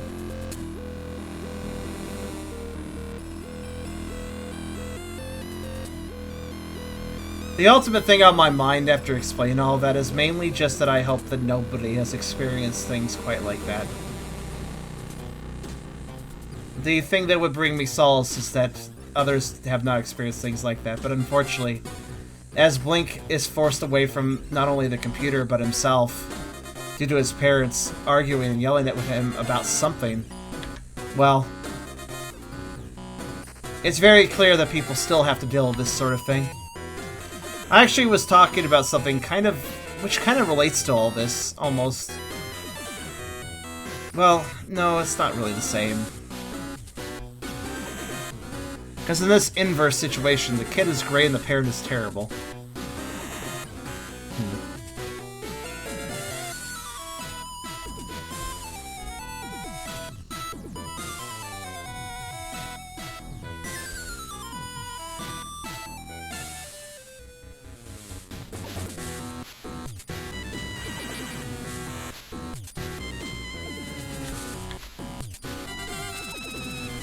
That's why Kappa bothers me so much, though. For those unaware at this point, Kappa is basically a thing YouTubers have to fill out before posting every video, which basically goes, "Hey, did you are your videos safe for kids?" Blah blah blah blah, and it's basically there to coddle the little less than 13-year-olds that are viewing YouTube videos improperly. They shouldn't even be watching them, but because they are. Well, we have to deal with the fallout of that. And it's just another example of... It's weird, because it's like... It's because parents can't watch their kids right. It's because parents can't parent right that Kappa exists, to put it quite bluntly. But beyond that... It's just another form of abuse. When somebody can't take care of their, 6-year-old kid or whatever, so they plunk them down from the internet, which is not a safe environment for a young child. Even when they're not supposed to, even when YouTube's terms of service say, oh, you can't be on YouTube proper outside YouTube Kids, unless you're 13 plus, but parents don't give a shit because they want the entertainment device to keep their kid busy as they go have a fucking cigarette or whatever they're doing. It's just another form of abuse. You know? Ultimately, that's really all it is. And it sucks.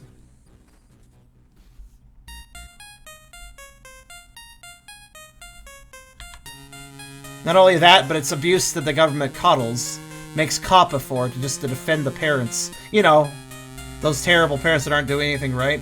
Yeah. But, Good night to you, Ark. That's why I really have the problem I have with COPPA. Because essentially I see it as enabling parental abusers. Strong statement, I know. But when you get down to it, neglect is a form of abuse, and that is exactly what those parents are doing.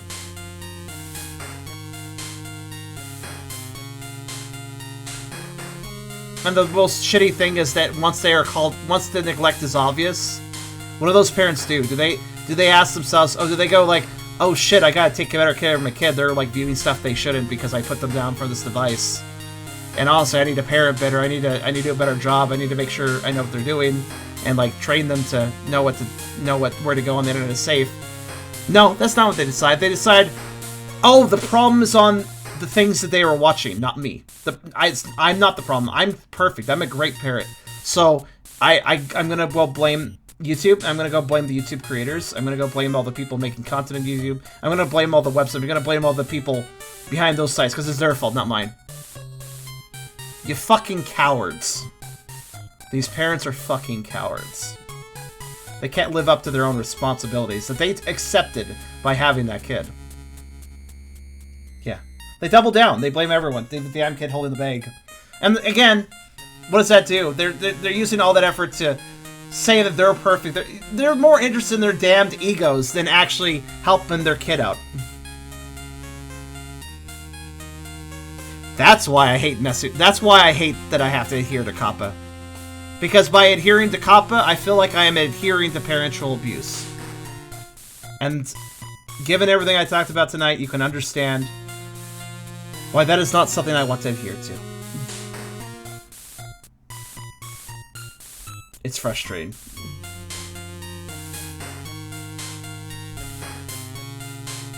Content creators are not babysitters. No, we are not. I mean, I'm happy to accommodate my 13+ audience, you know? But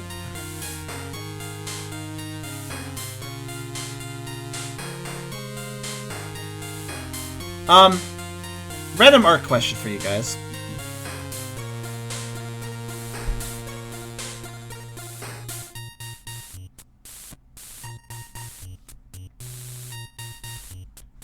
Is this more of Eragon's arm? I'm not really sure what this is. This little section over here. Right there, that little section. What is this little section? I'm not really sure. It's like all divided apart by itself, but I'm not really sure why. That's mouth.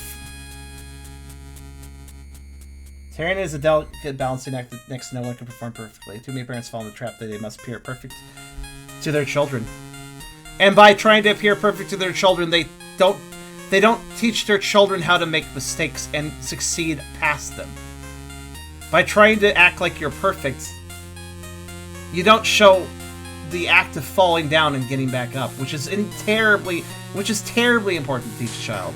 You gotta teach a child that you're gonna make mistakes, you're gonna fuck up, you're gonna make bad decisions. And you need to pick yourself up when that happens. Also, that indicates spot is worth tongue. Okay. I do wonder why it's lined like that. Also, by the way, I'm pretty proud of this one. This song is not Cryogenic Slabs, the first area of the game. Juan did little touch-ups, but it's mostly my song.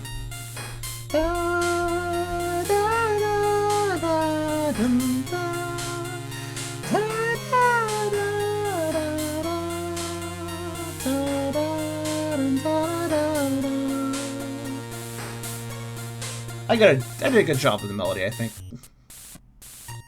Also did like good rhythm changes here and there. Kind of goes up and down in a fun way. Also, I think I was Metroid inspired with some of the music I wrote. I don't know. Does this make you think Metroid? What does this song make you think of? I'm pretty happy with the melody of this one, though. One of the stronger melodies I've composed. I think being inspired by Metroid is not a bad thing. Like Eragon's arms curved there, which be under the end of the tongue, so it's under the tongue part. Yeah, but the part that confuses me about the lines here is like...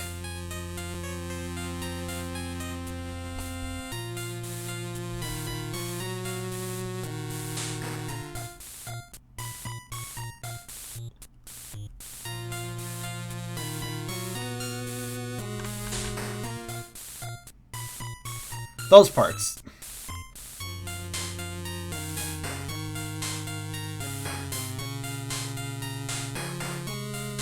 Oh, it's like Brinstar. Ah, okay.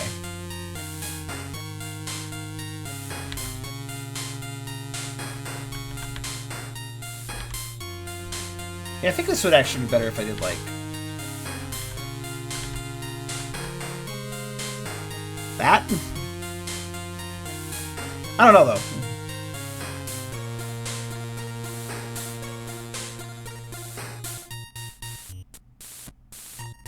Upper line was the edge of the tongue, the lower line was the ridge of the mouth. Oh.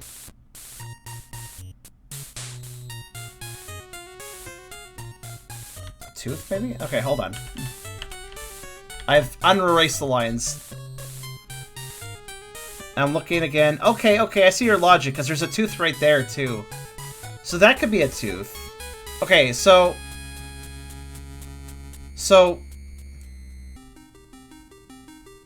hold on.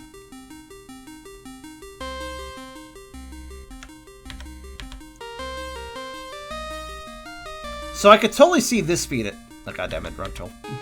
I could totally see this being a tooth. This part here. So that explains that.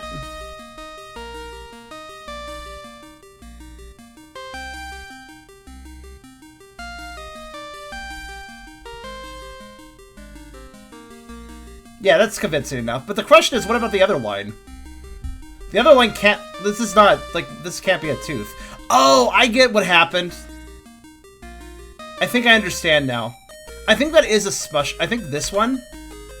I think this one is a smush line because of the hand.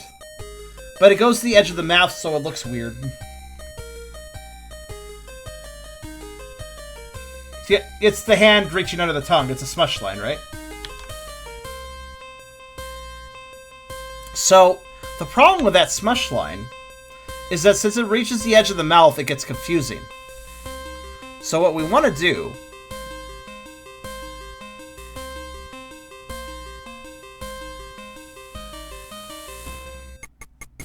delicately clean it up. There we go. Here's what we're going to do. First, we're going to shave it down a little bit. That's good enough. This is a song originally written by Marcus and then translated into Family Tracker by Guan.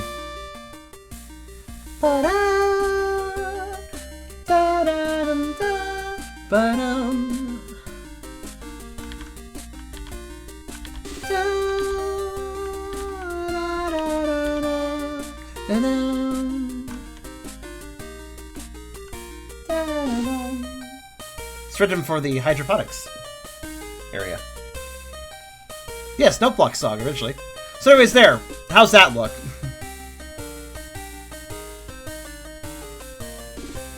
By not touching the edge of the mouth, it looks a lot nicer. If indeed it's supposed to be a squish line, which I think it is. It can be very close, but as long as it doesn't touch. I'm very impressed that he wrote this whole thing. The song was originally just as long in Note Blocks, too. He wrote this... a 3-minute, 13-long Note Block song. Hey, DJ. It's been up and down. It's been a weird night. All sorts of things. It's been all around, really. Okay, I'm happy with that. You know, I'm a better artist than I like to give myself credit for, because I'm like... there's a problem with these lines, and then I fix them. Like, I can detect issues and fix them. I guess sometimes I get confused for a while. Usually my hesitation is, oh, the artist couldn't have made a mistake here. This artist is better than me. Clearly they did not make a mistake here. But then sometimes actually I notice that, actually, yeah, I did find a mistake they messed up. And I can indeed fix it, so... All right. I mean, I'm not speaking any less of the artist when I say that, mind you, because mistakes happen. I'm just kind of surprised at my own observational skills sometimes.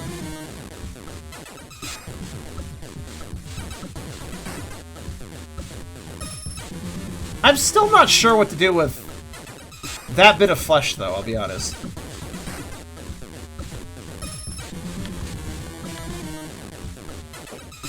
Also, Chase Song.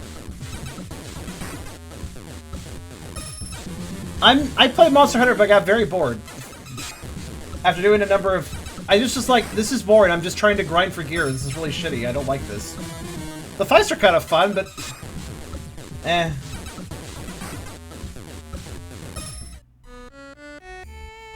Guan did a good job with this song. Inception Grounds.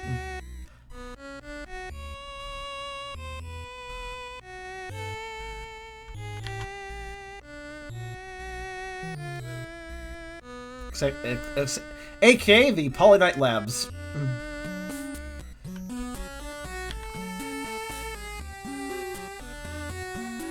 You try to jump to the end when you just started the game, to be fair. Miss, you've never played Monster Hunter with me. How would you know what I played like?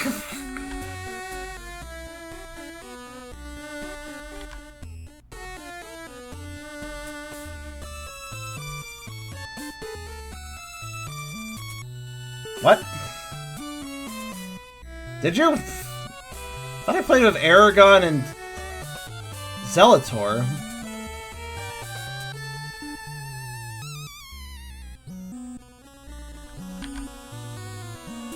What?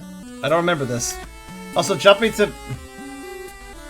You try to jump to the end when you just started... Well, to be fair, though, considering I was sick of the grind, it does sound like I probably did go, fuck this, I'm tired of grinding, I'd like to go somewhere else, and then maybe went too fast? I don't know. I was so sick of grinding, man.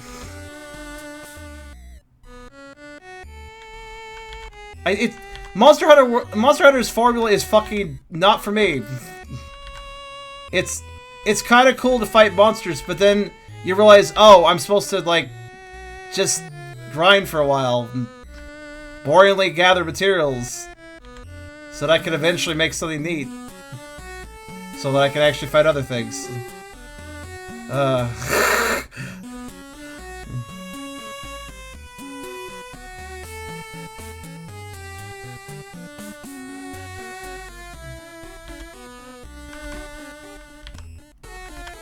It's like, you know, Monster Hunter kind of felt like Dark Souls if Dark Souls didn't want me to progress and instead wanted me to, like, grind for Titanite on the same boss over and over again or something. I don't know.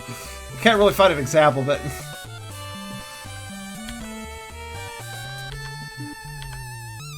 I don't consider it a fun formula is what I'm trying to say.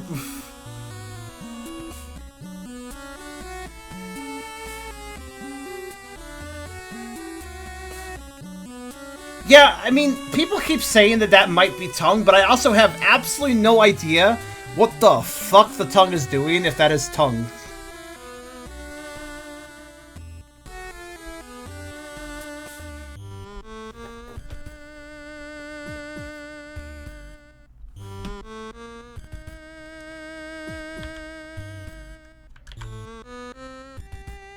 I will give Monster Hunter one thing. At least it's not another roguelike.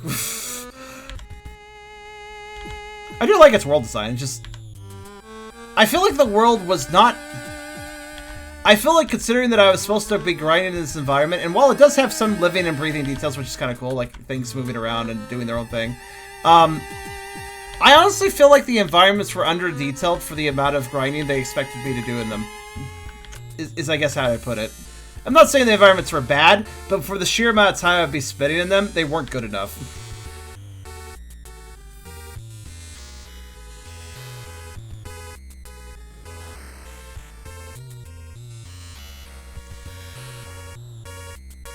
How the hell am I doing this mouth portion?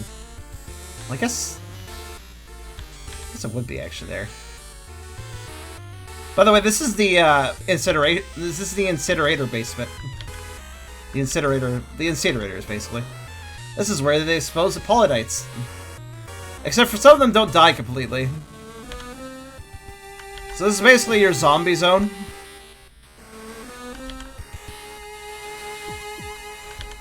Teeth are confusing.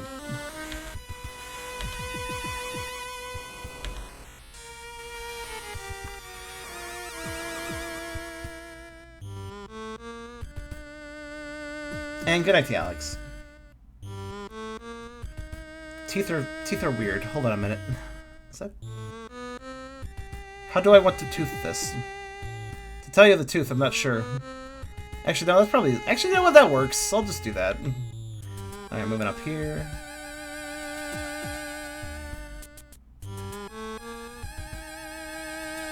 Well, you know, like, there's multiple people that after they played Change, they were like wondering, like, well, what if they got, like, their arm cut off? Would they be okay? Or, like, would they be hurt by that?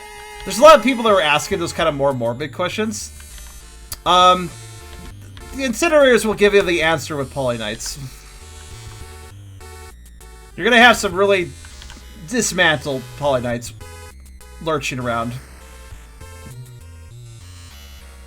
Some of them might not actually be technically alive anymore, but still moving. Because Polyknights are weird.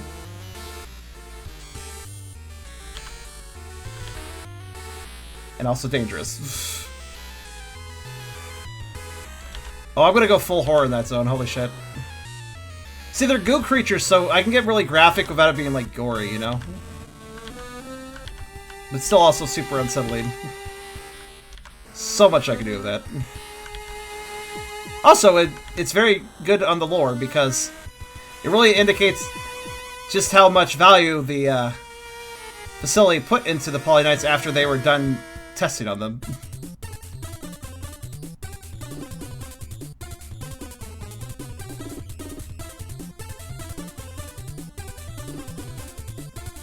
Yeah, it's a zombie deerling pit zone, basically.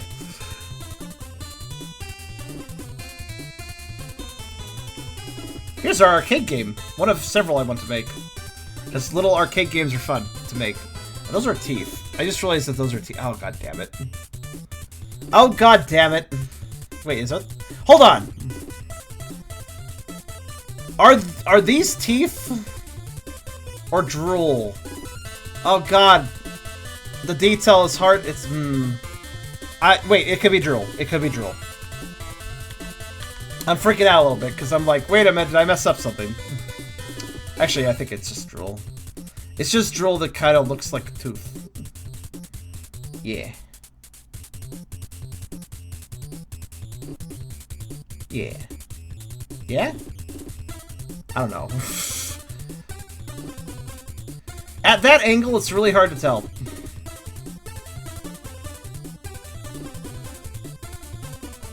Oh, there's a hard divide now. There's enough lines that it could be... hold on.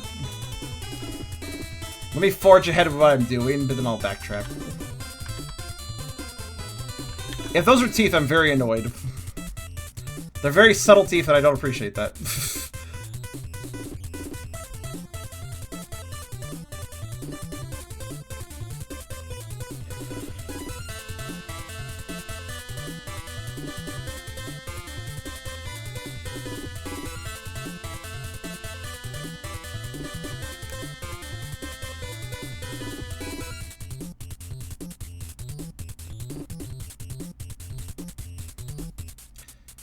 Alright, so... Let me just color this in, and then I'll figure out the rest.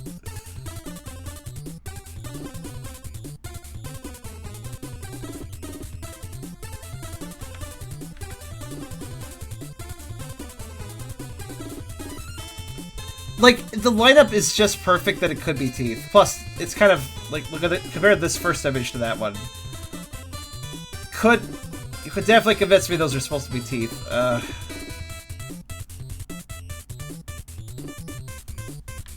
Alright, hold on.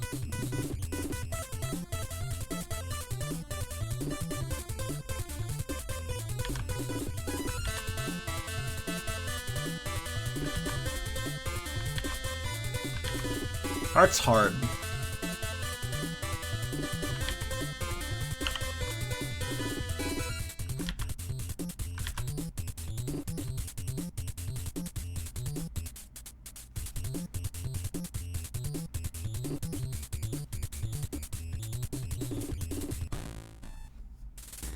Or that means that gum line would actually be... Yeah, because that's all that, right? Yeah, okay. Right then. Okay. So...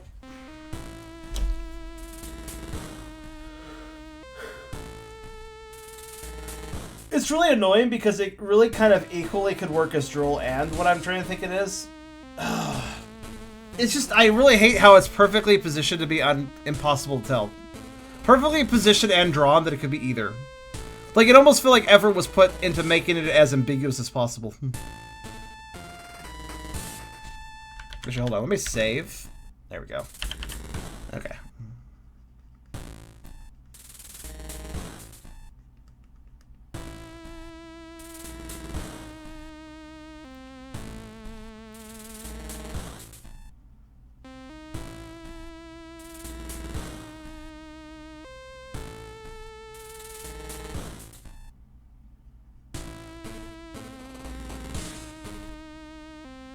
We're gonna visualize this as teeth. Kind of take a look at it and consider it from there. See, if they are teeth, though, they suddenly break from the separate pattern and go kind of weird. But at the same time, it does work with the angle, which is just so annoying. All right, because it like does work, but at the same time, it doesn't work. So what the fuck do you pick at that point? How did it go over here? Kind of just cut off. All right.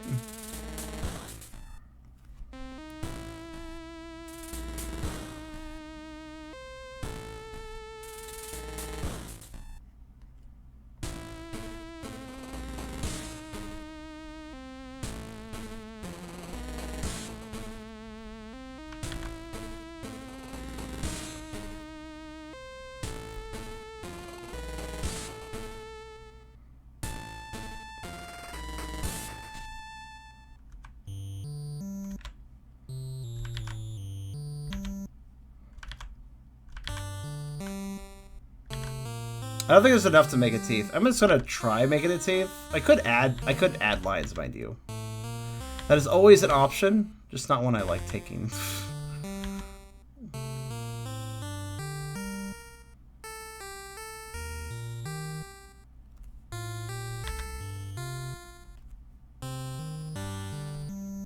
What the hell is this layer for? Seems like the answer is nothing. Alright. Get down there then. I don't know what you're doing there.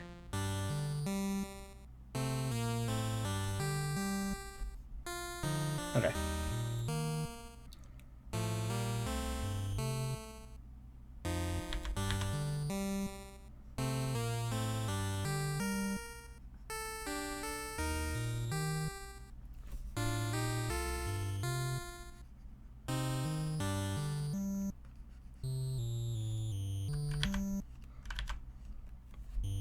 I think this tooth is way down if this is a tooth. Yeah, I kind of agree. That looks weird.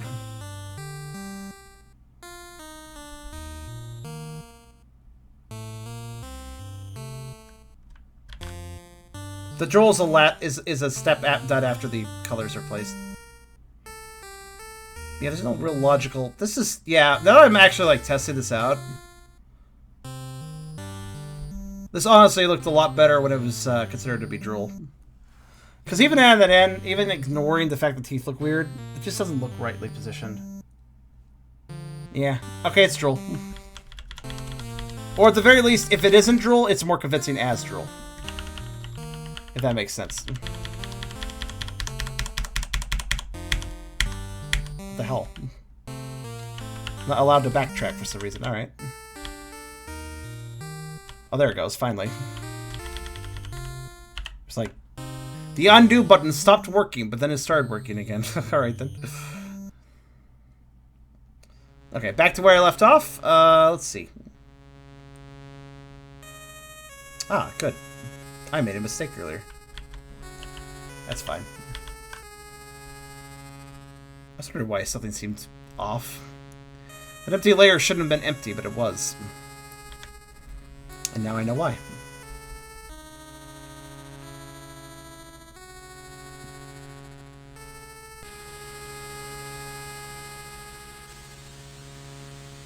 Because I once again put shit on the wrong layer. Good work, mate.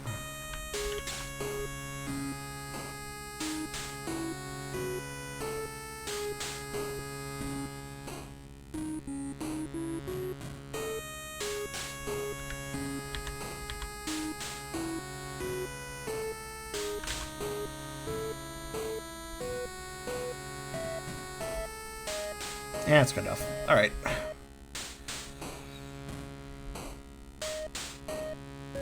Because I'm doing the screwing.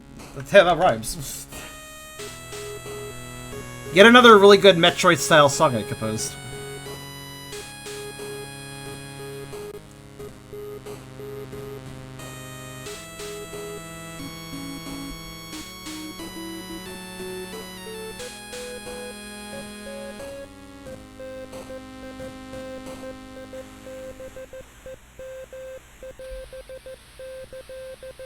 You know, composing this song made me realize something.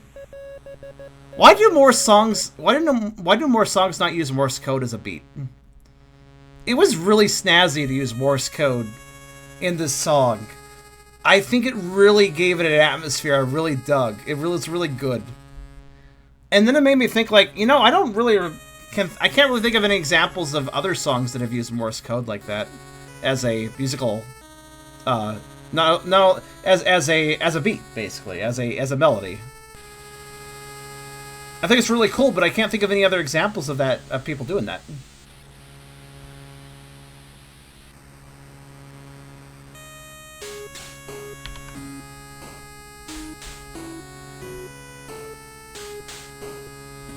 Okay, we're gonna very delicately layer this Maw. Actually, yeah, if you can't think of any examples where Morse code was used in a song, raise your hand, but so far I kind of came up with the idea myself because I never heard that before. I felt quite creative on that one. Especially since it just started as a bip bip boop beat beat and then it gets turned into Morse code later.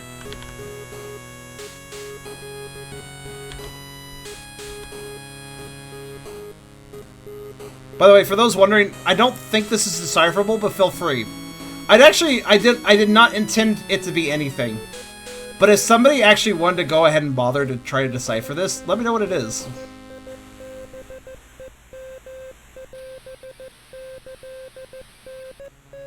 I did use the proper long-short form. Long-short, long-long, short, short, pause. So technically it probably reads something. I just don't know what. I timed it for the beats, not for the legibility.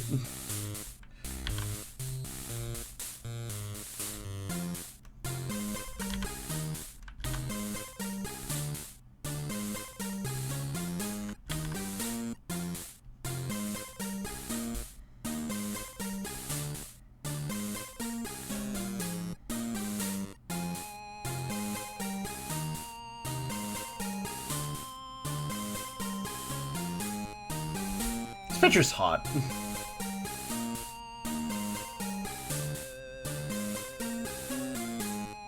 Moose code? What is the moose code?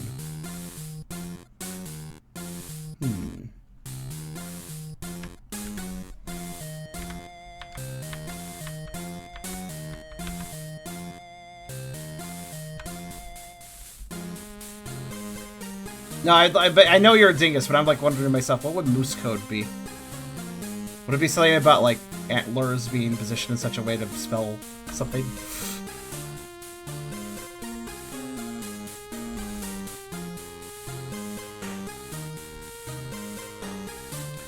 I still think this character is going to be a really interesting one, Kiyoshi. The dependable deserter. The one who will help you because he deserted his whole fucking unit and left them to die. Which is the only reason he's even technically survived, in a way, even though he got transferred. And because of that, you can work with him. The guy who deserted his whole unit. Which you certainly could trust him, right? Though in all truthfulness, he's not a terrible person, he just got scared. And did a terrible thing. As you do.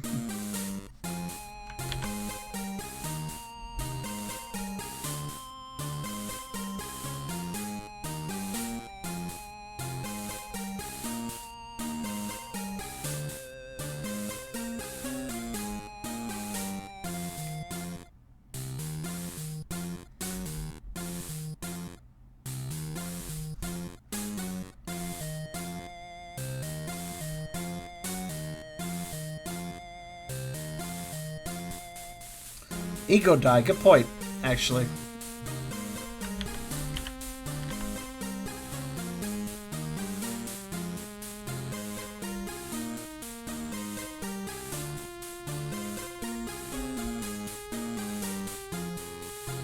Songbirds?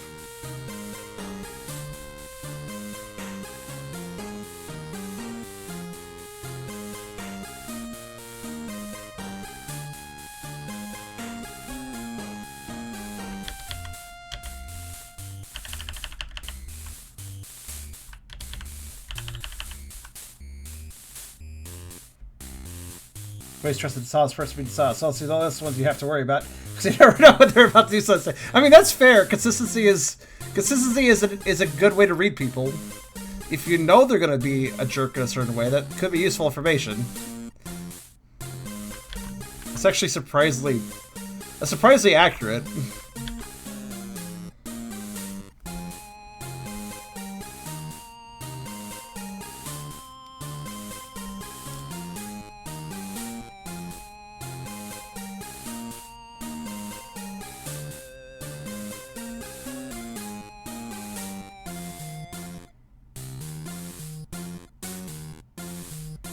Trying to decide if I like that color or not. Hold on a minute, actually. My eyes would appreciate checking something.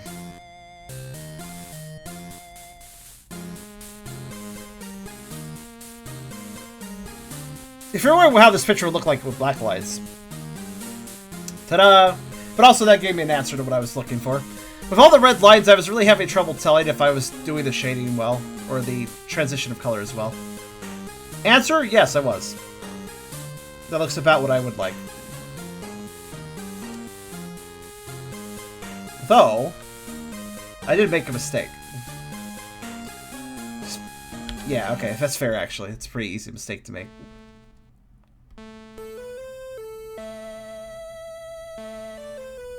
Alright, let's go back a bit. This color. This, actually, goes over this. This is still this color. Yeah. The droll confused me.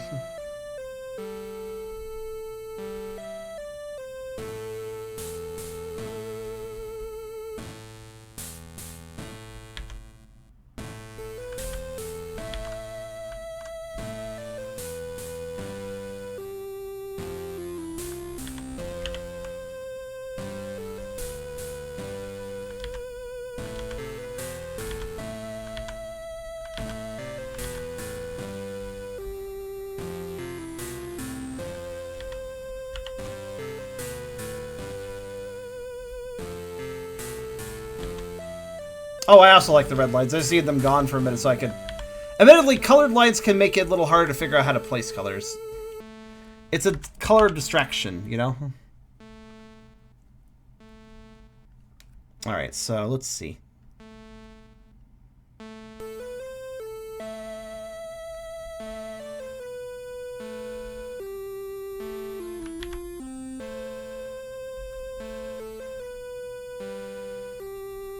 Actually, now that I think about it, I like using things typically known as sound effects and then making them into instruments. I did that with the Morse code in that space song and the Surface song.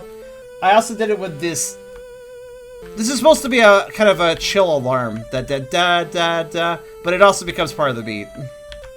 It seems I have a motif I didn't even notice I was doing. And that motif is take repetitive sound or thing that is not instrument and make it instrument.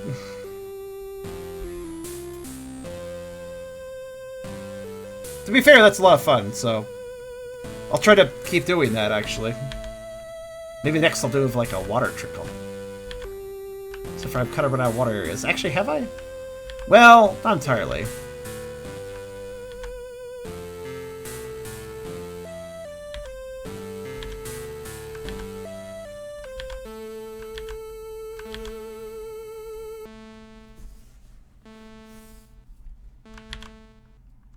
I wonder if I should not shade this picture. I kind of want to, but... Actually, with the way it's divided up, I could do a quick shade job on it pretty easy. It would not take very long.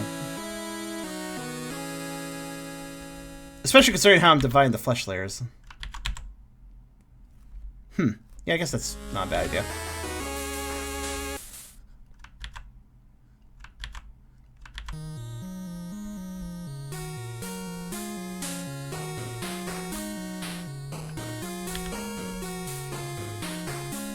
Okay. Right, touch that up. Now I need to put that there. Okay, good.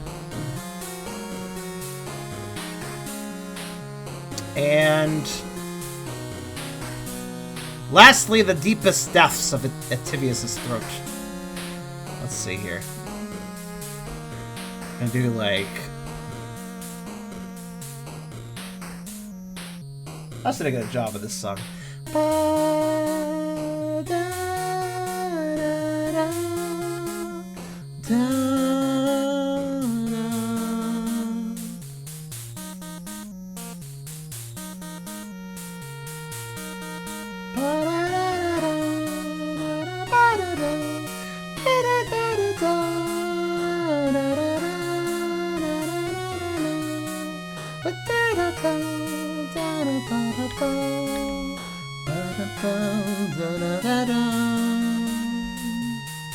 Yet again, I very much took some Metroid inspiration for this one.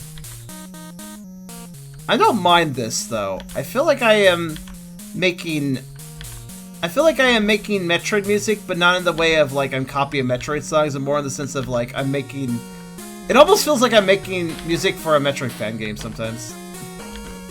Which isn't far off, because we are dealing with a moon base, so... It's not even that crazy. It's not... It does have similarities to, you know, Samus's alien planets and stuff. The moon is quite crazy.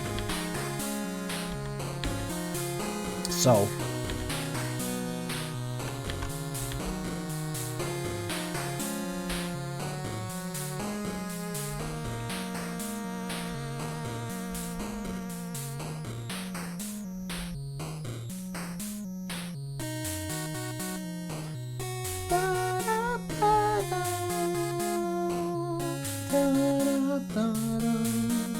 Good night to you, Car. I'm surprised you were still up, actually. You sleep well. I'll talk to you tomorrow.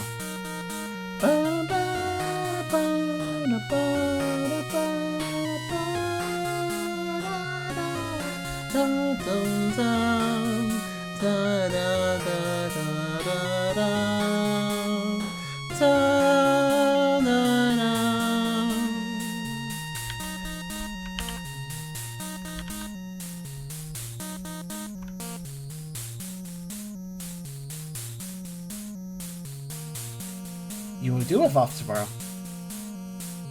Oh, well, no, No, you get some sleep. I'll talk to you tomorrow with your off day and such. I appreciate it, but don't destroy your sleep schedule for me.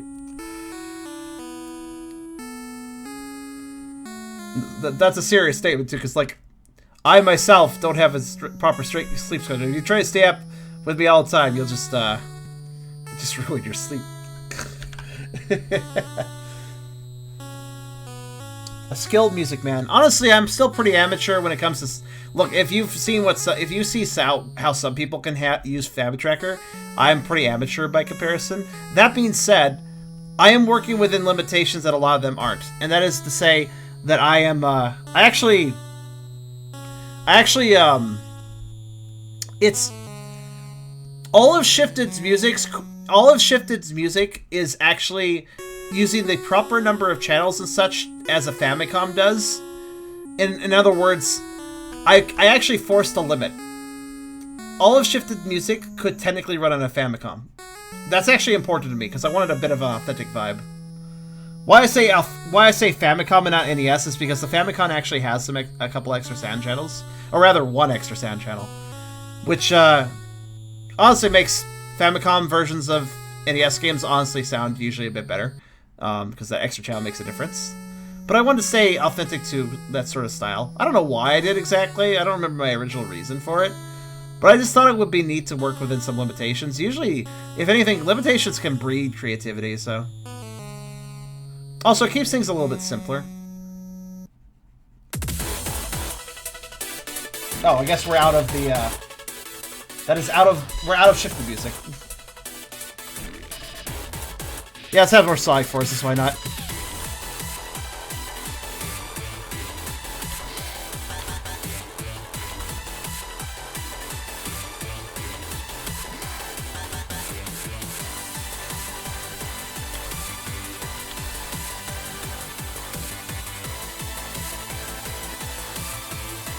Very nice, miss. I know that I'm a heck of you best sleeping good too, because I'm Momjo. That's true. Good night to you, Momjo. I'll try to go to bed somewhat reasonably. I mean, how much more project do we have here? We're actually coming along pretty well on it.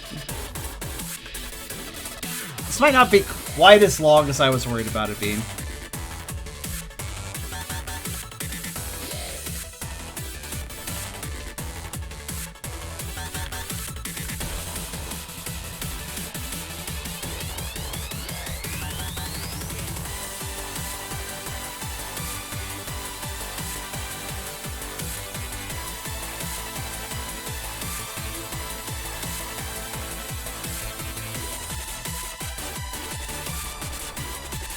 You know, while I agree I like the colored lines, I gotta wonder, maybe I'll shift the colors a bit.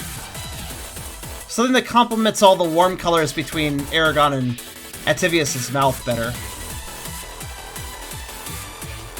I don't know. I'll think about it.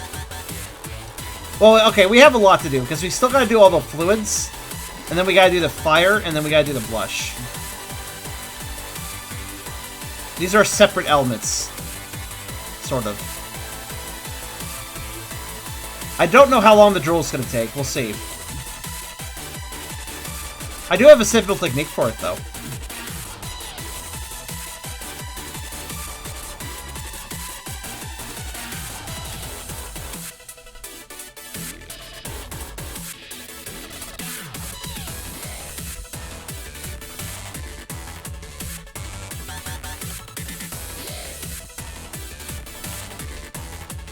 Yeah, let's finish up the basic colors and we'll figure that out.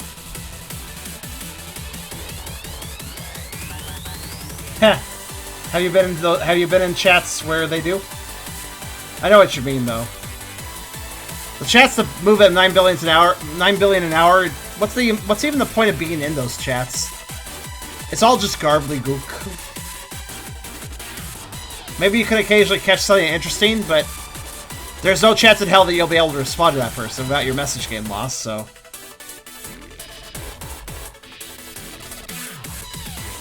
Also, we need more predators. We need more predators taking small prey and just suckling on them like a lollipop. I know that sounds a bit lewd, but really I don't think it is. I think it's just kind of neat. I mean, yeah, it could be lewd, but... Epic, it might be it. Why, is there a problem? It's like versus ass, but at least the music slaps. Like ass slaps.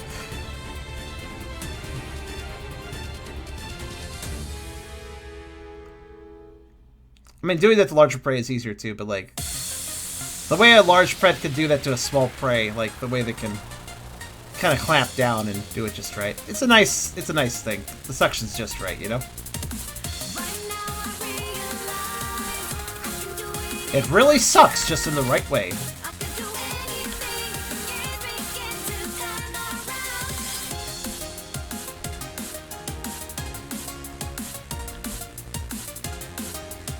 Horny.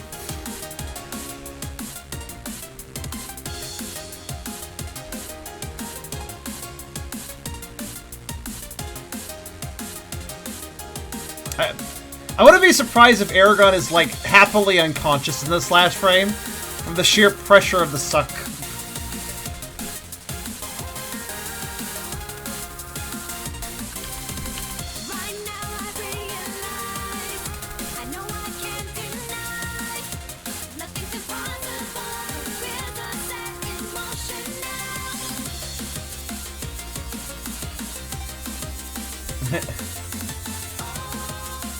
Sucker for Lugias. That's quite an accurate statement, really.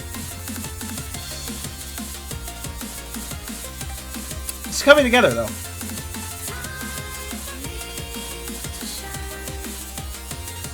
Okay, we got eye. We got crown. I'll do. Isn't eye at the bottom for this one? No. Because I don't know. What was this layer for? Oh, mouth, right. I'm gonna actually do that up there.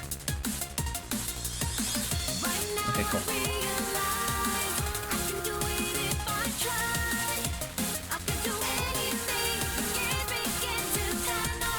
I actually like the lyrical stuff in Sonic Forces, and that's saying something, because I don't actually like lyrical music, but I'm digging it. I dig the lyrical music in this, legitimately.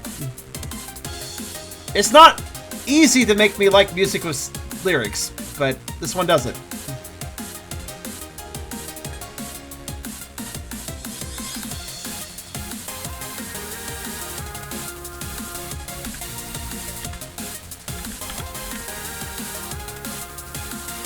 I swear, sometimes my shortcuts are weird, like, S should send me to my line tool, but sometimes it does nothing until I press, like, W to go to paint, and then if I press S, it goes to my line tool.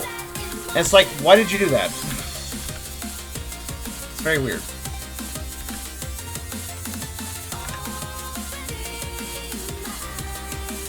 Vore? Vore hamburger. Hamburger! This King Lugia is a bit of a Burger King. Eye, crown, drool, blush, and flame are for colors, and then shading.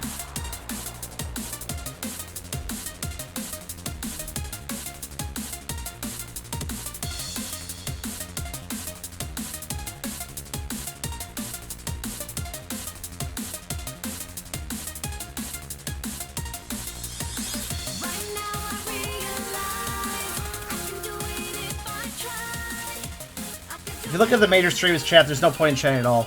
And yet people still do it. I don't really know why. I mean, the chat does move at 5 million miles an hour, so people are chatting, but why? What is there to gain from chatting in those large groups?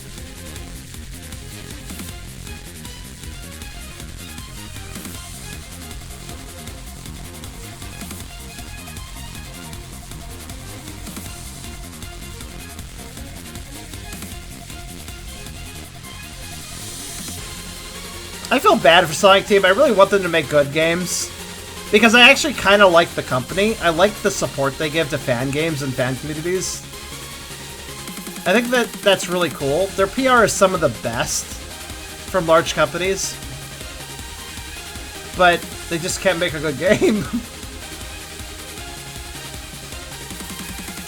I prefer a company that can't make a good game but has good PR and good fan support over a company that makes really good games but has shitty fan support. In other words, I like Sega more than Nintendo, despite the fact that Sega doesn't produce... Sega can't put out a good Sonic game, but Nintendo can certainly put out good Mario games. And such, and beyond. But, honestly, I think I'd rather have good PR over good video games at this point.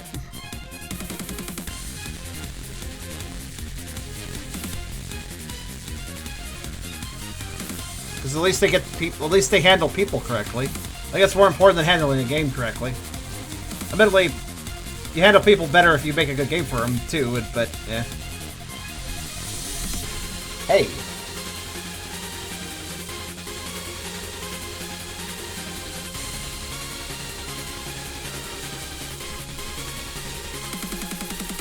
I think Sonic Adventure 1 and 2 were perfectly decent games. They translated well enough. Sonic Heroes was good.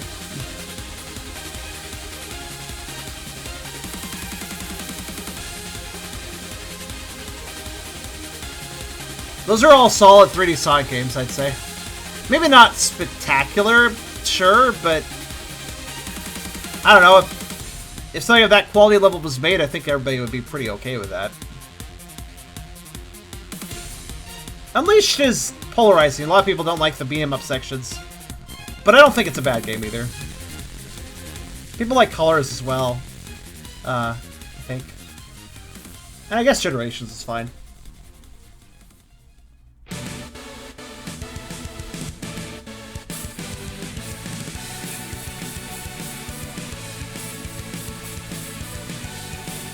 So he doesn't have a proper vision for Sonic.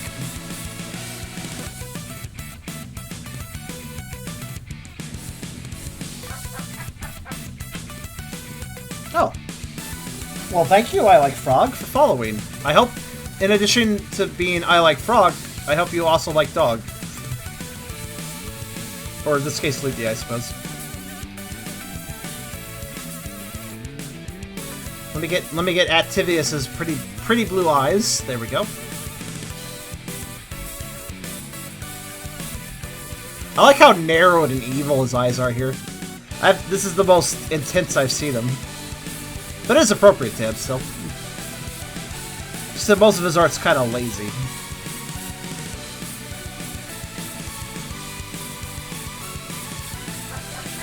Now, I could do like...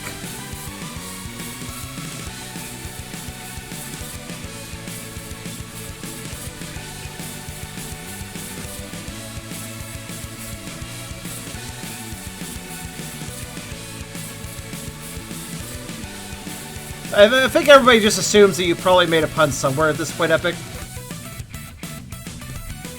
So I'm thinking he's having narrowed eyes, so it'd just be like this. Alternatively...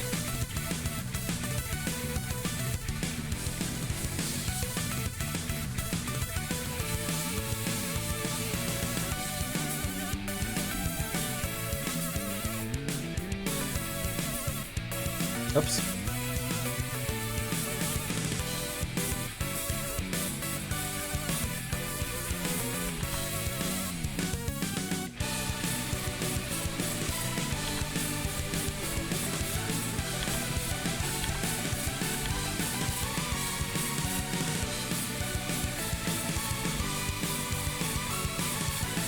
I don't know what looks better here. I kind of like it better this way, actually. Though his eyes normally have a outline, right? Yeah, normally. Didn't give Eragon one there, though.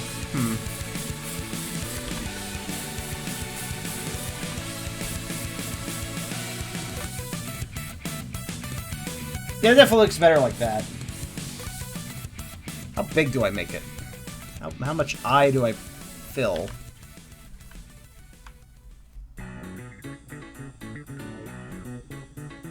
Okay, I like more. More is good.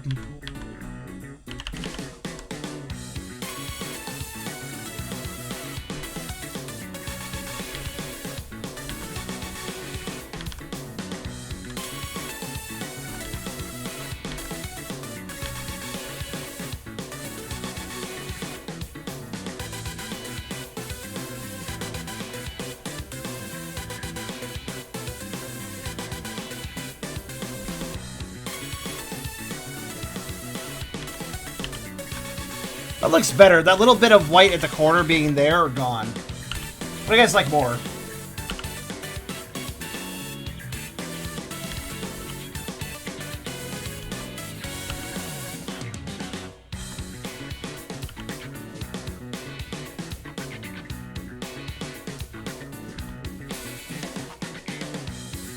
Yeah, I think it does. I think it enunciates the eye a bit.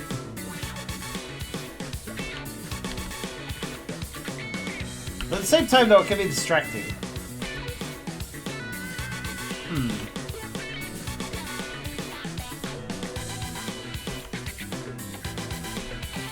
Though it's not necessarily a bad distraction. Here's what we're gonna do, by the way. I have elected to do something. Grab this. Grab this.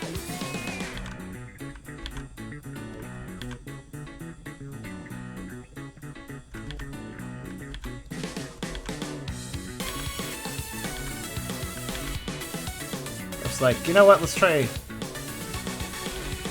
lining. I don't know. Yeah, I think I like lining it.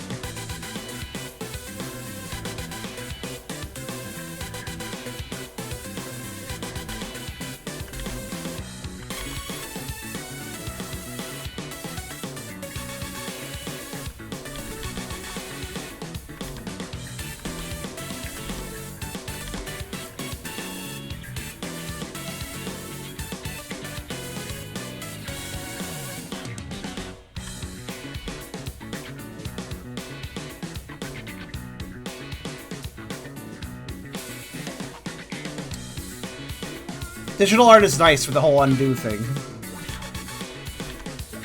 Mad props to traditional artists for not having an undo button. Yes, you can erase. You can erase things with an actual eraser, but you by erasing you remove some of the paper.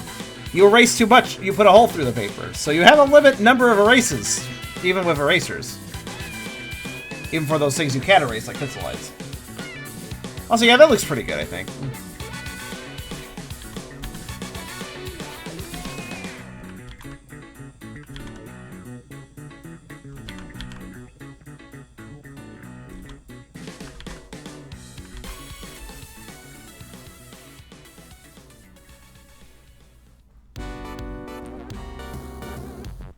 I like it.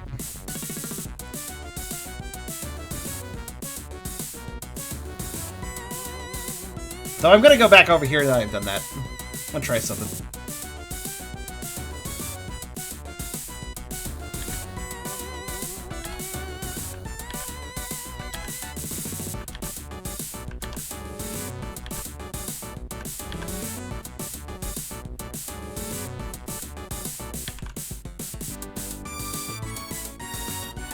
It's fine, Epic.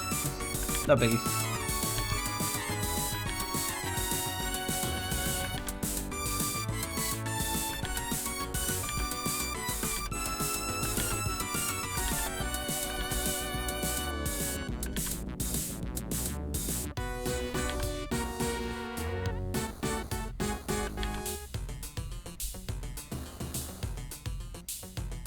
That looks better.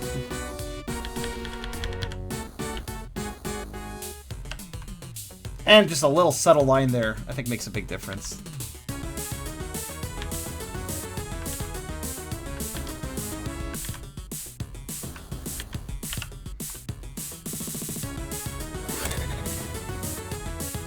Also, I have noticed the Rocks donations, and thank you very much, guys. I should open some boxes soon. Once I'm done with the basic lines, or basic colors here, which I almost am, let's open some boxes.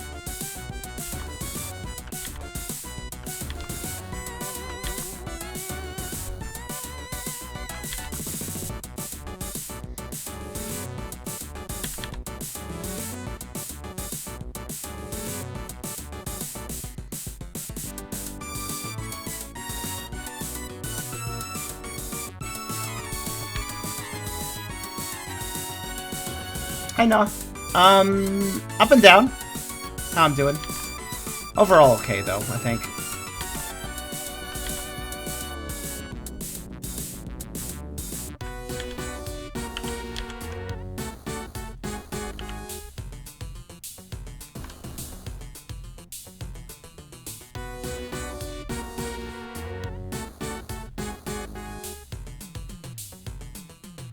I like it. I think that'll do. Okay.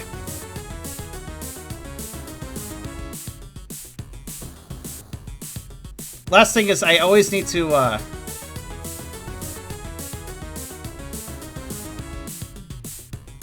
when it comes to eyes, it's important to...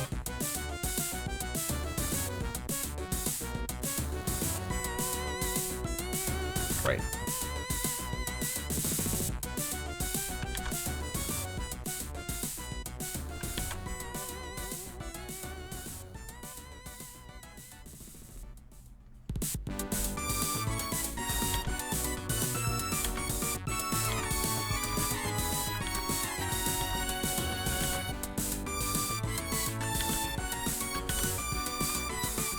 I normally do this sort of thing during the shade step, but I tend to find it best to do this early with eyes.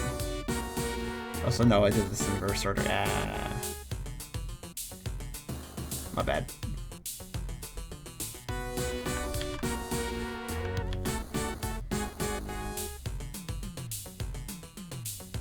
Epic does compose, yes. It's a one comic page, but it is 4 petals of fun Vorishness.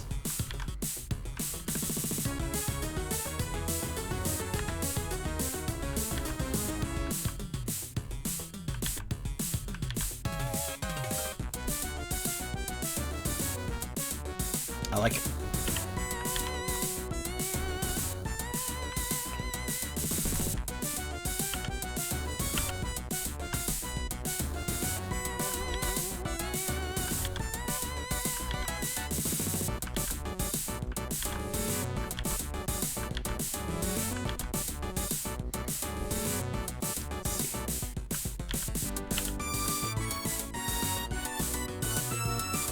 That's cute.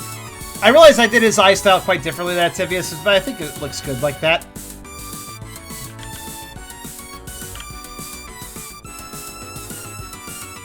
Alright. It's simple, but in a good way, I'd say. Now, as far as Ativius. Actually, now that I think about it, since you're fond of Charizards, you probably care about Lugias, too. They tend to be an oddly common pair-up.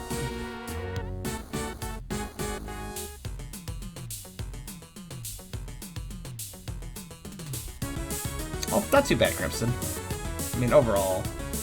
Oh, wait, I'm not in the chat. Well, I kind of am, but...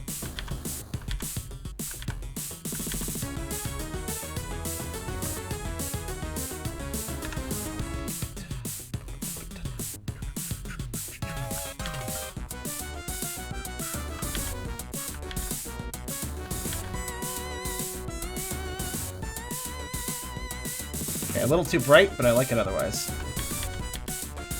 To the edges first.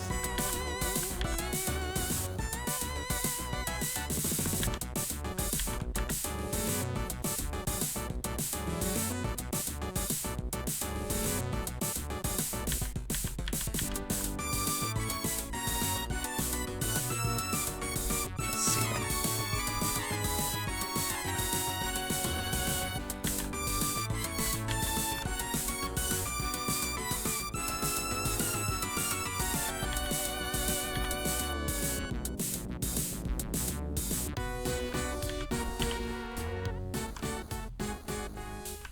This needs to be a very subtle effect. There.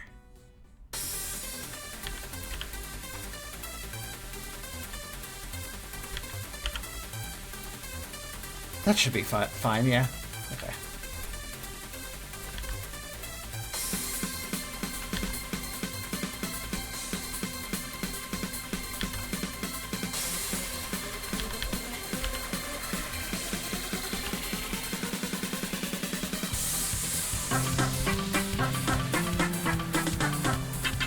Oh, thank you, Bully. Also, how do you laugh your mouth full like that? Laugh? Oh, he's not laughing. He's actually, I gave this example earlier, but I'll do it again.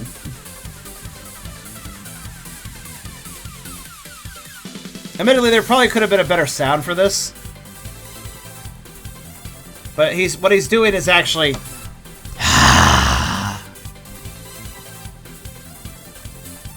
That's nice of you, Crimson, to do that.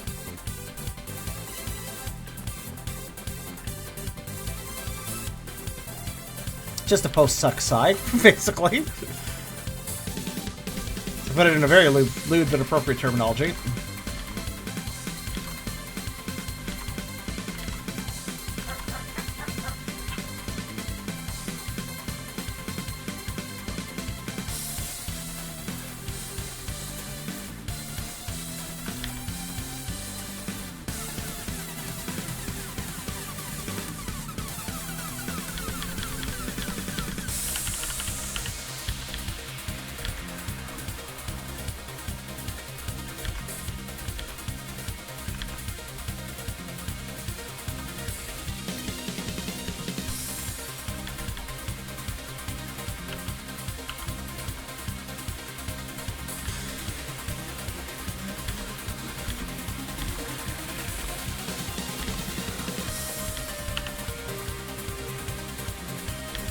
Perfect.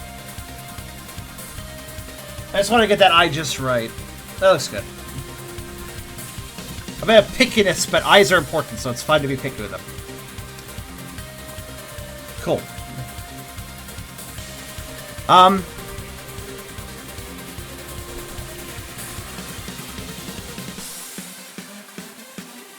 Right.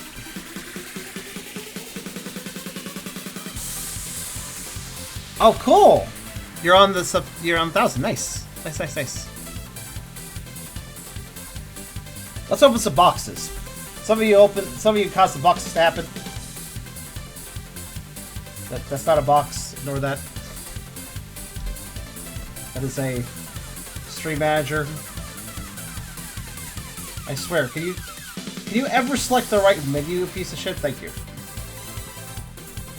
I know it doesn't seem like we have boxes open, but I just have to... Oop. There we go. Crimson, let's see what you got, bud. Okay, Crimson. What you missing? Actually, wait, what are you missing? Can I epic? Also, tight person 21 comes by and says, Vore, nice. Well, thank you. Also, if you're tight, you'll probably fit nicely into Ativius' maw, along with Eragon the Charmander. I like how a tight person's like, Vore, nice. Literally a tight person. It's great. I love it.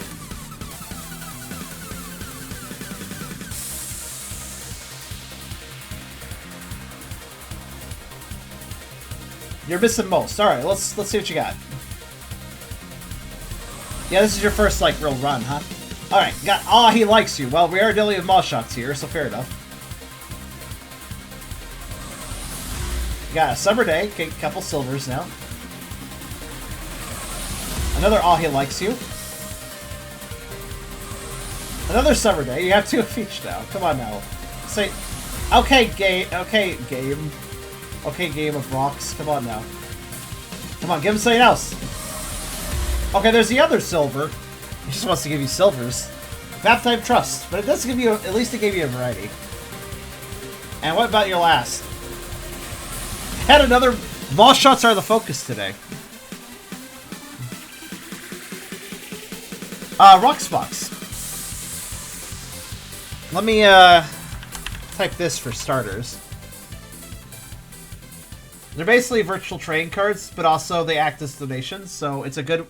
Basically, it's a way to donate to me and get something out of it. Those gold to plats gotta be yours eventually, though, Tripson. Now that you got all the silvers. And presumably most of the bronze at this point. So it's sort of easiest to get.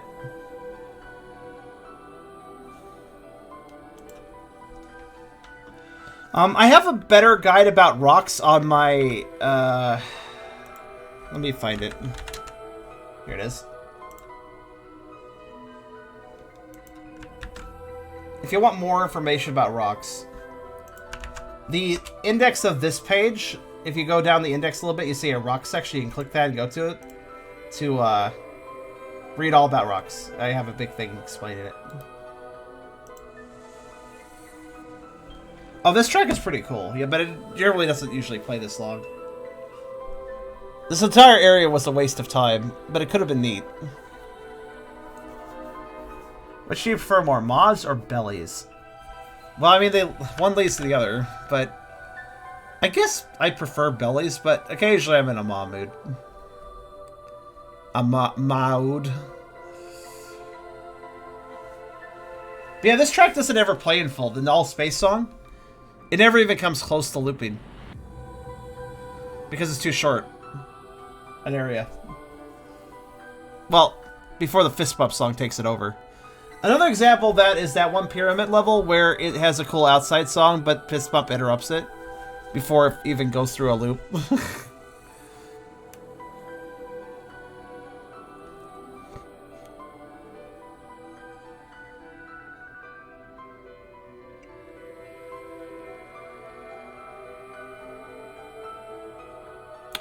Yes, there's other entrances. Let's see. Okay, that's all the... Okay, let's go to the... Let's do the flame next, because that's really simple. I could add a glow effect, but I don't think that's necessary for this style of picture. So instead, we'll just... priority colors. Okay. It's coming together nicely, though. All space was supposed to last longer, maybe have a counter. That would be a good place for that, for an infinite counter, yes. It would not be a... That's a theory, I assume, but that's not a bad theory.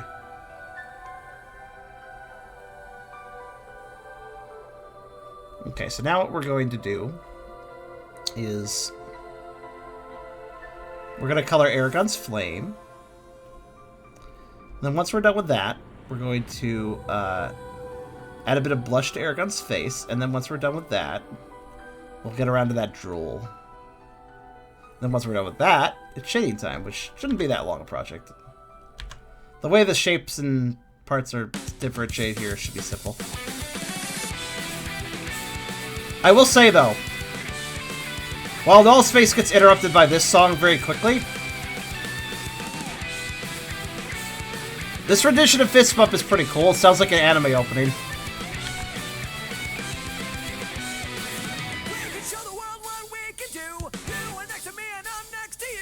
And to be fair, Fist Bump's a good song.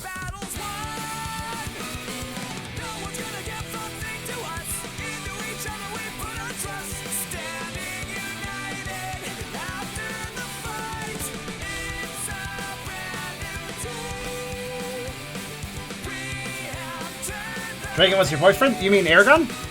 The Charmander? Yes. Charmanders are not dragons, though. Not even Charizard's a dragon, actually.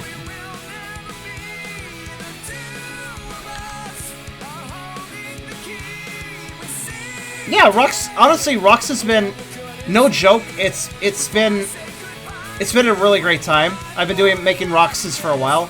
Roxbox is basically a booster card pack, while the normal Roxes are just things you can buy individually. I have both. I'm technically an early adopter of the Rox system, and I have a direct line with one of their staff, and he's really nice. And well, they even sent me a Christmas gift. They sent me a Christmas gift last Christmas because of my support. So, like, I kind of matter to the Rox people. It's nice.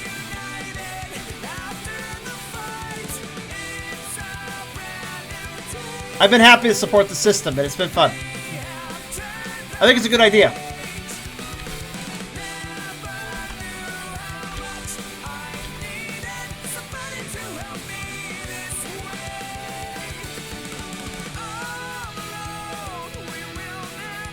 Also, Flame.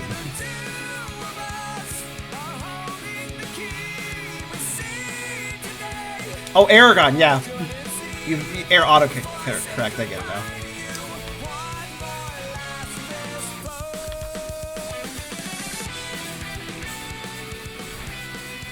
Fun fact, he did name himself after the dragon from the book Eragon, so. It's a book he liked back in the day.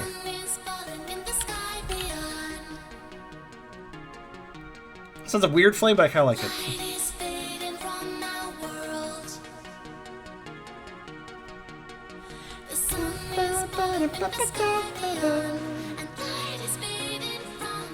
They honestly have some pretty solid singers for forces.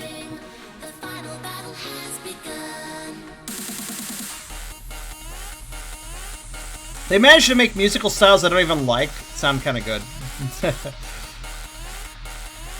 But then again, I always do say that any musical genre can be done well, even if there's certain genres where I really don't like them. Generally. Versus this style of music, not fond of it, but I am fond of where his song goes.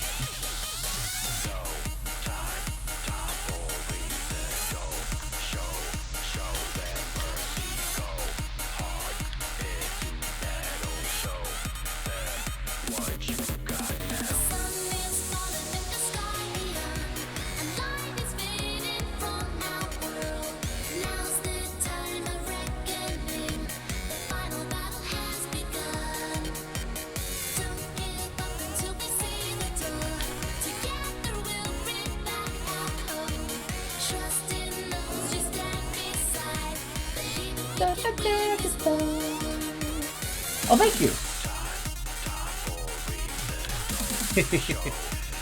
Ah, you got a good one there. Yeah, you know why you grabbed that one. Il gives this a go. So you got a bronze. So those come in 3 rarities, the normal ones. So you have a chance of getting gold, silver, or bronze of those. The individuals, that is. The Rox boxes, the rarities are set for the ones in the Rox box. So there's specifically 1 Rox that's always platinum, 2 that are always gold, 3 that are always silver, and 4 that are always bronze. So the Rox box behaves a little differently with rarities, but it does have a rarity system too.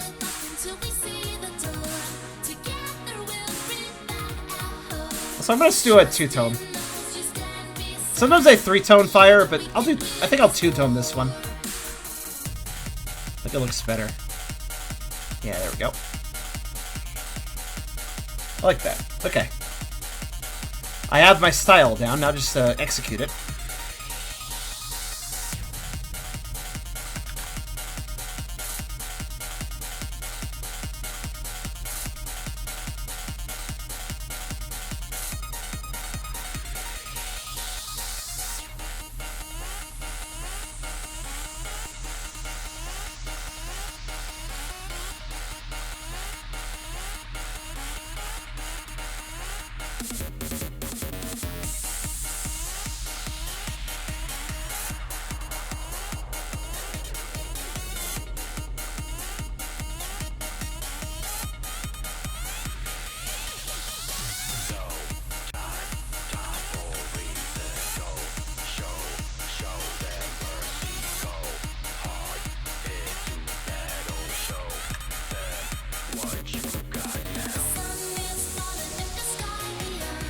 Missed it up, missed.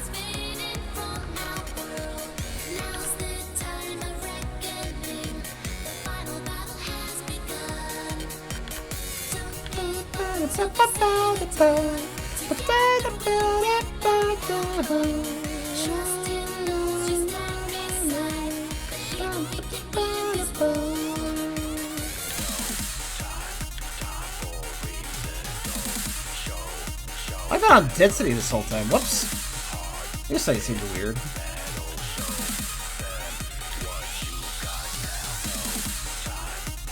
Hope that didn't cause any problems. Actually, I don't think it did. I think everything's good.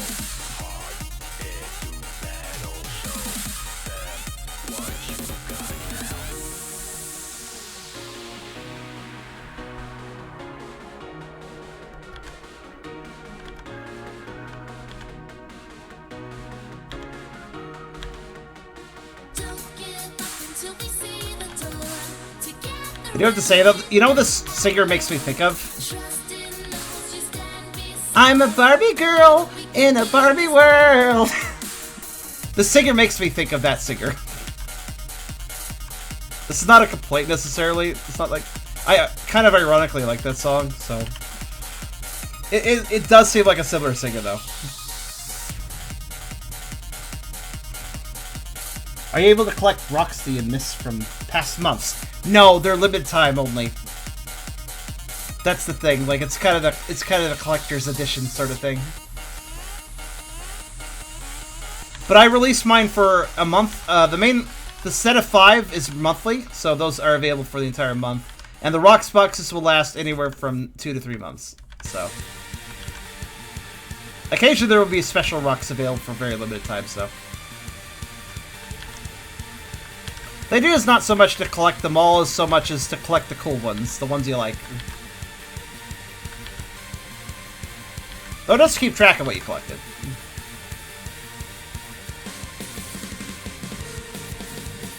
Beautiful signal, thank you.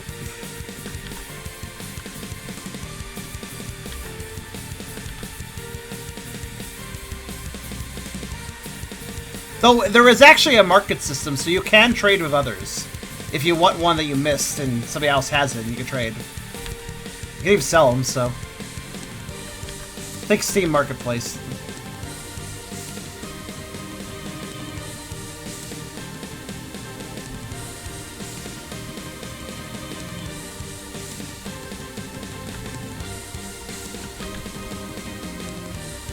I am new. What is this Rocks? Rocks is collectible digital trading cards. Basically a form of a way to donate to me, donate to the streamers like me, and actually get something out of it.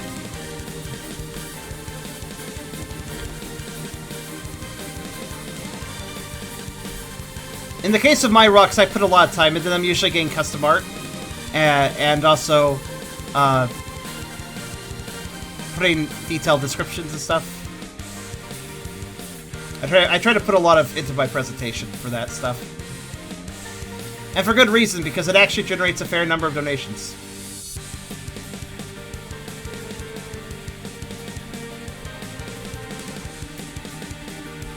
Feel free. It's a fun little system. You can, if you like a particular rocks picture, go, you know, basically go for it, and they have different rarities, so when you grab one, it may end up being a bronze, silver, or a gold. If you're lucky, the last one.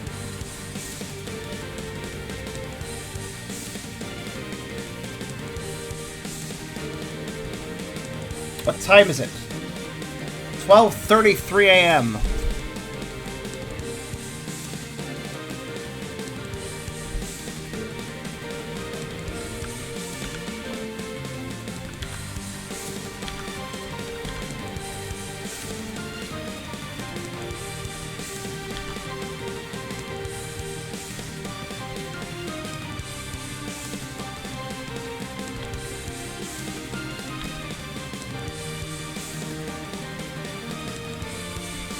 I like how the flame just kind of leaves the panel here. It's like the only thing in the whole picture that leaves a panel.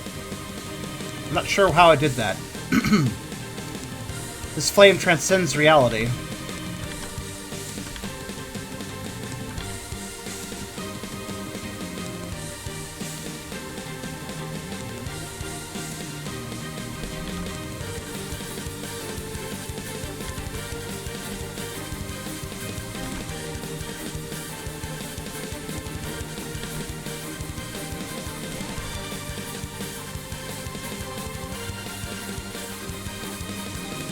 What time did you think it was for me? Though actually, if I recall... Yeah, here you go. There's a time command.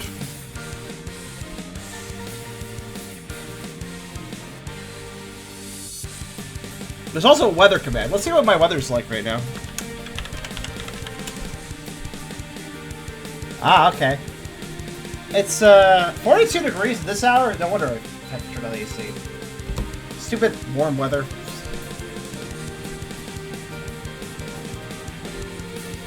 I mean, yeah, I guess so, Fox. Depends on how much, like, artistic work you've been putting in between those pictures, too, though. That has to be factored as well.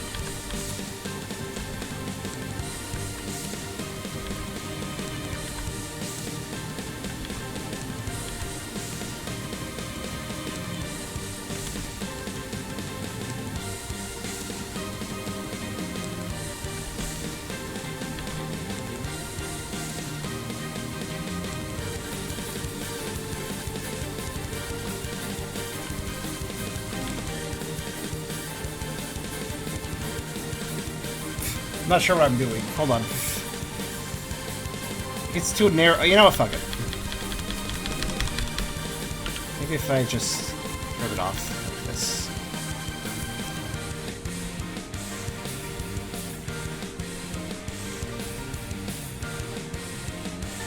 Yeah, that's fine. It's too spindly again, though. Enough earlier.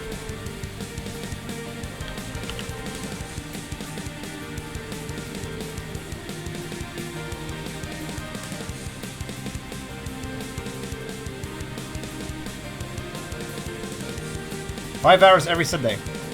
5+. Yeah, that's what I've been kind of doing in my Doggo draws. A little bit of consistency is good for just trading. Something I admitted to myself eventually.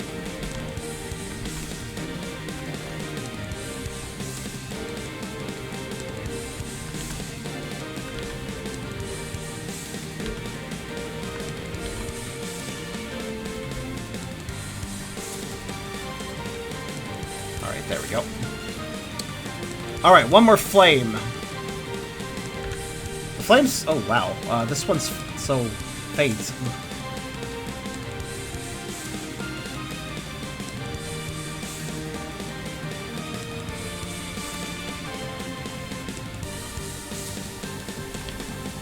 Why is this song so long? All the other songs, 3 minutes, 5 minutes. This one, 9.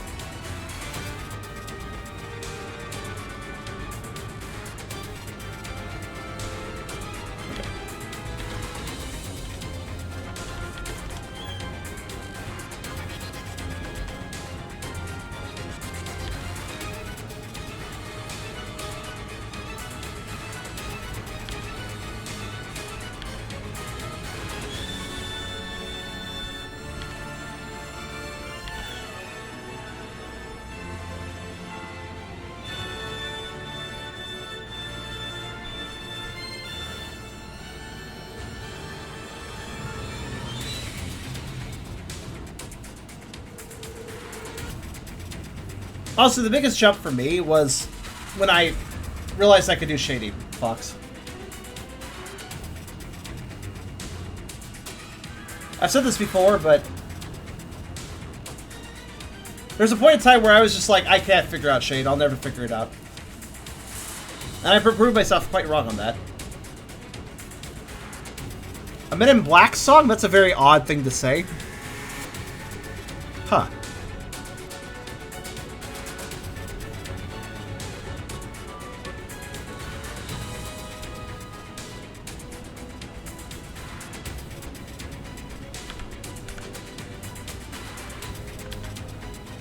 Kind of sound like movie soundtracky a bit, though, that, actually.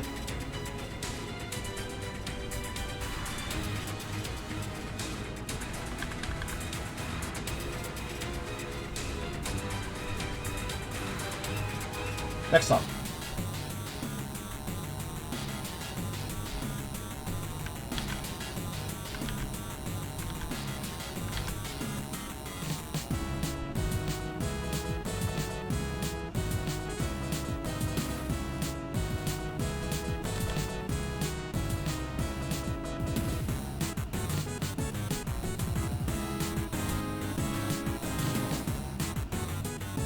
This flame is weird. Hold on. That's like drool. Or is that? Okay, it is. Got it.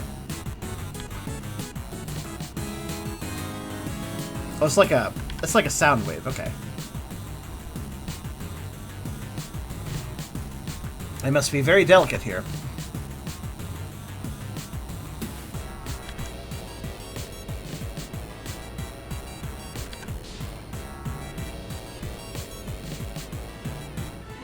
Oh, this song.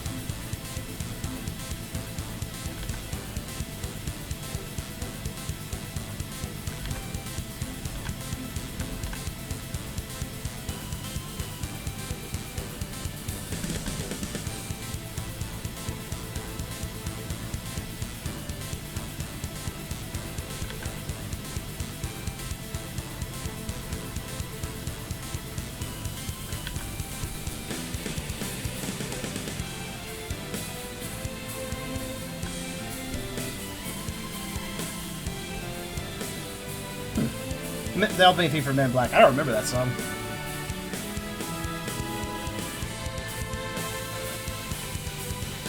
I do pretty subtle shading too, I feel. If I really want to bolden my shading, generally speaking, I could just turn the opacity up afterwards. Because I always work off a lower than 100% opacity, so... There's always somewhere I can increase the opacity if I wish. But... I like subtle shading too. It's not a big deal. If you want to practice more bold shading, I suggest try out cell shading, because that's inevitably a very bold shading technique. So if you want to practice a more bold shading, try some cell shading.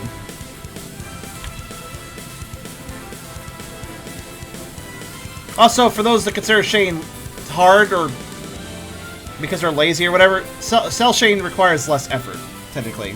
don't have to worry about gradients.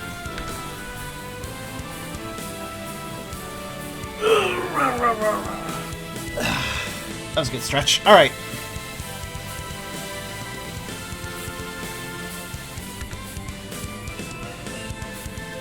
What is going on in this flame? Okay, I think I get it.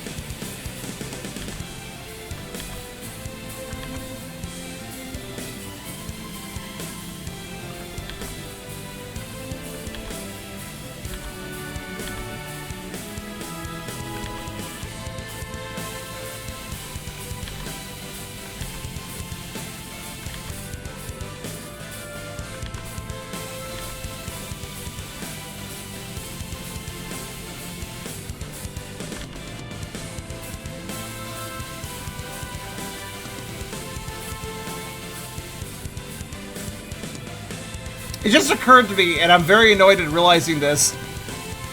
This flame makes legitimately no sense. It is flickering sideways. Oh well, whatever.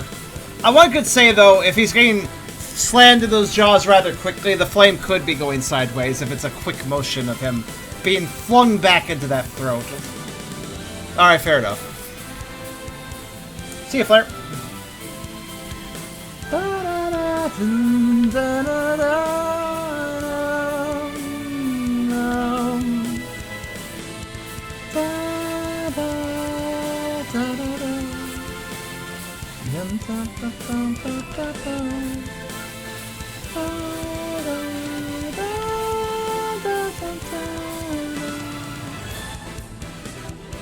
It's a good song.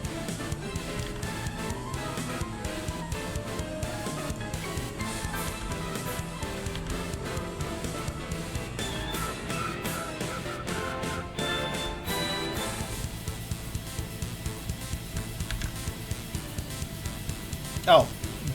Goodbye, Tay. It's hard to tell who's leaving sometimes, unless you're paying close attention.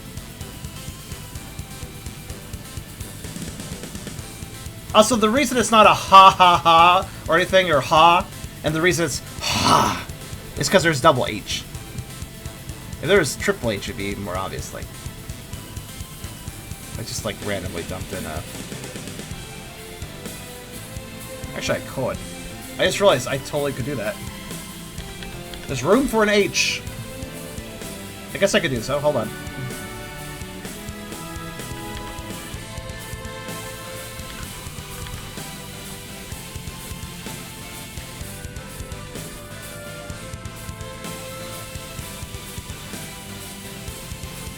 More H's and more Huffy, right? Logic applies, I think.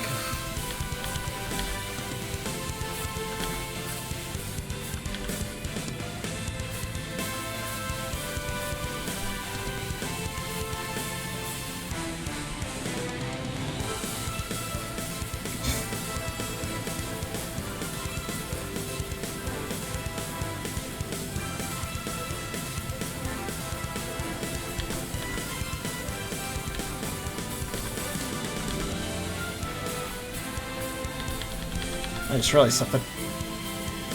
These H's have no density on them.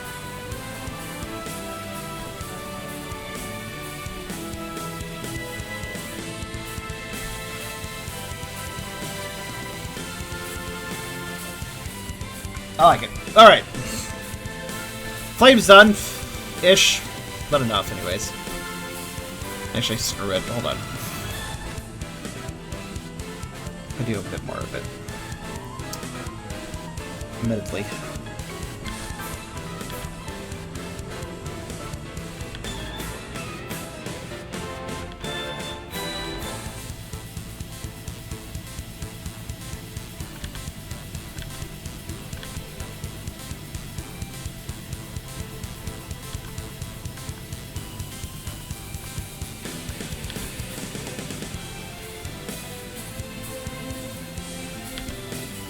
Better. Okay. Satisfied. Moving on. Next thing. Blush, I guess. Yeah, why not?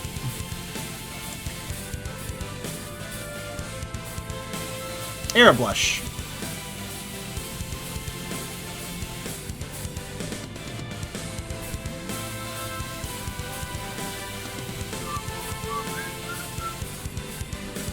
Let's see here. That's it.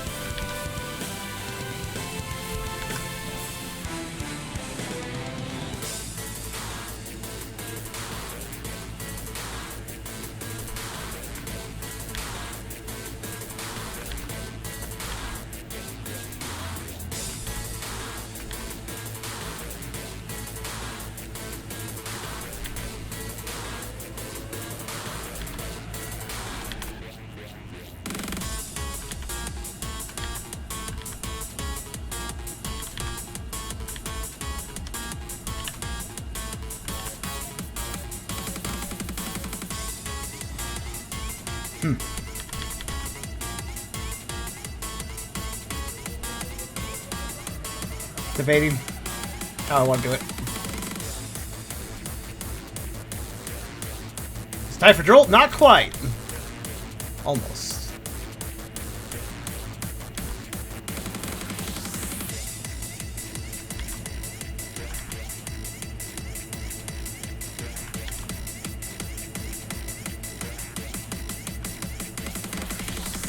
Maybe I do want this to be on.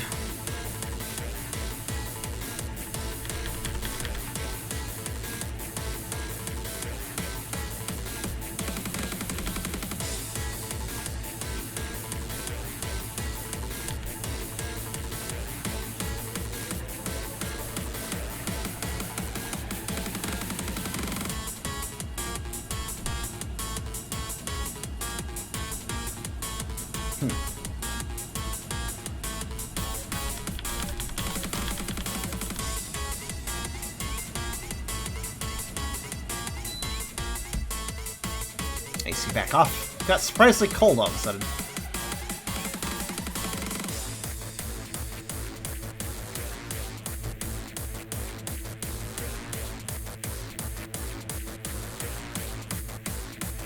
That's pretty good.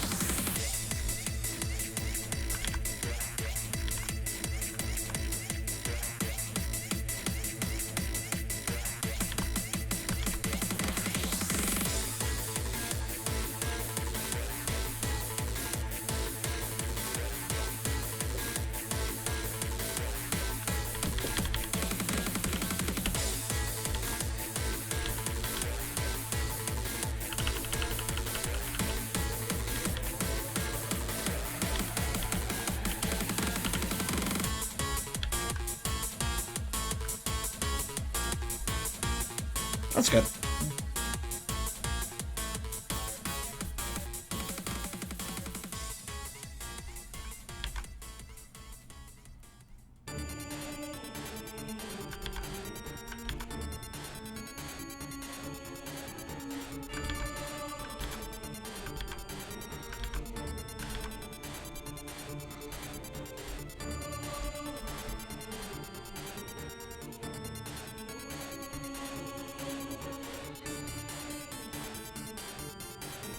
Okay, let's see here.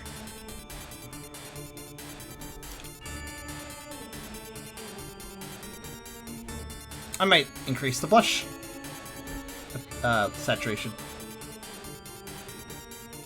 Let's see.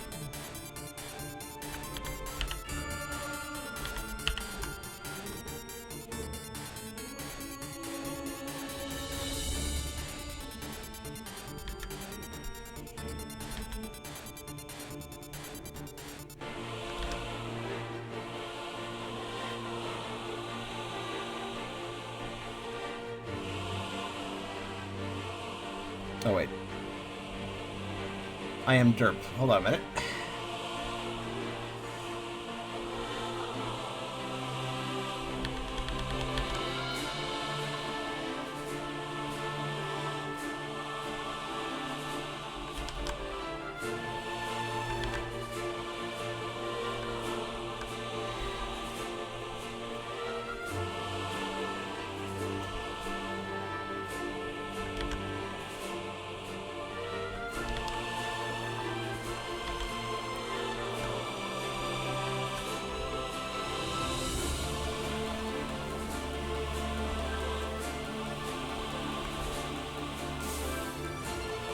Blush is strangely difficult sometimes.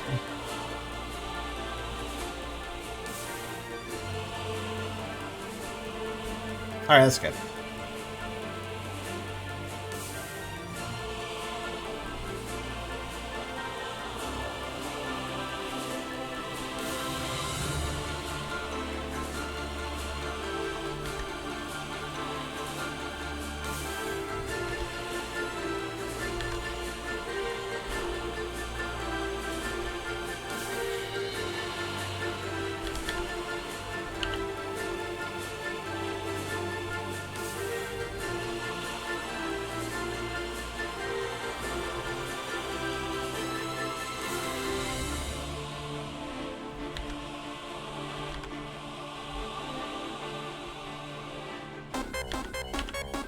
Suddenly drowning music. How do I run out of time?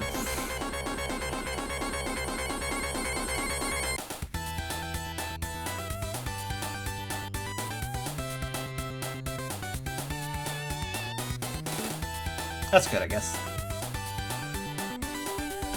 That's cute. They'll do. Okay. Blush. Flame. Until we get... The only thing left before Shane is... Alright, let's start with the drool. Oh, I should name these layers first.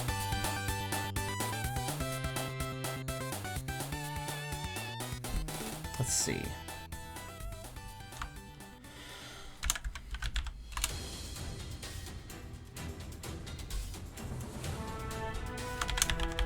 Okay, drool.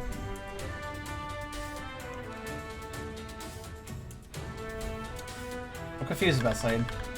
Oh, there's the final boss theme. I was like, where's the actual final boss theme? It's coming. It's just it's behind for some reason.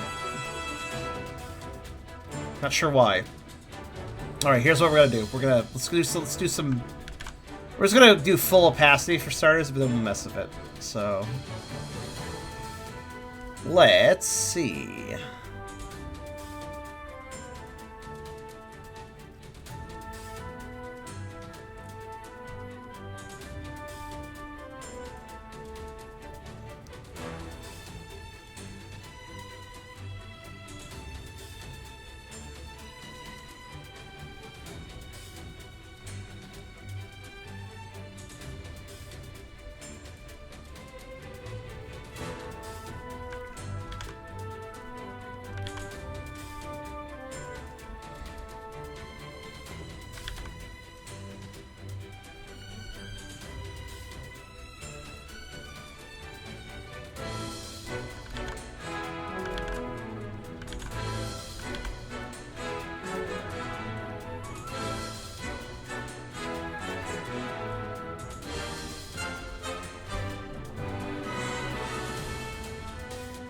Also, this will probably take a while. There's a lot of drool in this picture.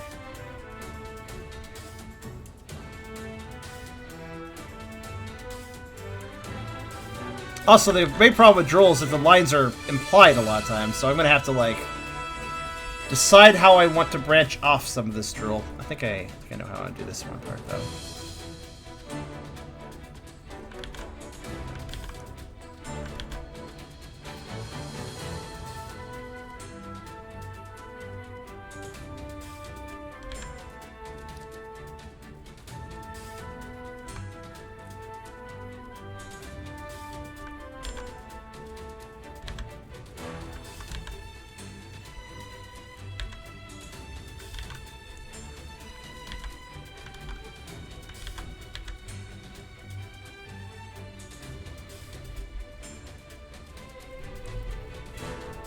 Fortunately, I have a generally good understanding of how fluids work.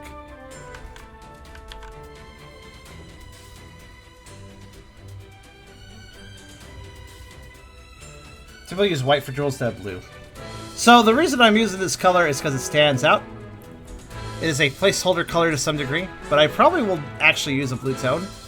Find it looks a little bit better. I could use white if it looks better instead, but we'll see.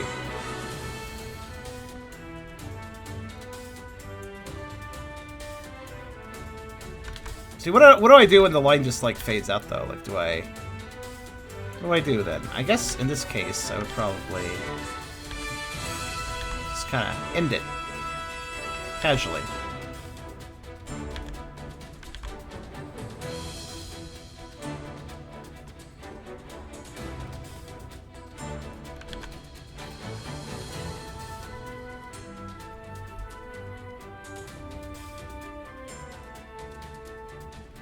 Probably actually not so casual. Let's do this.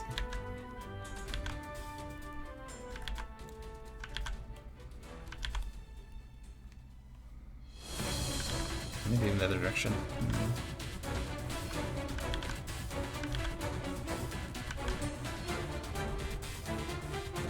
Hard to say. Hard to say.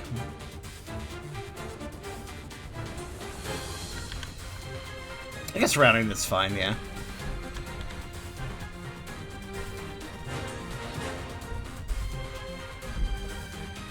This will all be semi-transparent in the end, so the endpoints don't matter quite as much in that situation.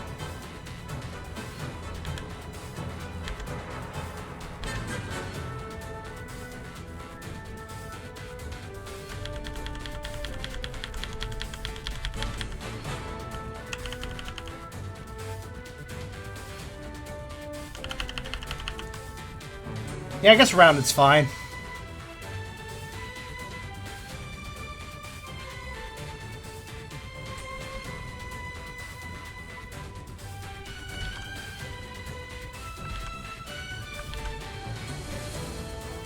Maybe it's something like this too.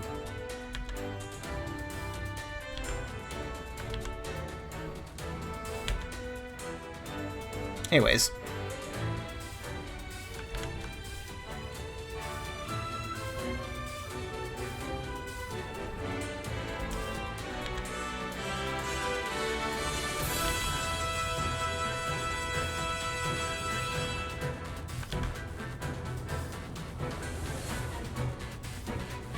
So wait, that's also drool?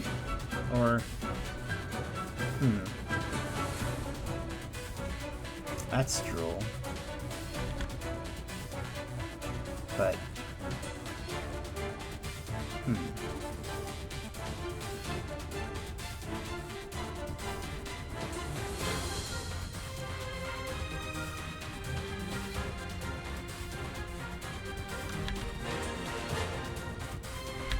Like I said, this drill's going to take a little bit. There's all sorts of drill to consider. Fortunately, since there's so much, I probably can flub some of it without being a big deal. That is to say, I don't have to worry about every bit of it being perfect.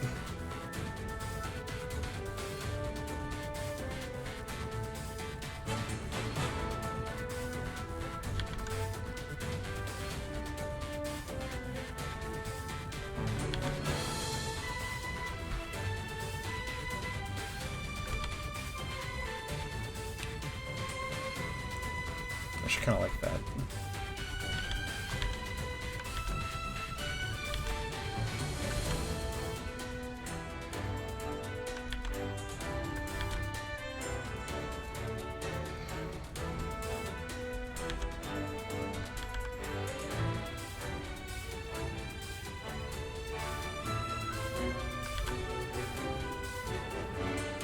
Yeah, whatever. It looks kind of neat.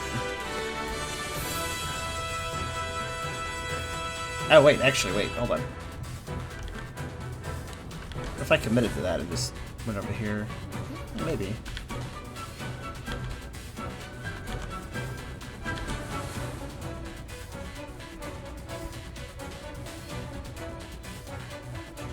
Maybe.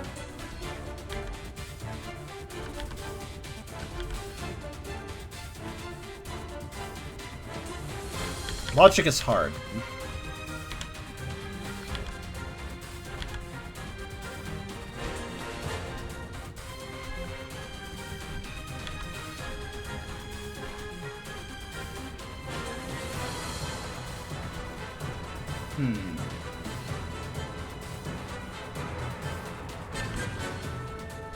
Now, I do like that further stretch. Okay. Decisions. Decisions are a thing that one must make when they draw.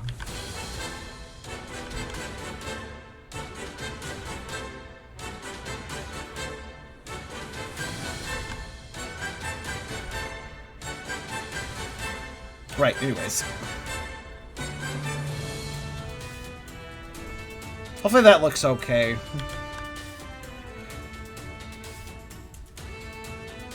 I don't know, it looks kind of weird to me, but... I also don't know how to make it look better. There's a drip that clearly goes upwards here, so...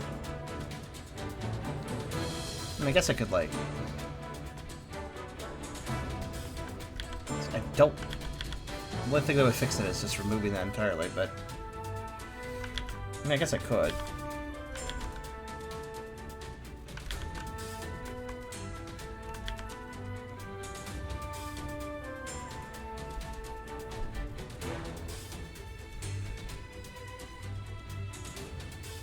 That looks weird for a different reason. Gosh dang it.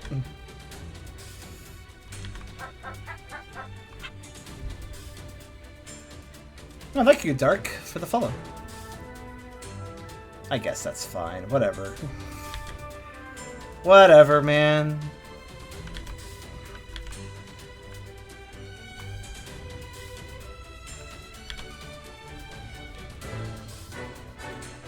Certainly looks more acceptable than some of the stuff I did, so I'll take it.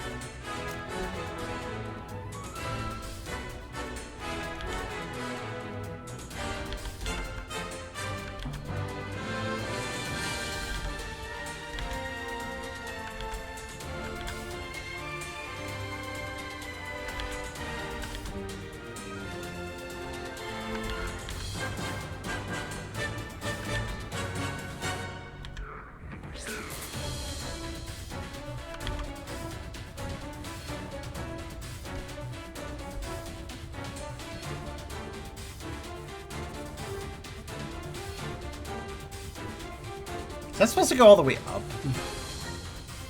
Hmm.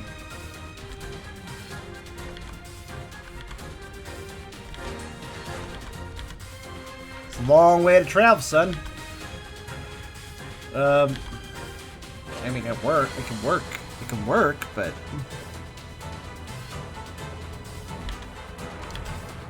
I ain't none too happy about it. Looks stupid. I don't like it. I like how I had it before.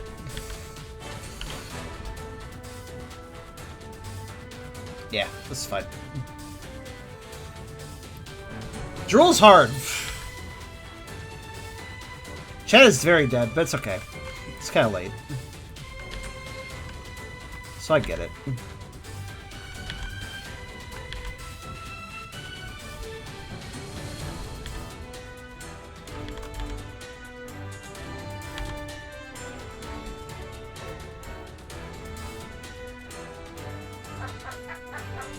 Yeah, this is working out. Alan Jackson, thank you. Let's see.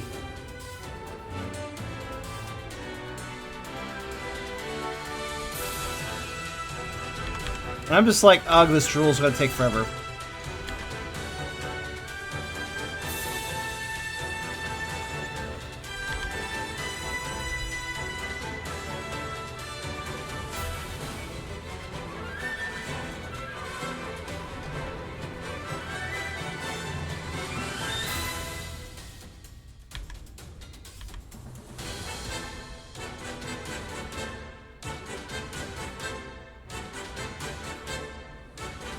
But it's also very important. The Drool is a huge component of the picture.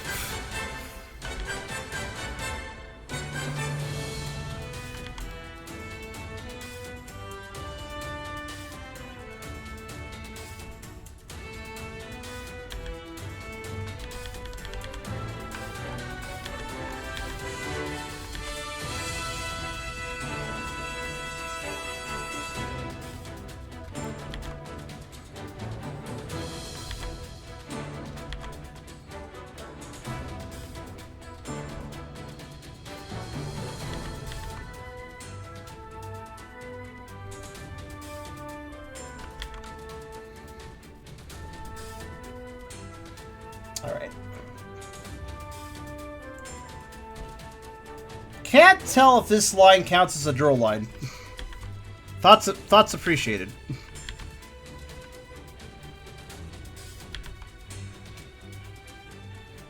Can't tell if it's like supposed to be like just a mouth line or Yet more drool.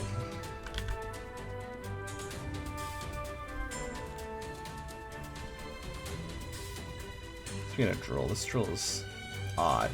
Actually, that drool is very odd. The drool almost doesn't make sense.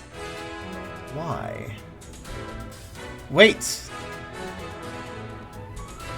No, no, that doesn't make any sense, no. No, it is drool, but that line isn't drool. Yeah. I think it's just a mouth line. But also...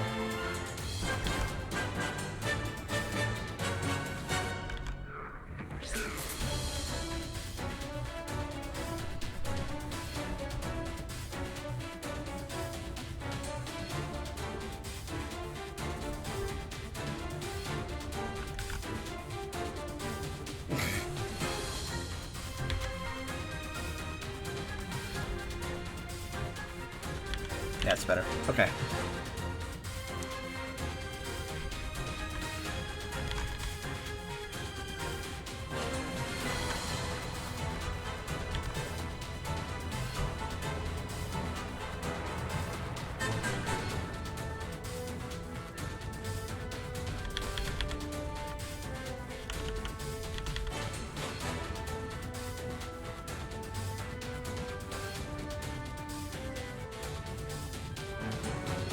Yeah, I'll take it. I'll take it. Still looks a little odd here and there, but... Nah. You know what? Especially with the passing lowered, nobody's even gonna bat an eye. They're gonna be like, yeah, that's fine. I'll be like, good. So if it wasn't fine, that's a shame, because I'm not going to work on it more. Or something like that.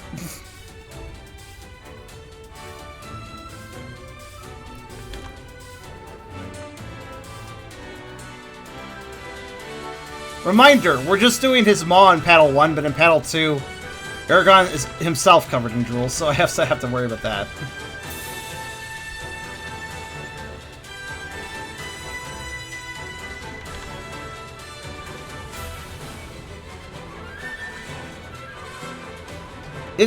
A drool's fun, it's time consuming.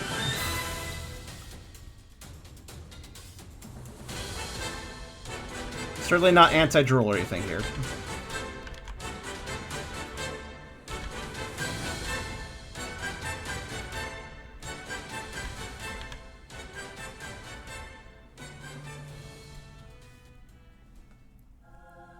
Also, here's the final boss music that was earlier desired. Cause yeah, I was wondering why. I don't know why Phase 3 was separated in this playlist, but it was. Here it is, though. Probably is the best song in Forces, this one.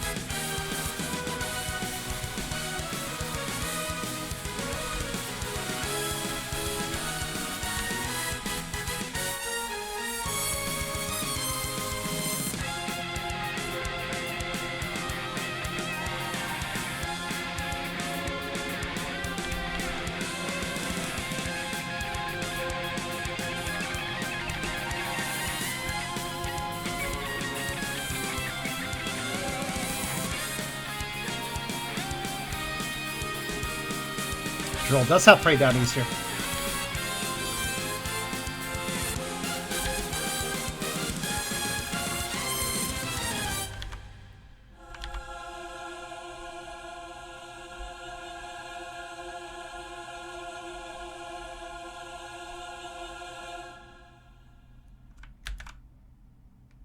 Okay, cool.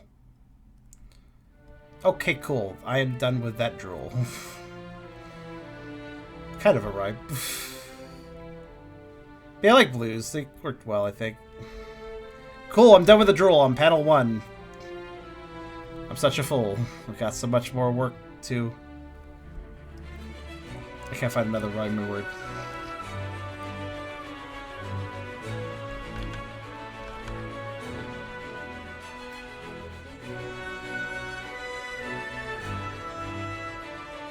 To do 8 life cruel. I don't know.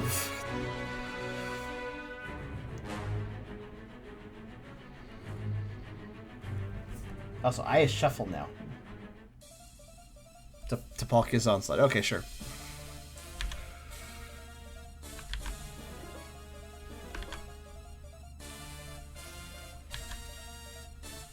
Drool. Adds drool command.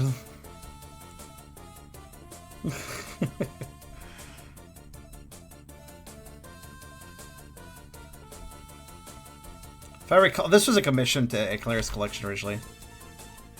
And I got permission to color it afterwards. And I recall the commission was basically like, we want Ativius to be really drooly. And they were like, they delivered. They delivered on the drool aspect. Honestly, this is one of the drooliest pictures I think I've had my characters in. Which is, pretty impressive.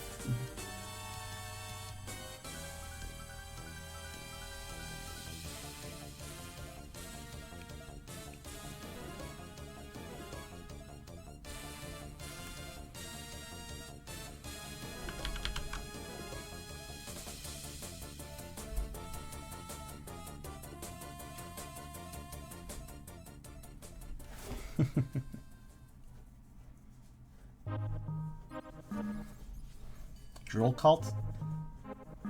Drool cult. Seems that is the case.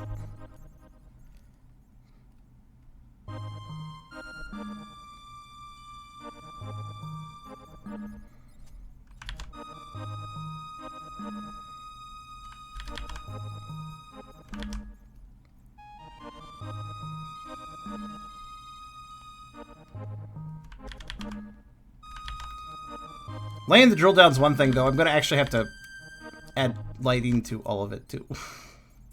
Well, probably.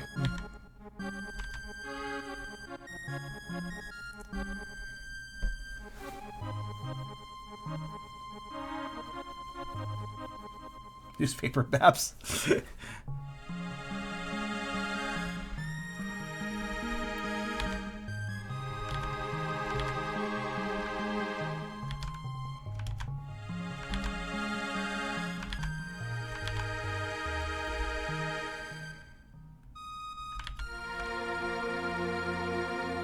So that's pretty good.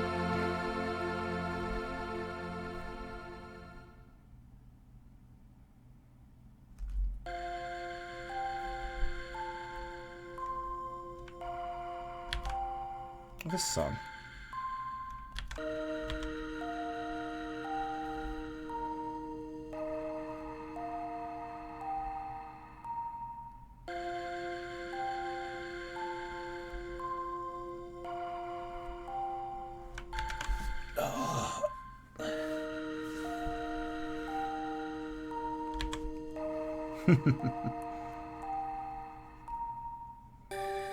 I'll just open my dragon jaws over all of you and let you guys enjoy the drips, I guess, at this rate.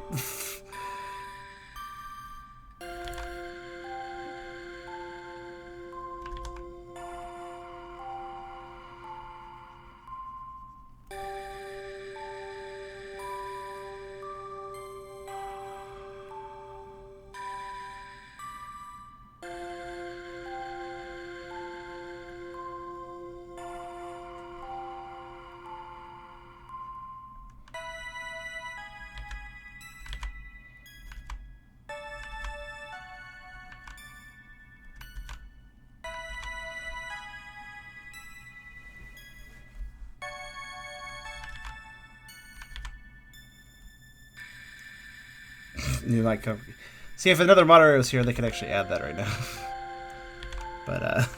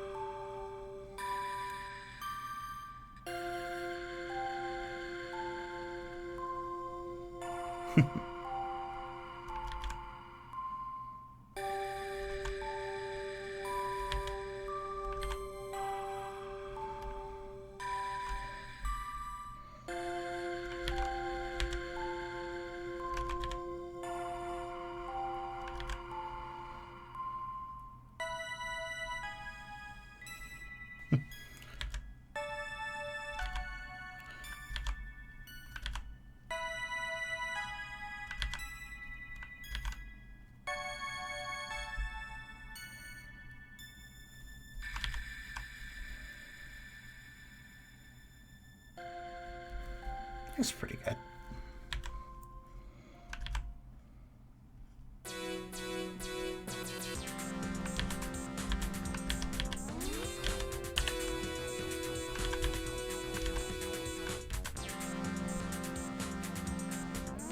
Okay.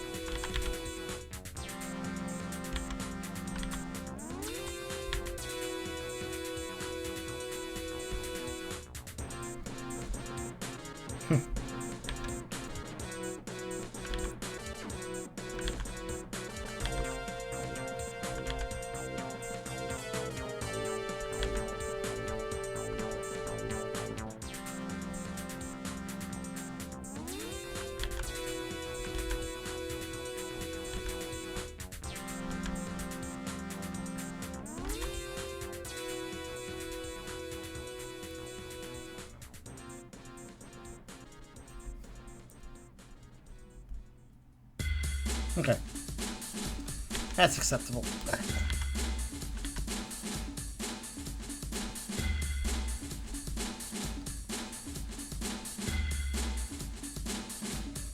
The roll.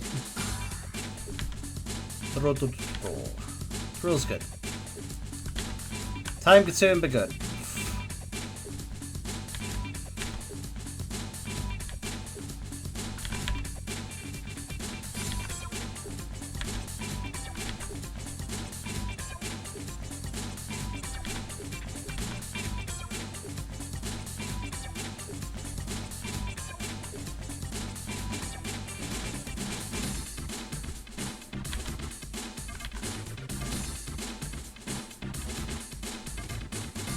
Yeah, whatever, that's good enough. I'm being picky again.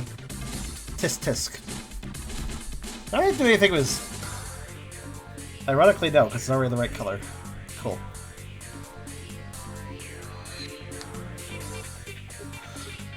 Okay.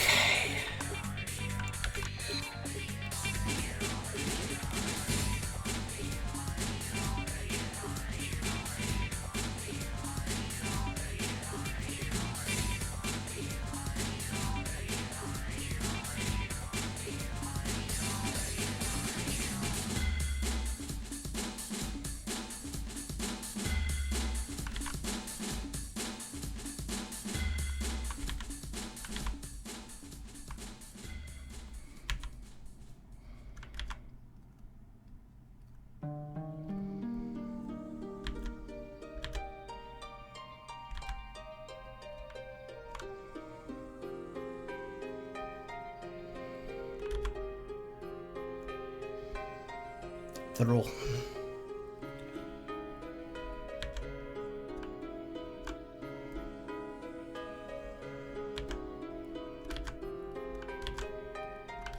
I don't have much valuable commentary. I've actually hit the point where I'm starting to get tired. But let me continue to work all the same.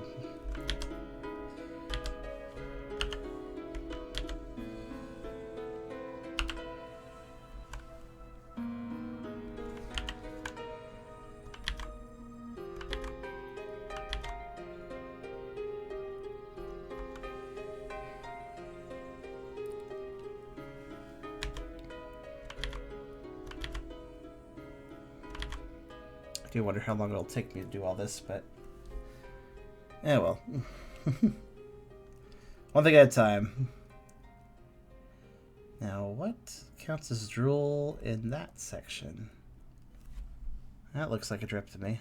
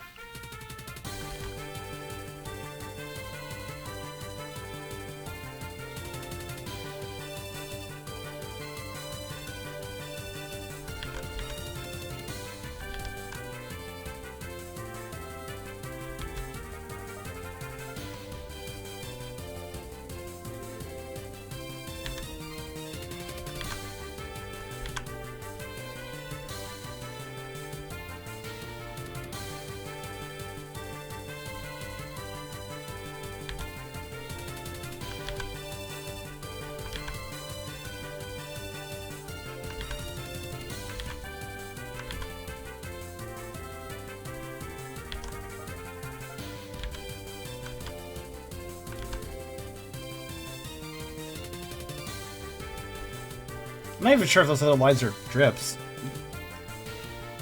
Like the ones below the thing I just worked on. I feel like they're just texture lines. I'll leave them be.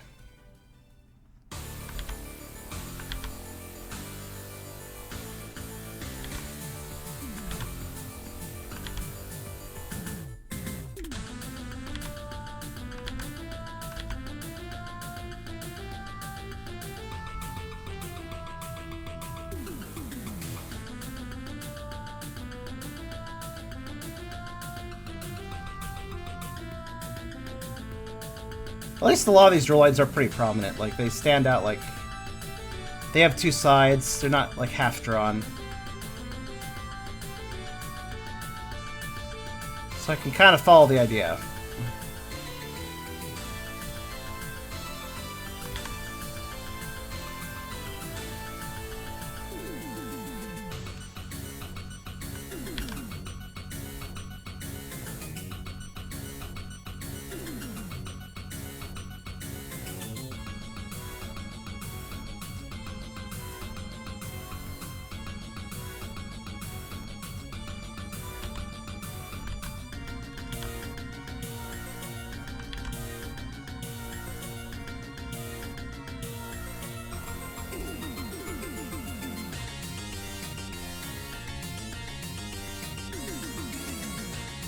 Oh, hey there, Ghosty.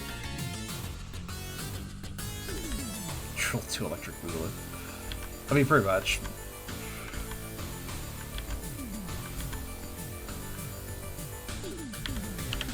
Alright, there we go.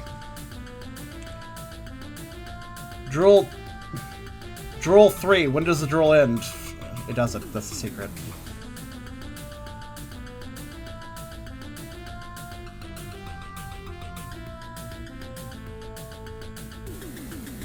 Infinite drool. Alright, let's see. That. I don't want to treat this. Okay, that's clearly... Okay.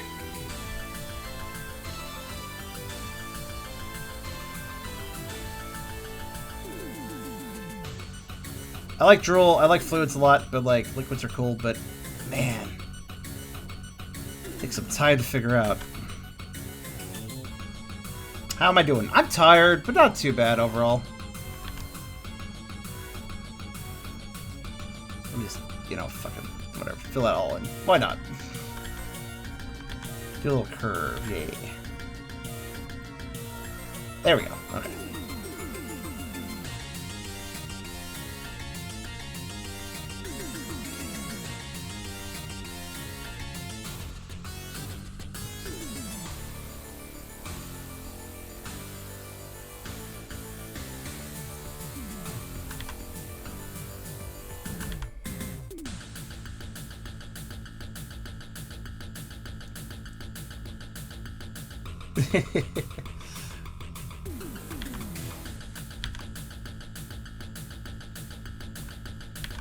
We're at the 9-hour 22-minute mark, by the way. For the stream, I mean. So. I'm okay. Just a little tired. Bit of a heavy day, honestly, with the earlier conversation we had. Wasn't a bad talk, but certainly was heavy.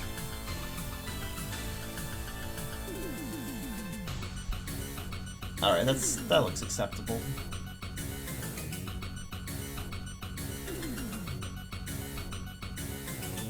Yeah, I talked about past... life past, because people were wondering about, you know, Caleb and what happened to him. And it was, you know, a lot of rough stuff to go over. I'm actually going to cut that out as a separate video, unlist it, and just kind of pin it to my Discord. So if anybody asks about my history, especially hearing about the abuse I went through and stuff, that video is just there for them.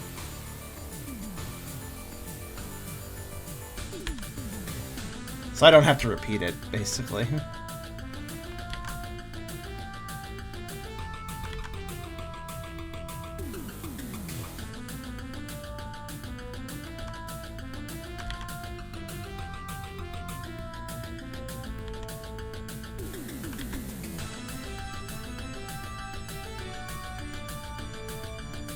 Yeah.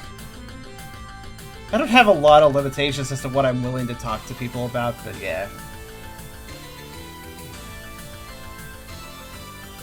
It's not really the limitation there, just more of the case not wanting to repeat.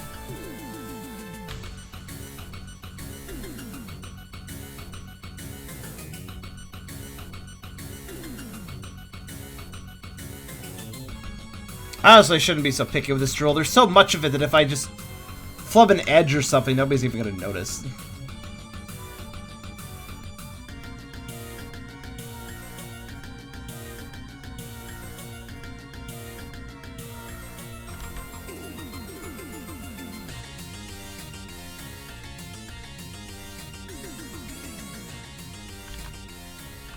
Gosh, Eragon is really covered in drool this picture, isn't he? I keep, like, looking down, like, oh, there's quite a few more lines. There's still quite a few more lines on him. You've had your really old account. Well, hello.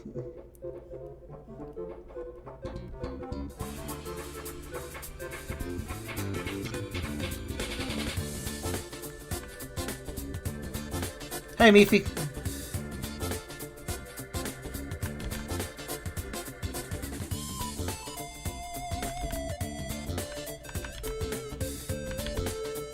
The song makes me want to rap to it. I don't know, it feels rappable.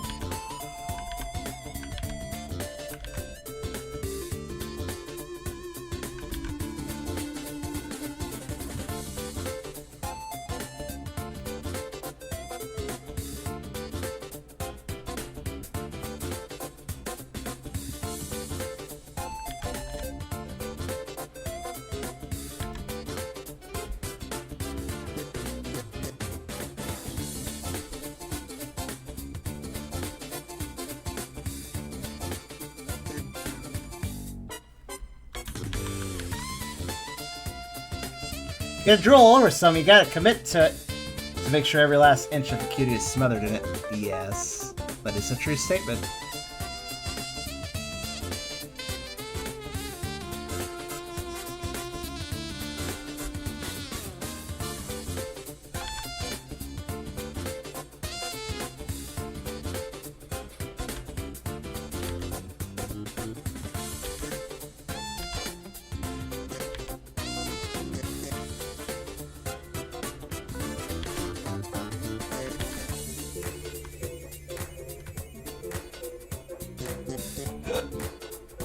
Let's see.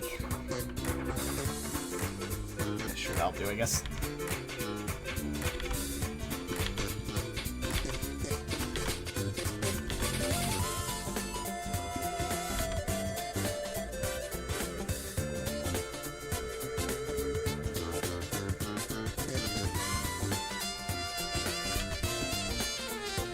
There. We got people waking up coming to the stream. Yep, that always happens at around this hour. Good question. I could start getting on my rut by dealing with my negative emotions more promptly, trying to find the source of the negative emotions still promptly. Is that true? Poise, as I said earlier, after that big heavy talk, I am not a fountain of vice right now. I don't think I can advise you at the current time, like I said earlier. Please don't ask for advice from a dog that doesn't have the energy for it. It's okay. I gave you all the advice I could muster at the time earlier. Just listen to me. I'm fucking tired. I can't. This is not a good time to ask me for advice. My advice would be take a nap, because that's the only thing on my mind.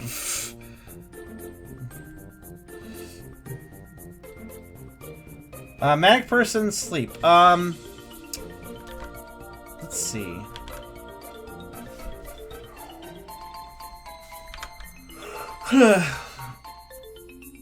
You know the source of your negative emotions. You stuff them away. Unless you're forgetful. Like, if you stuff something into a drawer, you know it's in that drawer. You know? So you stuffed your emotions away. You should be able to go find them again. I kind of have confidence in that.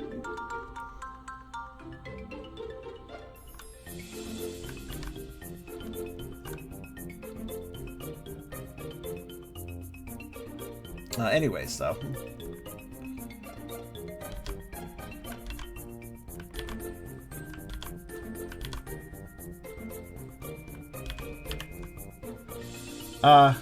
Good night to your, never mind, Bully. I thought Bully was going to sleep, but then I realized, oh, he's being irresponsible. Okay. Fair enough. I have one obligation tomorrow. And that's talking to Carcerus. Hanging out with him. Getting to know what the heck happened earlier. Seems like he might have multiple personalities. Kind of, maybe. It's hard to say. Today was weird. A lot of interesting talks today. The heavy talk I talked about, and then also just learning more about Carr and possibly the storyteller, as he's called. Which is quite interesting. Actually, on that note, since it was brought up before openly, I know it's fine. Geecha here, he also has others. It's an interesting topic. Learning. Yes, another thing actually goes to, like, Carcerus, really close friend of mine. Today in the stream, another came out of him and talked for a while, and I was very surprised. And I'm going to need to talk to more tomorrow to figure out what's going on there. Like, I'm interested. I need to know more.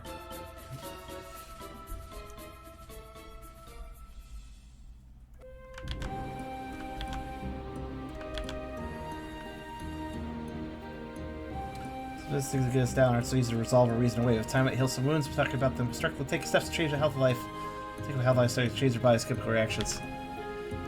As far as Poi wanting advice, the thing with Poi is that Poi locked away their negative emotions at some point, but in the process also kind of locked away most of their emotions, and are kind of just in a holding pattern. And I told them earlier, like, you're in a holding pattern. You kind of need to, like, negative emotions may suck, but you still need to work through them, or you can't progress. So.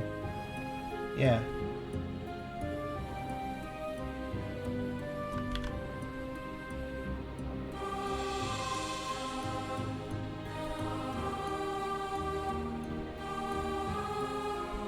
But yeah, so that's interesting though, Ghosty.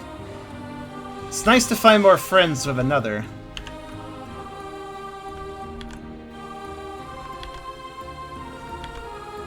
And when my vacation eventually coming up, Ghosty, maybe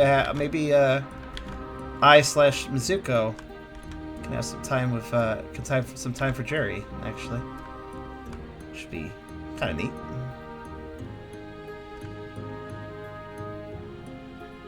The vacation I hope to have in 2 more weeks from now. It's managing to find a good stopping place for all my work I'm doing. That's the hard part. Like, okay, I feel comfortable, like, stopping here. I have not forgotten. I know. I imagine, anyways. Just figured I'd update you about my vacation situation. Which is weird. And sort of...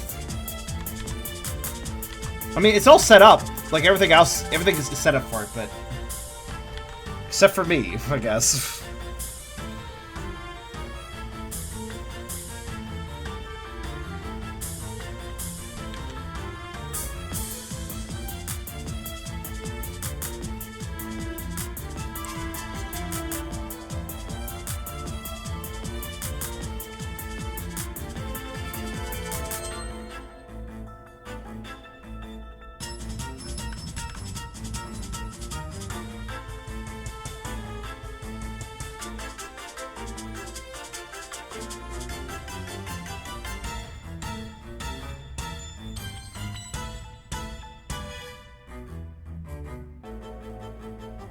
This is a weird version of this song.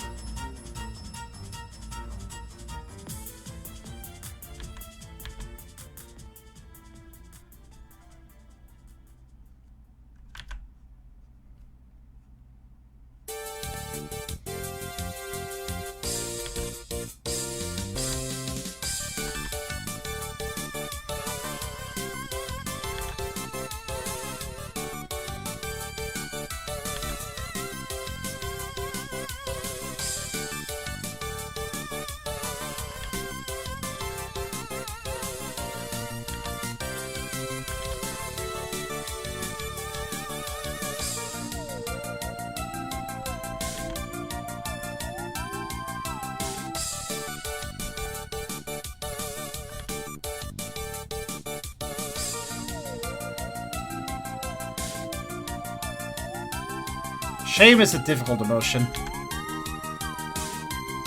It's hard to work through it, hard to figure out whether or not you should even feel it sometimes.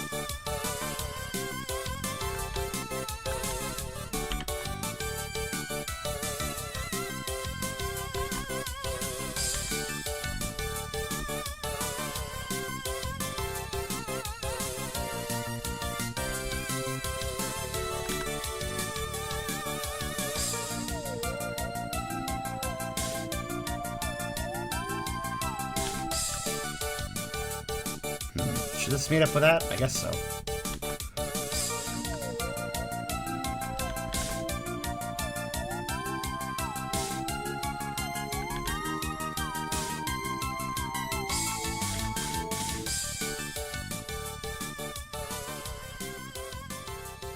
This is just, he's got like a wreath of drool on his back there. Yeah, we already listened to that recently, game. Or whatever. Don't play that again, jeez.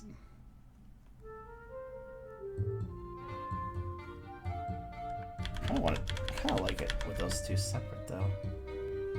Well, to be fair, I can keep them separate. I just have to be smart about it. It's like this.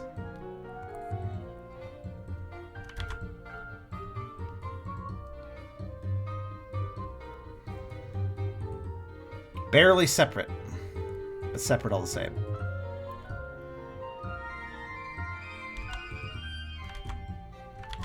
For that flute.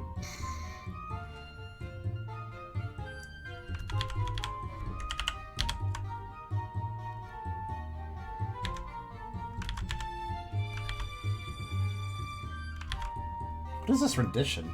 Oh, just a remix, okay. Very odd remix.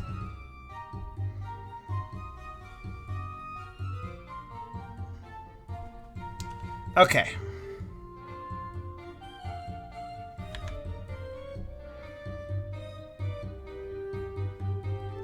Stroll's taking a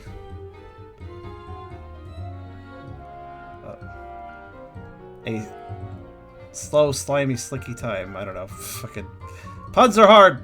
I can't just come up with that when I'm tired. Pun effort requires IQ, energy, brain, activity. Yes. It's tricky. Alright, there we go. Is that Troll 2? Yeah, of course it is. Wait, how's it work?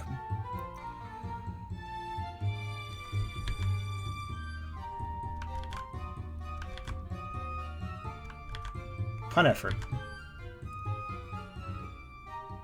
Puns take more effort than you may think. To come up with something truly... to come up with something truly, like, painful, you gotta work at it.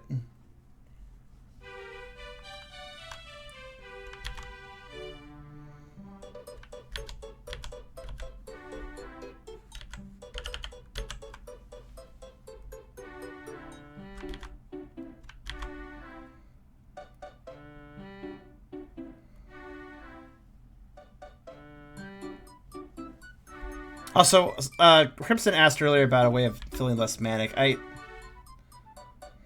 feel like I had advice for that.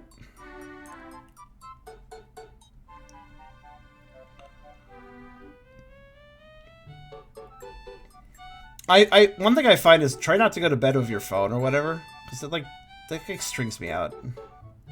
Like, just go to bed without an electronic device. I incorrectly think to myself, oh, I'll wind down by looking at, like, an article or something. But no, that doesn't help. That makes it worse. So that's one piece of advice I could give.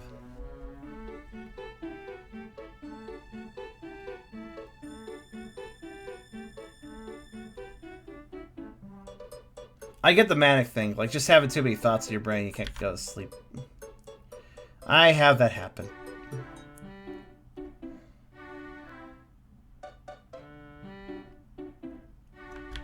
Lo-fi music?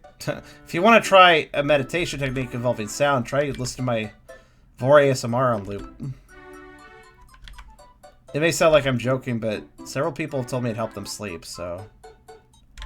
might work.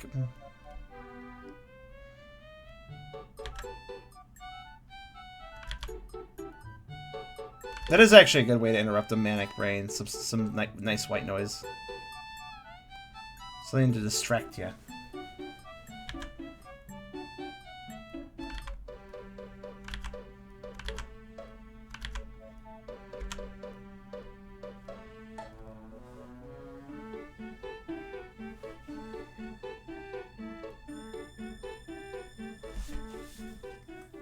Actually, you know, lo-fi music is not a bad point. That's pretty chill stuff. That might actually help.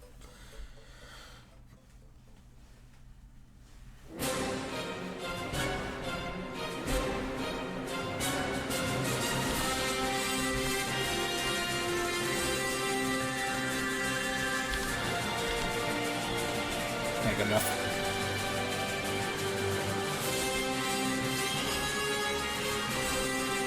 Alright, that's 2 frames done.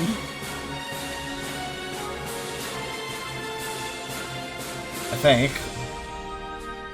Yeah, it looks like I got all the drool.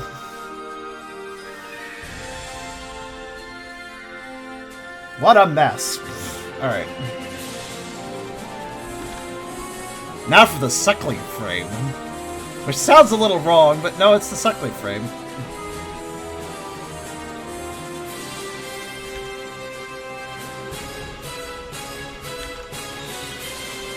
I'm still skeptical this one's drool, but I guess it is.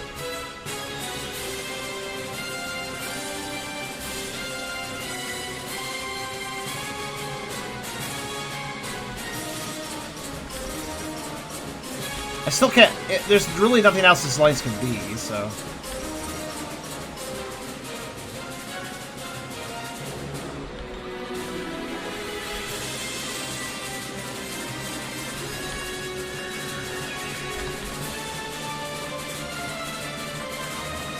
Forehead and last scene. That's not drool, it's actually a forehead symbol that Eragon has. You know, something feels weird about this, whatever I'm doing here.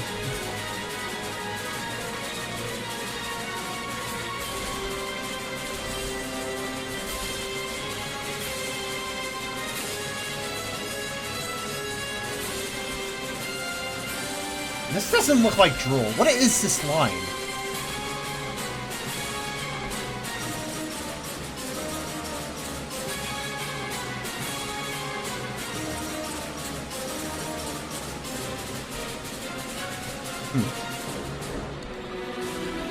I started to get really annoyed about this random line I don't understand. I didn't understand it originally, and I don't understand it now. Maybe I'll just murder it and move on. Yeah, that one. The one I just killed. Ever since the start of the picture, I wasn't quite sure why that line was there. Toe? No.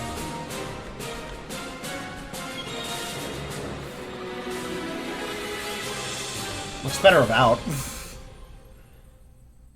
It could be a drool line, but oddly enough, you may notice that on this picture, none of his lower body has drool in it, so it'd be kind of weird if his foot had drool in it. You think it's drool?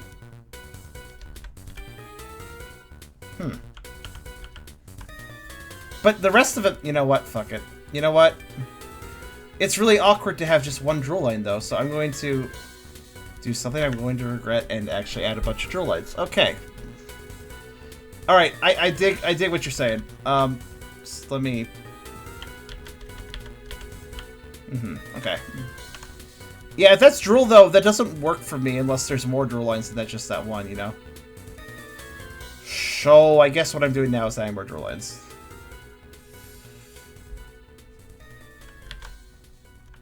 Oops, wrong layer. Or wrong color.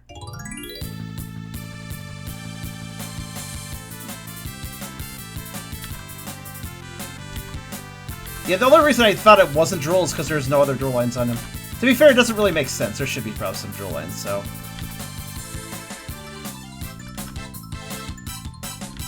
let's try to avoid an intersection.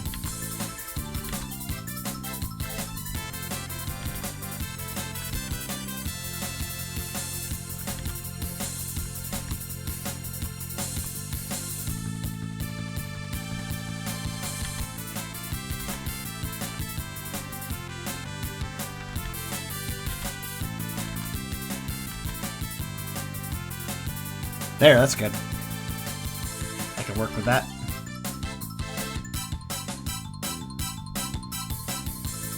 Actually, how big are the... oh, they're quite big there.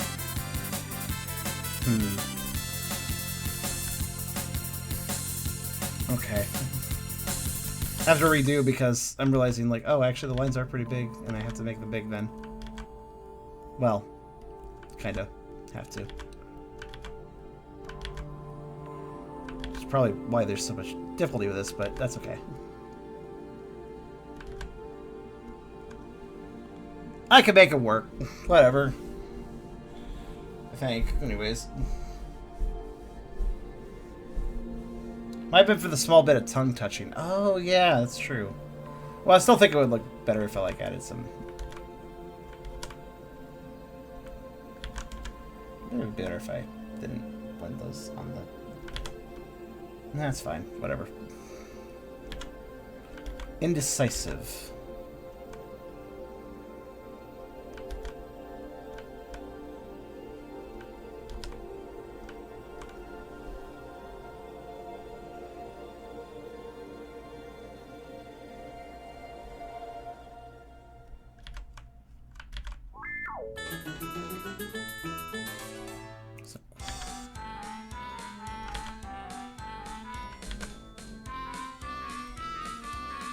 I don't know.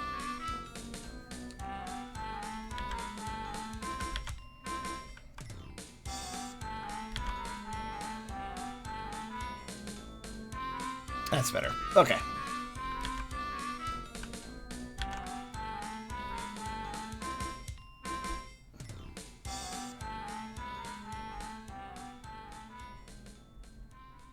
I don't need to add that much more drool, to be fair. Because his lower half is... oh, wait, it's already drooly here. Well, maybe I do then. It's drooly in this frame. Everything but his feetsies and tail are drooly, so... tail can be ignored, I suppose. Probably should, like...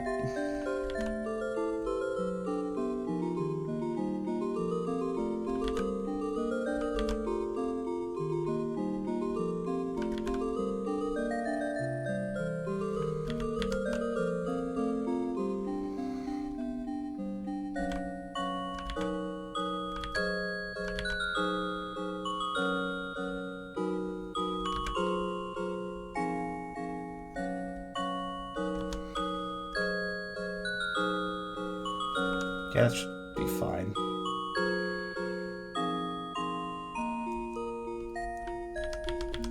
I'm trying to make the lines thick enough to like match up with the others, but I'm like so hesitantly making them small.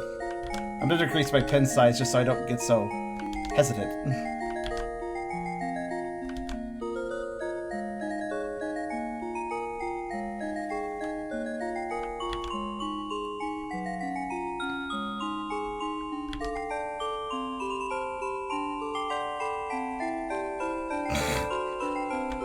Doesn't droll just mean boring? This picture is droll, lame.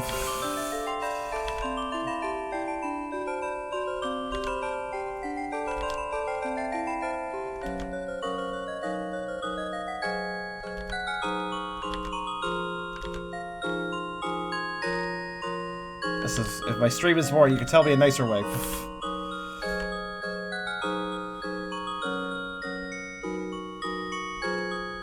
can't really think about what I'm doing here. How do I want to... I think I just want, like, one. Then maybe, like... check sign. I mean, yeah, I technically can do that. Okay.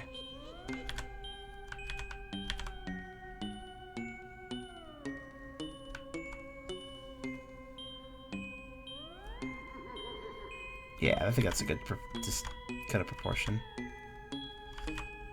And just like, can I do that? Without looking stupid?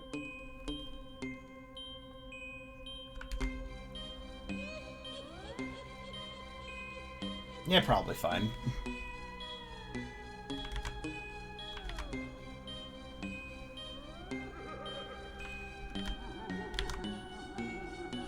Still not completely used to adding fluids. Alright, that should be fine though. I think it looks alright. I have a kind of visual. It's like I did a bunch of incomplete lines, but once I add the details, quote unquote, I should be better. I think, hopefully, we'll see. So what I'm thinking with this is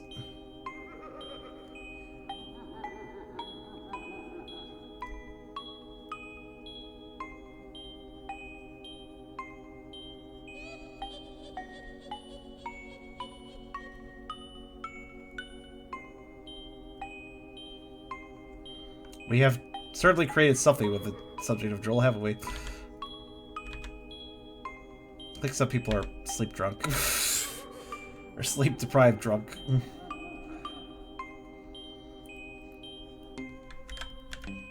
We have people very into droll though now. That much is for sure.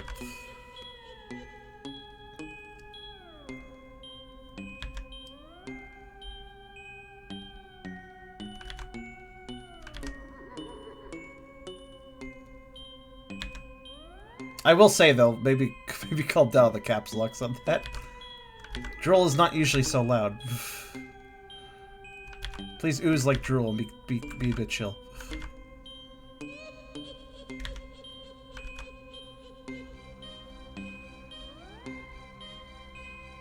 Also, for anybody not aware, I'm not using a bright blue for the drool. It's just I'm probably going to lower opacity later like this.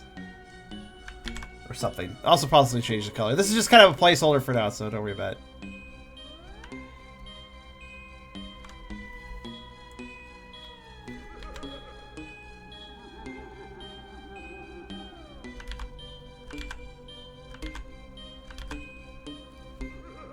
Slurping kisses are great, though. Oh, yeah. As a dog, I like good doggy slurpy makeout sessions. Like, I'm not just gonna kiss you, I'm going to lick... I'm going to shove my tongue down your throat just to lick better.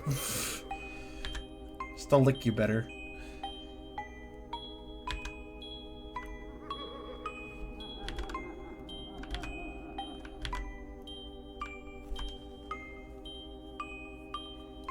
Subject of a French kiss has nothing on dog kisses.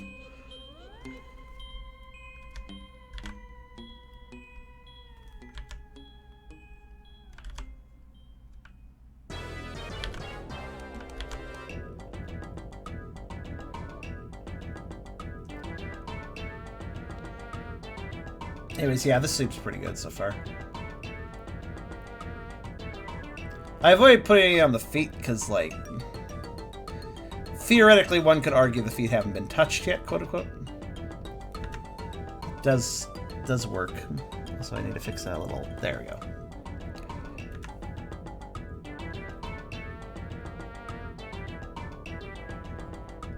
You can run any good thing into the ground if you do overdo it, yes. I mean, I'm working on Drool though, so I can't really hate on people for bringing up Drool over and over again when I'm just working on Drool for like 2 hours, so you know, I get it.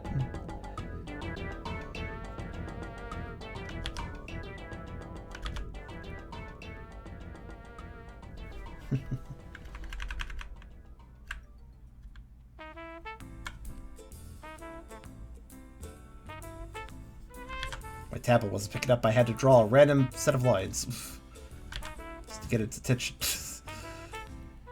Okay, there we go. Okay,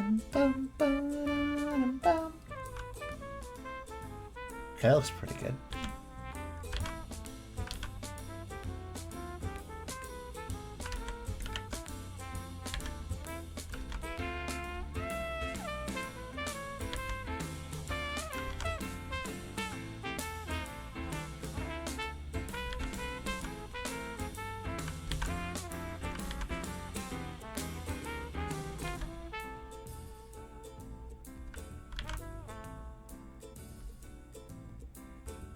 Not good enough, I guess.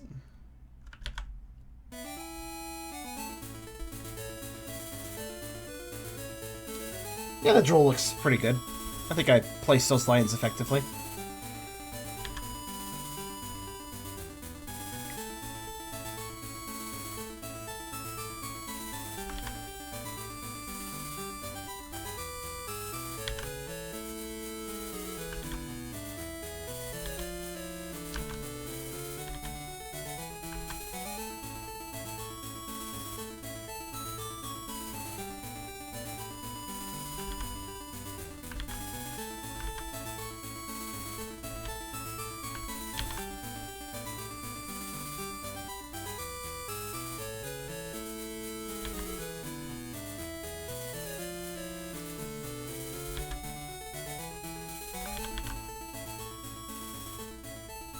Also, Ghost, you bringing up the slobbery kisses makes me suddenly wonder how good Jerry is at kisses. Specifically because that last picture I worked on, the AV one with Jerry, Flame gave him an awfully large tongue. Not sure how accurate that was, but I have a feeling it was kind of accurate.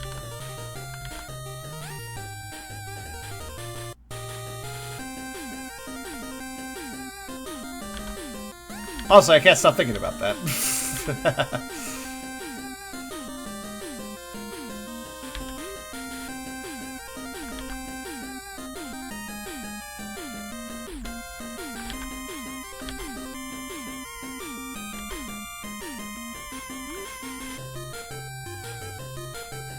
Normal size for a size, but still pretty.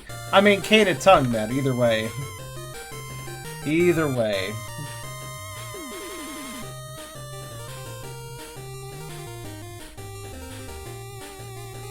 Yes.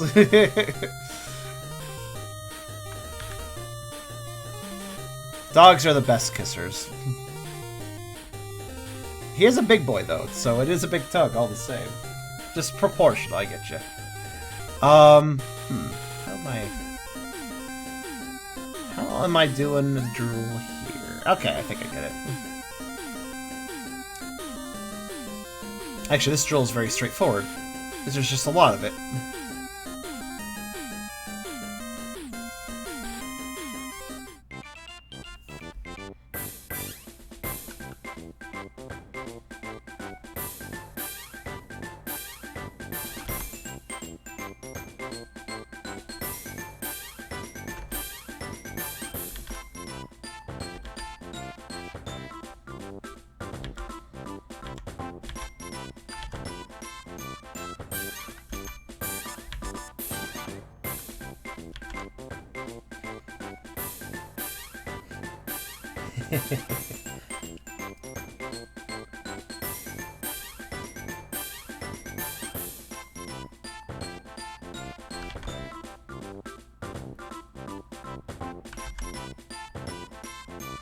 I do not argue with everything being talked about. That much is for sure.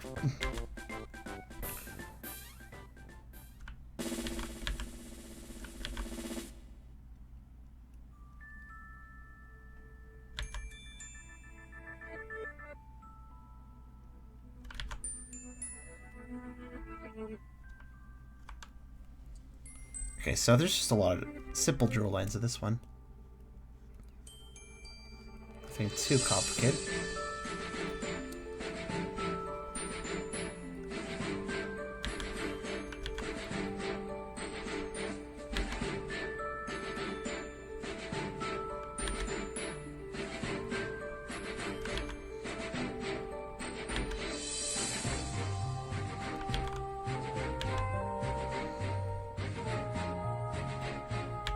And given it's simple, I don't think I'll worry too much about how my line shapes up. I'm never 100% sure how I want the top of a drill line to look, you know? Sometimes just simply doing this is fine like that.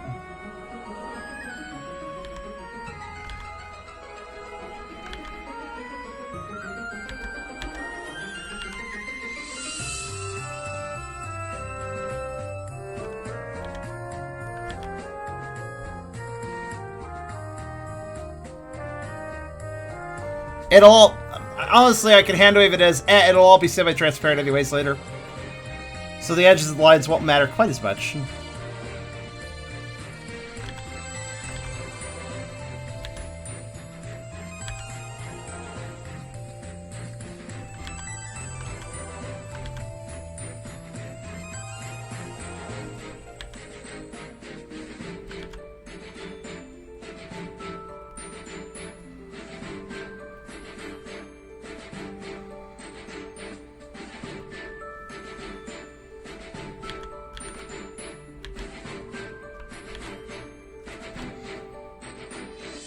Not really how I meant to do that, but it kind of looks good, so okay. Sure, why not? Drool is drool. I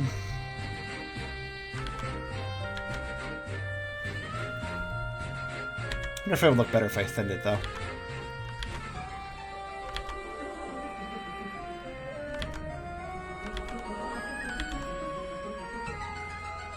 Looks so.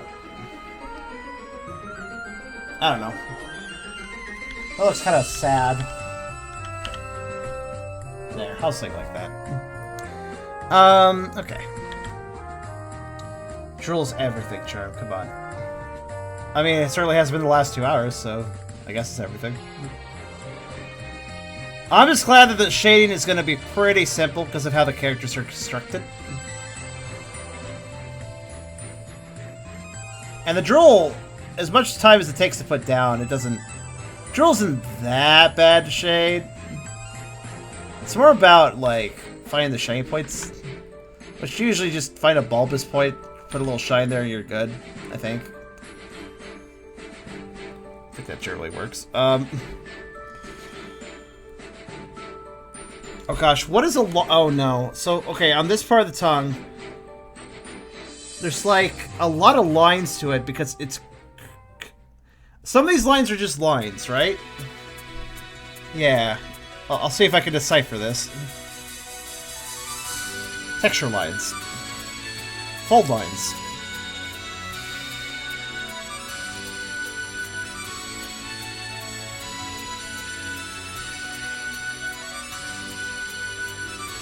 $241s. I have like 100 more of them than you, I think.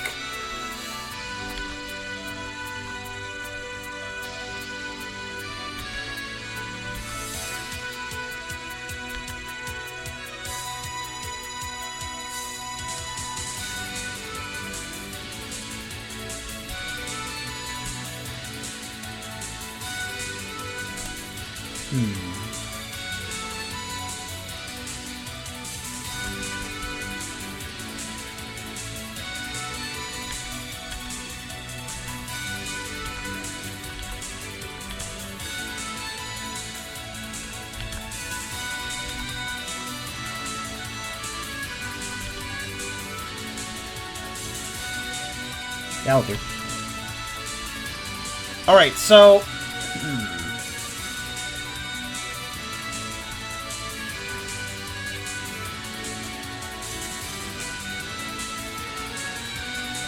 I'm a bit perplexed about some of these lines.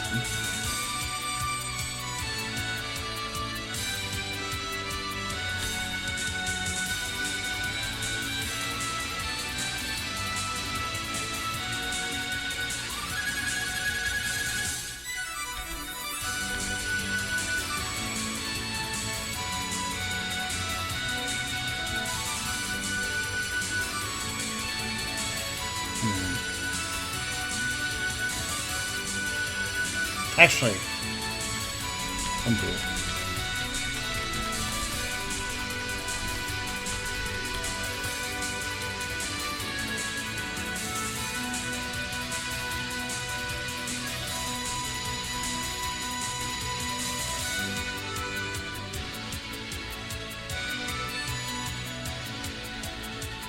That's hard to tell. It's really hard to tell what the drill lines are sometimes. There's too many lines here, Leo. Some of them make sense because of the tongue folds, but like, I think it's just indicating a lot of folds. That's why there's so many lines.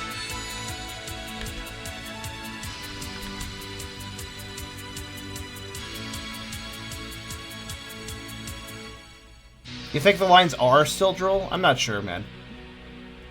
I'm also not sure if the above is a drill line or the below is a drill line here. Both of these make sense. That's troublesome.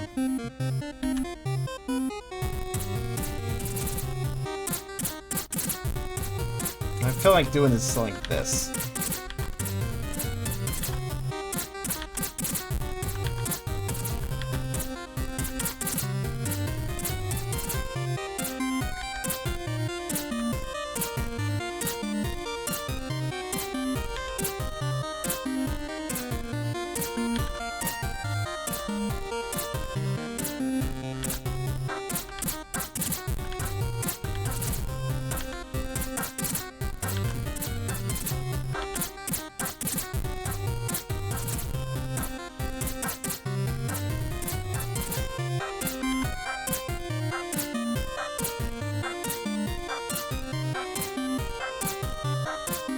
There's too many lines for it to be all drool, I know that much.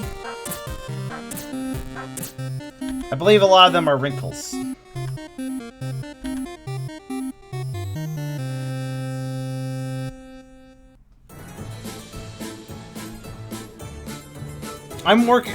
Right now all I'm doing is coloring the ones that I'm more confident are drool. And when I run out of those, I'll look over the rest.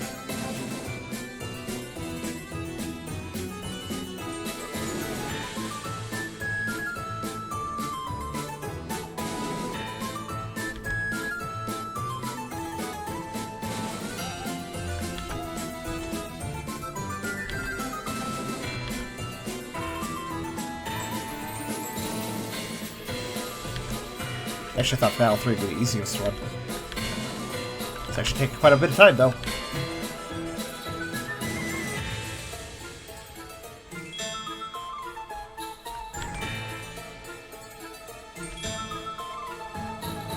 It's... The only bad thing... It's not bad to add detail, the only bad thing is the amount of time it takes. Technically speaking, we have 2 hours to finish this picture, which is I'm a little leery about. There's a 12-hour hard limit for YouTube. Hopefully we can do it, but...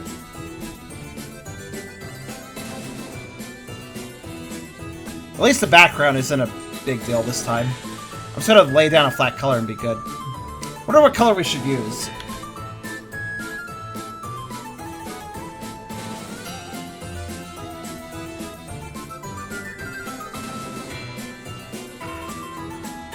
Admittedly, we had like, half hour at the beginning of leeway time, I'd say. Well, whatever.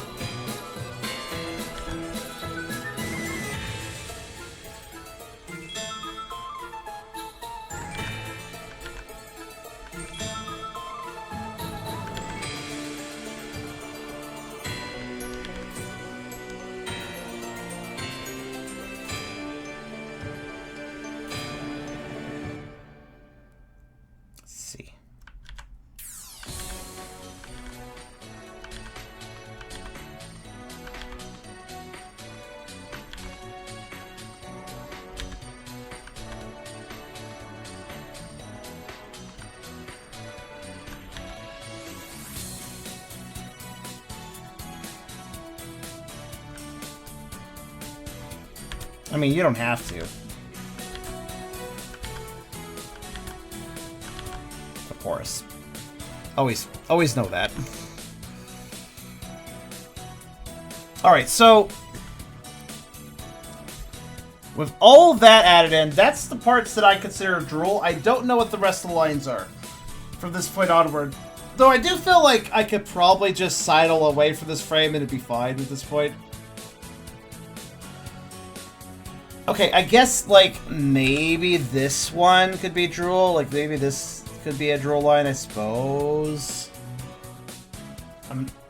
The rest, though, I'm not sure. Actually, that... If I make that one a drool line, and the rest being texture folds... Yeah, that looks pretty good. Okay, I'll just... Yeah, sure. We'll call this one a drool line, too, and call it good from there. Since it kind of meshes well with the rest of the lines, you can kind of just go, like, these are folds. You could say this one's a fold, too, but it's a weird fold. I don't know. Though the line is very thick and confident, not really drool line-like.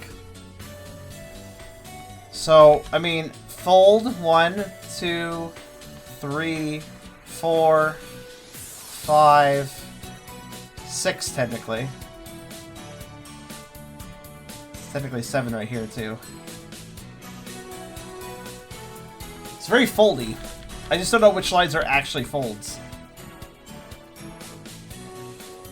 I think that's probably okay how I did it, though.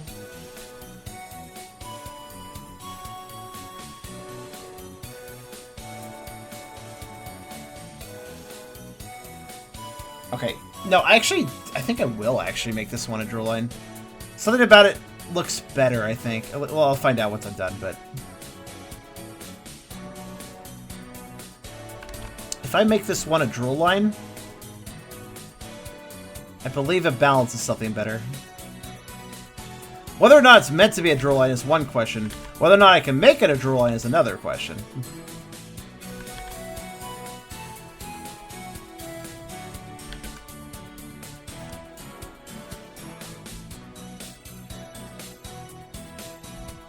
Alright, let's... I don't actually think I've ever looked at a turtle's tongue. Yeah, I like how that flows better. I don't know. I zoomed it out a whole bunch just to kind of get a general overview. And yeah, I think I like that, so.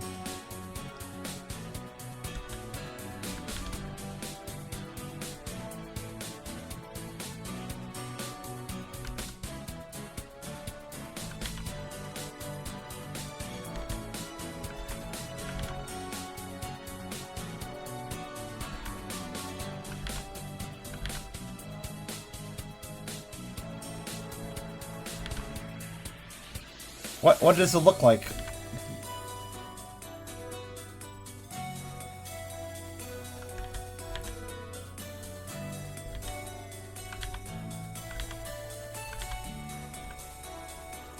Spike-looking things. Okay, I had a feeling like maybe it's spiky. So that proves that. So is a cat mouth.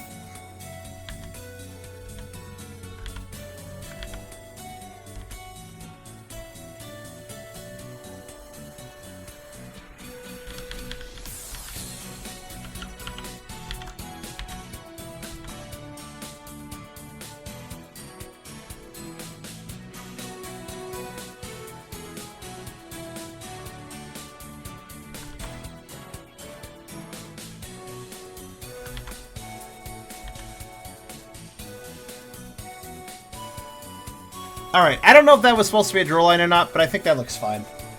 Especially considering, again, it's going to be opaque. So it all kind of blends into a nice slick mess, rather than something that you're nitpicking. That's the thing, none of this will be nitpicked at the end. It's just me adding a bunch of... Right, one more. Last one. Is possibly the messiest one, it's hard to tell. There sure are a lot of drips everywhere.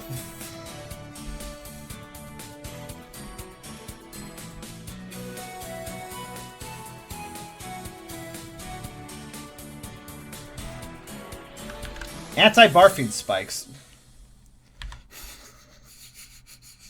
What a utility.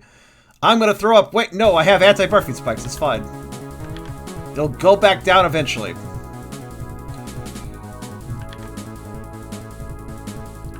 Do not worry. Hey, Wolf.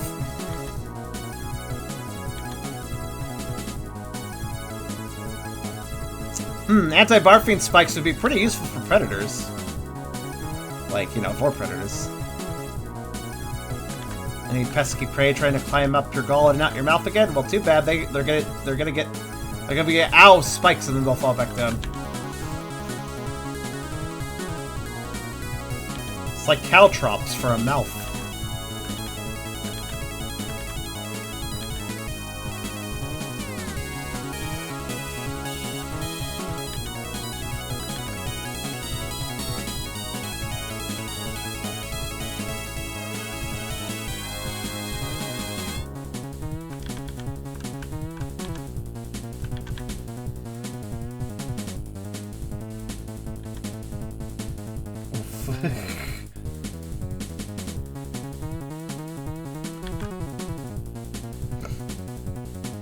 Serious well, a lot of seawater, so they have these backwards faces. Spikes allow seawater to get out to keep food in. Fair enough.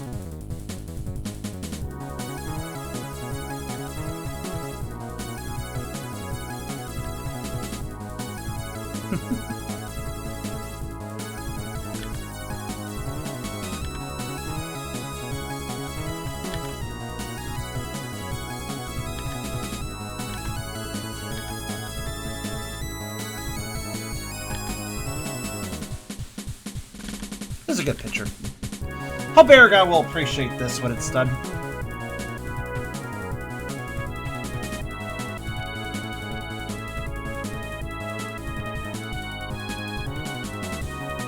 I'm gonna do all the splashy drips first.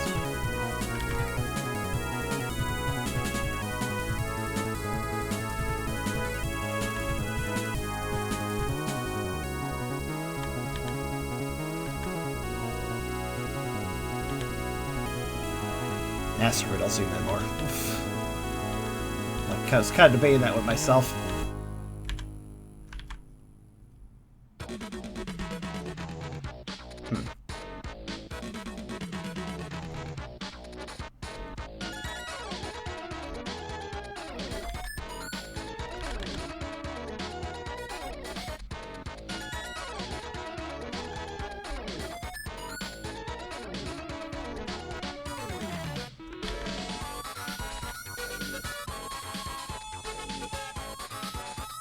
So Super Nintendo remix. I was like, what's different about this? Fair enough.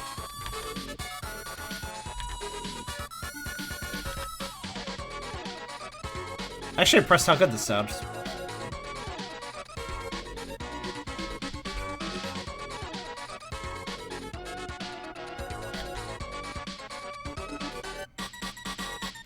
While the Super Nintendo could always produce a larger variety of sounds than the Genesis, I always thought it also had a weaker sound than the Genesis did. Eragon is a pro at getting the swishy gala treatment. He really is. I really should do it more often with him.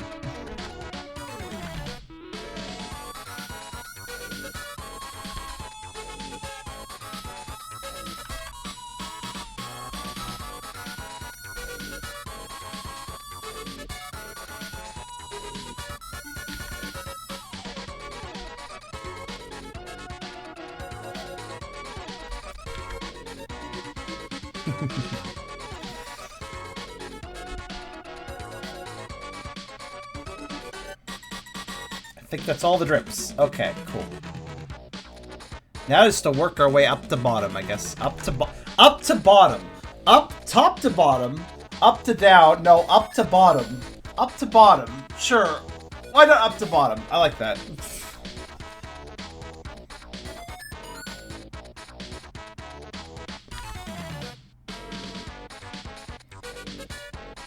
Eragon's secret crush is, give me a giant dragon.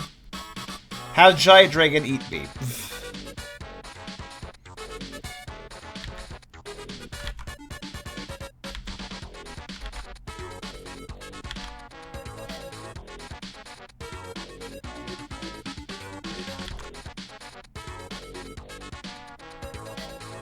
That's his recipe for success.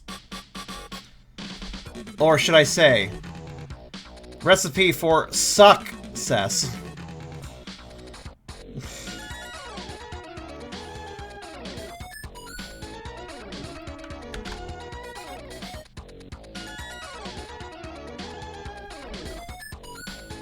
Up to bottom, it's fine, but I do prefer bottoms up. And I don't mean drinking.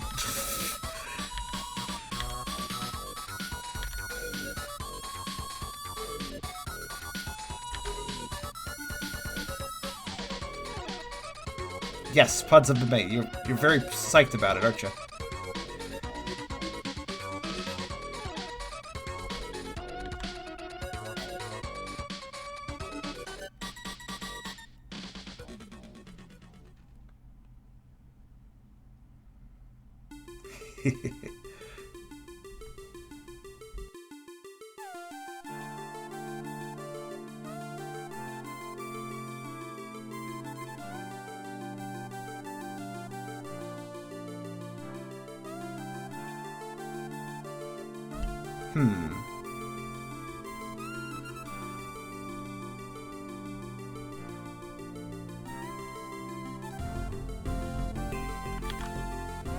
Should I have this go all the way up too? Okay, I guess I could.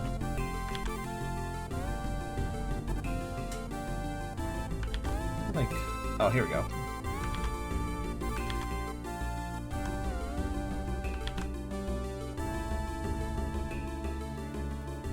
I could do it like that.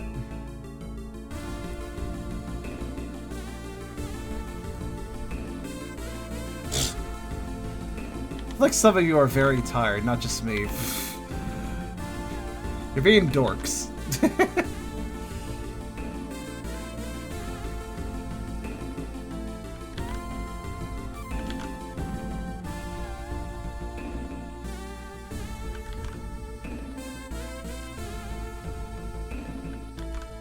Puns are fun. Well, they are.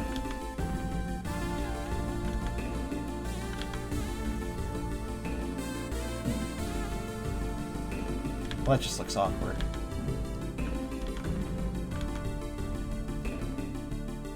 Still looks awkward. Okay. What if I don't know. It still looks weird.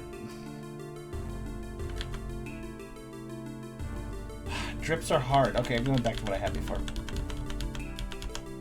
Yeah, let's just do that. Whatever. It works. Whatever.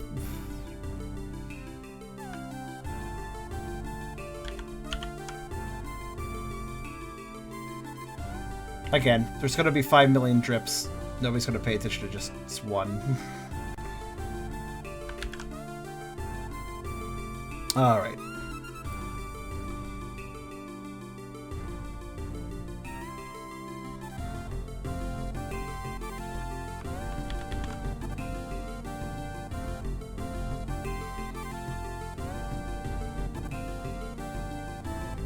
Okay, so now to finally help that what I decided was drool earlier was indeed drool. I think it is though. It's like go like this. Connect up with that.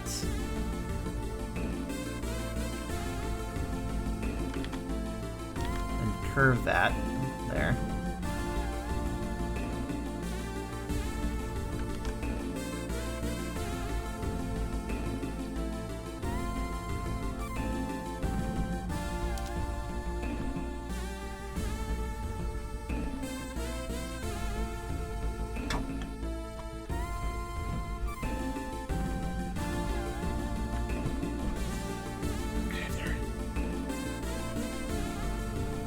You're playing Lozoot.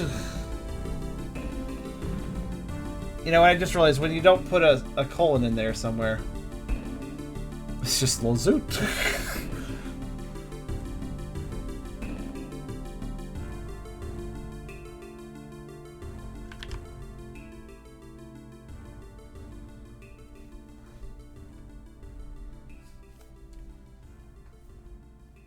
Lozoot.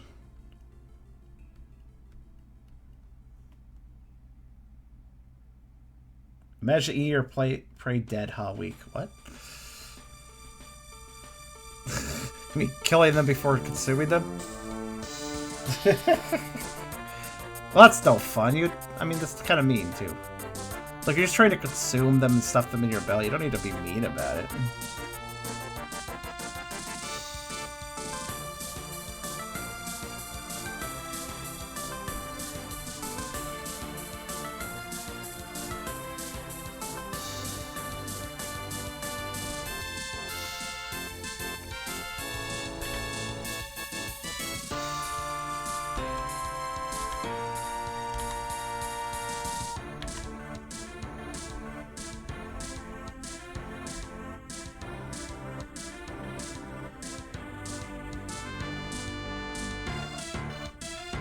Okay.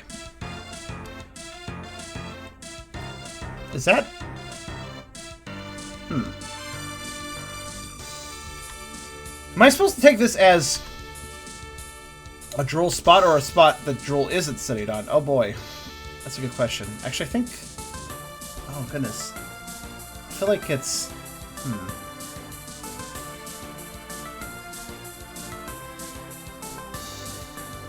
Battle thing for a Doctor Who RPG, by the way. I think. Pretty sure. That song. This is also a bop, though.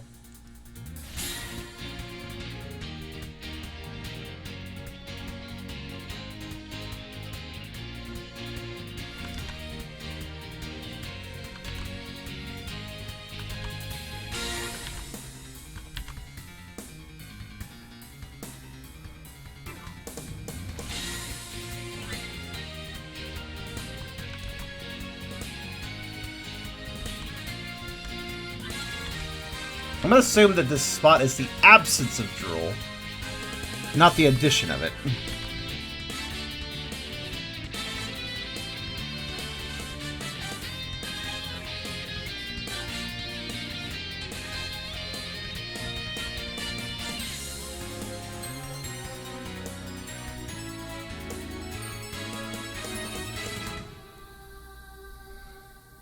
I don't know.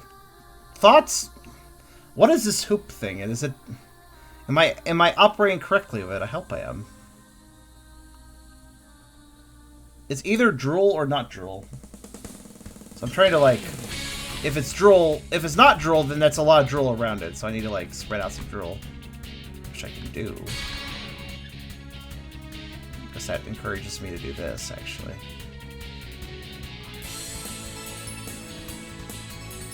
I'm not sure, though. I could be going about this all wrong.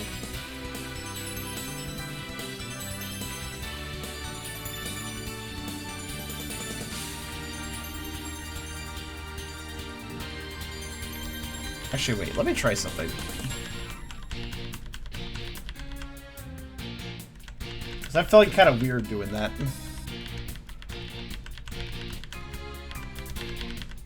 Okay, okay.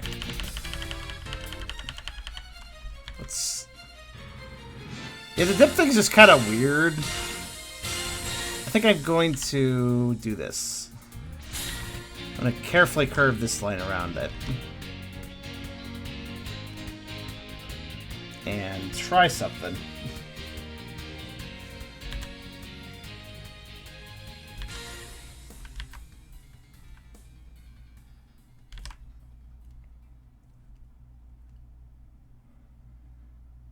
Yeah, I'm okay with that.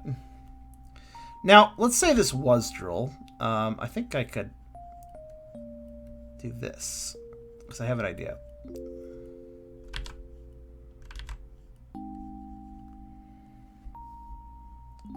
It's quite a thick line regardless, so it's kind of a weird thing to... Anyways, you see this line here that's stretching up? I think I can actually do this. And, you know, that kind of works.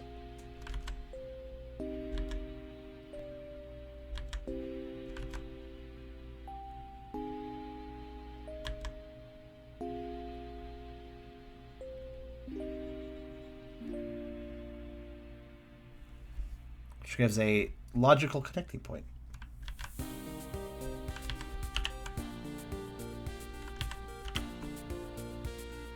Yeah, I'll do.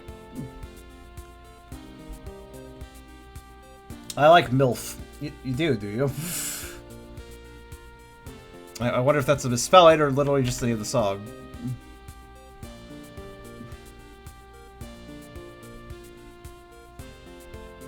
Well, she just innocently meant milk.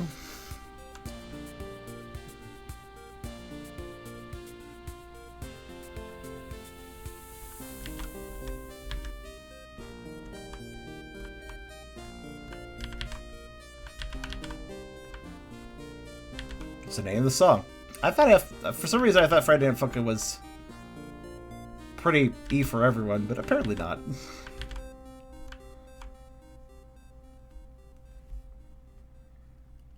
Oh, you know what, actually?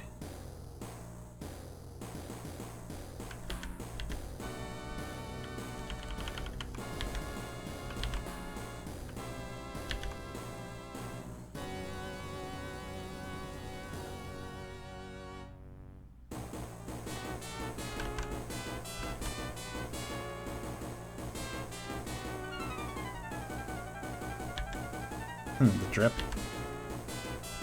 Looks like a diamond, you say?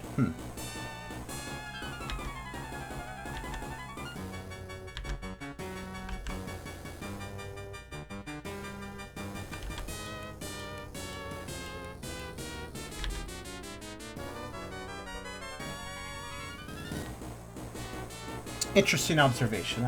I guess I see it. Baby dragon. Well, Charmander's not really a dragon. But small lizard is accurate. He'd be very pouty. Eragon would be very pouty if he knew you were calling him a baby, though. Let's see if I can pull this off, though. I'm trying to figure out how to... I don't think I could connect those. Without it looking very strange. Alright, fine. Instead...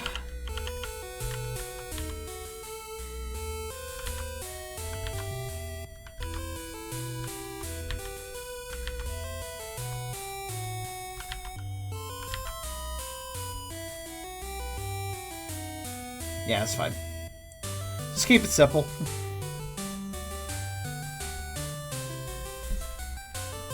Yeah, that's fine. Again, I shouldn't be overly picky. It's easy to be overly picky, though, when there's just 5 million lines to work with.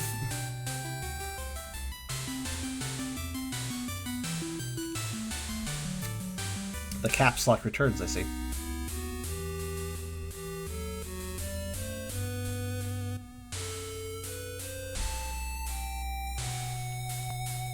You mean his snackrifice? He is merely a snack at this size, let's be honest.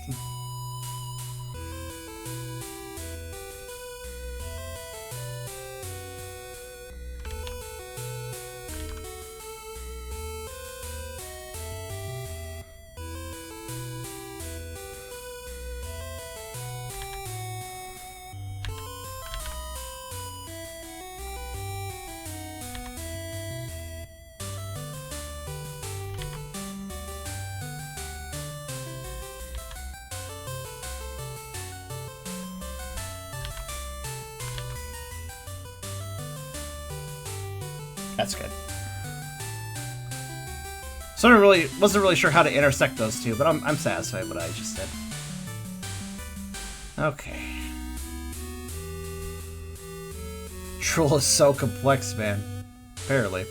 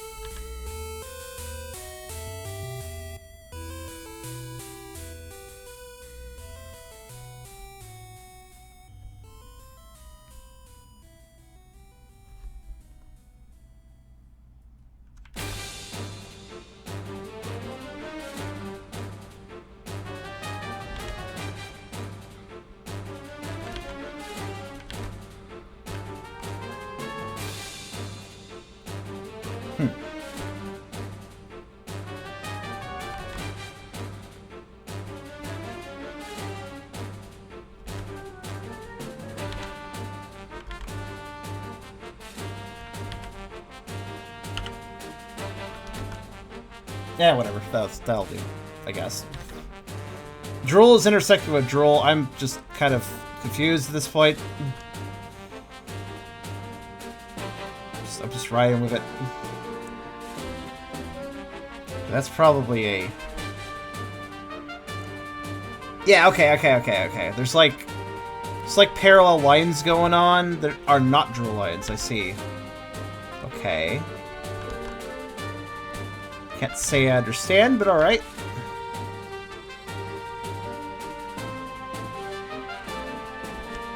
Hello, Reverse Potato.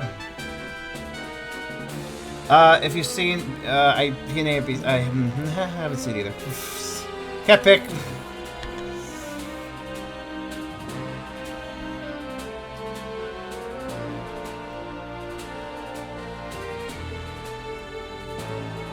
This is Final Fantasy XI music. Good game. Not a lot of people played it, I think. Well, maybe back in the day, but that's good music.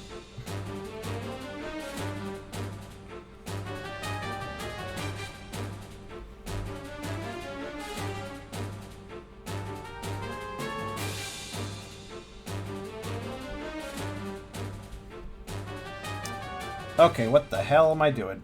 Let's see. So that's... I guess that would be a drip. I guess that would be a drip. I guess that would be... or that would be a drip? No? Well... It would be better to just take the path of least resistance, I suppose. Alright, fine. Path of least... Oh, great, this song.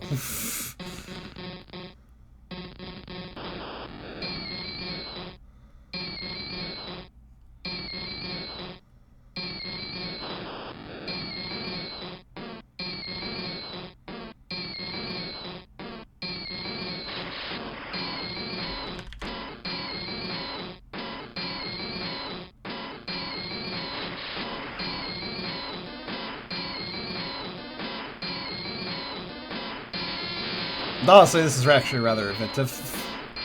It's just like, oh my goodness.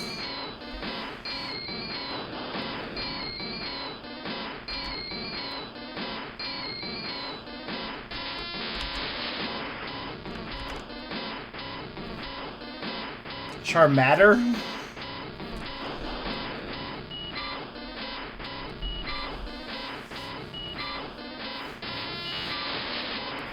There's coyotes out tonight, make friends.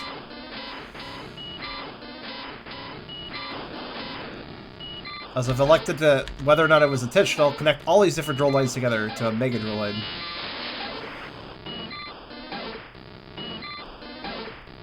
Some of this sounds like Dynamo music.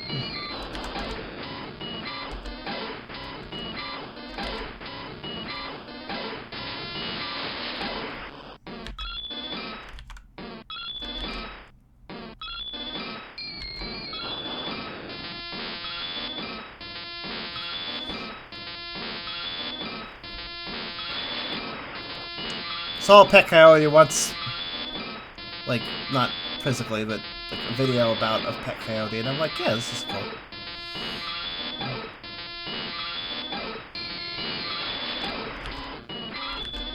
Obviously, they're not domesticated, so you have to be careful, but still a good boy. Okay, I don't know what the hell I did with this drill line, but I'll take it. Actually, it kind of works. It's like a nice long drizzle.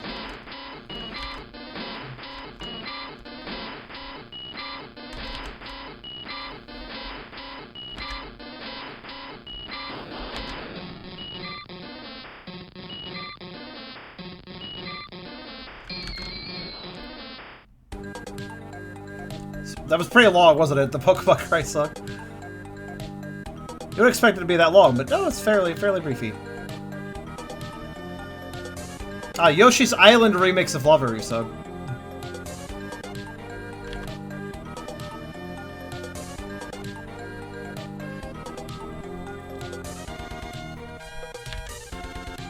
Touch Fuzzy, get immolated by lava.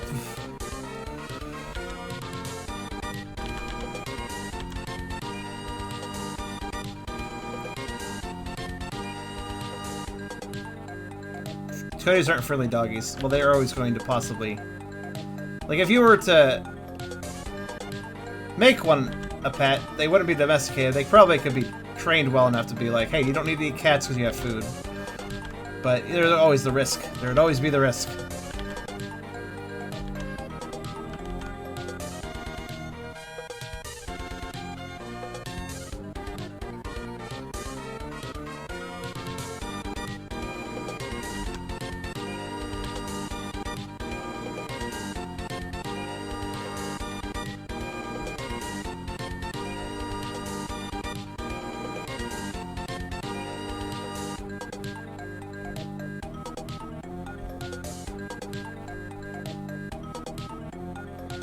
Ativius, winner of the most drooly character of all my characters award.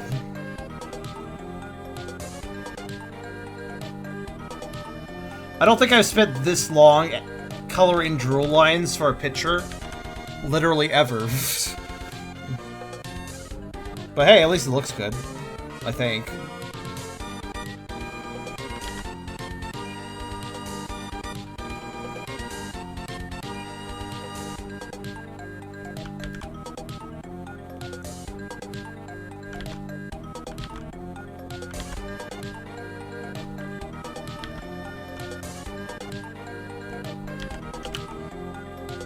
Let's see.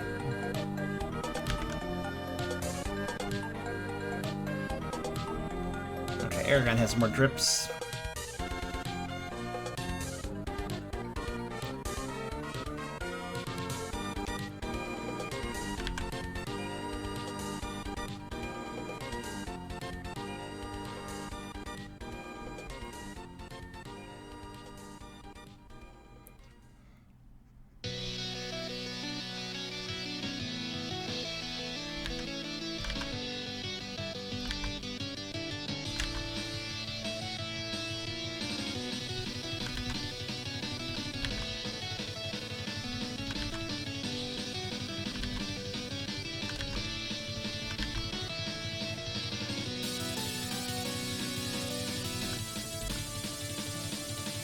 Yeah, sure.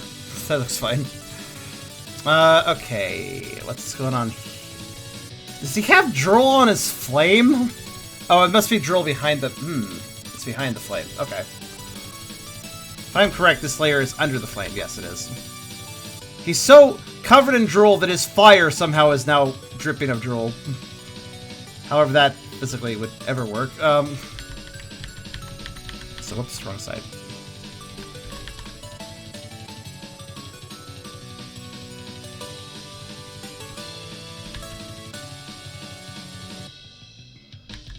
Calculations. Shame they're such pests, because they're actually pretty cute. I like coyotes. I like their look. I like their eyes.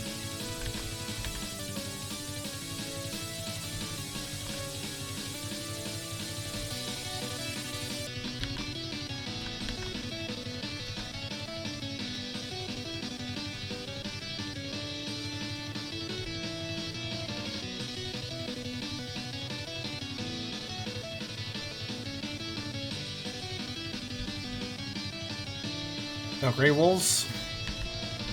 It's literally a dog-eat-dog world if that works out, I guess.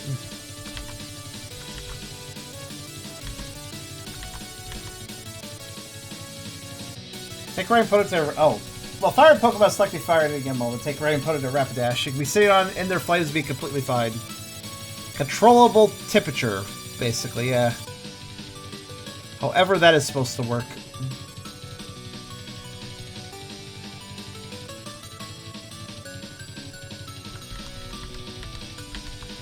I think I'm just gonna ignore this area, this drill line back here, because it's covered up by the fire. Okay, let's see. This looks like a drill line. Yeah, it's curving upwards. Kind of a simple one, just kind of that there. And good thing too, because fire types would be really like not fun otherwise. A lot of times. Granted, some of them don't really have an excuse. Like, I don't see you cuddling Slugma without having some sort of burns.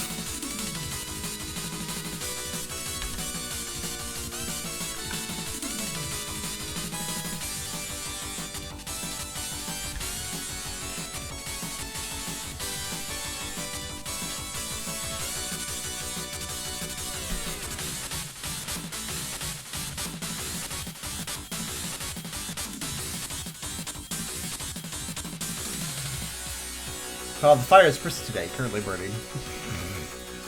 Okay,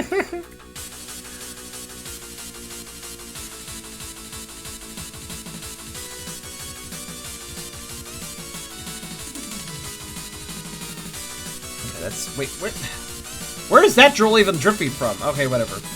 Doesn't matter. Just like, look at this strand right here. Like, where is this coming from? The fire? Maybe the fire is dripping drool.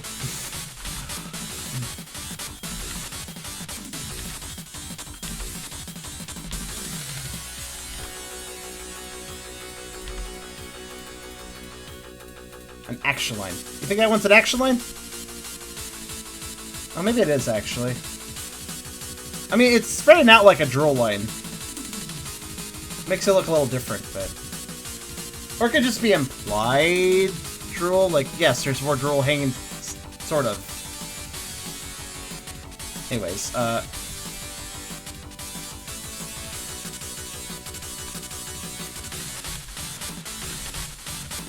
suppose I shouldn't be complaining about more drool, but at the same time, I'm kind of complaining about more drool.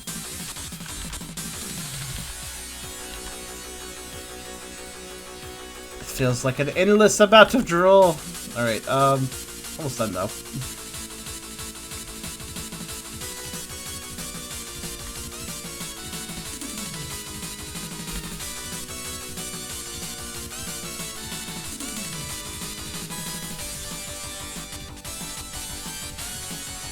Okay.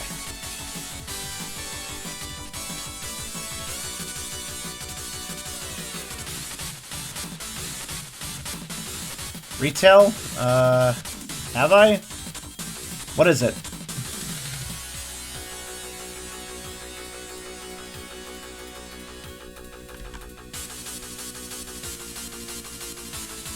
Oh, right. No, they're on my list. That's right. I was like, that sounds familiar.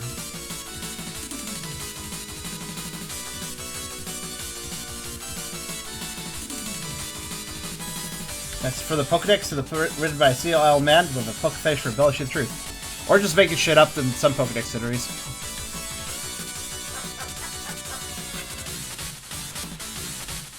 Right. Okay. I struggle.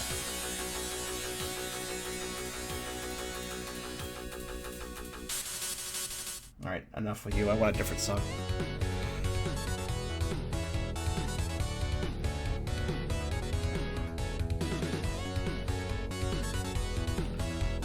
Right, let's see. What am I doing with that? Okay, right, okay.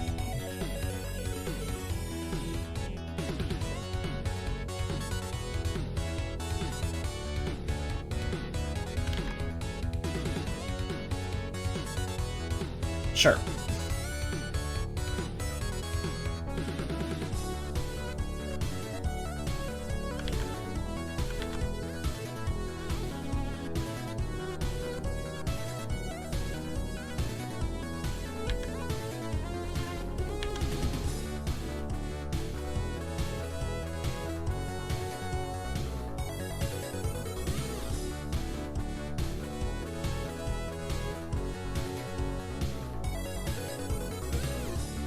Let's see if I can pull this off, if it is possible.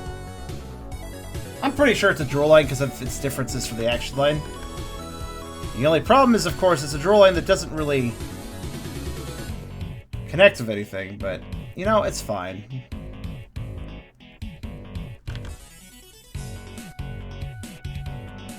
We can lose it behind the fire, so...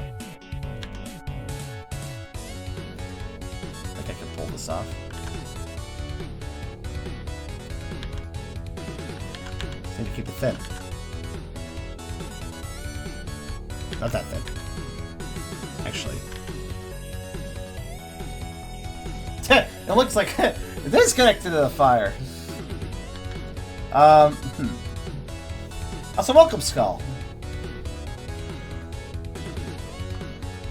What's weird is it doesn't look half bad. Ativius is so powerful, his drill can hang off of even fire. Sure, why not? It's weird, but I like it.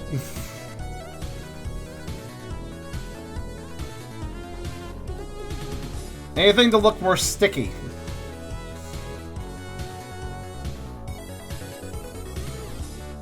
Also, thank you. This has been quite a project.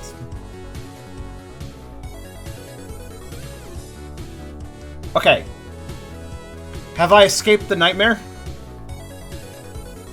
I think I have, guys. I think I've escaped the nightmare.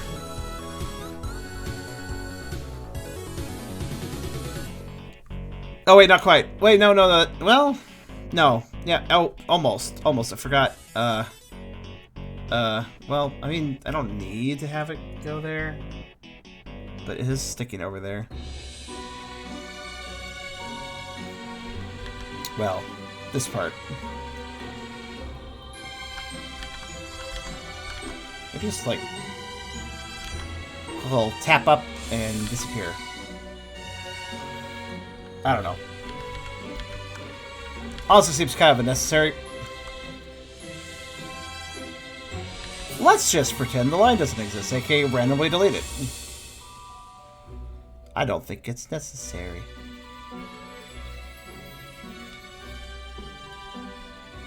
Oops, I seem to have lost the line I was annoyed at. Oh no. I mean, there's room behind the tongue where that can stick to, so, you know. Okay, so. I think I've done it. I think I've escaped the drool.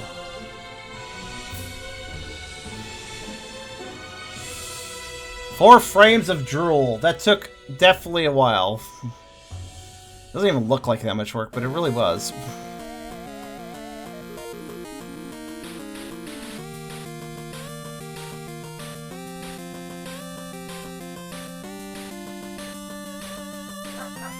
How's that look, opacity-wise and everything?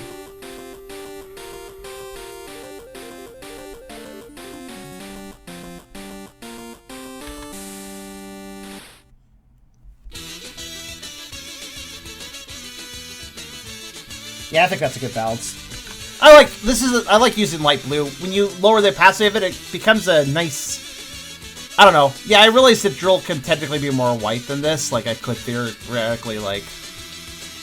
say, fuck the saturation, let's make it white. I could do this, you know.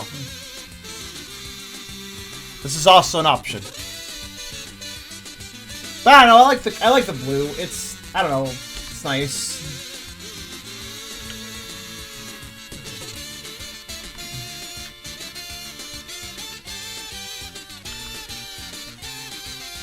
I don't know, as either or works though. It's honestly a matter of personal preference to some degree.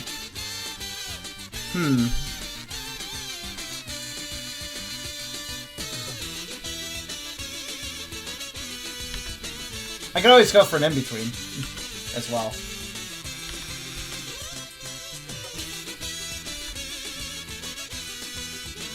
Maybe that's fair, actually, an in-between. What would that be? That would be... Oops. It's oiled now. I don't...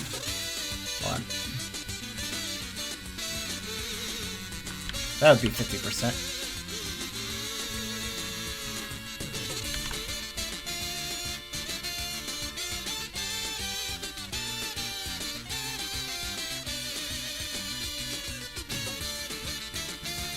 Actually, that looks pretty good. Just change the shade a bit. Now it's the best of both worlds, kinda.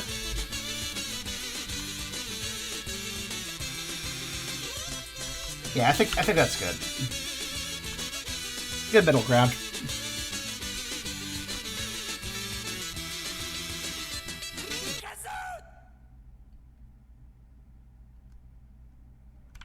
Okay. So that simultaneous desire of the drool, I wanted the drool to stand out, but I also want the drool to not cover up or obscure too much at the same time, so messing with the color balance is a good way to figure that out. Right.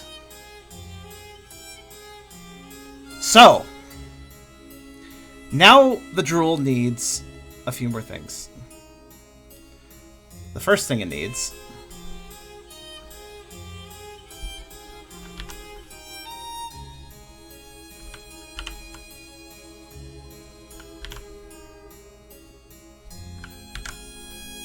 is some darkness. It needs darkness in its heart. Also just in other words, it needs like shading. But does it need shading? Actually, maybe it doesn't. Actually, we know it doesn't because with the opacity turned down, it doesn't matter. I'll shade it with the other stuff. Okay, I'm gonna come back to the drill and add some shine, but let's just worry about shading the colors that we have. So, oh goodness me. 1 hour to shade everything. Yeah, it seems doable. Fortunately, the shading won't take very long if I focus. So.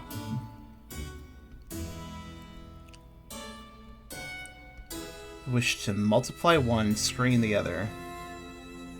If I do that and then take that color, okay.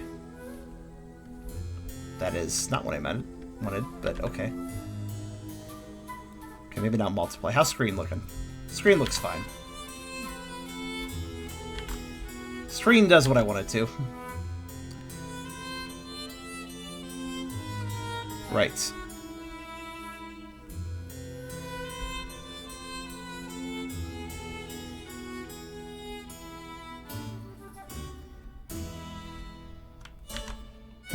Colored lines and shading. Colored lines and shading. I kind of forgot about that. Colored lines and shading, they don't always work well.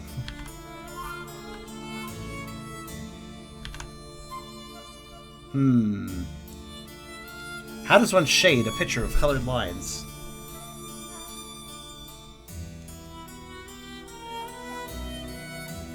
Actually, critical question.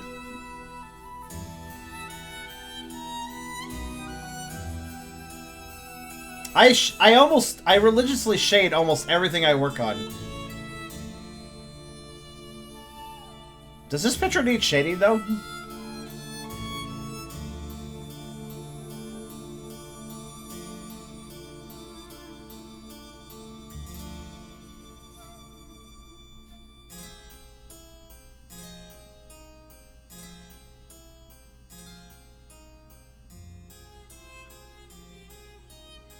Okay, Flare.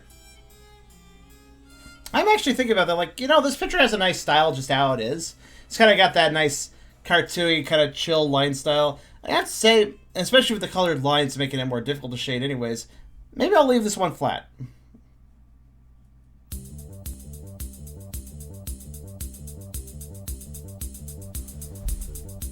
I mean, I'm sure I can shade, yeah. Tip the shade reddish. Like that? Okay, not quite like that. Tipping it reddish just blends it in better. Could be a little shade someplace. I don't know. Like, to shade anything, I need to figure out how to overcome the line issue. I mean, I could just... Keep in mind, I could easily just, you know, like... Well, not that, but... I could very easily just...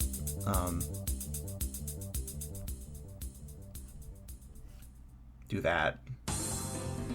It really does feel like it loses its personality when I do that, though.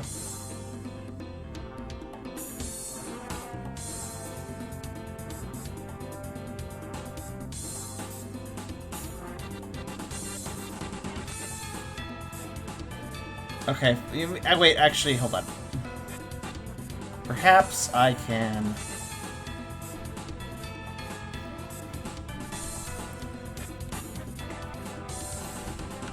I mean, okay.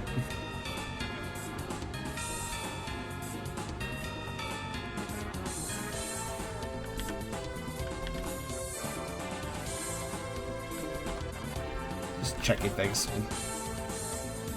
Just looks so fucking weird. Wait. No, how would I even do that, though? I mean, I could.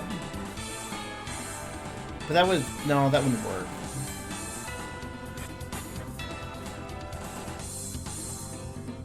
I can't shade this, though.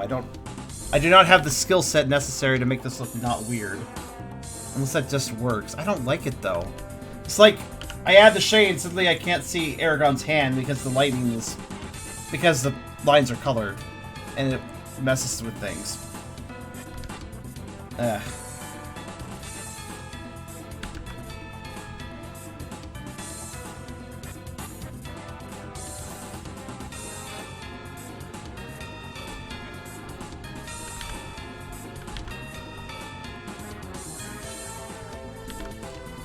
I would normally use colored lines, but that actually is even worse. I don't have the capacity to shade this. Unless I, like, make it really subtle, perhaps? Yeah, I guess. I don't know. Shading colored line images is dissatisfied. Actually, hold on. Actually, wait, that might work. I originally bulked it multiply, but actually, multiply might just do the trick. Okay, maybe I can make it work with multiply. Yeah, that looks okay.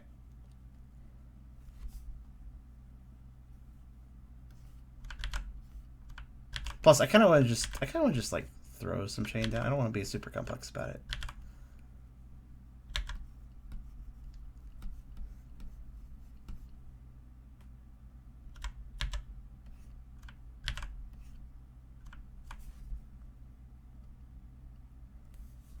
Yeah, okay, this'll do. I figured it out. I figured out what I want to do. Colored lines demand a very specific strategy. That's all.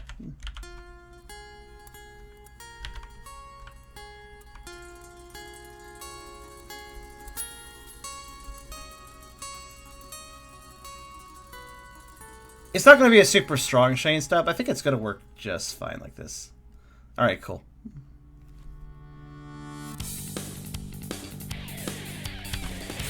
Part of me is just fucking tired, so I didn't want to. 11 hours of drawing, guys.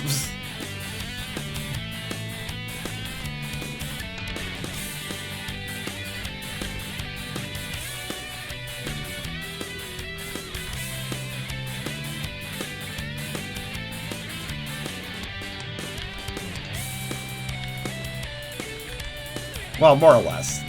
There was that conversation, but all the same.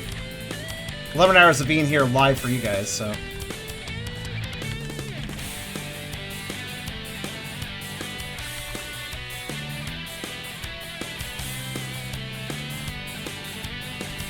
Yeah, this is good.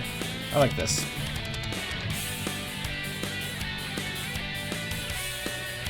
It's nice. It adds a nice little extra bit of depth.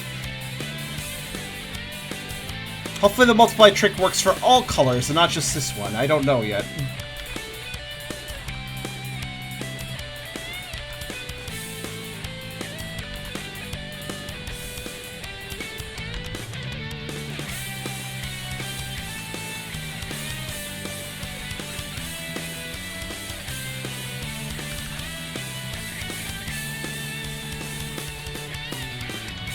Okay, that was pretty easy. Okay. Let's try screen. I think screen was working. Yeah, screen works.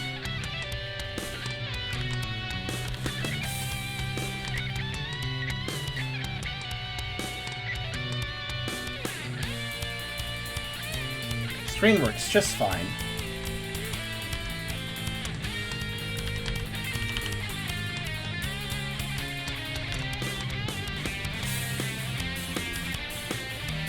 I kind of like this. Actually, it's really cute. I'm glad I'm doing it now. At first, I was like, I don't know if I can make this work, but then, yeah, I can. Turns out.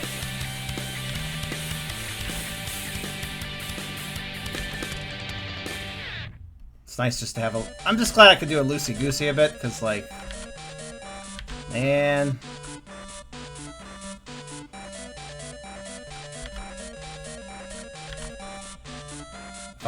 If I had to be really complex with the shading, I would probably die. Also run out of time. No one else to do that. Setting a little bit on top, though. This is good. I like this. Dial that back a bit. Okay, there.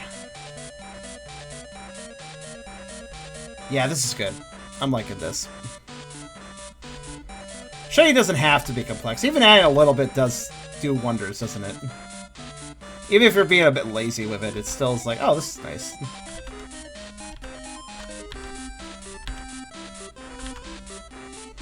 Gotta put some shine in his butt. Important.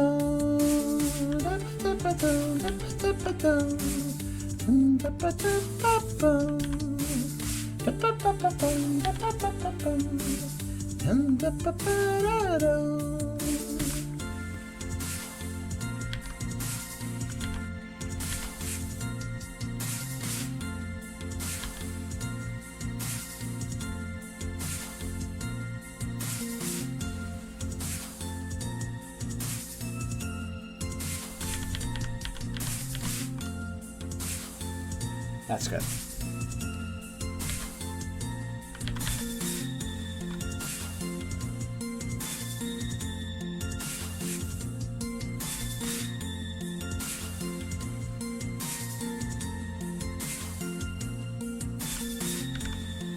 This is pretty cute.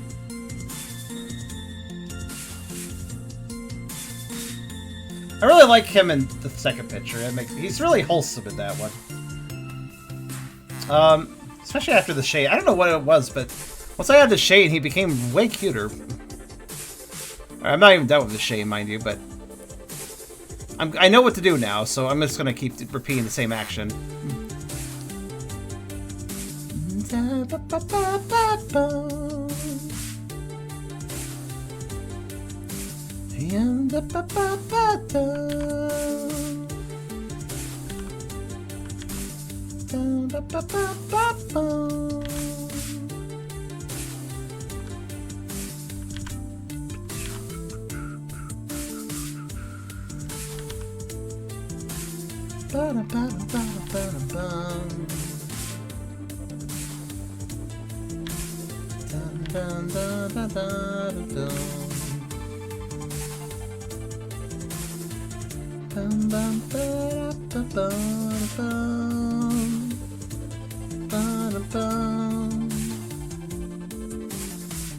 Thanks for goading me in to do the shading, everyone.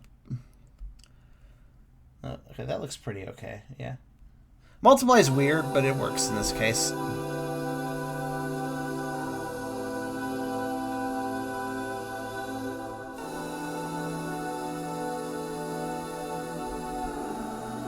Multiply behaves very oddly when it comes to using it for shading, but not in a bad way necessarily.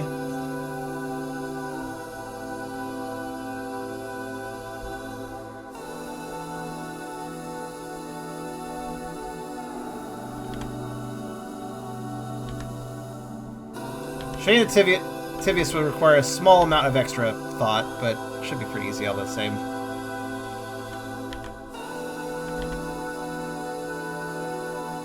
Oh, this is pretty. I think I've heard this one personally.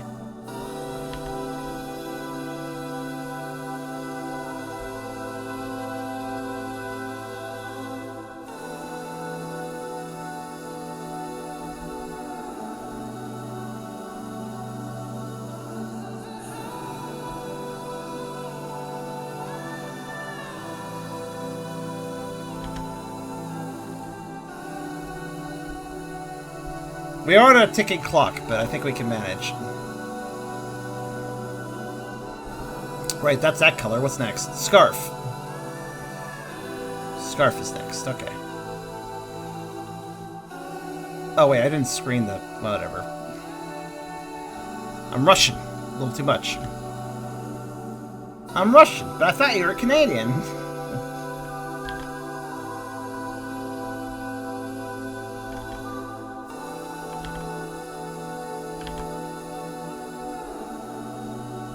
Actually, wait. There's not really need for the screen. His belly is, well, the under things, except for... okay, pause a little bit right here. And right here. And right here. And turn it down because it's too bright.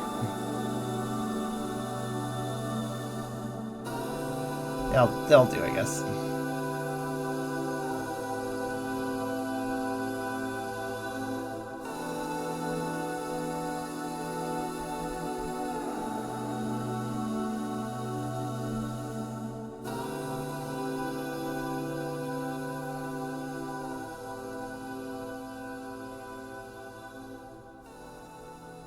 The light is strongest on his orange portions, so having the light effect on his orange portions be the most noticeable is probably the best way of doing it. Right.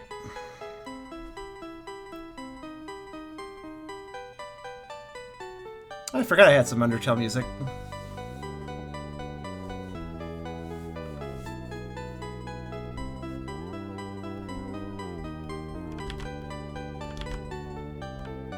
Also, I think the reason I was struggling with the shading was simply because any color that is warm is going to be a struggle. So basically the flesh color would also be tricky, perhaps, but I think I'll be okay.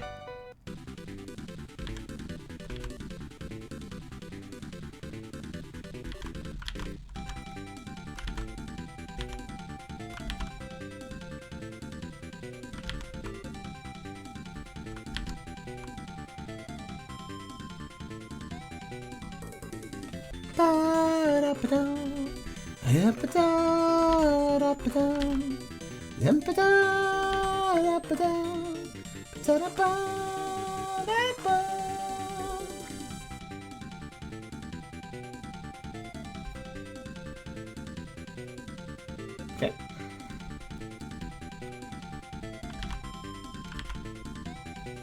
Little screen on top there, and then a little bit over here. There we go. Simple as that. Got a little bit here too, I suppose.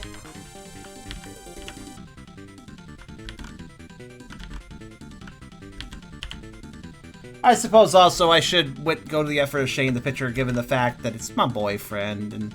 yeah, no. Wait a minute. No, I did shade everything, okay. Clawsies! Clawsies only need shading. Lighting basically doesn't matter in Clawsies. They're already very bright.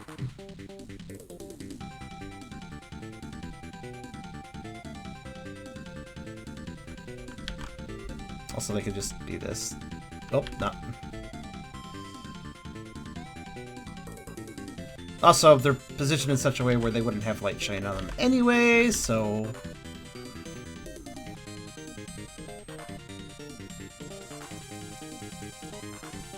very subtle light. Just gonna subtly shade them.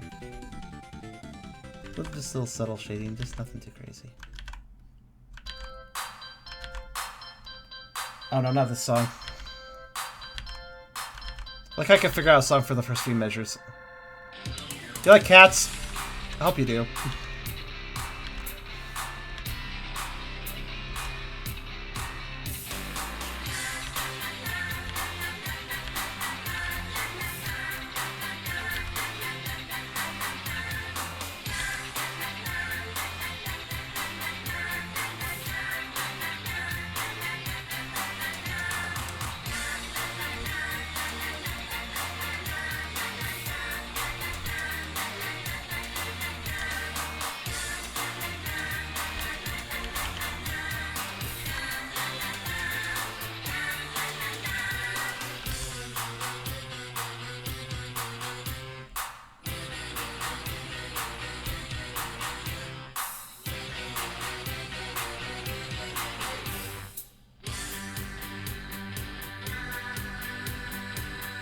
Very, very subtle shade I just did on those.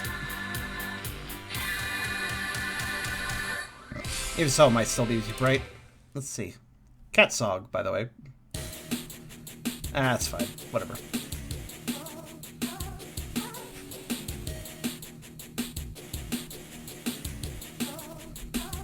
Small details don't matter nearly as much for shading. I've learned that at this point. I think this is his mouth, right? Yeah, it's his mouth. That, though, does matter because I'm a mouth whore. Mouth whore.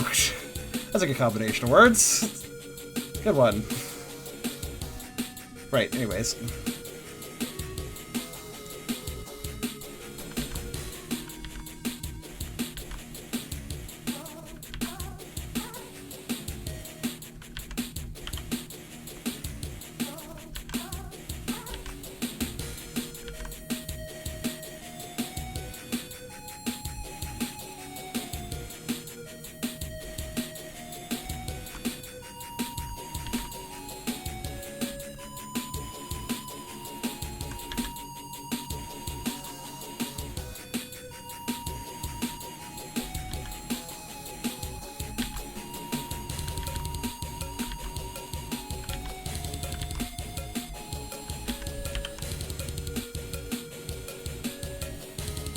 There we go. Just some subtle mouth shading for the boy.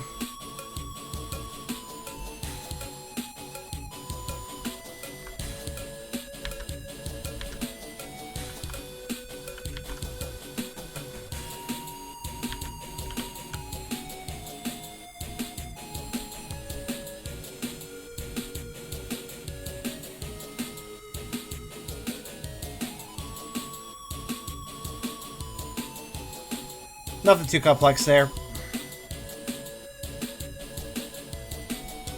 What's next? Eyes, they're done. Already did them. Right, that's Eragon then. Good. Ativius.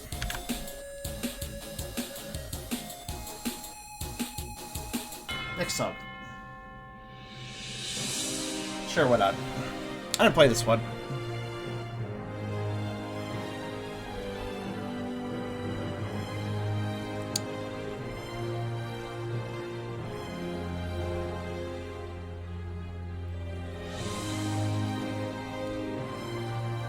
Okay.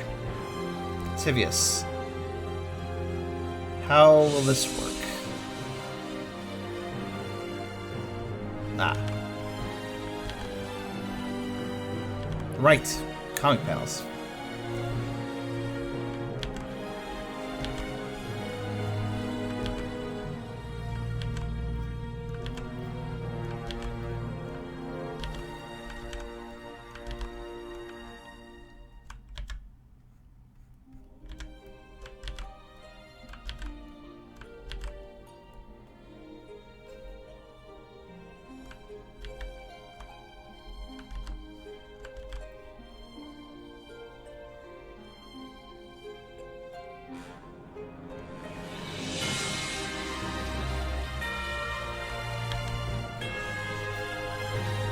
Debating. Actually, can't do like that. Go.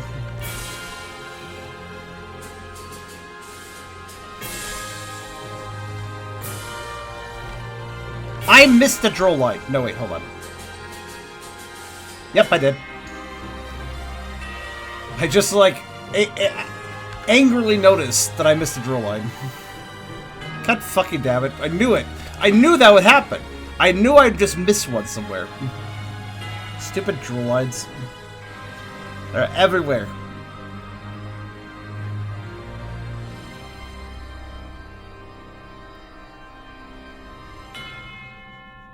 Okay. Make that 2. God damn it, I'm back to doing draw lines now.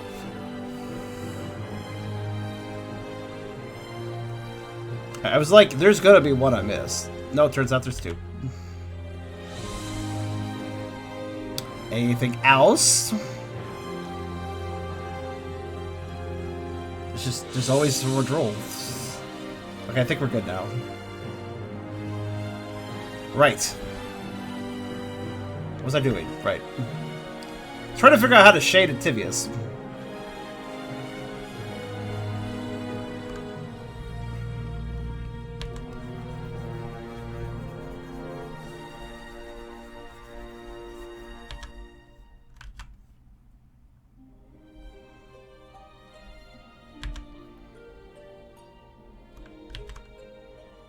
Well, look, he's stupid, specifically.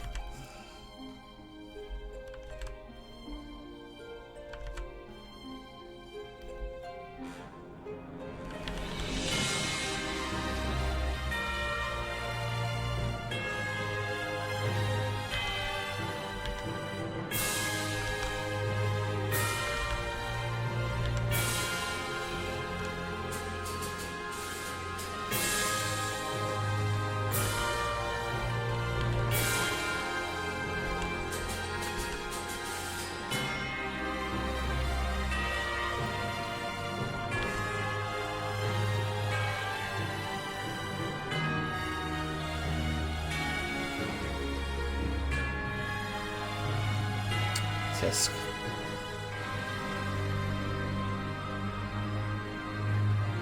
Tisk, tisk, tisk.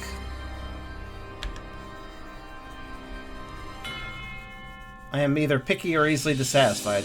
Oh well.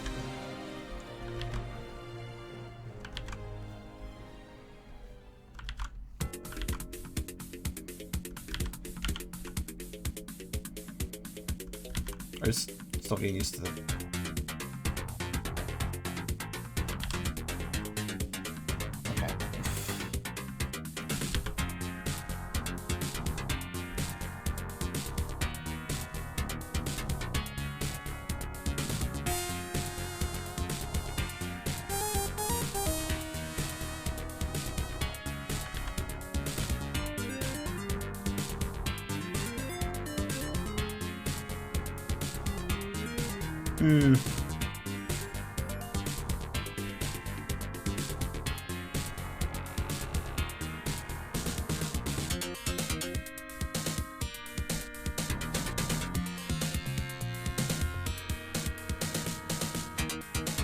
I wasn't sure what the hell Bully was saying there for a second.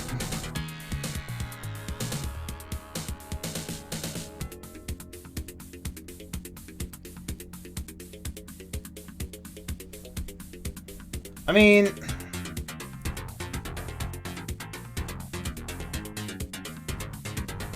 I'm not sure if the shade I added to the panel 1 actually looks good or not, but okay.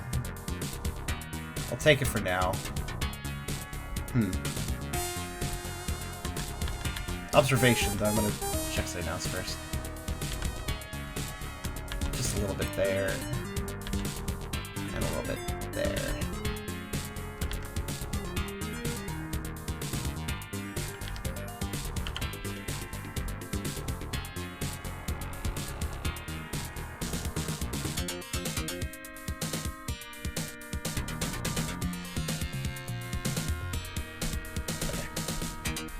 This was an accident covering the face like this, but I kind of like that.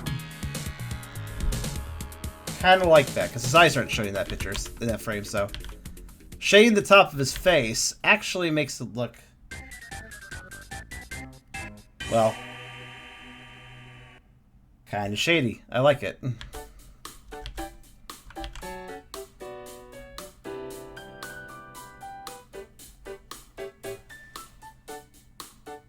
Like, that may sound obvious, but like he looks shady, and I like that.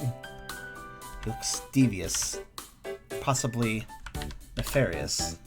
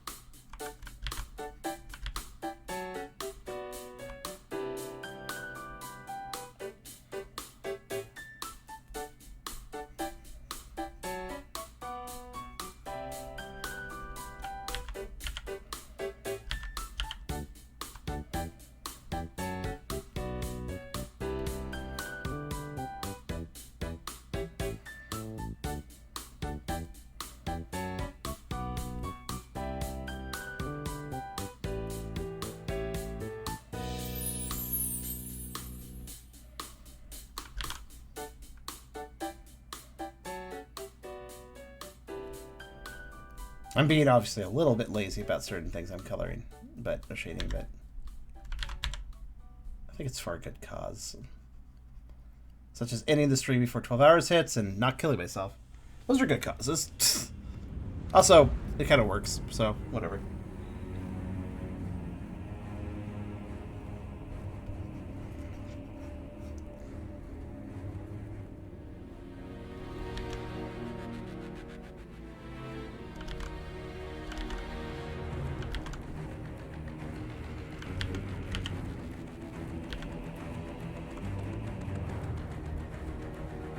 That seems to be working. It's nice subtle shading, I think.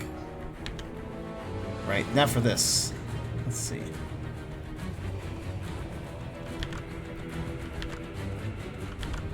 I actually like that you can only see Ativius' face in the in panel 4. It's like a reveal or something. Nice.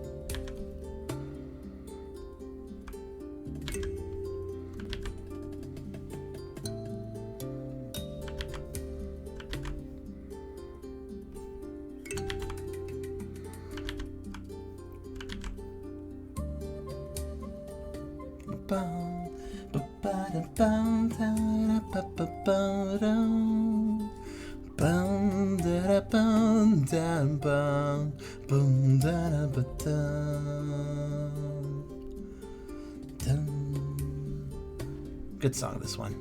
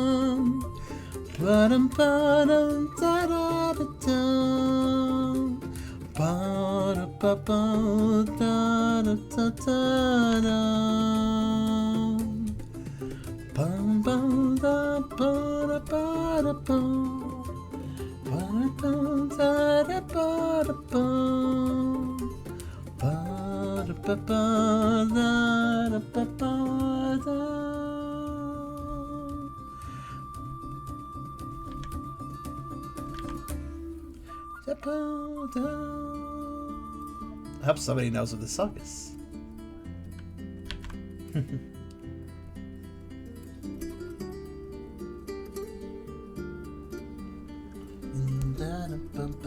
Good idea, Parker.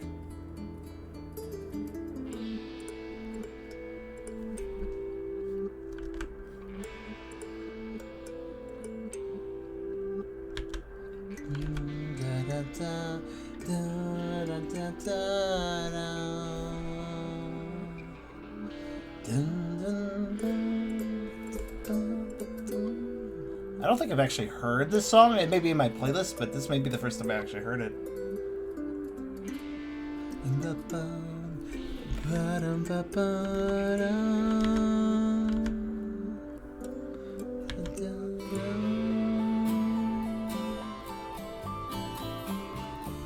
It's well done. Well done remix.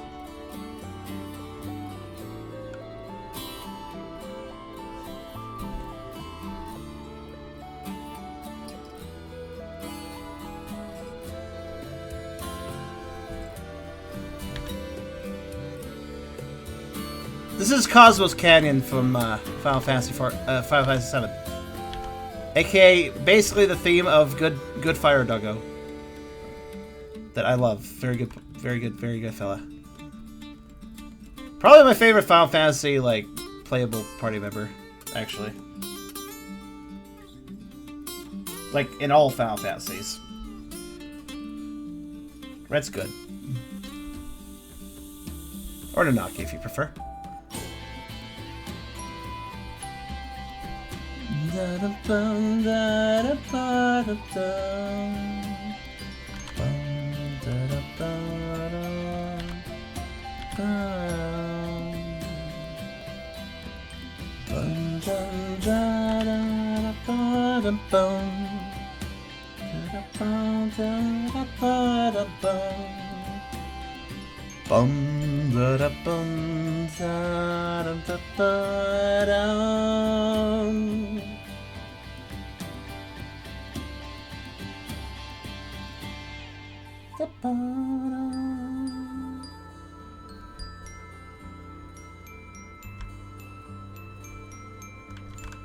Never play a Final Fantasy? That's fair.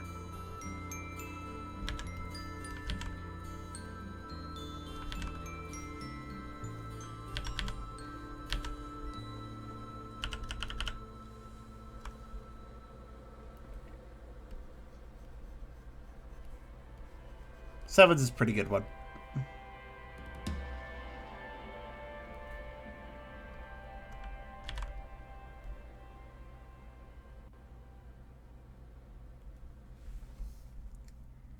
Alright, this is coming out nice. Kind of tempted to, like, you know what I'm tempted to do?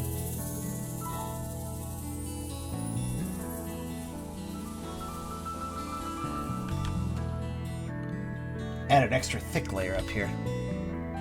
Just like that. Just to serve the purpose of that kind of shrouded upper face. I like that, right? Does it look good? That looks good, right? Third panel, making them look all shady. I think that looks good.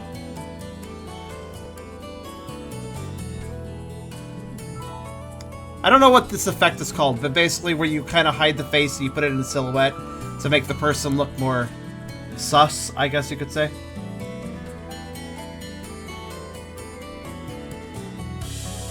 Yeah, that sells the effect nicely. Because Ativius kind of reveals himself in panel 4. Until then, he's kind of hiding his face. At least for the viewers. Oh, hi there, Blink. I have a half hour to finish this. I'm getting there, though. Alright, let's see. Night, boy. That's understandable. Hope you feel better.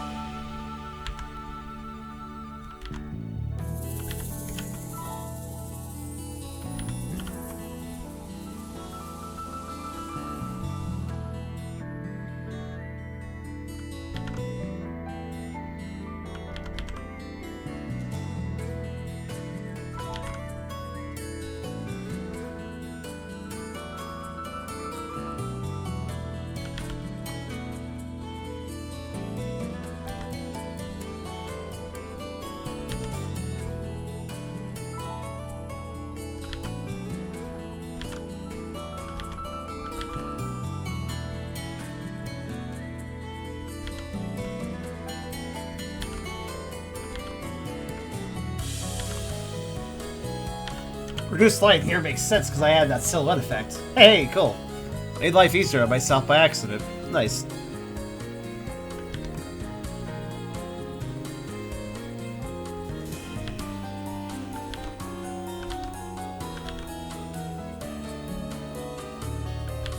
So I add a bit of light there because I can. I don't know. Why not? It adds depth, sort of. Yeah, why not? I'm not being super picky about this, let's be honest. Alright, so... And then...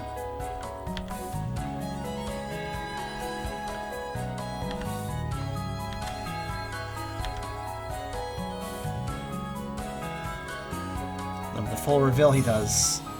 And add that there, and then actually I would not be opposed to adding a little bit here.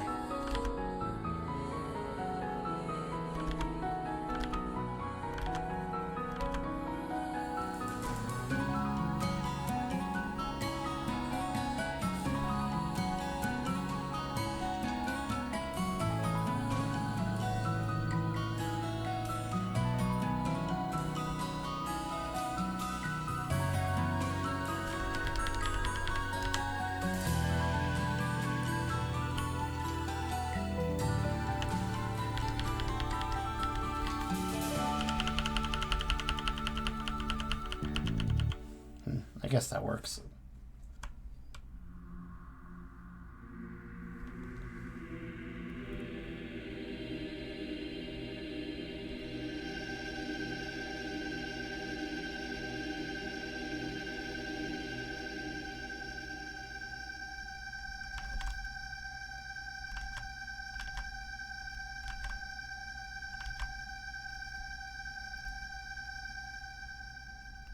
Why is that a creepy suck? Followed by this, of course.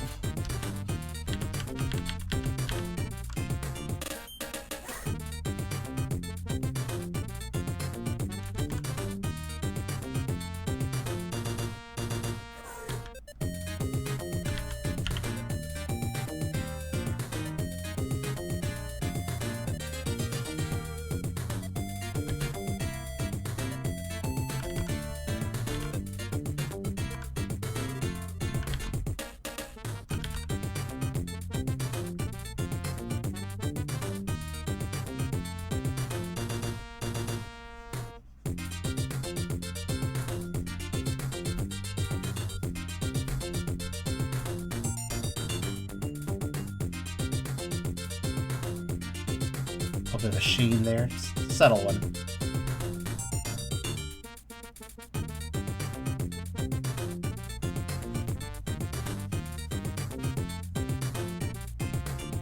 Yeah, looks good. Let's see.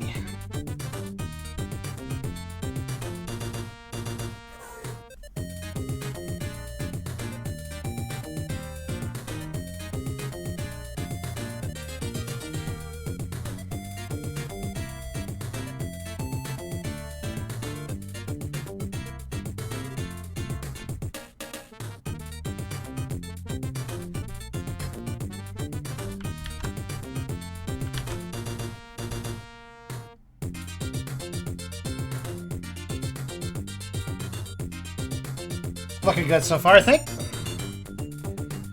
Let's see. Thanks, Epic Scout. I expect to see Vore on Twitch. Haha, well. You should hang out my channel if you like it, or if you're just interested to see that more often. Because I do stuff every Sunday. Interesting furry stuff. Not always Vore, but stuff.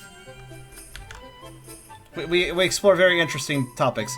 Thing is, Twitch is surprisingly chill about its rules as long as you're a little bit mindful, so it's not too bad.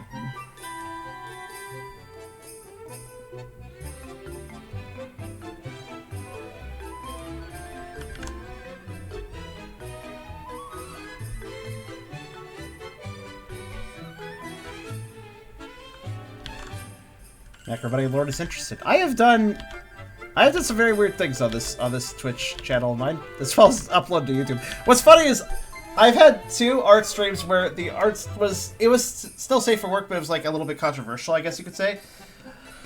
Upload them to YouTube. YouTube has a problem with them. I contest it. Both times YouTube backs down and says, "Sorry, you're right. Your video's fine." I don't even know how I won against YouTube on weird furry art, but I somehow did.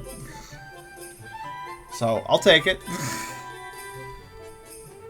One of them was Impreg. Safe for work Impreg, but Impreg. And I like how they backed down on the Impreg picture.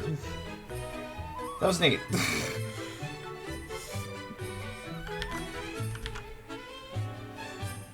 Oh, wait, was it both Impreg? Yeah, that's right. First one was they were just... The second one was because the Impreg thumbnail was lower body of a Typhlosion, and I think it looked human, looked like a naked human, perhaps. So I was like, it's not a naked human. They're like, oh yeah, sorry. Because I showed the full picture, I was like, this is, look. And they're like, oh, okay, fine. They didn't even question the impreg. They just were like, oh, okay.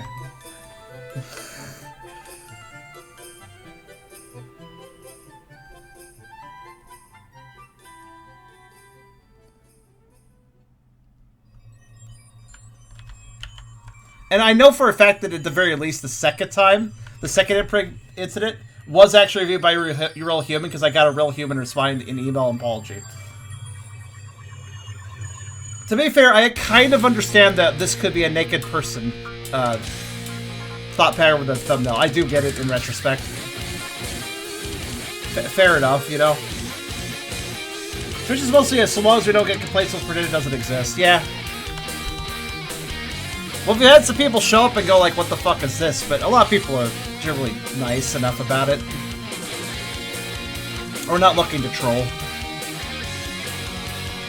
We have saw some trolls, but the thing is, I think the trolls put all their energy into just trying to piss me off, which, you know, directly attacking me, you know, into my chat and all. But that's not really that effective, because I don't really piss off easily. But yeah, I'm fine with the trolls coming here hating on me. That's fine, as long as, you know, they're spending all that energy doing that rather than trying something stupid like reporting me, so I'll take it. Yeah, they care. Twitch and YouTube both actually mostly care about, but whose content are you using? Whose music are you using?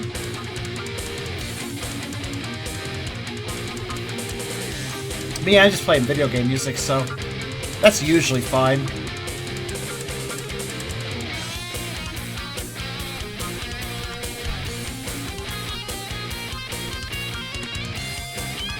Well, honestly, when a troll tries to attack me, I can't really think beyond just how stupid they're being, so usually doesn't bother me that much.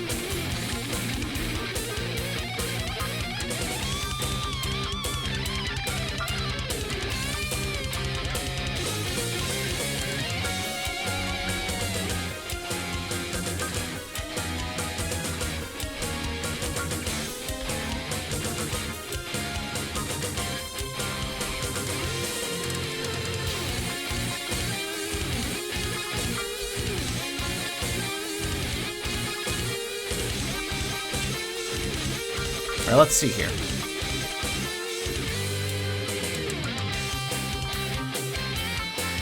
Okay.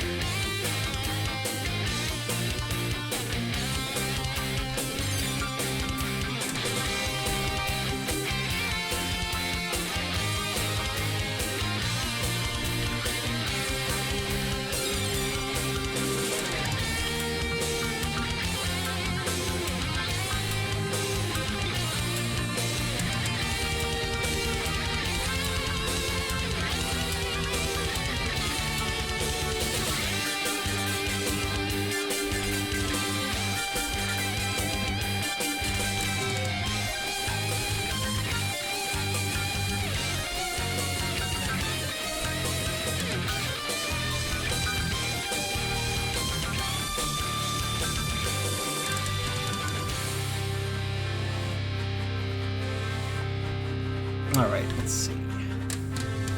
So I got several flesh layers of shade. It's going to be a little odd. By the end of it, it should look good. It'll look odd in the middle, but it should look at the end, by the end, hopefully. I don't think I need screen for that one. No, I don't. I need it for this one, though. Tongue!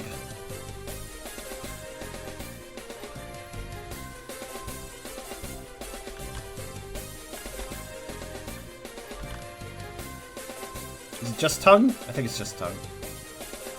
Okay.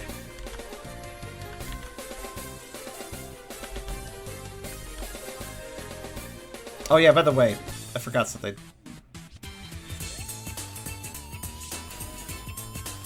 Forgot to put this back to 50%. Whoops. It's all good.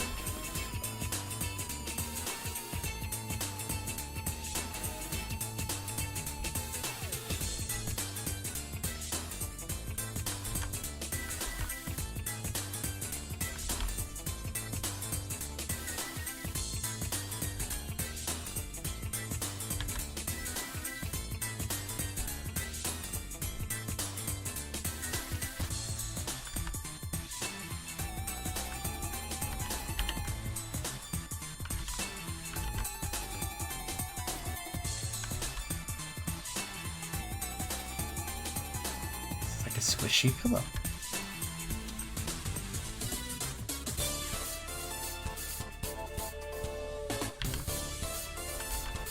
The drool took forever, Blake. I don't like the drool. It's made me sad.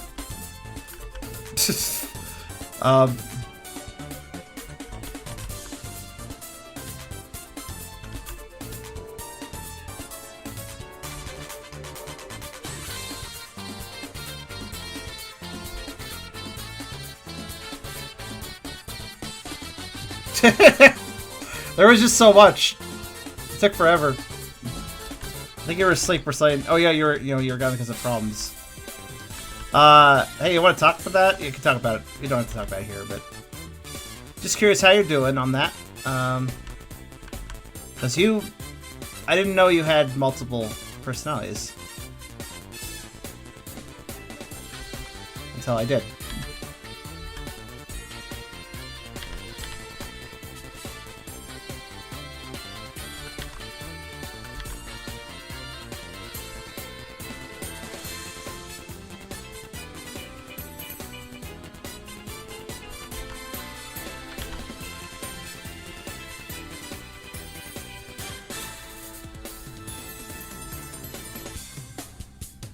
Alright, time for the tongue lighting. Let's see. Should be fun. Oh, that's good. That's good. Alright, okay,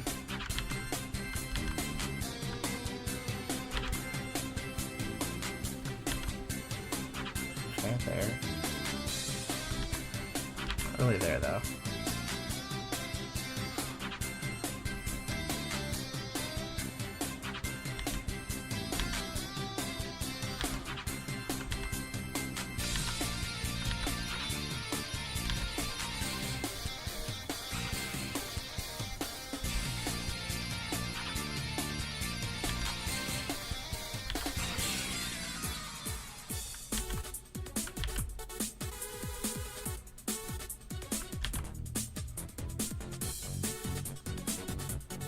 I understand, Blake. Yeah, I should be maybe chatting later today after dying in the bed for a while. When did I lose? Oh god, I mean, okay. Need to focus. I'm actually almost out of time. Oh boy. Well, I also am almost done. This is actually really...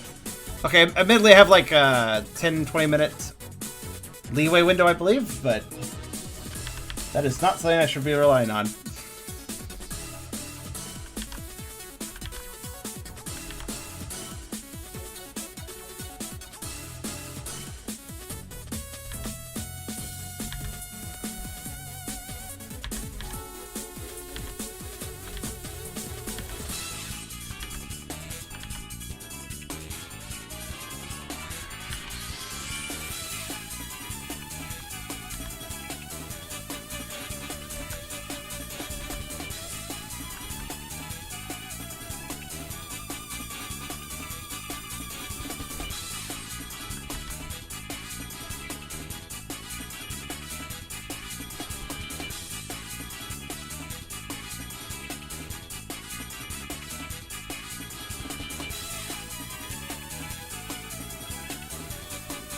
Good. Next layer. We're getting there. Right, that little thing. Okay.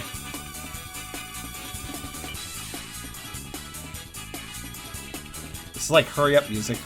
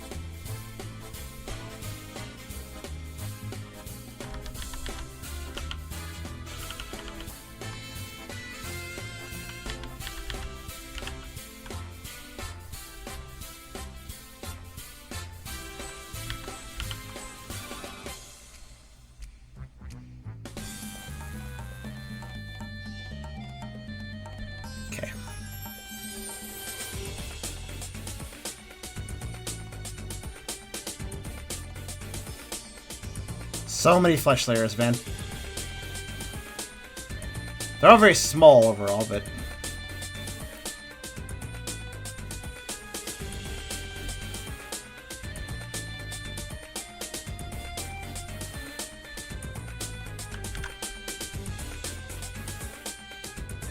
This has turned out well, but I really hope I don't have to split up for YouTube. We'll see if I do. I guess it's not the end of the world if I do.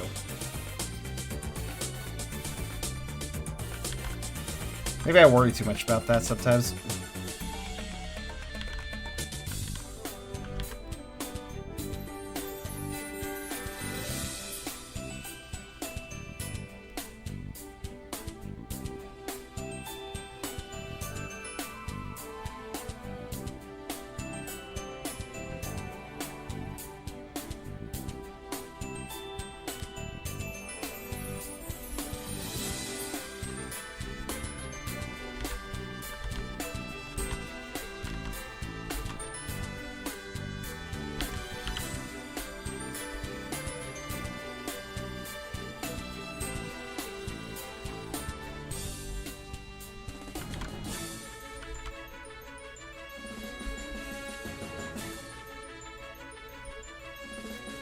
Nightbit.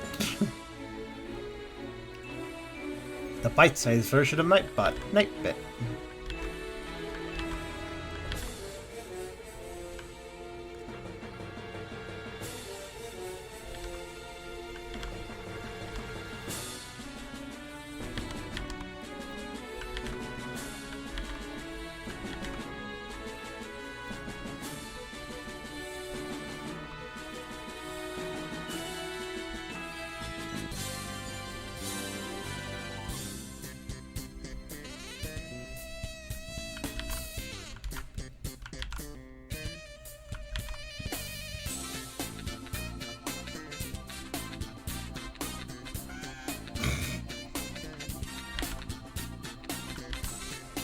I want a droll command after tonight.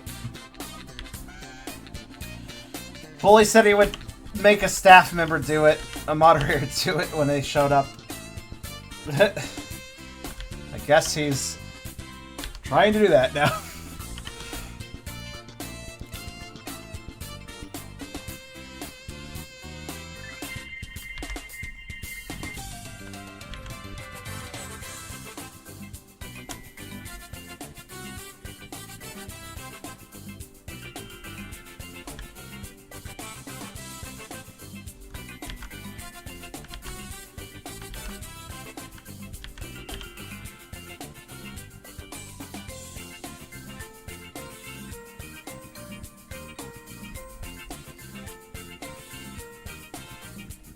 Dark drool could be a thing. Or I just drool on people. I'm okay with that. We could do that. I'm permissive of this.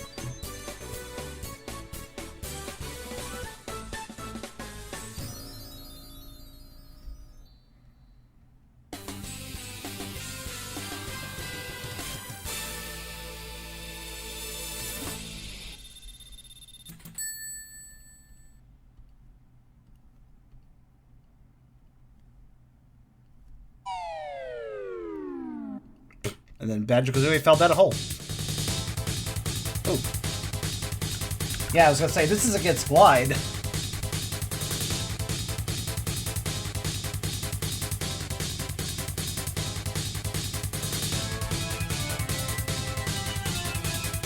Pretty good antagonist in Mega Man Legends, Glide.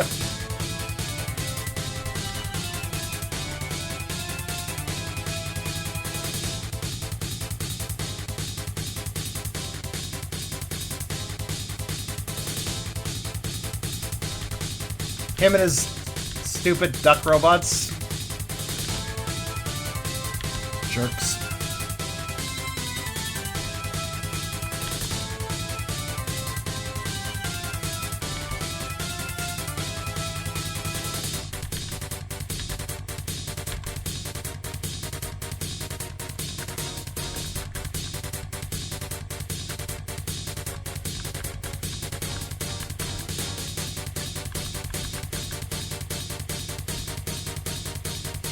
The song isn't as good as this song, though. Not that one. That one. No, not that one.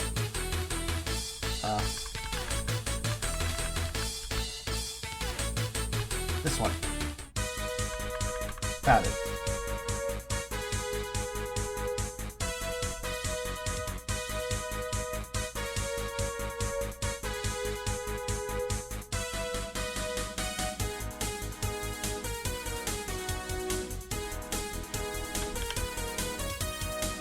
Wait, what?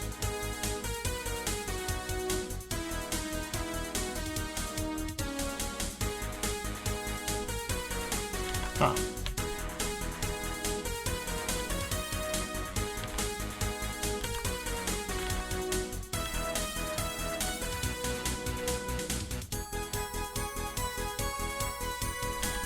That's weird. Okay, anyways.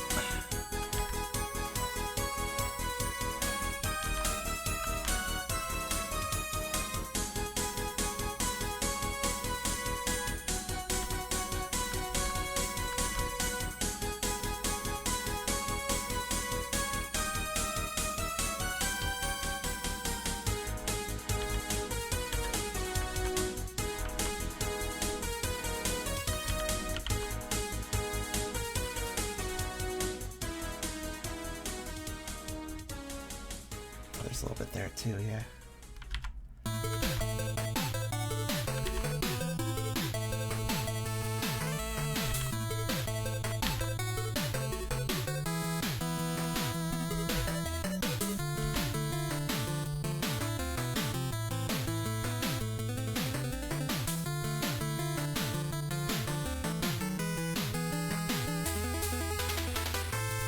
Okay, there we go.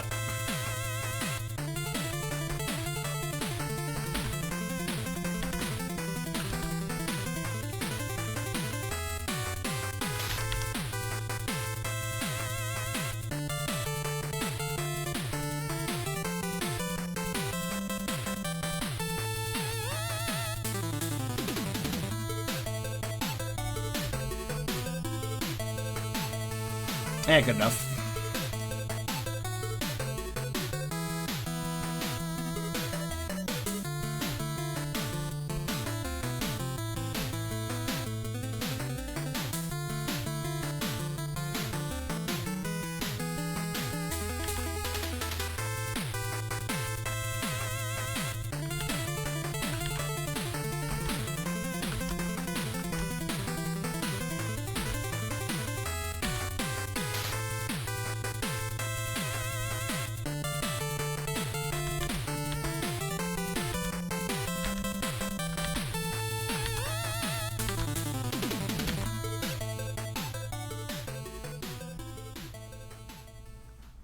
That's pretty good. Okay.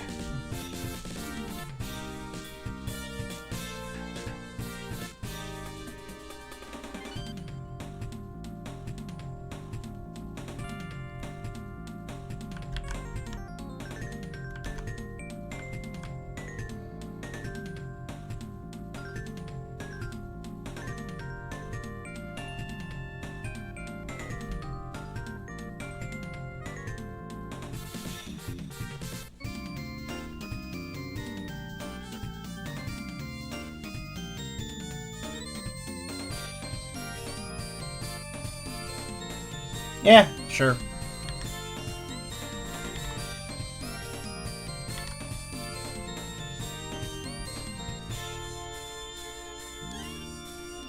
Is that acceptable, Ma? The colored lines make it a little confusing for my brain, but I think it looks pretty good.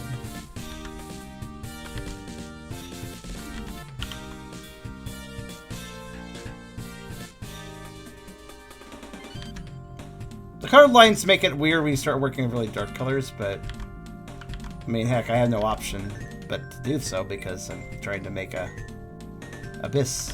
Trying to make an abyss here. I need dark colors for that.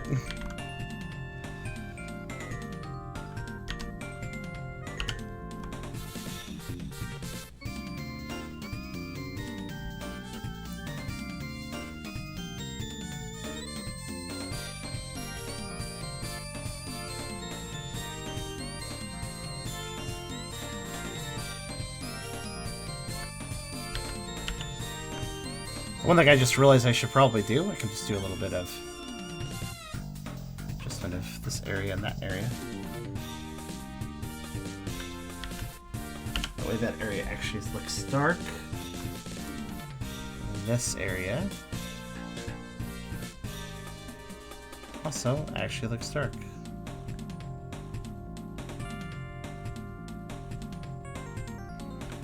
So 1, 2, 3, how I had before. 1, 2, 3 afterwards.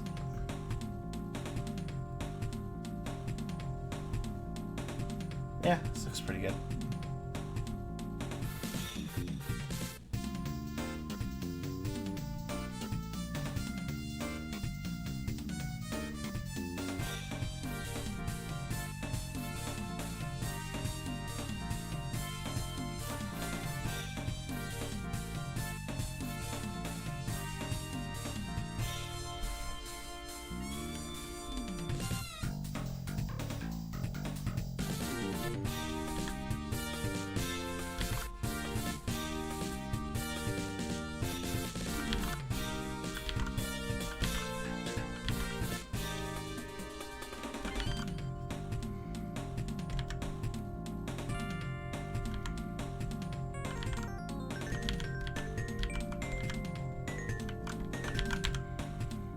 Okay.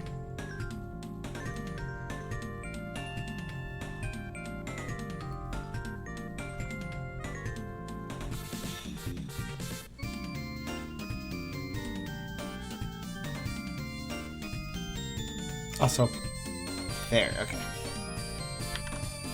Thinking smart again, hold on.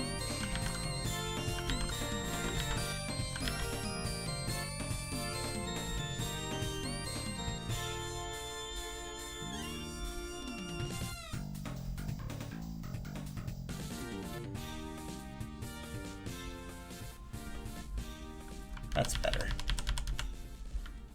Yeah, that sounds better.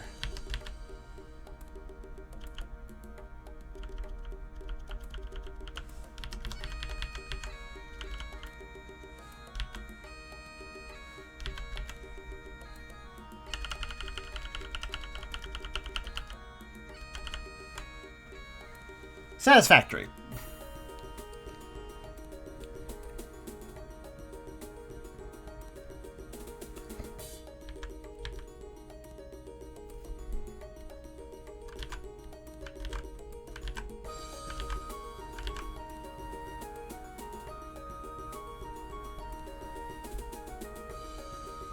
Okay. Where was I? Right. Fixing up that, which is already good looking.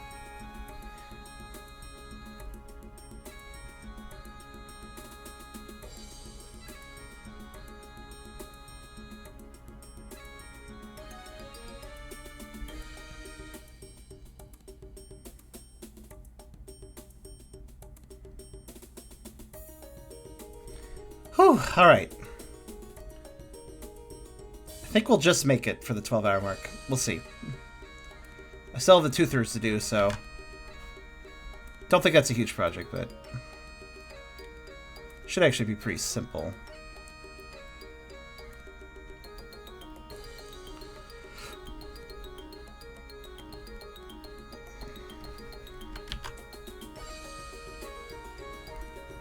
Should just be a case of... Ah, there is one thing that'll make it harder. The 2 rows of teeth. Yeah. Which means... Doing run row, run row, run roll, row roll.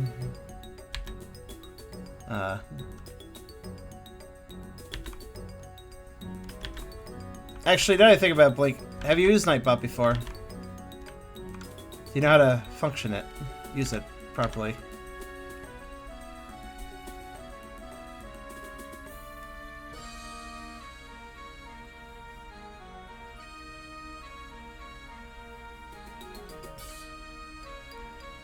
Okay.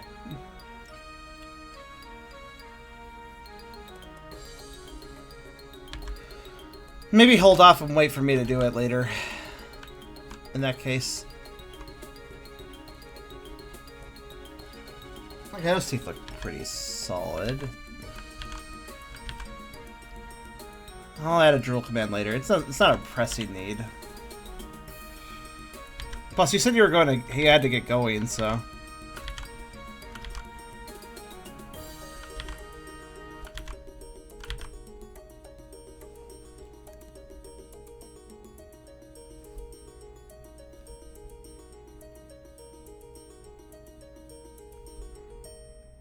Two-thirds, two-thirds, two-thirds. Whoa. This song.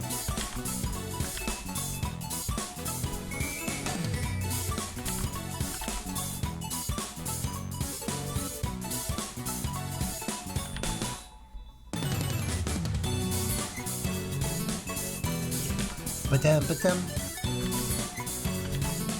Dum-dum-bum. It's okay, Blink. It's okay. It's just I know that in Nightbot it's very easy to, like, delete a command or whatever by accident, so... Probably should give a coach and experience to anybody who hasn't used it before. Trust me, I've deleted my own commands. It's not hard. It's not hard to do.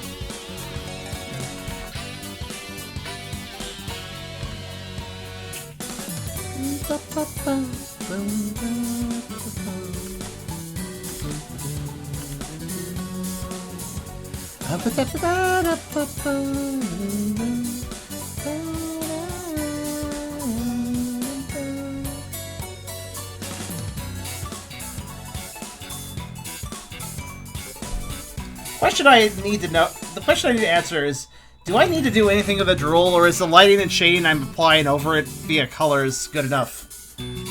Does the drool need interaction? Does the drool need something?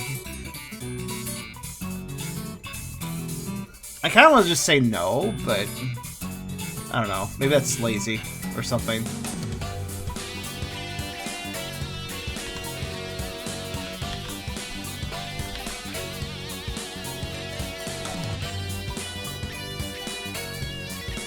Anybody want to offer some input on that?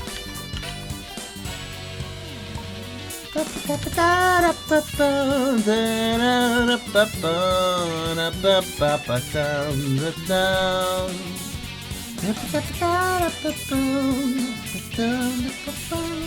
put so much effort into all the little bits of the drool that I think the detail alone sells it pretty well.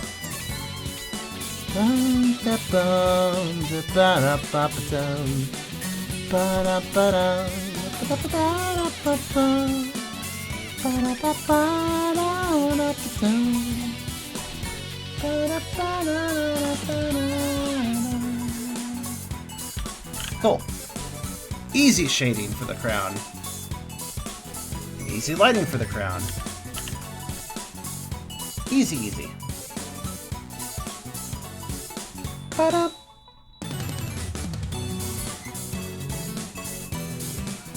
The transparency does help because the drool is shaded thanks to the colors under it being shaded because of the transparency. So it is effectively shaded. So I'm like, yeah, I think it's probably fine how it is.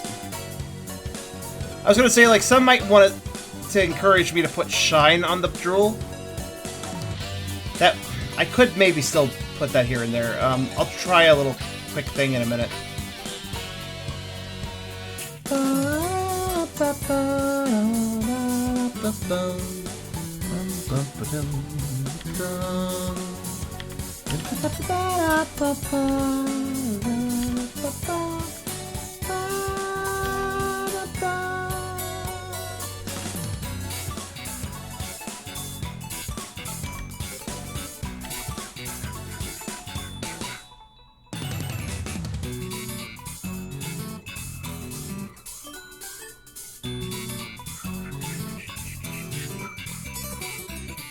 And by in a minute, I mean now, because I just finished. I just finished all the shading. Gosh dang it, thanks. Thank goodness for that. Well, we have like 10 minutes left before it's all over. There's one time to try, so let's do it before we die.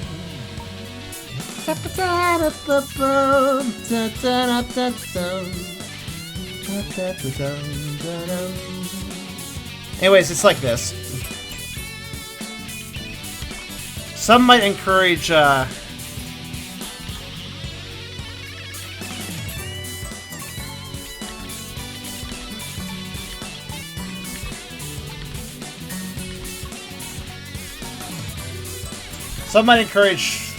don't know, lighting here and there.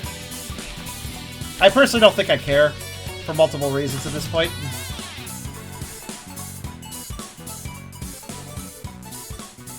Especially since there's just so much drool. I think I'm happy with how it is. I don't think anybody will even notice the lack of shine on the drool because of just the amount of, well, the amount of drool. It's kind of a quantity over quality situation at this point. Like, if you have, like, just a little bit of drool in a picture, then it makes a lot more sense to shine it and detail it and stuff. But with this much drool, it doesn't matter as much, I think. If you only have, like, a little bit of drool, you might want to put a flourish to it. But with all this drool, if I flourished all this, not only would it take another hour, but, well, it might actually prove a little distracting for the picture.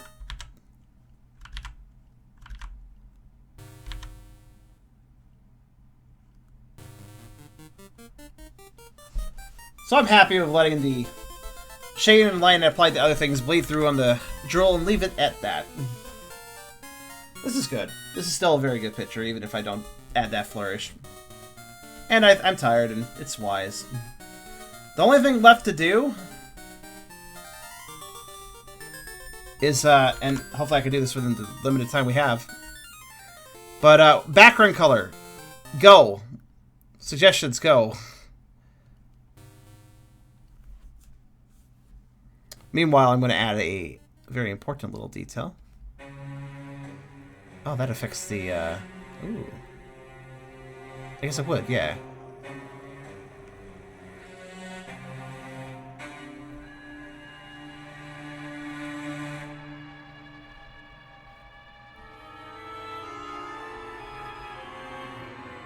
Looks good to me. I don't know, blue's okay, I guess, but...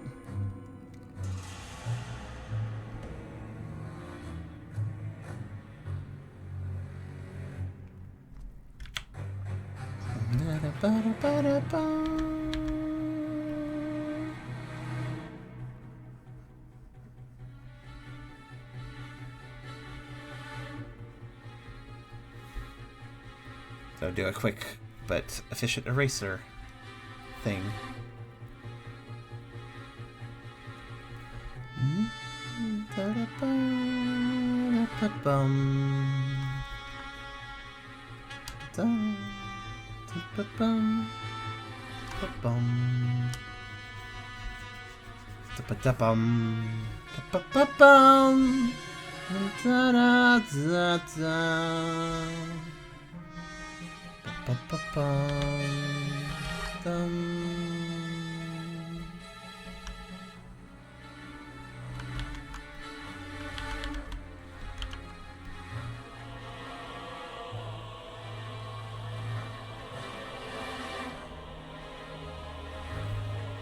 Oh, I forgot how creepy this version was. Nice.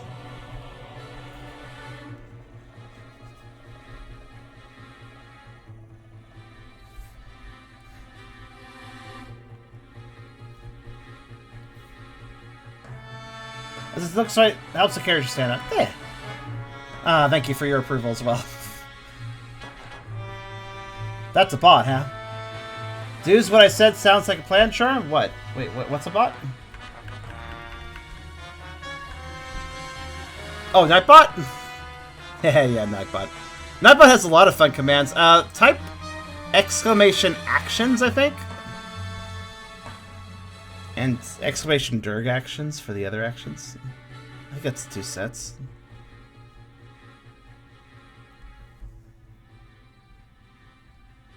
Yeah.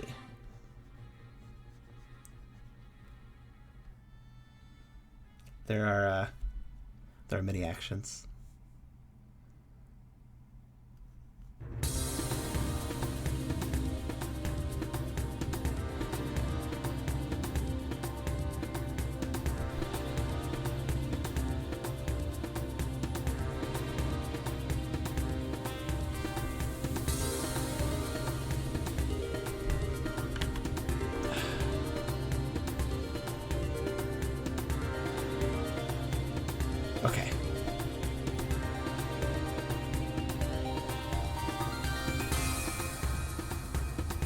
Okay.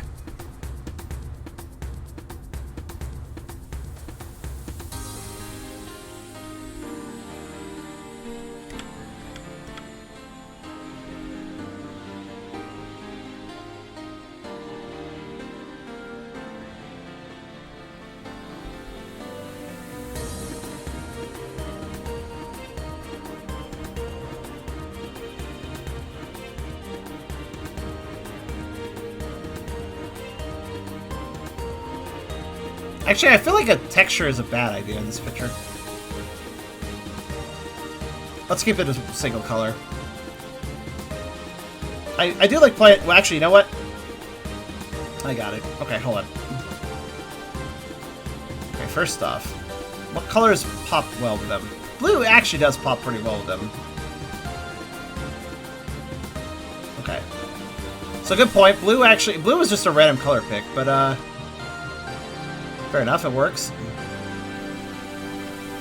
What if I make it brighter? Oh gosh,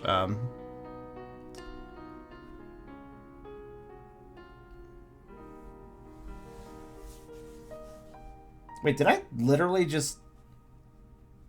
I mean, it's a good... Really? I'm sorry, I'm just confused. Did the random paint tool choice actually end up being the exact right color?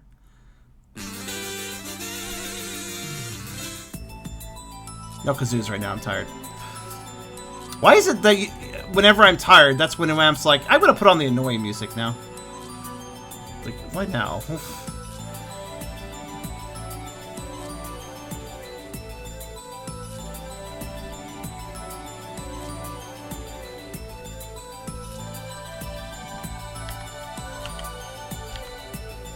Actually, yeah, okay, legit opinion. Is this background good? Like for the panels. I still want to figure out something for the other part.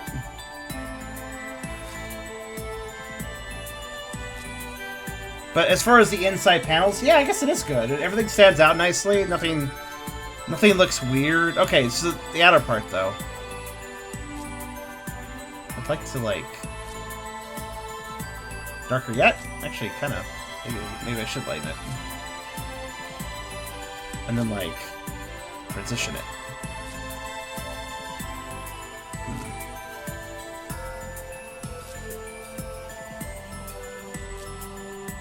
I don't know, the outer part I want to mess with a bit.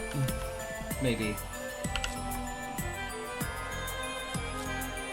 Oh, I see what I did wrong. Okay, hold on.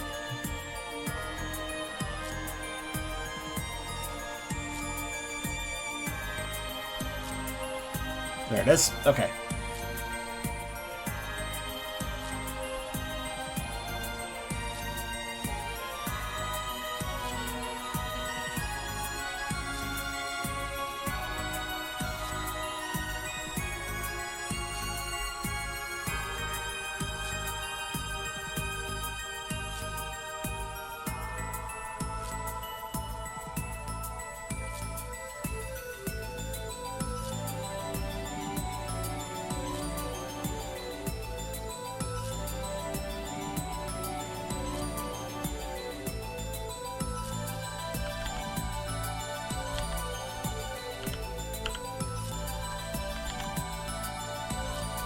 Actually, maybe that is good. Like, that sort of burgundy or whatever. I don't know what you call this, but it does make everything stand out very nicely. Or I could go blue.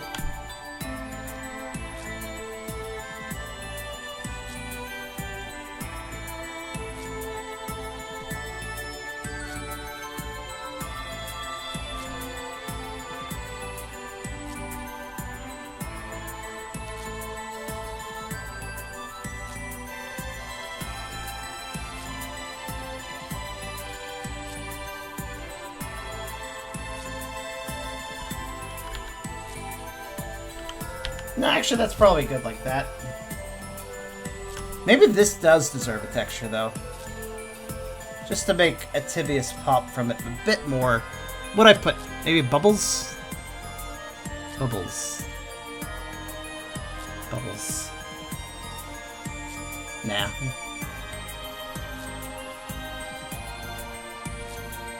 I feel like textures are bad. I don't know.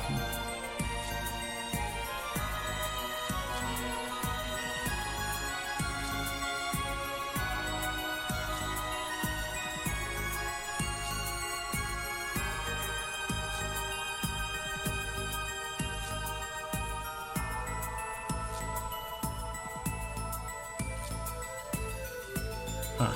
Oh, I see. Something just clicked to me. I was like, wait a minute, the opacity's down this layer. And then everything made sense. There we go. I'm satisfied.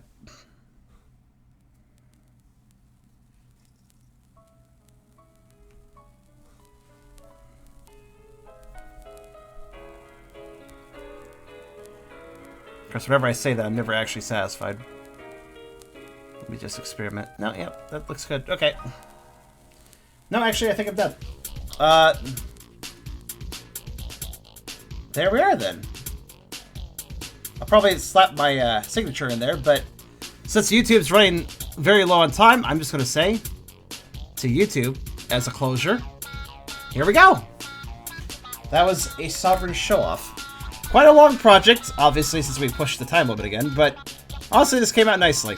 It was a good picture. I hope you guys enjoyed. And, as usual, image link will be in the description of the video. And, yeah, I guess we'll see what I do next Sunday for art. I'm not sure yet, so... Probably saying a little less intensive this one, though.